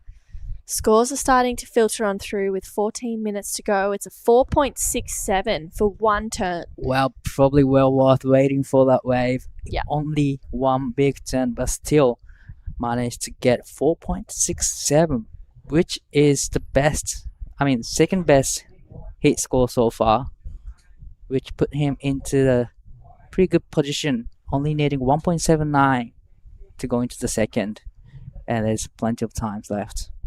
Yes, so much time left to go, 13 and a half minutes. Soma, if he can get another 4, he's up into first place pretty much. So we'll see what happens towards the end of this heat. Right. Little bit slower heat in the middle of this heat, but look like there's a few sets coming in. Yeah, a few waves starting to roll through. See if there's any takers. Looks like it's going to be Willis Dreamer. He wants to get rid of that 4.1. That wave's not going to do it. Quick in and out. Well, smart decision. If there's no steep section to hit, you need to kick out and go back out. You don't want to follow it all the way to the inside. It's going to take a long time to get back out. So. Yeah, wow. I mean, I kind of feel like that was a good decision for Willis. Doesn't seem like there's anyone else out there just yet, so... Right. Yeah. I wonder where they all are. Just getting pumped by these wide sets. Probably, Well, here he is. Ooh, Rui had a little look there. Didn't quite scratch on. He only needs a 2.66 right now. I feel like it'd be nice for him to feel like he can get into those 4s and just make it a little bit more difficult. With 12 minutes to go, Harry O'Brien, he's already surfed 3 heats in this event. Not today, he surfed... First round? Yeah, in the first round yesterday, he took the win against Tommy Hinwood, Eki Satyawan, and Dutta Adrian. And then we saw him first heat this morning. Right. He was up bright and early. He came second. Ty Richardson took that heat out. And now he is surfing towards the end of the day. I mean, it almost feels like it's a first and last heat moment. Right. Well, he's done a lot of work. Already surfed in 3 rounds. Would you rather surfing first round or would you rather be in the seeded round? That is such a hard question. Right. I feel like it goes both ways. I mean, we'll get back to that. 堀越選手、これは重要なライディングになってきそうです。2.66 で2位に進みます。ここは大きなセクション、大きなヒットをして前に出てきます。これは彼のベストスコアにはなってくるでしょう。That was a really smart move from Rui. Actually, he knew that as soon as he took off that he only gets a couple turns in here. But he get to the last section and hit the section really hard and right out of it so clean. So it was a great move actually. I think he will get the requirement to 6.6 to go into the second. Yeah, I think so too. And I really loved how he didn't try and do too much on the wave. Like he didn't try and fit 3 turns into a 2-turn section. I feel like we've seen that a lot and that's caught a lot of people off guard. 5.13 locks in straight away. Great job. Well done, Rui. 5.13. That is a healthy score. It is a best score so far in this heat. Now needing 3.90 to go into the first. Not a big score. Probably another similar wave. He just had, and then he will get to the first. There's still 10 minutes remaining this heat, and there is a Japanese crews stick together. Takumi, Nakamura, Kyoshiro, Suda, and Toyo Tanaka is just watching Soma and Rui. But here is Hirahara 選手、2本目のライディング。さあ、4.27 で逆転していきますが、素晴らしいレイバックターンを見せてきています。そしてここもしっかりとターンを入れてきますが、引っかかってしまったようです。ですが、2ターン非常に素晴らしいライディングを見せてくれました。Well, that was really, a little bit of unfortunate for Soma, but still managed to put 2 big turns. So I think that's going to be enough for him to get a requirement. Yeah, I think so too. A 4.27. That was, as you mentioned, really unfortunate. Coming off that third turn there, I mean, it looks like he was on his way to a pretty decent score, but I think he'll definitely challenge for that 4.27 off the back of those 2 turns. Just in itself, he's such a powerful surfer. It's a pleasure to watch. I love this turn here, just really opening up. I love how he leans into his rail, and that bottom turn was smooth. That was a really good turn. This here, wow, just looks like you could kind of see that his nose just dug into the water or the face of the wave a little bit. Unfortunately, just kept getting him a little bit hung up. But 4.33, enough to go into the second right now. So now Rui needs 3.87. Here is Harry needing 5.67 at up and riding, but quick in and out. Well, that wave didn't offer much more for Harry. Yeah, that was unfortunate for Harry. He kind of looked like he was maybe thought there was something there, but it just kind of fattened out a little bit. It's hard. It seems like it's difficult to pick the good ones out there right now. It feels like they're definitely still out there, and there's some amazing waves for sure, but it just seems like it looks a little bit tricky to find those waves that really allow that steep surfing, that top to bottom surfing. So hopefully Harry can find one in the next 7.5 minutes of this heat. When the swell comes into the lineup, pretty much like every wave look like it's gonna be a great wave. So you kind of want to go every single wave, but actually it's not. You gotta find out which one is right to pick. So that's a hard part, especially in these great conditions. You get too excited for the condition, and sometimes it's not working out well for you. Yeah, no, I agree. This is a replay of the second wave of Rui Horikoshi. I love this turn here. Tags it. That was huge surfing, and very, very cool style from Rui Horikoshi. A 5.13.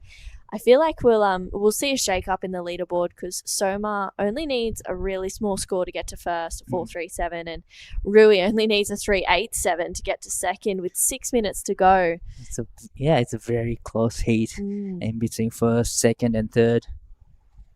But even Harry needing only 5.67. Yeah. That's really easily to be done for him. So just under 6 minutes remaining. Yeah, it's time's ticking down, and I feel like out there, especially when it gets a little bit quiet, the time just goes so quick. Right. It's crazy. It goes so quick if you're third and fourth, and so slow if you're first and second. Yeah, that happens. I mean, it's weird, but it just happens. You feel like just going so fast when you are losing. Yeah. But when you're winning, just stop now. Yeah. Yeah. Just end this game now. But yeah, that happens. It's part of the process. Everyone gets the same amount of time. We're coming down to 5 minutes to go, and Rui was slowly thinking about that one, but just a little bit too small. It's not going to hit the reef. And that's the beauty of this place. We know there will be another opportunity. We know that there's sets that are going to roll through. At least one more. At least one more set to come through at the end of this heat. Willis Druma has the first priority, so the pick of the lineup. Soma Hirahara hits a 4.37 to go to first. Rui Horikoshi needs a 3.87. That's a tongue twister for me. And Harry O'Brien looking for a 5.67 to take second place with 4.5 minutes to go. It's really anyone's heat right now. We've seen the last couple of heats, it's been hard to break that 5 to 6 range. We saw Xavier Bryce get a 7 in that last heat. His backup was a 4. But then Ty Richardson made it with a combined total of 7.47. Wow, so it's kind of hard to get a good range scores at the moment. Yeah, definitely finding it tricky to get the 5s and 6s out there. Rui having a look at this inside one. He's a little bit too deep though. And will Willis Druma get an opportunity? Well, there's a set is rolling through the lineup. Our time is taking 3 minutes and 30 seconds remaining in this heat. To me, it goes really fast from 6 minutes remaining in this heat. But Soma Hirahara hasn't arrived in the lineup yet. Probably he's a little bit inside area. Yeah, you can see Rui asking for that situation. He is in third with third priority right now.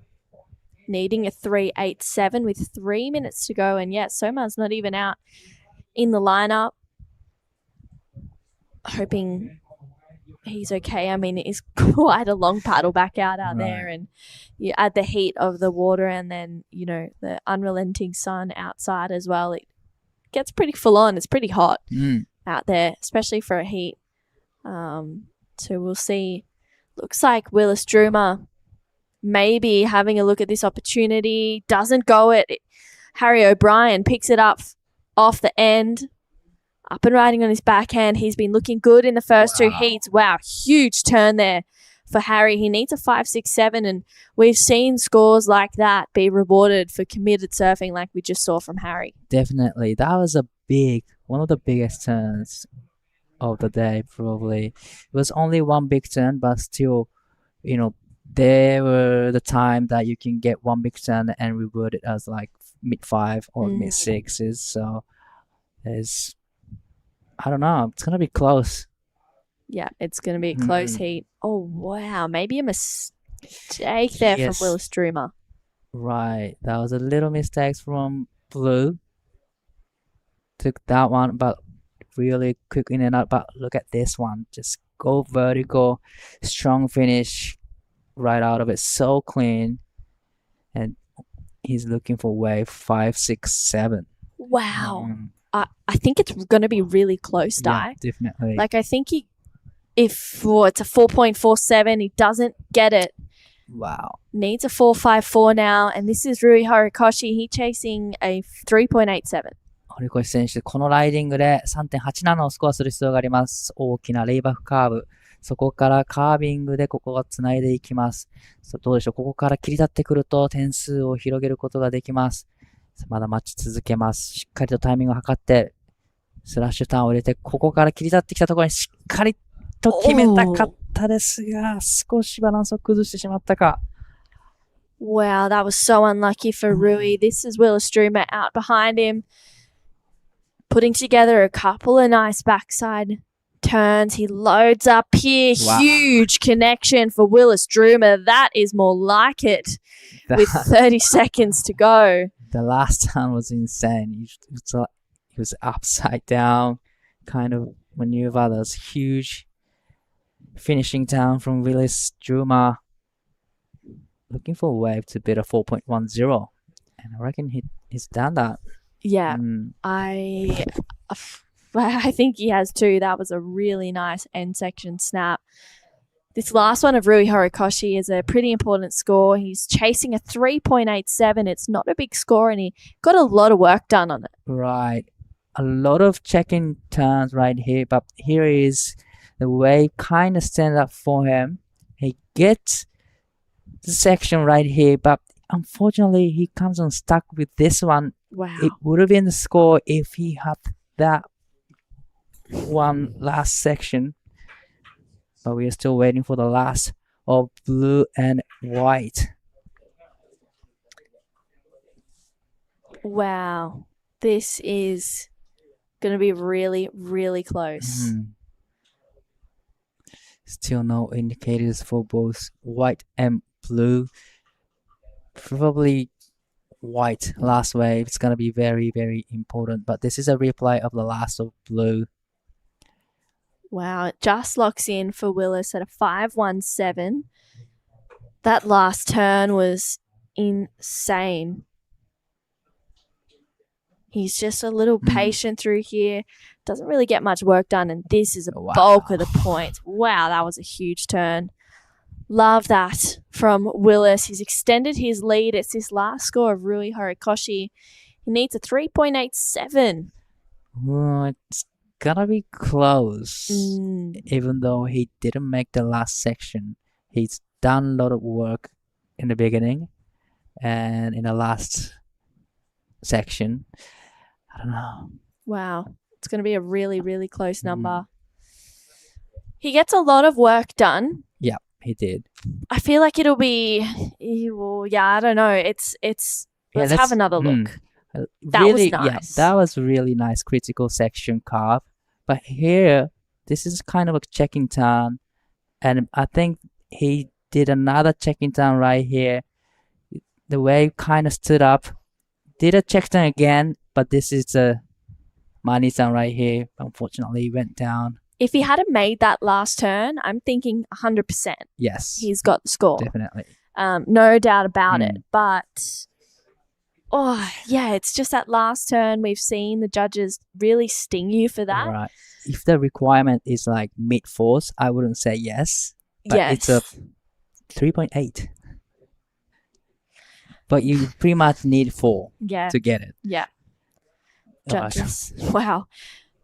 Judges are having a really good look at it. Wow, this is a beach angle. But this is the third wave. This is a 5.13 that he got. That was a great ride. I mean, great strong finish right there. Yeah, wow. This is really, really crazy. We are still waiting on that score. You can see the surfers in the next heat. They're going, hey, can you guys start this heat? Because we want to start surfing. It's starting to lock in the score for Rui Horikoshi. Let's see if he gets it. A 3.87 comes in at a 3.83. Just not enough for the Japanese surfer. So it'll be Willis Druma and Soma Hirahara moving on through to the next round. We've got Heat 5 coming right up. We'll be right back after this quick break.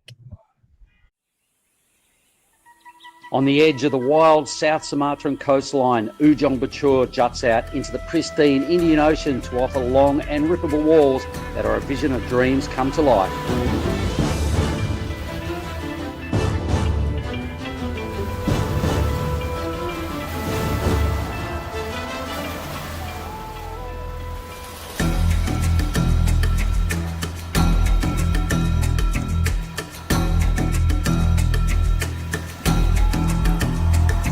The Krui Pro is at it again and will bring Asia and Australia's best and up-and-coming surfers back to one of the rawest proving grounds on the WSL's qualifying series.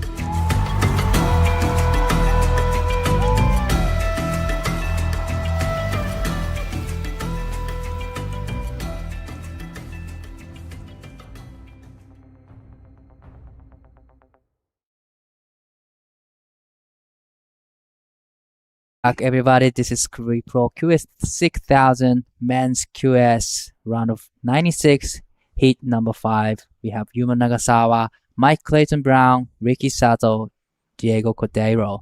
I'm Ty Wako here in the booth with Mr. Mark. Yo, g'day Di, and it took a little while to get things going in this heat. You could see the boys kind of stressing out a bit and waving and going, have you forgotten about us? But we didn't.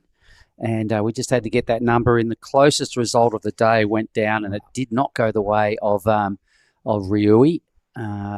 So super close, 0.04, tightest number all day. So close. Needed to stay on his feet on that finishing move, and that was the next round. Huge finishing move from Rui, but unfortunately he went down and he didn't get the score. Meanwhile, some of the disc scoring to their feet is Diego. So representing Italy here, a nice way to kick off things. He's got a big steep wave. It only turns into a one-turner and down he goes. So you can see in these 25-minute matchups with high-quality fields just how important it is to do the little things and finish rides. And, wave choice has got him spot on. Diego will be spewing he didn't ride out of that last manoeuvre there, right there. So it's those little moments that could mean a huge thing. Who knows what would happen had he gone through to the next round and surfed his way into tomorrow's round of 64. But we are going to heat number 8 to finish up for the day number 3. Yeah. This is the heat number 5, and we have Yuma Nagasawa. Hang on. We've got the sniper. Hang on. Who's this in blue, though? This is Mike Clayton Brown. First time we've seen him in Arashi this event. He's been a big performer over the years. That wasn't his best work. We know that, but has been a big performer throughout the Asian region, year after year. I've seen him here probably 3 or 4 years in a row. So MCB will know that this region is super critical to get some runs on the board. It's the first 6,000 ever in Indonesia. It's the first event for the Asian region.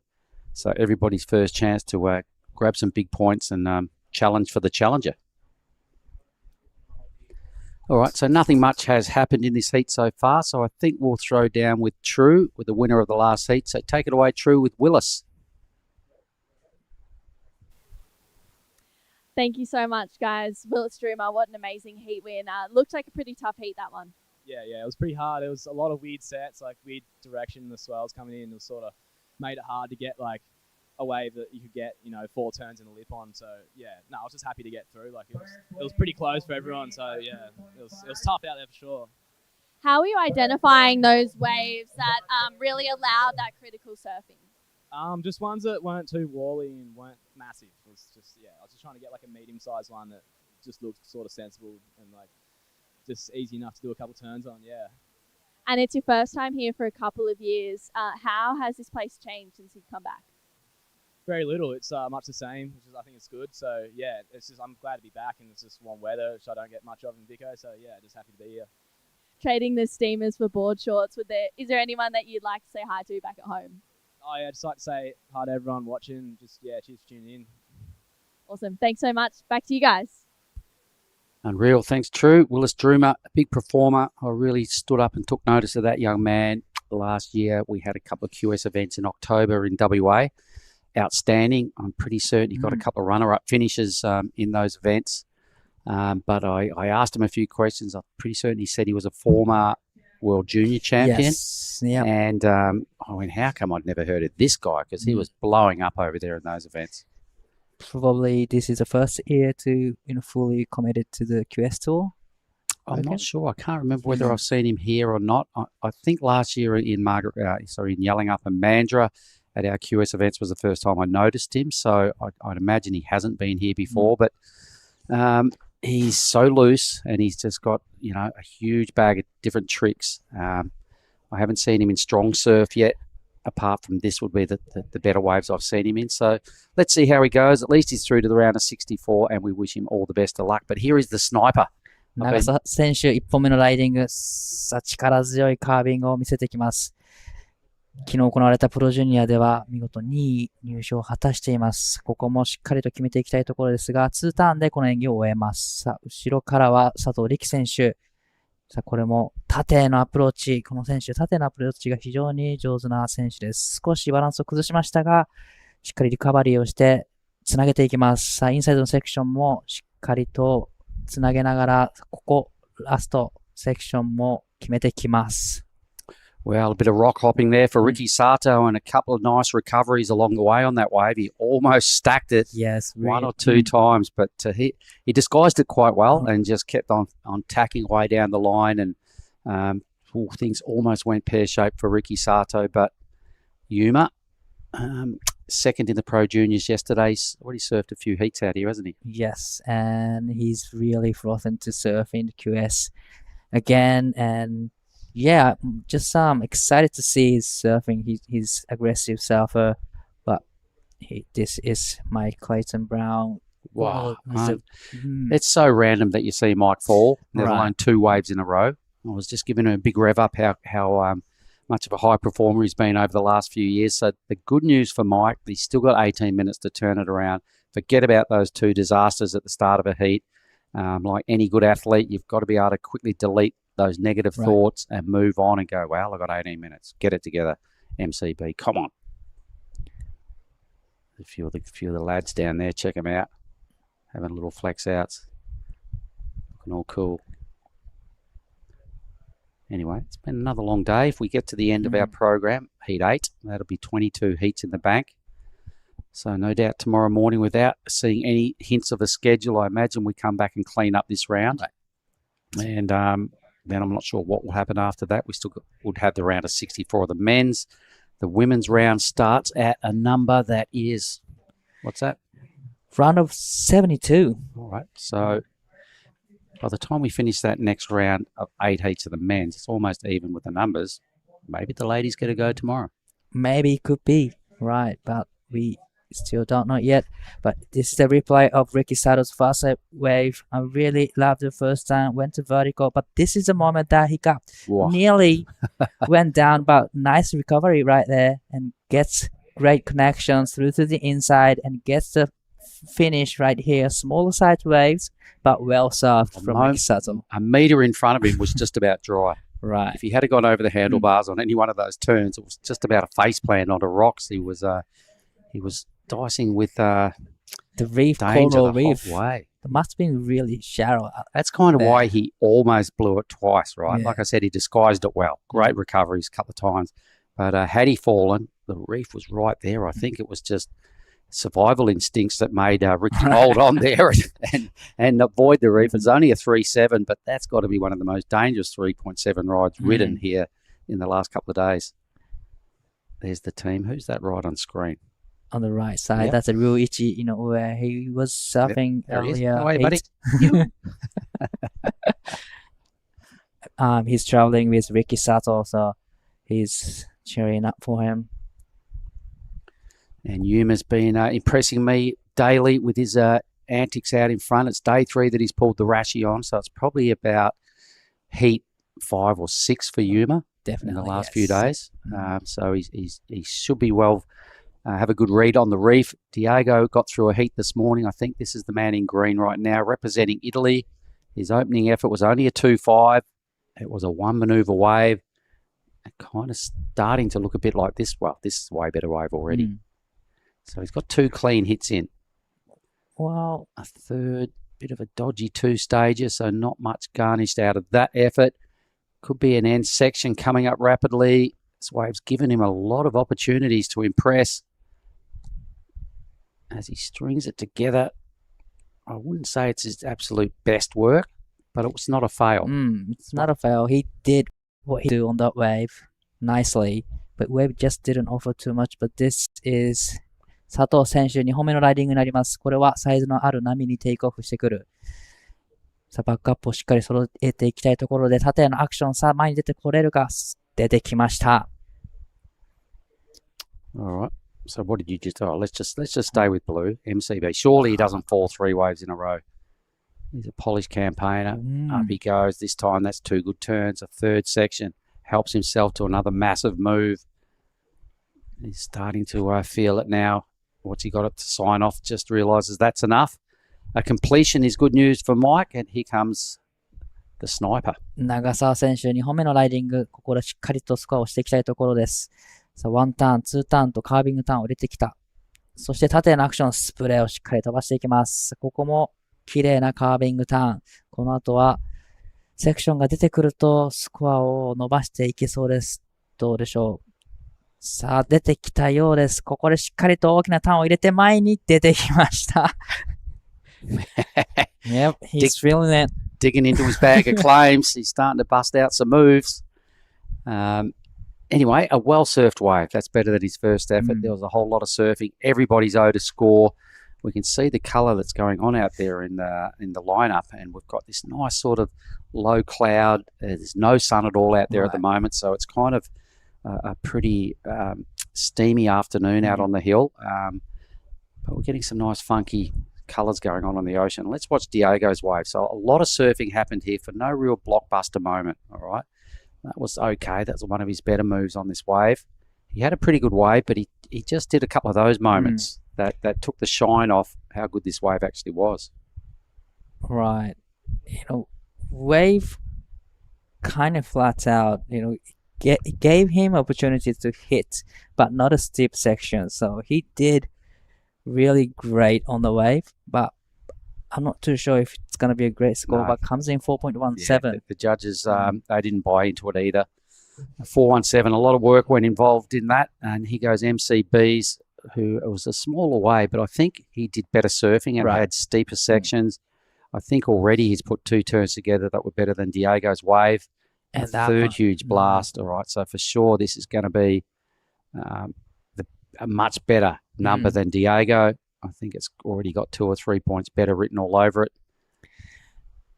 There we go.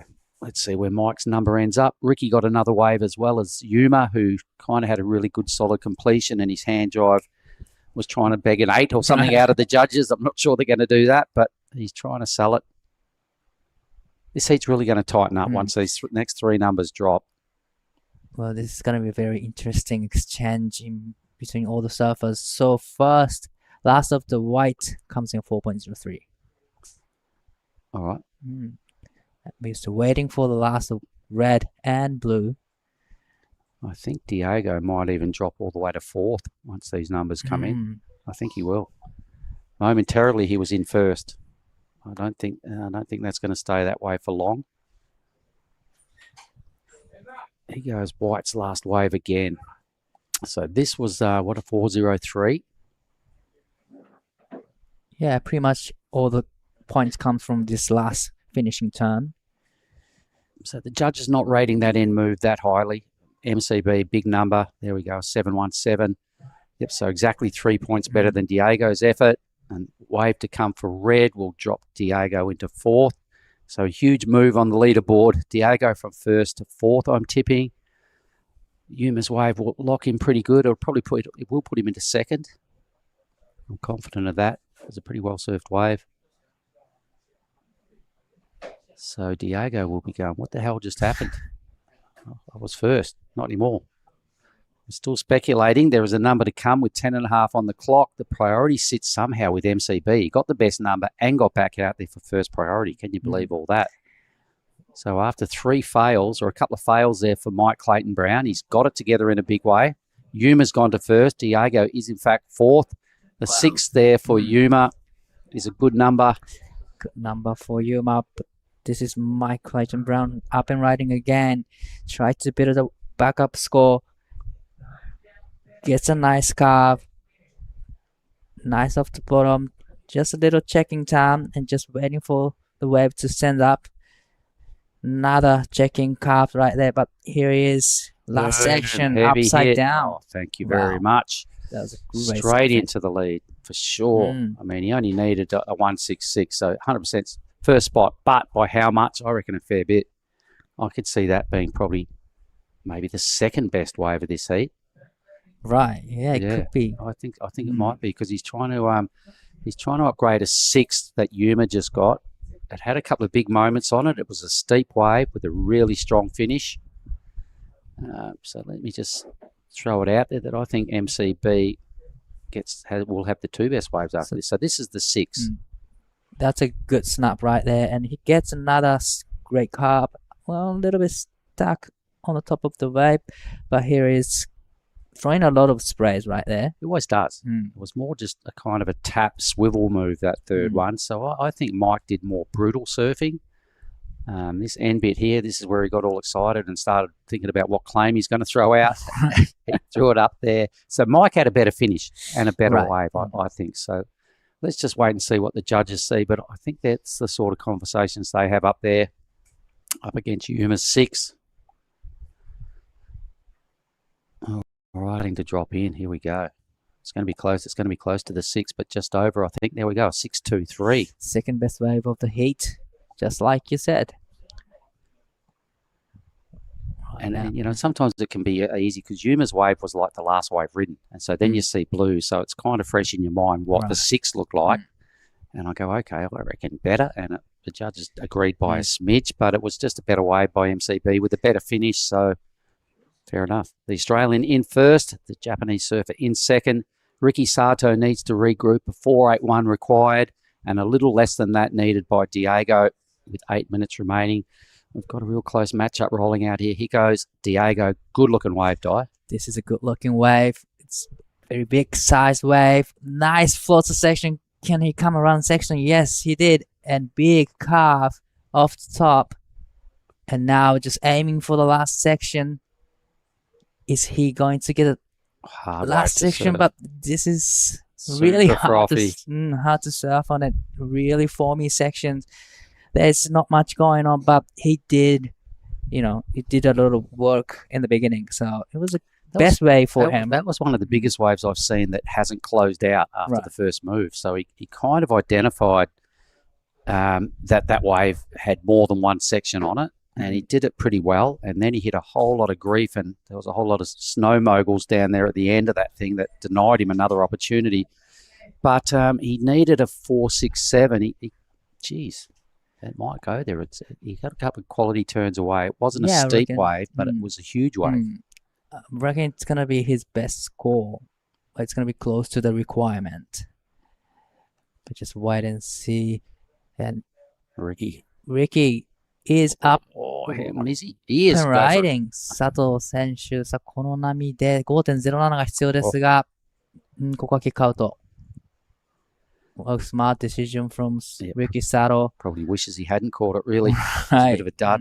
So let's have a look at this. It's looking like there's a move on the leaderboard. 4.93, a little better than what he needed. Super close now between him and Yuma for that second spot.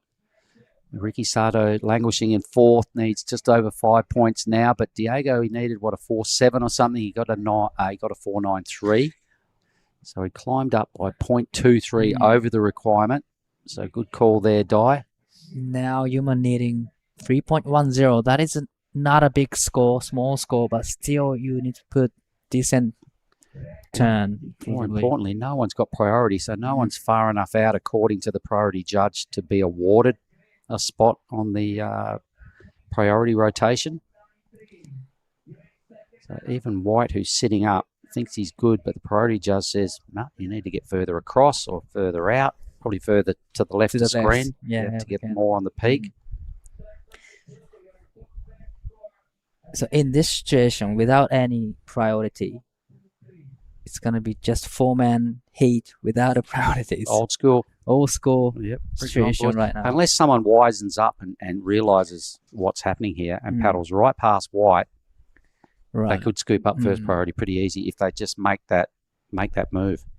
True, right. And White should sort of look around here and go, hang on, the priority judge is asking me to shuffle across just a little. There he goes. He just got hit. He took a 1 metre. He took a 1 metre paddle and picked up priority. Wow. How cruel is the priority judge? Has gone, no, you're not on my line.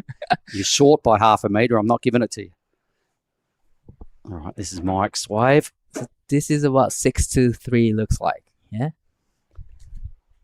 Yep, I'm pretty sure it was. His end move here, when he gets to it, was really strong as well. So a bumpy sort of a wave, but he kind of he made it all look really good. Yeah, see that upside down. Yep. That's great.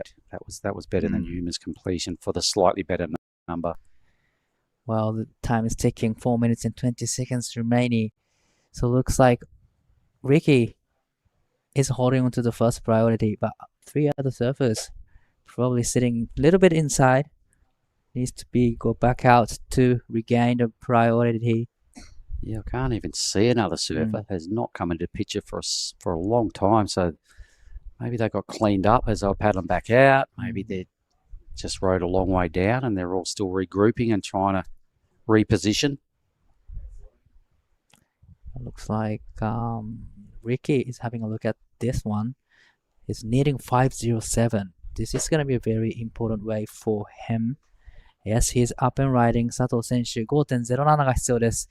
大事な波になってきます。縦へのアクション少しスタックしたか。それでも綺麗に前に出てきます。さあ、このスティープになったセクションでフィンを抜きながら前に出てきます。綺麗なサーフィンをしてきています。そしてカービングターンでタイミングを測ります。さあ、ここは大きなスプレーを上げてきます。ここからセクションが張ってくるとより点数を上げてきますが、ここは大きなターンを入れてきました。Well surfed from Ricky Sato. think. Needing point 507. I reckon he moves in a second. Well, yes, from me. Yeah, it was a definitely. quality act. You know, it was just again a clutch moment that you can't make too many mistakes. You got to finish everything. You got to clean it up, and he did all those things on a pretty good wave, right? Exactly like he did. Yeah. So I think the judges they're going to have a little chat about it and a little rewatch. But I reckon Ricky moves to second. His best wave easily. Definitely, it's gonna be his best wave, and really, nailed that finishing time. Yeah, that's an important section to finish. Yeah, and it was a good finish. Yes. So I think that was convincing. Sato's statement going, righto, you guys, give it to me. What more could I have done on that wave? Not a lot. So now Diego and Yuma is in trouble with a 2 minutes and 15 seconds remaining. They will probably need pretty good score to go into the second, but we're still waiting for the last of Ricky. Yeah. Just over 2 minutes remaining this heat. Gee, this leaderboard has changed a lot in this heat. Right. Remember Mike Clayton Brown, he really messed up his first two waves. Then he got two keepers. Here's Ricky's last wave. So let's watch all this. So that wasn't super crisp, but it was still top to bottom. That was a great connection with a little tail waft. So I reckon, he gets a bit of credit on top of the 507 needed because he's already belted it, 4 times. Another quality move. This here as well as the finish. Wow. So he surfed at a good pace to connect with that end maneuver and right out for a 7-1. Thank you very much. There's 7-1-0, the best score in this, the second best score in this heat. So by more than 2 points gets the requirement. Happy days for Ricky Sato. Did everything that wave asked, and the judges soaked it up and went, yep, righto. We agree. Let's push him through. Let's give him what he deserves. And lock in the second best number. So Ricky will be chuffed. Diego once again drops into a non-qualifying position. And the sniper is in all sorts of trouble. Well, less than 50 seconds remain. Is there going to be another wave for green and red? Red sort of looking interested. He is, actually. He's paddling for it. There must be something big behind this. He's heading a little wide. He lets green go with 30 seconds to go. So Diego's in a worse spot. He needs a 6-2-1. Although he's third, his requirement is bigger than Yuma's. So the Italian gets off one pretty crisp hit. Section drops at him and it draws the error. We're down at 17 seconds. Yuma's stopped paddling. The wave's gone flattish. The ocean's gone flattish. Looks like Yuma's going to be a spectator from here on in. I'm not sure this next 6 wave. seconds. I'm not sure it's going to break in time. Is there going to be enough time? No, he's out. So Yuma is Gonski. Ricky Sato is safe. Mike Clayton Brown resurrected himself in a hurry in that heat that started off badly for him. So you can go and have a chat with MCB. Have a bit of fun with that. And thanks for your efforts, Ty. We'll be back shortly with heat number 6.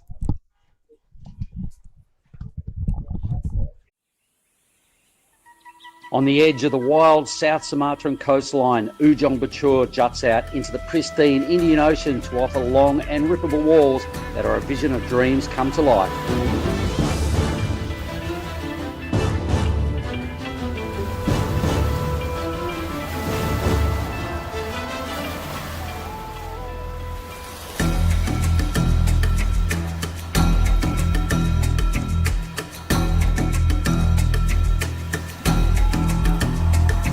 The Krui Pro is at it again and will bring Asia and Australia's best and up-and-coming surfers back to one of the rawest proving grounds on the WSL's qualifying series.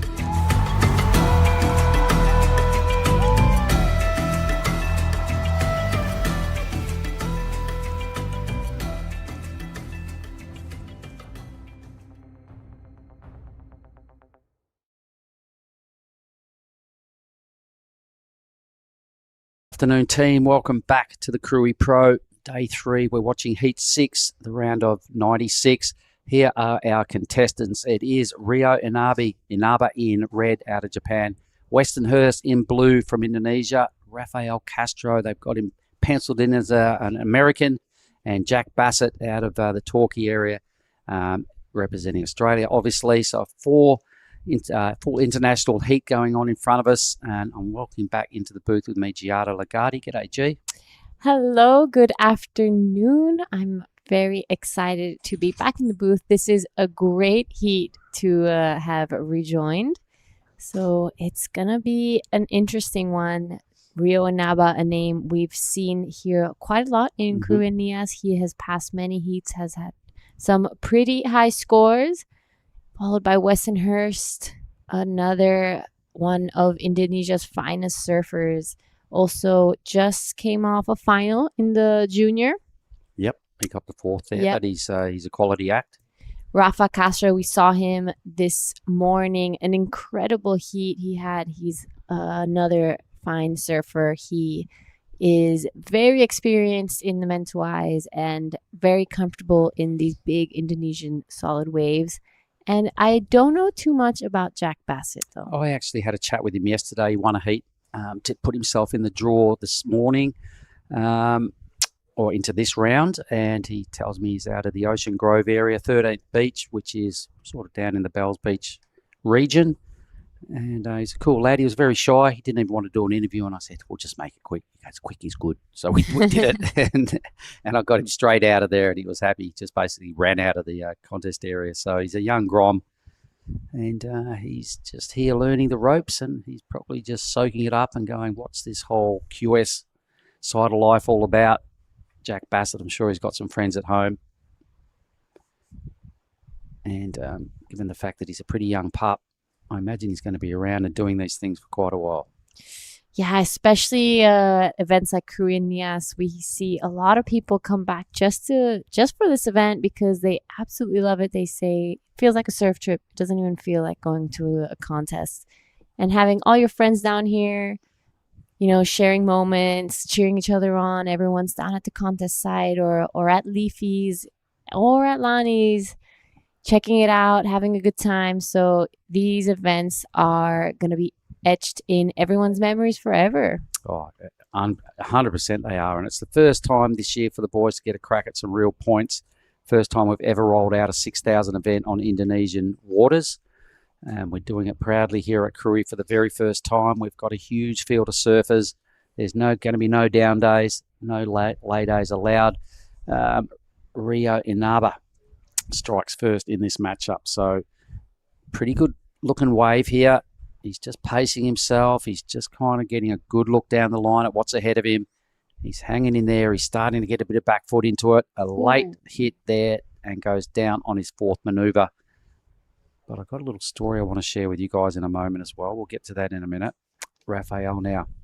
This is Rafa on his backside. A smaller looking wave, but it has a pretty nice shape to it. He's going to get a little bit stuck off the back on that one, but plenty of time, 20 minutes to paddle back out and get himself back on his feet. So, yeah, a couple of years ago, we were surfing this event here and the images going out were just insane. It's pretty sure it's the year that, having a look at our leaderboard, who won that year, I'm pretty sure it was Jesse Mendez. The waves were firing and all the images going back to Bali and all over the world were just so sick that Gabriel Medina's in Bali. He sees the clips, he sees these waves and he goes, I want to enter the event. So on day 3, he rolls up, he gets in, he gets a spot that one of the Indonesian wildcards had and he rolls into round 3 purely based off the footage and the images that were coming out of days 1 and 2. So he gave the local fella a surfboard for the effort. I think he got as far as the quarterfinals or maybe even a semi, and big fella took him out. Jeez, anyway, big goofy Colburn, Mitch Colburn beat him in a semi. So he didn't actually make the final, but he raced here to be in this event purely based off what he was seeing on the media images. That's how good it looked that year. I mean, this wave, every year we come here, you know, it's funny, in every other contest, they have the issue that, you know, the swell forecast is too small. Here, it's the opposite.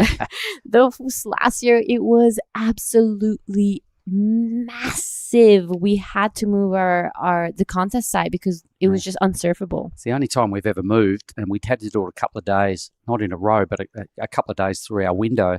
And when you see, during our ad breaks, when you see the clips of last year and you see all the cheering and stuff that's going on and the cheering up the beach, there's some monster waves in between that you see and you go, oh my God, that was last year. And it got bigger than that, which is why we had to move to Krui. We had no other option.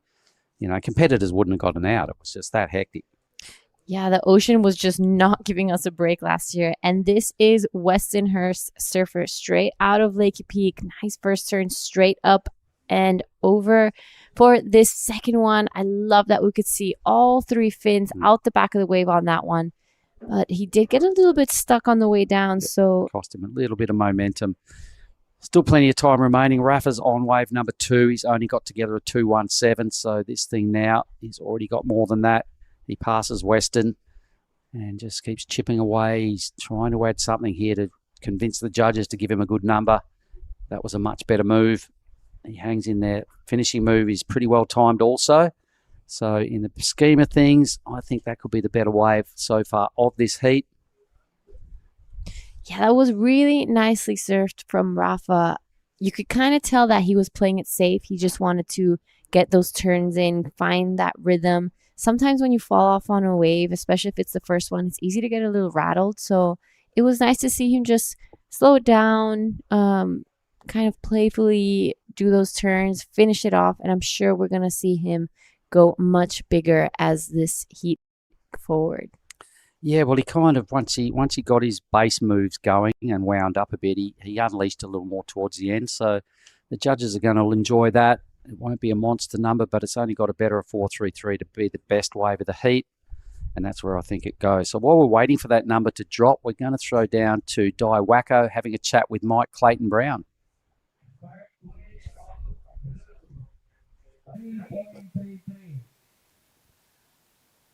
Well, you got the first place in the heat, but probably in the beginning you had a couple, I would say, mistakes probably. But how did you adjust that mistakes? Yeah, that definitely wasn't the start I wanted. Sorry.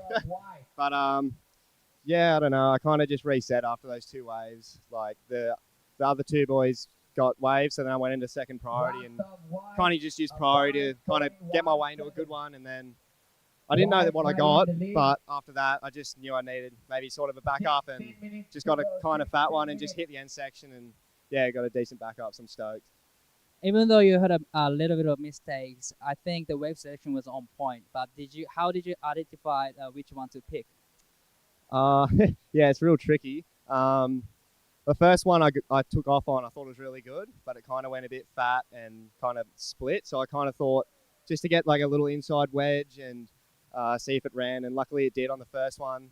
I only probably served it like 80%, but yeah, that kind of, chose after that one, just knew what waves I kind of needed to get a decent score. I got to ask, how's the paddle back out? I didn't actually get back out. I was trying to get it right at the end, but yeah, those sets are pretty heavy when you're on the inside there, so very hard and very hot. Great job, but is there anything you like to say to your family, friends back home? Yeah, I know Dad's overseas watching. I love you, miss you. My mum, my sister, and I just want to do a shout out. It's my homeboy Joshy Stratton's birthday today. He'll be surfing tomorrow morning, so tune in. Thank you so much. Good luck in the next heat. Cheers. Thanks, Ty, and good on you there, Mike Clayton Brown. A nice comeback victory, always feels good, and he did it really well. A couple of scores are in, things are getting tight. Raphael did get the better number, a 5.17. We saw Weston a quick up and down and then got locked into a paddle battle with Bassett. Bassett eventually gave up and said, all yours, Weston. You're a strong dude. You out-paddled me. He's a unit. Yep. His hands up. He's waiting for that number to come. Here's some replays of what happened during. Well, this is the 5.17. So this is what the best wave of the heat looks like so far. I think Rio had a wave he messed up that he'll be ruining because it was looking like a good wave. Just be dirty on himself. He didn't capitalise right there. So strong statement by Rafa to get back, into the qualifying position with that wave. Weston hasn't done his best work just yet. Bassett's only got a low throwaway 2 something. So apart from Raf, I reckon everyone else is like, come on, 13 minutes, got to get 2 scores. Yeah, I've had a couple of these heats today already where really nothing really happens until the last really 5 or 4 minutes of the heat, where everyone just suddenly starts catching a bunch of waves, and then it's all like a buzzer beater finish. But you're right. Besides Rafa's 517, there hasn't been too much happening out there. It's slowed down a little bit. The tide has already started to come in, so we should be seeing some sets come through. Righto, let's see if that prediction comes true. Westonhurst is sitting deepest. He's got priority. He's in third. Needs a low 3. I'm sure his old man's watching Troy. And Uni, no doubt. Jack's probably got a bunch of his Torquay buddies, Vico buddies, down there tuning in this afternoon. Rio, there's Japanese all over the world watching this feed. And Rafa, a bit of a champion. He's from all over the place, but I'm sure his buddies in Bali and maybe the Mets are tuning in as well. If so, keep watching. Here's Weston. Weston with priority somehow manages to get onto this wave. A beautiful first hack, sets it up and goes straight vertical on the second one. Kind of weaves through this fatter section. I think this wave is going to be standing up for him really nicely on the inside. And he shuts this one down. That's going to be a huge score for Westonhurst. And right behind him, Rafa. Rafa, good looking wave, a better looking wave for me. It's bigger, it's bowly. He's helping himself to big hits off the top. Weston had a really good finish on his as well. I didn't see the whole start of Rafa's wave, so I'm not going to make any claims on what went down. But Weston for sure, easily his best wave. Always good to just mix it up at the end with something a little, showing that point of variety with spinning the wheels on that last move and adding a bit more criticalness. So I think he's in for a reasonably good number, and for sure Rafa extends the lead. Oh, I think Weston's wave, I would love to see it from the beach angle, but I can kind of think it's going to be the best one of the heat. That last turn was pretty insane. I can't believe he rode out of that. And while that was happening, though, I don't think we paid enough focus to Rafa's wave out the back. So let's have a look again at Weston's. It's tough with the drone footage. I agree. It's a matter of what the judges see from their front-on angle. But a lot of good surfing again. We've got to remember this fella busted into the 8-point range every time he surfed in the juniors. The judges were loving his act. That little fin waft right there. So this is Rafa's first turn out the back. Okay. Yeah. So a Weston's couple wave scores, did look good. yeah, to come in. Rafa's last one came in at a 4.40. So it does improve on 2-1, but he knows he has to do something really big on the next one. All right, so Weston's score is still in dispute. I've got to say the judges have been loving his act. At this stage, he needs only a 3.28 for second. Every bit of that. He doesn't need much more than that for the lead. Probably needs a mid-5 for the lead. Well, actually, a little bit more, maybe a 6. Just over 6 points. Let's see how generous the judges are feeling. Numbers are coming in. He's going to get it. A 6.67. So Westonhurst to first. How good. There you go. Troy, a little bit of pressure off. The 6.67 now the best wave of the matchups. Got to improve that second number. Is pretty dodgy. A low 3. He's got 10 minutes. Things just got a whole lot tighter. Yep, that's right. And Western just showing why he's one of Indonesia's best right now. He is looking pretty unstoppable. He got to the final in the Pro Junior yesterday. Unfortunately, wasn't able to get the win. But all throughout the event, he was throwing 8s and 7s like there was no tomorrow. Every heat. And the judges were loving it, right? Mm-hmm. So he's kind of he's right in their focus of what he's doing. Ticks a lot of parts of the criteria, obviously. He's in the lead now. We've got to remember he's 16. My goodness. He's still got, it's incredible to think he's still got 4 years in the Pro Juniors before he really goes, right, and then you can take a huge claim to be a Challenger Series and all that. So I think the writing on the wall for Weston is he's heading at some point for the Challenger. Without a 100%, no doubt about it. And some waves coming through, but no takers on these ones. So it is now Rio Inaba and Jack Bassett trying to play a little bit of catch up. Both Rafa and Weston don't have big backups, and they know they're in a field that can get these scores that they need. So they really need to start getting those higher fives and sixes to back up what they already have. Still, for 8.5 minutes remaining, a lot of goodness has kind of happened in the first bit of this heat. It's still pretty close. Rio and Jack really needs to step on the gas a little bit now. He's got priority. He's out there in the green. He's only caught one wave, so he's been a little bit lazy with his movement and his competition skills. This is the wave again by Western. So we're getting the drone footage yet again. A nice recovery after the little hiccup off the bottom, but just monsters his way through every move. Always throws a lot of spray when he engages a rail. 16 years of age. He's about close to, I don't know, 5'10", 6 foot, but he's got a lot of muscle in his makeup, and he's just strong for his size. Yeah.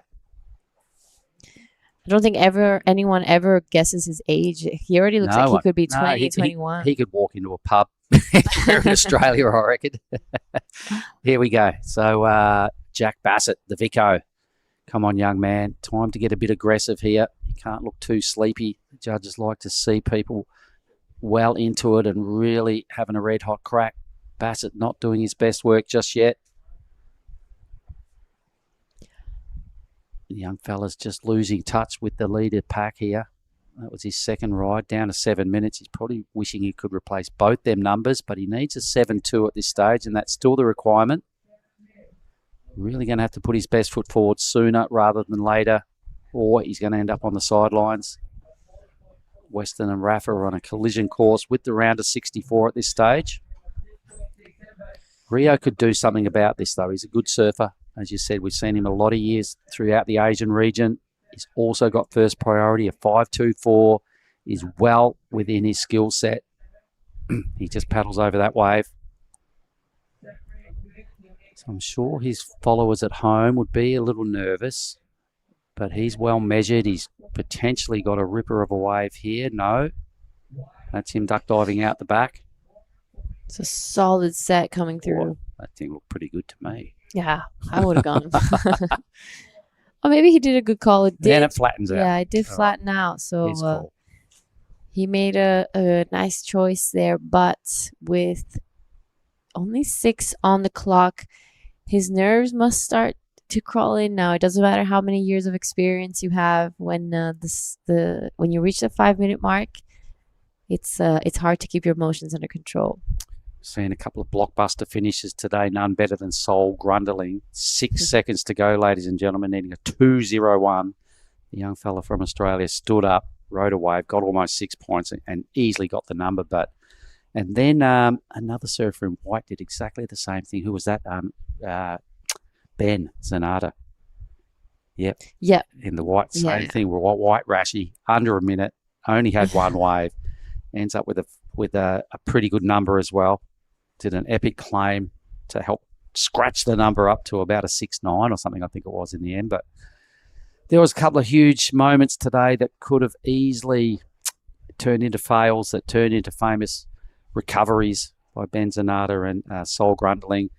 Rio's kind of, yep, there he is waving to us. Hey, mate, yeah, we're talking about you. You kind of got to do something. You've got 5 minutes, champ. You need a 5.24. We'll leave you with it. But Westernhurst has surfed his way into the lead with that last effort. I can't see him. Maybe this is him in blue. It is just coming into picture, so he's scanning on the inside. Rafa's efforts are going on in front of us, replays.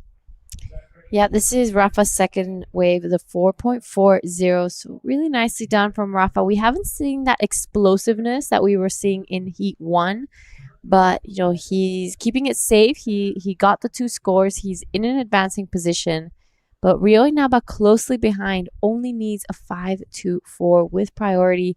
So it's a shaky second spot for Rafa. It's not all in the clear just yet. Also for Westernhurst, actually. So it's anyone's heat still, really. I think so. We're looking at Red. So this is Red's first wave, all right? So it's a 4.33. He needs to garnish an extra point on top of this ride in the next 4 minutes to have any chance of finishing second. And I think he falls on this turn. So he could have been in a much better position had he just cleaned that wave up. I can see White is a fair way up the point. or is that the surfer in the next heat? Pretty sure that's the surfer in the next heat because there's no priority number next to White's name. So good call. It's yeah, you're right. If Rio Inaba landed that last turn, I'm sure he would have gone into the 5 range, and the that requirement would be a low 4. Yep, not 100%. a sort of a dodgy 5-ish. All right, well, 3 minutes. The ocean's gone a bit too smooth for Rio's liking. Can't see any lines out there. It's the afternoon glass off. And you can see Weston just prowling around in the blue Rashi on the inside. He knows he's only got a low number to burn off. So he's not bothered going and sitting on top of these guys. They have priority above him. He's under their guard. He might even duck on their inside and hope for a little wave that hugs the reef and these guys can't get a bite of. He's a smart competitor. He's been winning a lot of things in the last year or so. A lot of events. There's the crowd that are tuning in and hanging around, paying some homage to their buddies. It's late in the afternoon, so the crowd is not large. It's just after 4 o'clock here. I think everyone's getting ready for that afternoon surf. Good luck. Are you going to bother, G? I think I will today. I feel like yesterday I didn't really go out, so I think I need to move my body a little bit. Go and get one and stay on it and just come in. I would be happy with just one wave. But yeah, as soon as we reach the last 5 minutes of the last heat of the day, you see everyone kind of crawl out. I mean, more than the last 5 minutes. The last 10 or halfway through the last heat, there's already 30 people sitting on the right of screen. There's probably going to be 10 people sitting up on the left of screen. And those numbers just blow out as soon as the siren blows. The boys are on top of the pack.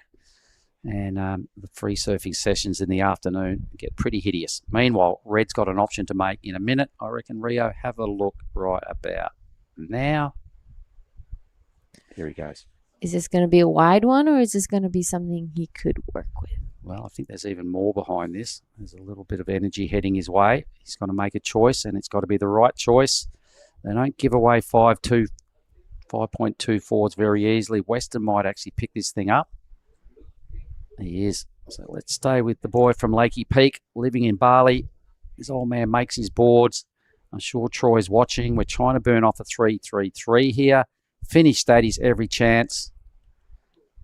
All right. So I think he might blow Rafa's requirement up just a little bit, but not by much. But more importantly, Rio Inaba has got to do something, and he's got to make the choice really soon. Yep. So Wow, does it go on nerves of this? steel? Yeah. Are you kidding me? Whoa. There's another one behind this. So if there is, and it's a good one, he's a genius. If it's not, it's that sinking feeling. Yeah, that was really brave. I don't know if I would have been able to pull something off like that. Is the braveness going to come back to bite him? He's down to 20 seconds. There must have been something going wrong with that first wave because he was in the box seat. It looked good. It peeled off the end of our TV set, so I can't see what he was looking at, but a 5.24, you've got to do something is better than nothing. Time's going to run out. Rio's on the sidelines. Rafa and Weston go through, and I'm going to go and have a chat with Weston Hurst, if you don't mind. Woohoo! So much fun. All right, that's it for that heat, everybody. We have 2 heats to go, so we'll be back in a moment. This is Weston Hurst's winning wave, or is it his last wave? Doesn't matter. He wins. I'll see you in a minute, and stick around for the next couple of heats. On the edge of the wild South Sumatran coastline, Ujung Bocur juts out into the pristine Indian Ocean to offer long and rippable walls that are a vision of dreams come to life.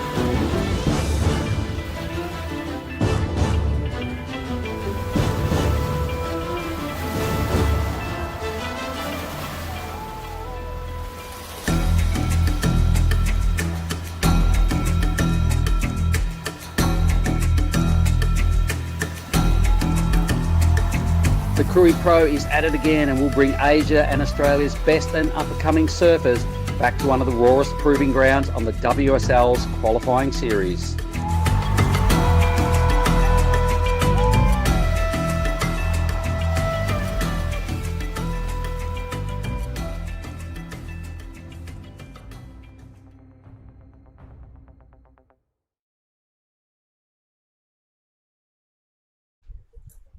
Welcome back to the Krui Pro. This is QS 6000. We are back in the booth. This is Heat 7 of the day. Welcome back to Starling. Thank you, Giada. I'm going to have a little giggle moment at some point during the day. And, it's been a big day. I think we've got, 20 something, 26 I heats. lost count. Yeah, it's good. A big day. Just keep it interesting. Heat 7. This is the second last heat of the day out there. Ippo Suzuki taking on Takuta Ota.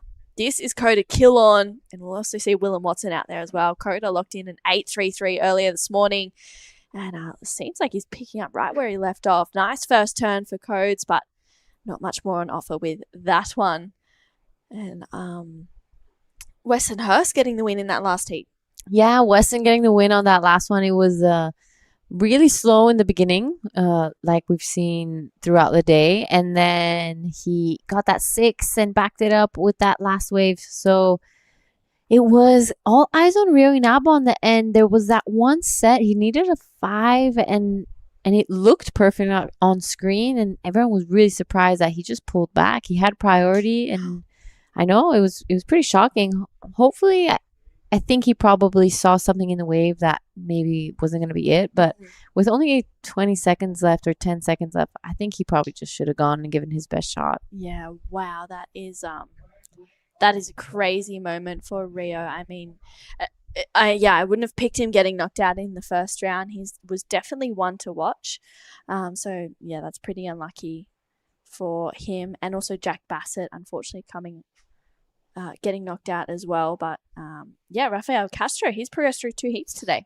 Yep, Rafa has passed through 2 heats. I'm super stoked for him. He's I was sitting down talking to Alex just before coming into the booth, and he walked past with Rashi. He was just like, I'm psyching. I was like, yeah, you got this. And it just shows the type of person he is. He's always super happy, always stoked, always has a smile on his face. Mm-hmm. He's a great person to have around. Yeah, someone that's also like that. It was that guy right there, Kota Kilon. I saw him before his heat as well, and I was like, Kota, how you feeling? He's like, yeah, I'm excited, true. Like, I'm ready to go. And we were having a laugh because Kota's about 6'2" now. This is a replay of his first wave. Really nice first committed turn, but unfortunately it doesn't offer too much more. But yeah, Kota's about 6'2", and I remember doing Grom comps, and he used to be shorter than me. I'm 5'2", and now he's a whole foot taller than me. I'm like, Kota, when did this happen? But Willem Watson up on his backhand, he's found a nice inside one. Yeah, so this is looking like a nice one, just hugging the reef. It's gonna give him some more to work with. He goes upside down on that last one. Will he get around this section? Decides to jump off. So a nice start for Willem Watson. Another new name for me. What insights could you give about Willem? Yeah, he's about 19 years old and is from the Mornington Peninsula, which is in Victoria. Okay. So, he is trading a steamer for some board shorts. Feel like he might also be traveling with Willis Druma and a couple of other Groms from Victoria. They all have competed against each other, so it's exciting to see for them. This is Willem's first wave. Gets a couple of nice carves in. It's at 4.33 that it locks in as.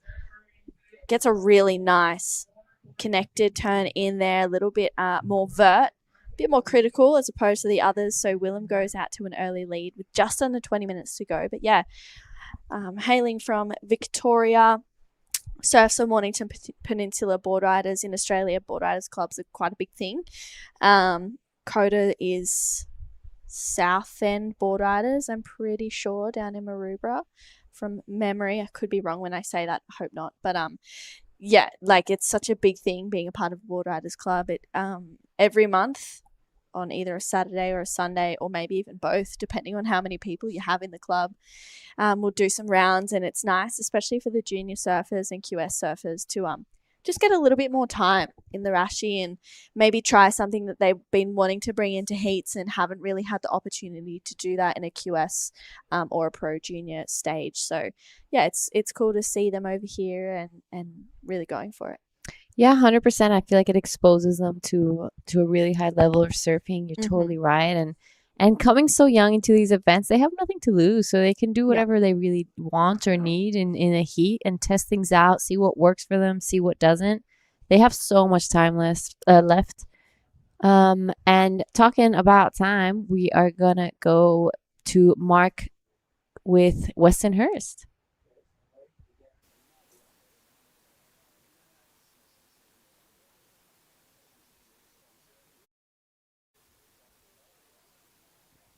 Okay, we're here.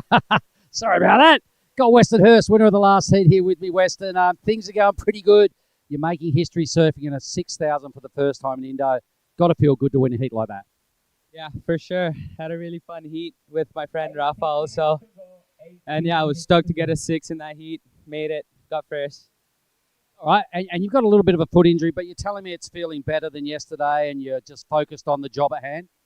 Yeah, hit the reef 2 days ago, and it's got better. I could surf my heat good now. Yesterday was just kind of annoying in the final for the juniors, which is okay.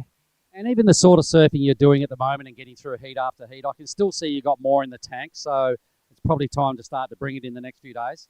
Yeah, for sure. Yep. All right, and you got a lot of Lakey boys down there that are probably watching. There might be a few of them tuned in now. Let's give them a big wa'ura. You ready? Wa'ura! Let's go! And your old man's watching in Bali and probably your mum. Would you like to say something to them? Yeah, mom and dad watching. Love you. Thank you for watching, everyone. All my supporters, friends. We love your work, Wes. I'm going to shake your hand one more time. Good luck for the rest of the tournament, brother. Thank you, Bunga. See you guys. Thank you. Thank you, Mark and Weston. Weston got a 4th over yesterday at the Pro Junior. It was exciting to see him competing there. Kota Kilon up and riding on another wave, gets a nice first turn. This one looks like it's going to bowl up, but unfortunately just kicking the fins out a little bit too hard there. Yeah, Kota had a great first heat. Looking like he's struggling a little bit now to get back into that rhythm, but I'm sure he's gonna absorb what he had in that first round and try translate it into this second one, the round of 96 heat 7. We will be finishing the day off with heat 8 and starting off tomorrow with heat 9. Yeah, looking forward to it. We'll be halfway through the round of 96, and then we'll see what we go into after it. This is Kota's third wave. Not really much of a wave, unfortunately. Just kind of looks like he hit that section a little bit too late. Maybe just, did time it very well. So Kota will just regroup and hopefully kick into gear like we saw him in that last heat. It's funny, you can have a really good heat, and then sometimes you can have moments where it's just not quite connecting. 100%, and it doesn't always factor into like yourself and your preparation. Sometimes you could be completely 100% ready for it, and the ocean's just like, nah, not today. Yeah. And I think that's the beauty of our sport and what makes it so different to everything else, that there's just so many factors to it. It's not just the first one to get their wins or the fastest one. So that's the beauty of surfing. Yeah. And this is a little look into the athlete area. You can see that we have some board racks up behind everyone. And that is Westonhurst still celebrating that last win. And it looks like, wow, they're just having a little bit of fun. On screen, there's Kevin Wow as well as Raju Sena and their coach Ivan. Ivan, I think, if I'm not wrong. So all having a chat post-heat, making sure Weston is ready for the next round for tomorrow. He'll probably be surfing tomorrow if depending on who runs, if the women's or the men's again. Yeah. It's going to be another exciting day of competition. Took a quick look at the forecast. We're going to have similar conditions all week long. Perfect pumping Krui. So stay tuned because it's there's still a lot of heats to go. Yeah, we still have heaps of surfing, but we're powering through it right now. We're getting through a lot of heats. We're putting in the time, and we've been super lucky that the ocean has been providing pretty much all day from 7:30 until whenever we finish today, which will be at around 5, I'd say. And yeah, Willem's first wave, that 4.33. Last wave of Kota, just a 1.5. So really small scores for this heat with 13 and a half minutes to go. It's been a bit of a slow one. And it is Ippo and Takuta that haven't got a score just yet. Yeah, we got really lucky today. We didn't have any of that onshore wind. I think the overcast that kind of rocked up around like 2 or 3 kept that wind down. So it's been offshore all day. It's been amazing. The last few days we've seen the wind kind of pick up, get a little bit onshore, and we've just really lucked out today. This is Takuto up and riding on his first wave, flying down the line, gaining heaps of speed, gets that second connection, but wow, he just goes over with the lip on that one. That was pretty hectic. And then Ippo Suzuki out behind him gets a nice first slicing carve in, flying down the line, driving. Oh my goodness, wow. That was so gnarly. It's like he just walked off his board. His board just stopped and he kept going. Yeah, he's like, wait, no, I'm ready to keep going down the line. What are you doing? Yeah, so 2 scores for red and blue. I don't think there will be anything too significant, but this is Kota Kilon. Got an 8.33 this morning. Struggling to find his rhythm right now. Only sitting on a 3.5 and a 1.5. So about to reach the 12-minute mark. Nothing crazy at all just yet. It's looking like the guys are finding it hard to get that rhythm going. Yeah, it's a bit weird right now. I mean, no one's run away with it just yet, which is a good thing. No one's really able to connect out there with just under 12 minutes to go. The best wave is a 4.33, which seems to be somewhat unusual for this level of surfing, the standard of surfing that we're used to seeing. This right here is Willem Watson. He's sitting in second, but holds the best wave of the heat.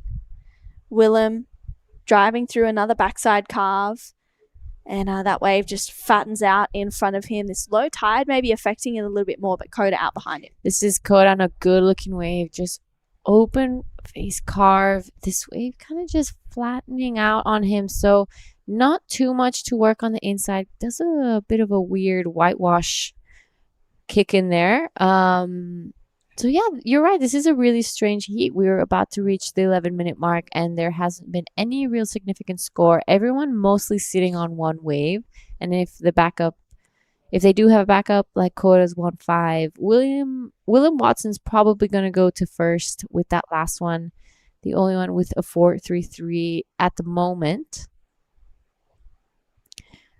But yeah, really, really slow heat.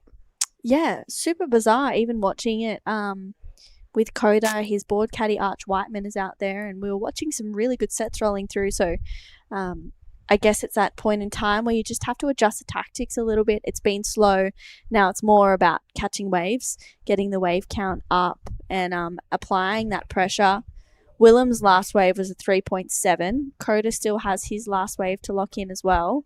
Yeah, it's always hard, when you're watching really good waves come through the lineup, good sets that are consistent, and then when it's your turn and the ocean decides to stop, you got to really adjust. But Willem Watson is doing just that. He's picked up this inside one, nice first connection, gets a second one in as well. Love that turn. Love how he just drops that arm into the wall of the wave as he loads up into each backside connection. This is a better looking wave, throwing heaps of spray. Willem just looking seamless in between some backside snaps, and finishes that one off. So that was a pretty smart surfed heat from Willem Watson. That will definitely be the best wave of the heat for now. That was really well done from Willem Watson. Under priority, under everyone. Saw potential in this wave. This is the beach angle, so beautiful first turn. You're right, his front hand is touching the water when he's doing that bottom turn. That is some great technique. Upside down on that last one, and it takes this one all the way through. So really, really well done from Willem Watson. Probably the youngest one in this heat right now, but showing a lot of competition maturity. Yeah, for sure. The young junior surfers in Australia definitely have a lot of experience in the Rashi. As we were talking the other day, there are so many comps. So they get to make mistakes and learn from them pretty quickly and roll up to the next comp a couple of days later. But that last wave of Willem locked in at a 6. Kota's last wave a 3.47. He's up and riding once again. Just feeling a little bit wobbly, but connects it there for Kota and gets the ride out. So good 2-turn connection, maybe a little bit wobbly, but he did well, and Ippo out behind him, Giada. Yep, so not sure if Ippo did anything out the back, but he's going to pull off of this one. The wave kind of looking like it's just going to fade away. Wow, okay, before we get to the scores, how strange are the colors right now? Like, it's like this weird pink, and then as soon as it pans out to the side, there's super dark on the side. It's actually really quite, like, misty out there, I think, or maybe foggy. I don't really know what's going on, but yeah, there's definitely gonna rain. Yeah, for sure. It is so humid out there. It's insane. That's a comment I've heard over and over again today. They're like, it's so hot. I'm like, yeah, it's pretty hot. Yeah. Kota Kilon's wave, good first turn. Then we see this wave kind of just doesn't really give him too much to work with. I think that was probably his previous wave, actually. So we're waiting for his last one to come down, and Ippo Suzuki as well. So again, nothing too crazy. William Watson's 6 and 4.33, both the highest waves of this heat. The last of Kota Kilon goes into his top 2, a 3.47. But his last one coming in now, a 4.47. So extends his lead a little bit over Ippo and Takuto, but both Japanese surfers still to really commence this heat. Yeah, 2.5 and a 1.8 for Ippo, and Takuto has a 1.8 in his scoreline. Yeah, it's really unusual to see this from them. Of course, the ocean has been a little bit slower in the sense of sending good quality waves. But yeah, used to seeing them catching lots of waves. I mean, they're quality surfers. They definitely have the ability to get the 5.47 or a 6.17 on one wave. But Kota looks like he was trying to better a 3.5. You could see maybe a little frustration there, because I know that his expectation of this heat was to be on some pretty decent sets, and they just haven't come. Yeah, it's strange to see Kota like that. I've seen him surf quite a few heats out here, and he usually does really well. He knows his wave now, and I feel like his surfing really matches it. So especially after seeing his performance this morning, it's strange to see him sitting on only a 4 and a 3. Yeah, I feel like that's such one of those things where it's like, you know what? Yeah, I had a good heat this morning, but new heat, new day. Like, I just got to wash it off. Like, yeah, I'll carry that confidence, but I just need to get rid of it for a minute and just refocus on the task at hand. And right now for Kota, it's bettering that 3.5. And I guess sitting with Ippo and Takuta and trying to just psych them out just with his energy. Yep, so this is the replay of the highest wave of the heat right now. Willem's 6-point ride, 2 beautiful turns. Loving his style. He's very calm. He's not rushing. So really, really nice to see that from Willem Watson. Yeah, he's just looking really put together in this heat. Not doing too much, but he's just identifying that, hey, maybe this one's going to be a little bit slower. I just need to surf. Really, just surf some waves, get some more waves under my belt. That 4.33 for his first one, backed it up with a 6 that we just saw. 5 minutes to go.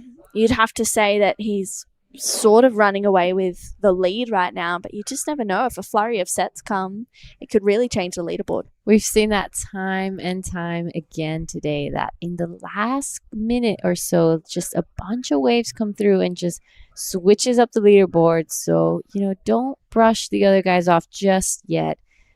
But you are right. He is looking the most comfortable at this moment of time. I think the 6 was a super smart move from Willem. He saw the possibility of catching that wave, and he saw the potential of it too. So under priority, sneaked there and got that 6. Yeah, he did such a good job. And for being 19 years old, one of the youngest probably in this, or if not the youngest in the heat, as you mentioned earlier, Giada, showing a little bit of maturity. Looks like Ippo is going to have a good look at this one. He's chasing a 5.47 with 4 minutes to go. Gets a good first turn. Driving hard off the bottom. Catches his rail. Wow. What is going on out there? No one is really, except for Willem, no one else is really connected. Yeah, tidak bagus from Ippo. That's going to cost him with 3.5. He cashed in his priority for that one. So it's going to be interesting how this all pans out. He wasn't looking for a massive score, just a 5-7. And I think that wave had all the potential for him to get it. Yeah, I agree. That first turn was looking really solid. It came in at a 2.7.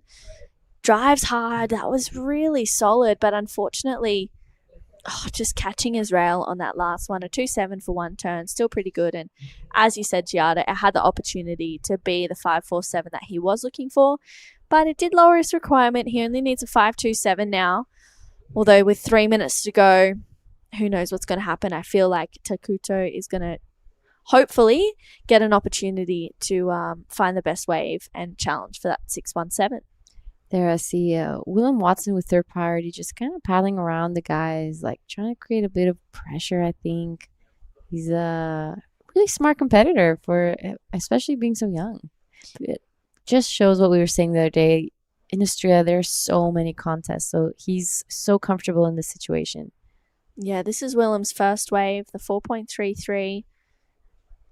Couple of smooth backside turns. You can see he's just going with it out here, just listening and reading the wave really, really well. Surfing beyond his years. And he's got a 4.33 and a 6. So Willem Watson looking good within the back 2 minutes of this heat for a heat win. But will Takuto Ota have the opportunity to get a 6.17, or is it just going to be one wave wonder for him? Hopefully some more opportunities. Kota Kilon might be feeling the nerves right now because this has been a really scrappy heat. Yeah, it's really has. I mean, Takuto is only sitting on a 1.8. Right? Yeah, just one wave. He just fell. Like that's pretty insane. Yeah, it's pretty crazy. And very unlike him. Yeah, 100%. He usually seems pretty collected in his heats. I don't know whether he's been a little bit too selective right now. He's got that drop and weight mentality. All right, looks like Ippo's going to sell Kota on it. He needs to better a 3.5 on this wave. Gets a nice first turn. Driving through a hard second turn. Catches a little bit of rail. But recovers well here. Gets a third turn connection in. Kota really needs to do something big because Takuto's on one out the back behind him. And oh my goodness, Takuto kind of blew his opportunity as Kota just goes to town on the inside. And he needed to do that to really solidify second place. 100%. He wanted to make sure. He doesn't know what's happening out the back. So he's like, I got to go big. I got to stay in this heat. And I think he did just that. That was really nicely surfed from Kota Kilon. Out the back is Ippo Suzuki now. But it is Willem who cashes in priority. Big first turn. Sets it up for this second one. And goes for a third one. Just a bit more of a flatter section here. But beautiful surfing from Willem. Super smart. That is some of the best competitive surfing I've seen all day. You know, he didn't only win this because he's a good surfer. He won this because he was really smart out there. Yeah, that was a really smart heat surfed by Willem Watson. This is Ippo Suzuki. Oh my goodness, he needs a 5.27 and unfortunately coming unstuck on that end turn. I'm wondering, wow.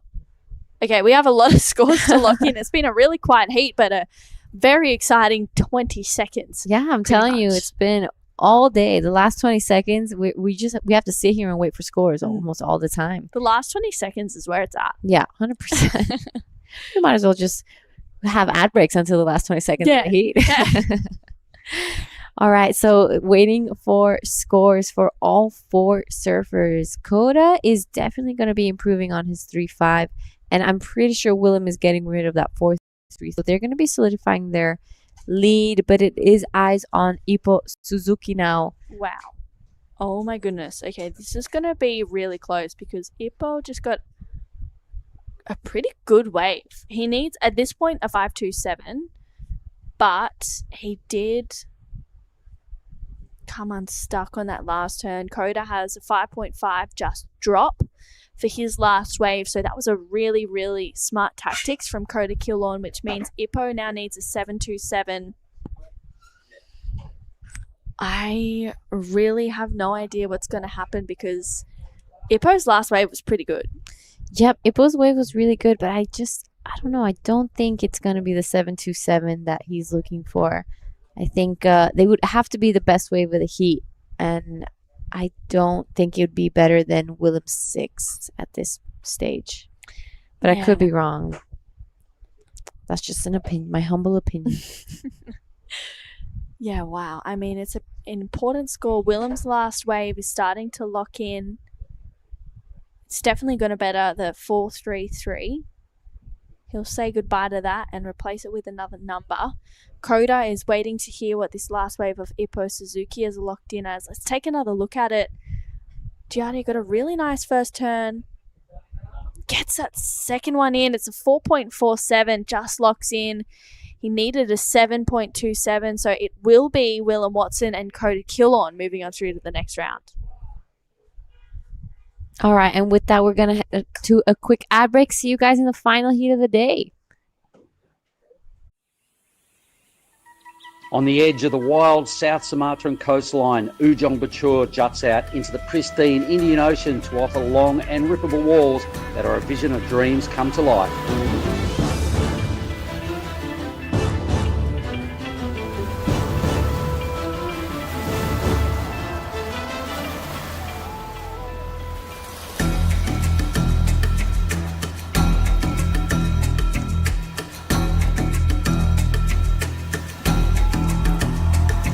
The Krui Pro is at it again and will bring Asia and Australia's best and up-and-coming surfers back to one of the rawest proving grounds on the WSL's qualifying series.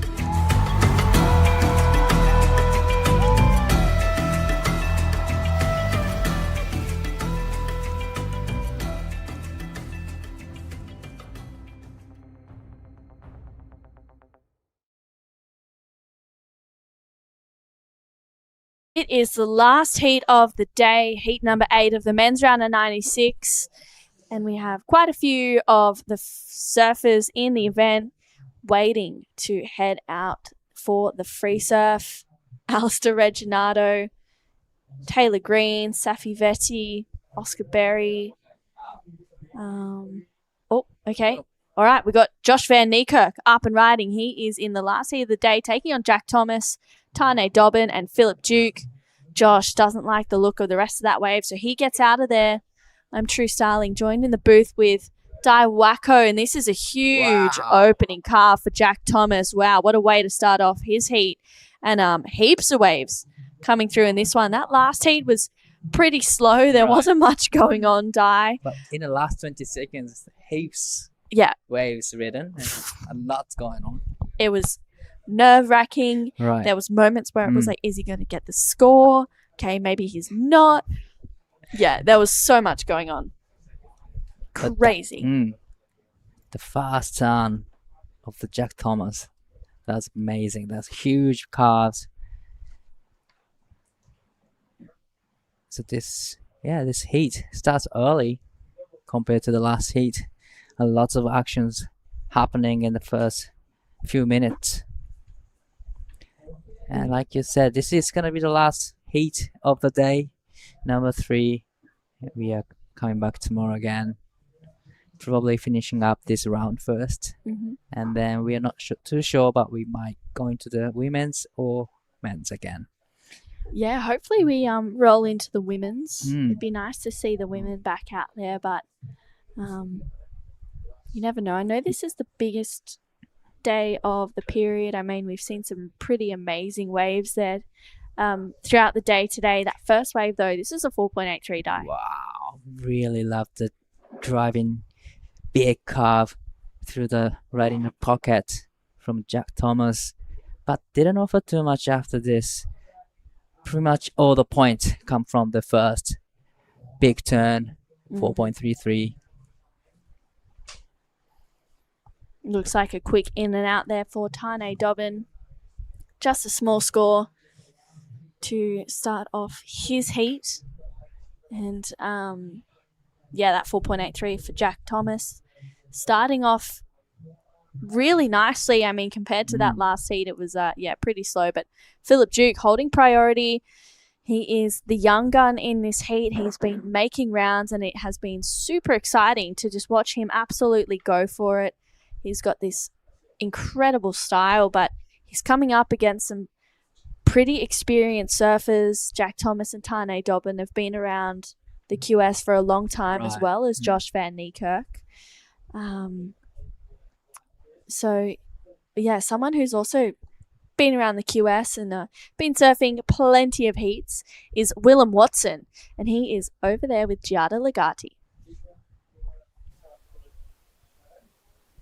All right, guys, I'm here with Willem. Congratulations on your last heat you played. You did a really, really good strategy. Was that your plan, or were you kind of just winging it? Kind of just winging it, really. Just a little bit of a plan, like 3 sort of blocks to get waves at the start, the middle, and the end. But if I see a good wave, just go, really. You look pretty calm and collected, so it did look like that was your strategy. Talk us through a little bit about your equipment. I'm kind of just riding a normal, like the board I ride and everything, driver 3.0, kind of goes in every condition, so just sticking to it. All right, let's keep this short because I'm pretty sure you're tired after that heat. Is there anything you'd like to say to your friends and family back at home? Just shout out to everyone watching back at home. Thank you. Yeah. Thank you. Back to you guys in the booth. Nice top turn there from Josh.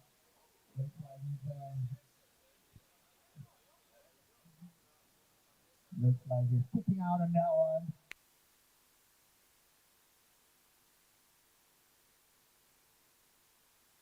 one. To me, like there's a potential to hit the section, but probably I don't know what's happening. Random. Well, let's see if Tane Dobbin can hit that section. Whoa. He does, but just goes over. That was pretty hectic for Tane. So just under 19 minutes to go. He'll get plenty more opportunities, hopefully, towards the back end of this one. We saw that last heat. It was pretty slow. Willem Watson getting the win. Very smart surfing. He was just being a little bit busier than most. Kota Kilon came in second. Ippo Suzuki a close third, and Takuto Ota probably having one of the slowest heats I think I've ever seen him surf. But this is a replay of this first wave of Philip Duke. Wow, that was a big first turn. It's a smaller size waves, but really good looking wave. And first turn, second turn, third turn was on point and nicely connecting to the inside and gets the finish right here. Wow, a lot of work has been done on that wave. Wow. Especially first and second turn was huge. Yeah, that was so incredible. Just smooth transitions. 517 for Philip Duke. I really, really liked that wave. He's 16 years old. He was a standout in the Pro Junior, in my opinion. Locks in a 517. That's currently in the first place. Yeah, best wave of the heat so far. Once again, he's just a bit of a dark horse right now, Ty. 16 years old. Well, big future ahead of him. But here is Jack Thomas having a look at this one. 4.83 now. He needs a backup score. Just racing down the line. Comes around the section. Big arcing cutback. Just waiting for the section to stand up. Another big, nice curve. Wow. Coming back to the power zone. Just waiting for the wave to stand up for him. Probably he needs a little steep section to hit right there. Great layback finish right there. Jack Thomas. That was a really, really good wave. Lots of power, heaps of spray. That was a well-surfed wave from Jack Thomas. I loved that end connection too. We haven't seen too many people lay into it quite like that. Let's take a look at the replay. Nice opening carve for Jack. That board looks so smooth on rail. Leans into it once again, just opening up his arms, drawing through another one, just putting a little bit of extra power in the ends, really stomping on his back foot. And then he eyes this section off pretty quickly and knows exactly what he wants to do. Wow, really lays into it. That was huge. You know, he's engaging his rail so well, navigating the southboard really well, and you know, through a lot of sprays. Really love how he draw the lines. Yeah, it's going to be a pretty big score with the Right. first numbers loading in. And best wave of the heat for sure. It locks in at a 7-point ride. So Jack Thomas goes out to a lead. He also has a 4.83. And with surfing like that, I feel like he's going to continue to make heats because it was Right. huge. Definitely, it was one of the great rail game from Jack Thomas. 7-0-0. That is a healthy score. So this is going to be the last heat, but a lot of wave have been ridden so far compared to the last heat. It was a bit of slower heat. Even just the quality of waves that Right. has come through in this heat has just been way better. Let's take another look here, Di. Wow. Engaging rail or full commitment, leans to on it. Another one. And when the wave stands up, he just leans to it. It's amazing how he drew the line and just eyeing for the last section here when it's steep section, and really love the layback finish turn right there from Jack Thomas. Yeah, that was impressive surfing, a 7.0. And we have had a call for tomorrow. It's going to be day 4 for the Krui Pro. We've got a 7 a.m. call for a 7:30 a.m. start. And we're going to start with heat number 9 of the men's round of 96. Run through to heat number 16 and then make a call from there. All other QS divisions on standby. Oh, so we are not too sure yet. Not too sure. We're going to see how we go in the morning. Right. And yeah, hopefully we'll run into some of the women. It would be great to see them out there for the first time for the event. But we do actually have a fair few amount of heats to run through for the men. Right. We still have like 16 heats in next round. So in the men's division. So yeah, heaps of heats going through for the Krui Pro. 2025 Krui Pro, we have been coming to this beautiful place since 2017. We did have 2 years off, 2020 and 2021. We didn't get any events held here, but came back in 2022.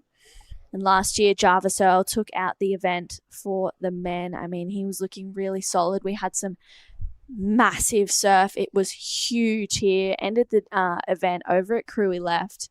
And Jarvis was, really just looking unbeatable on that day. It was amazing to watch. Mirai Aikida, we'll see her in the women's division as well. She took out the women's QS. And actually this year, she also took out the women's Pro Junior for the second year in a row. And she did get a win this year. It's Pro Juniors Women's Division 2. So, and this is a replay of the first wave of the green 5.17. This wave was looking really great, and he did nothing wrong on the wave. He just hit the critical sections in the beginning, and it gets the finish right there. Another great surfing from Philip Duke. Yeah, it was exciting to watch. He was just straight up and into every section that he had. It was really just go for it kind of surfing. And Jack Thomas has been doing just that as well. Gets a critical steep section, tags it once again, throwing heaps of spray. Can he get a finish? Unfortunately not for Jack Thomas. Out behind him, Tane Dobbin. He's also a powerful goofy footer. Tane, unfortunately goes down. So that was really unfortunate for Tane Dobbin from the Sunshine Coast. He was looking really good in the free surfs. I've seen him get a couple of really nice waves. But this is... Hey, are we going to have round 2 here, Di, of Mikey launching the drone? Who knows? I think he's He's got a bintang in hand, and we'll see. But he's hanging out with Taj Simon and Dave Perry. And he's checking Now it look out. into it. Here we go. Mikey had a pretty good heat. I'm pretty sure he got a heat win a little bit earlier, enjoying a nice afternoon beverage. Very well deserved after a big day. Definitely. Yeah. Just be ready for tomorrow. Looks like they want surfing this afternoon then. Yeah. Yeah. It looks like they're cruising after a big day. Dave also took out his heat. Unfortunately, we lost Taj Simon, but this is some good surfing from Jack. Everything was on point in the critical section part of the wave. But unfortunately, it comes unstuck on the last section. But this is Josh needing 2.28 for now. Nice off the foot and gets the finish right here. Oh, that's another unfortunate situation. Yeah, that was really unlucky for Josh. He was looking in form in his round of 128 heat, and I got to have a chat to him, and he was saying, yeah, I'm trying to throw my name in the hat to get some of those waves in the free surf, but it's just not really working out for me. Let's have another look at this replay of Tane Dobbin. Well, nice one. Fully engaging the rail. Nice, powerful hack. But unfortunately, it comes unstuck on that one. Really like the first turn and second turn. And here he is. Really leans into it. And just eyeing for the last section here. Just unfortunate for that. Yeah, that was really unlucky for Josh. Coming unstuck. I mean, he still has a pretty good score to lock in, I'd say. It'll go into his top 2 for sure. But it's this young gun right here, Philip Duke. Unfortunately, just a little bit too deep on that one. Last wave of Josh Van Niekerk locked in at a 4.53. Tane Dobbin chasing a 4.9. Josh is actually a South African living in Australia, moved to Melbourne. Worked at Urban Surf, and now he's up on the Gold Coast, as well as this guy right here, Jack, all in and out. Jack is originally from WA. Pretty sure he's just moved over to the Gold Coast as well. And wow, we've got a bit of a paddle battle on right now. Young Gun versus Jack Thomas. This is a very important exchange for the priority situation. Oh my goodness, this is the best thing I've ever seen. Philip Duke and Jack Thomas getting in a full paddle battle, and it looks like Philip gets the priority over Jack. And that was pretty exciting. Wow, Philip just knew exactly what he had to do there. Yeah, he was playing really good games in a paddle battle. And I mean, that was super cool. Jack's a strong guy. He's built. He's really strong. He's a good paddler. But Philip gets a jump on him. This is that last wave of Tane Dobbin. It's a 5.1. We missed this one. He gets a float in there. And engaging that rail once again. Goes up to a float, but doesn't get the finish. Still a pretty good wave, 5.1. Without the finish, he gets 5.10, but it could have been the 7 and 8 if he made that last turn. It was a great wave. Great commitment from Tane Dobbin. And now Philip Duke needing 2.46. That's not a big score. He has fast priority. And there's still plenty of time left in this heat. 7 minutes and 30 seconds. Wow. A couple of really nice waves coming through up the point with 7.5 minutes to go.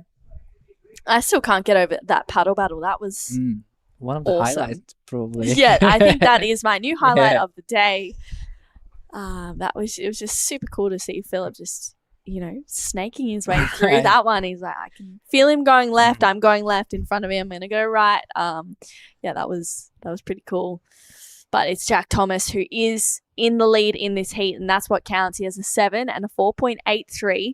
Tane Dobbin in second with a 5.1 and a 2.53. He needs a 6.74 to take the lead off Jack. Josh Van Niekerk, a 4.53 and a 2.9, chasing a 3.11 to go to second. And Philip Duke holding first priority. His first wave was a 5.17. It was awesome to watch. He only needs a 2.46, and he is he spent a lot of time in Indo, Philip, living here, and I think he knows exactly what wave he wants on this reef break here at Krui. Definitely. He's had many heats out here, so I'm excited to see what he can do. This is the fourth wave of Josh, 4.53. Good surfing, really smooth, clean lines, Ty. Really good surfing, nice smooth transition in between turns. But I reckon if there's another, went for vertical section, or if he made that last turn, it could have been a 5 or like 6. But here is important way for Philip, needing 2.46, just setting up for the first section. But fortunately, a little bit time it wrong and went down. But still, there's a plenty of time. It's just over 5 minutes and 30 seconds remaining. Wow, he has time. Yeah, still, and only needs 2.46. Not a big score. He could probably find one of those mid-sized little growers that come underneath everyone. I'm sure he'd be able to go to town on it like we've been seeing him do for the last 3 days. It's been super exciting to watch him surf. Let's take another look at this replay. Oh, just hitting it at the wrong timing, it looks like. Sad for Philip Duke, but hopeful for him and Josh to get another opportunity in the last 5 minutes very soon. I'm sure we're going to see a bunch of the free surfers just slowly starting to crowd into the point.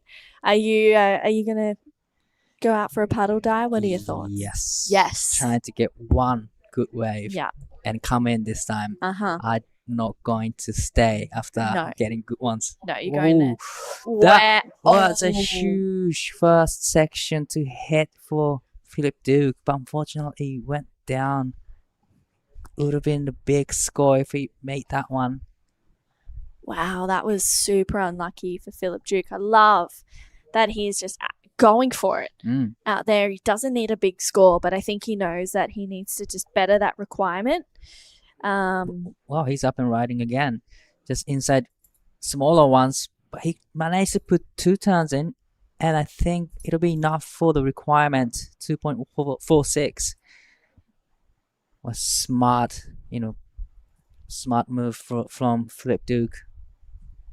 So less 4 minutes remaining in this heat. He's surfing a really smart heat beyond his years, and let's take another look. Nice first turn. Oh, that was solid. Gets the fins out. Pretty much half his board out of the back of that wave. That was really good to watch. It looks like he might just get the score. We'll see. He needs a 2.46. The only thing is it was a smaller wave. It was a little bit whitewashy. Yeah, we'll see where it goes. A few more scores to lock in for Philip. But yeah, he's just surfing a really smart heat, staying busy. Hopefully he can find one that opens up a little bit more. Here he is, Philip, up and riding, just looking for the backup. Just racing down the line, waiting for the section to stand up. Going for the... Wow. Oh, wow. That was a huge turn. That was massive. That was full fins out. 4 fins out, pretty much span halfway, and it come back, made it pretty clean. Yeah. Okay, we have 2 scores to lock in now for Philip Duke with 2.5 minutes to go. This is really going to set the tone for the rest of the heat. This is this last wave for Philip. You could see his eyes were down the line looking for this section here. Goes for it. Just really lays into that. And he likes it. Yeah. He's feeling it. But yeah, it's going to be a great exchange for Philip Duke. Just over 2 minutes remaining. Wow. It's going to be really close for Philip. Previous to last was a 2.4. It was enough to get him up into second. He needs a 2.46. So Tane Dobbin needs to better a 2.53 at this stage. To make it a little bit harder for Philip Duke and Josh Van Niekerk, but there is another score for Philip to lock in. Wow. Locks in a 3.7. Philip goes to second place. Tane Dobbin down into third. He's up and riding on this one. He needs a 3.78. Beautiful opening carve. Tags it there. I think he's already done the job. Gets another nice rail turn in there. Floats it. Gets it around this section and looking for a finish but doesn't quite get it there. I'm pretty sure he gets the job done in the beginning. 3.78, that's what he needed to go into the second. But we'll see. We're still waiting for the last of blue. But that wave looked really great though.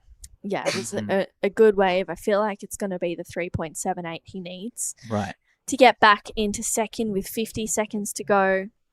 Josh needing a 4.35 at this stage to get back into second place. He had a really great heat this morning. Unfortunately, that wave just closing out in front of him with 35 seconds to go. I don't think he's going to get back out there with enough time to get another opportunity. 4.67 is the last score of Tane Dobbin. He goes up into second place. We're watching the 3.7 of Philip Duke again. Unfortunately, he's down in third, needing a 4.6. But this was a huge turn. Imagine that on a big section. Would have been a big score. But this is a wave that put him into the second place. 4.67. Nice off the top. A lot of spray. And leans to it. And here it gets to float. And it gets around the section. And a great finish turn, but unfortunately went down on that one. But still, great surfing from Tane Dobbin.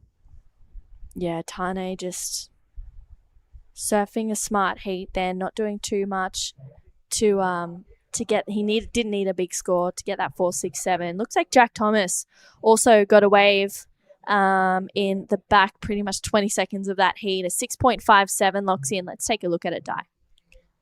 Another beautiful laid back turn straight into the next big carve. It's hard section to surf, but still another laid back turn in and try to connect to the inside and gets the finish. Yeah, that was a really well surf wave from Jack Thomas. It's been a great day of surfing. And it's been an exciting one to watch for sure. We've had a huge day. But yeah, what a great heat to finish day 3 of the Krui Pro. Jack Thomas taking the win over Tane Dobbin. Unfortunately, we'll say goodbye to Philip Duke and Josh Van Niekerk for this event. But I'm sure we'll see them at the NIAS Pro. Definitely. Di, it's been a great day. It's been a great day, and what a finish to day number 3. That was exciting heat. And more actions coming up tomorrow. More action tomorrow. We have a 7 a.m. call for a 7:30 start. We're going to start with heat number 9 of the men's round of 96. We'll see Dylan Wilcoxon take on Bodie Williams, Harry de Roth, and Zeb Stokes in that very first heat of the morning. It's going to be an exciting one. It's going to be a great day for day number 4 of the Krui Pro. Thanks for a good day, Di. Thank you so much, everything, and see you guys in the morning. Yeah, we'll see you guys tomorrow morning, bright and early. On the edge of the wild South Sumatran coastline, Ujung Bocur juts out into the pristine Indian Ocean to offer long and rippable walls that are a vision of dreams come to life.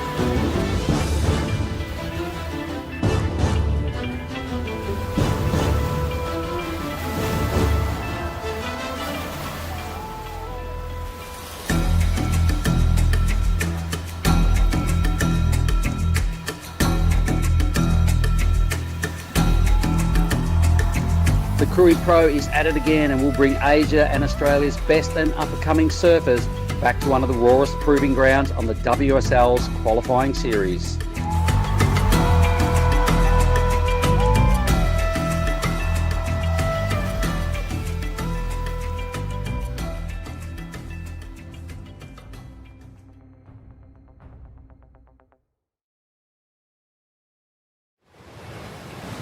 That's a weird looking smoothie, Vorno. Tell him, son, this ain't no smoothie. This is a smooth as broth base for our bonsoi ramen. How long should we wait, Master Ramen? Patience, young noodle. Wait, and top secret? I need a corn. Behold, bonsai ramen. Moon-san, this is absolutely cooking.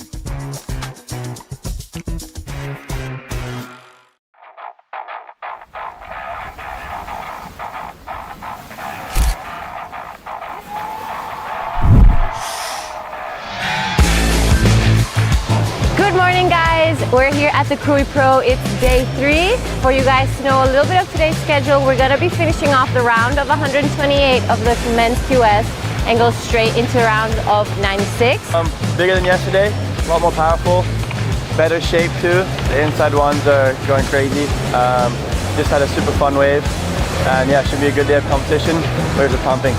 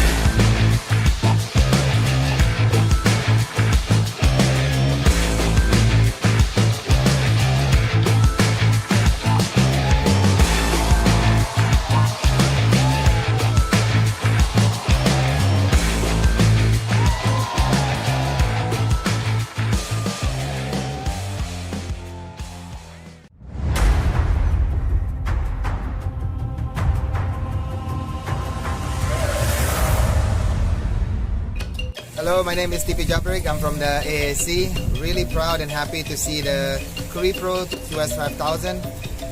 What a great work from Pak Bupati, Pak Haji Agus Istiqlal, and all the crew from the Pemda Pesisir Barat. Hope to see a great event.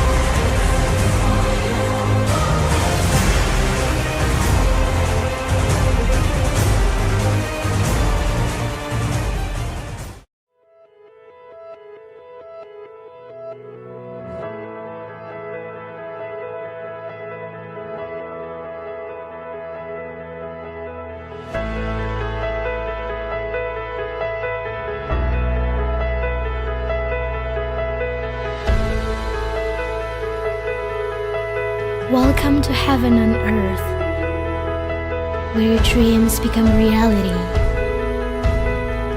Welcome to the land of beauty, where your adventure meets hospitality.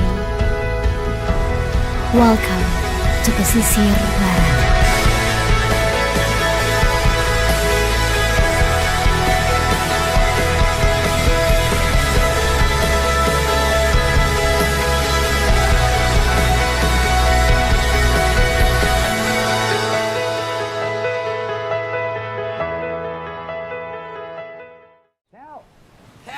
Oh mate, I just went for a drive.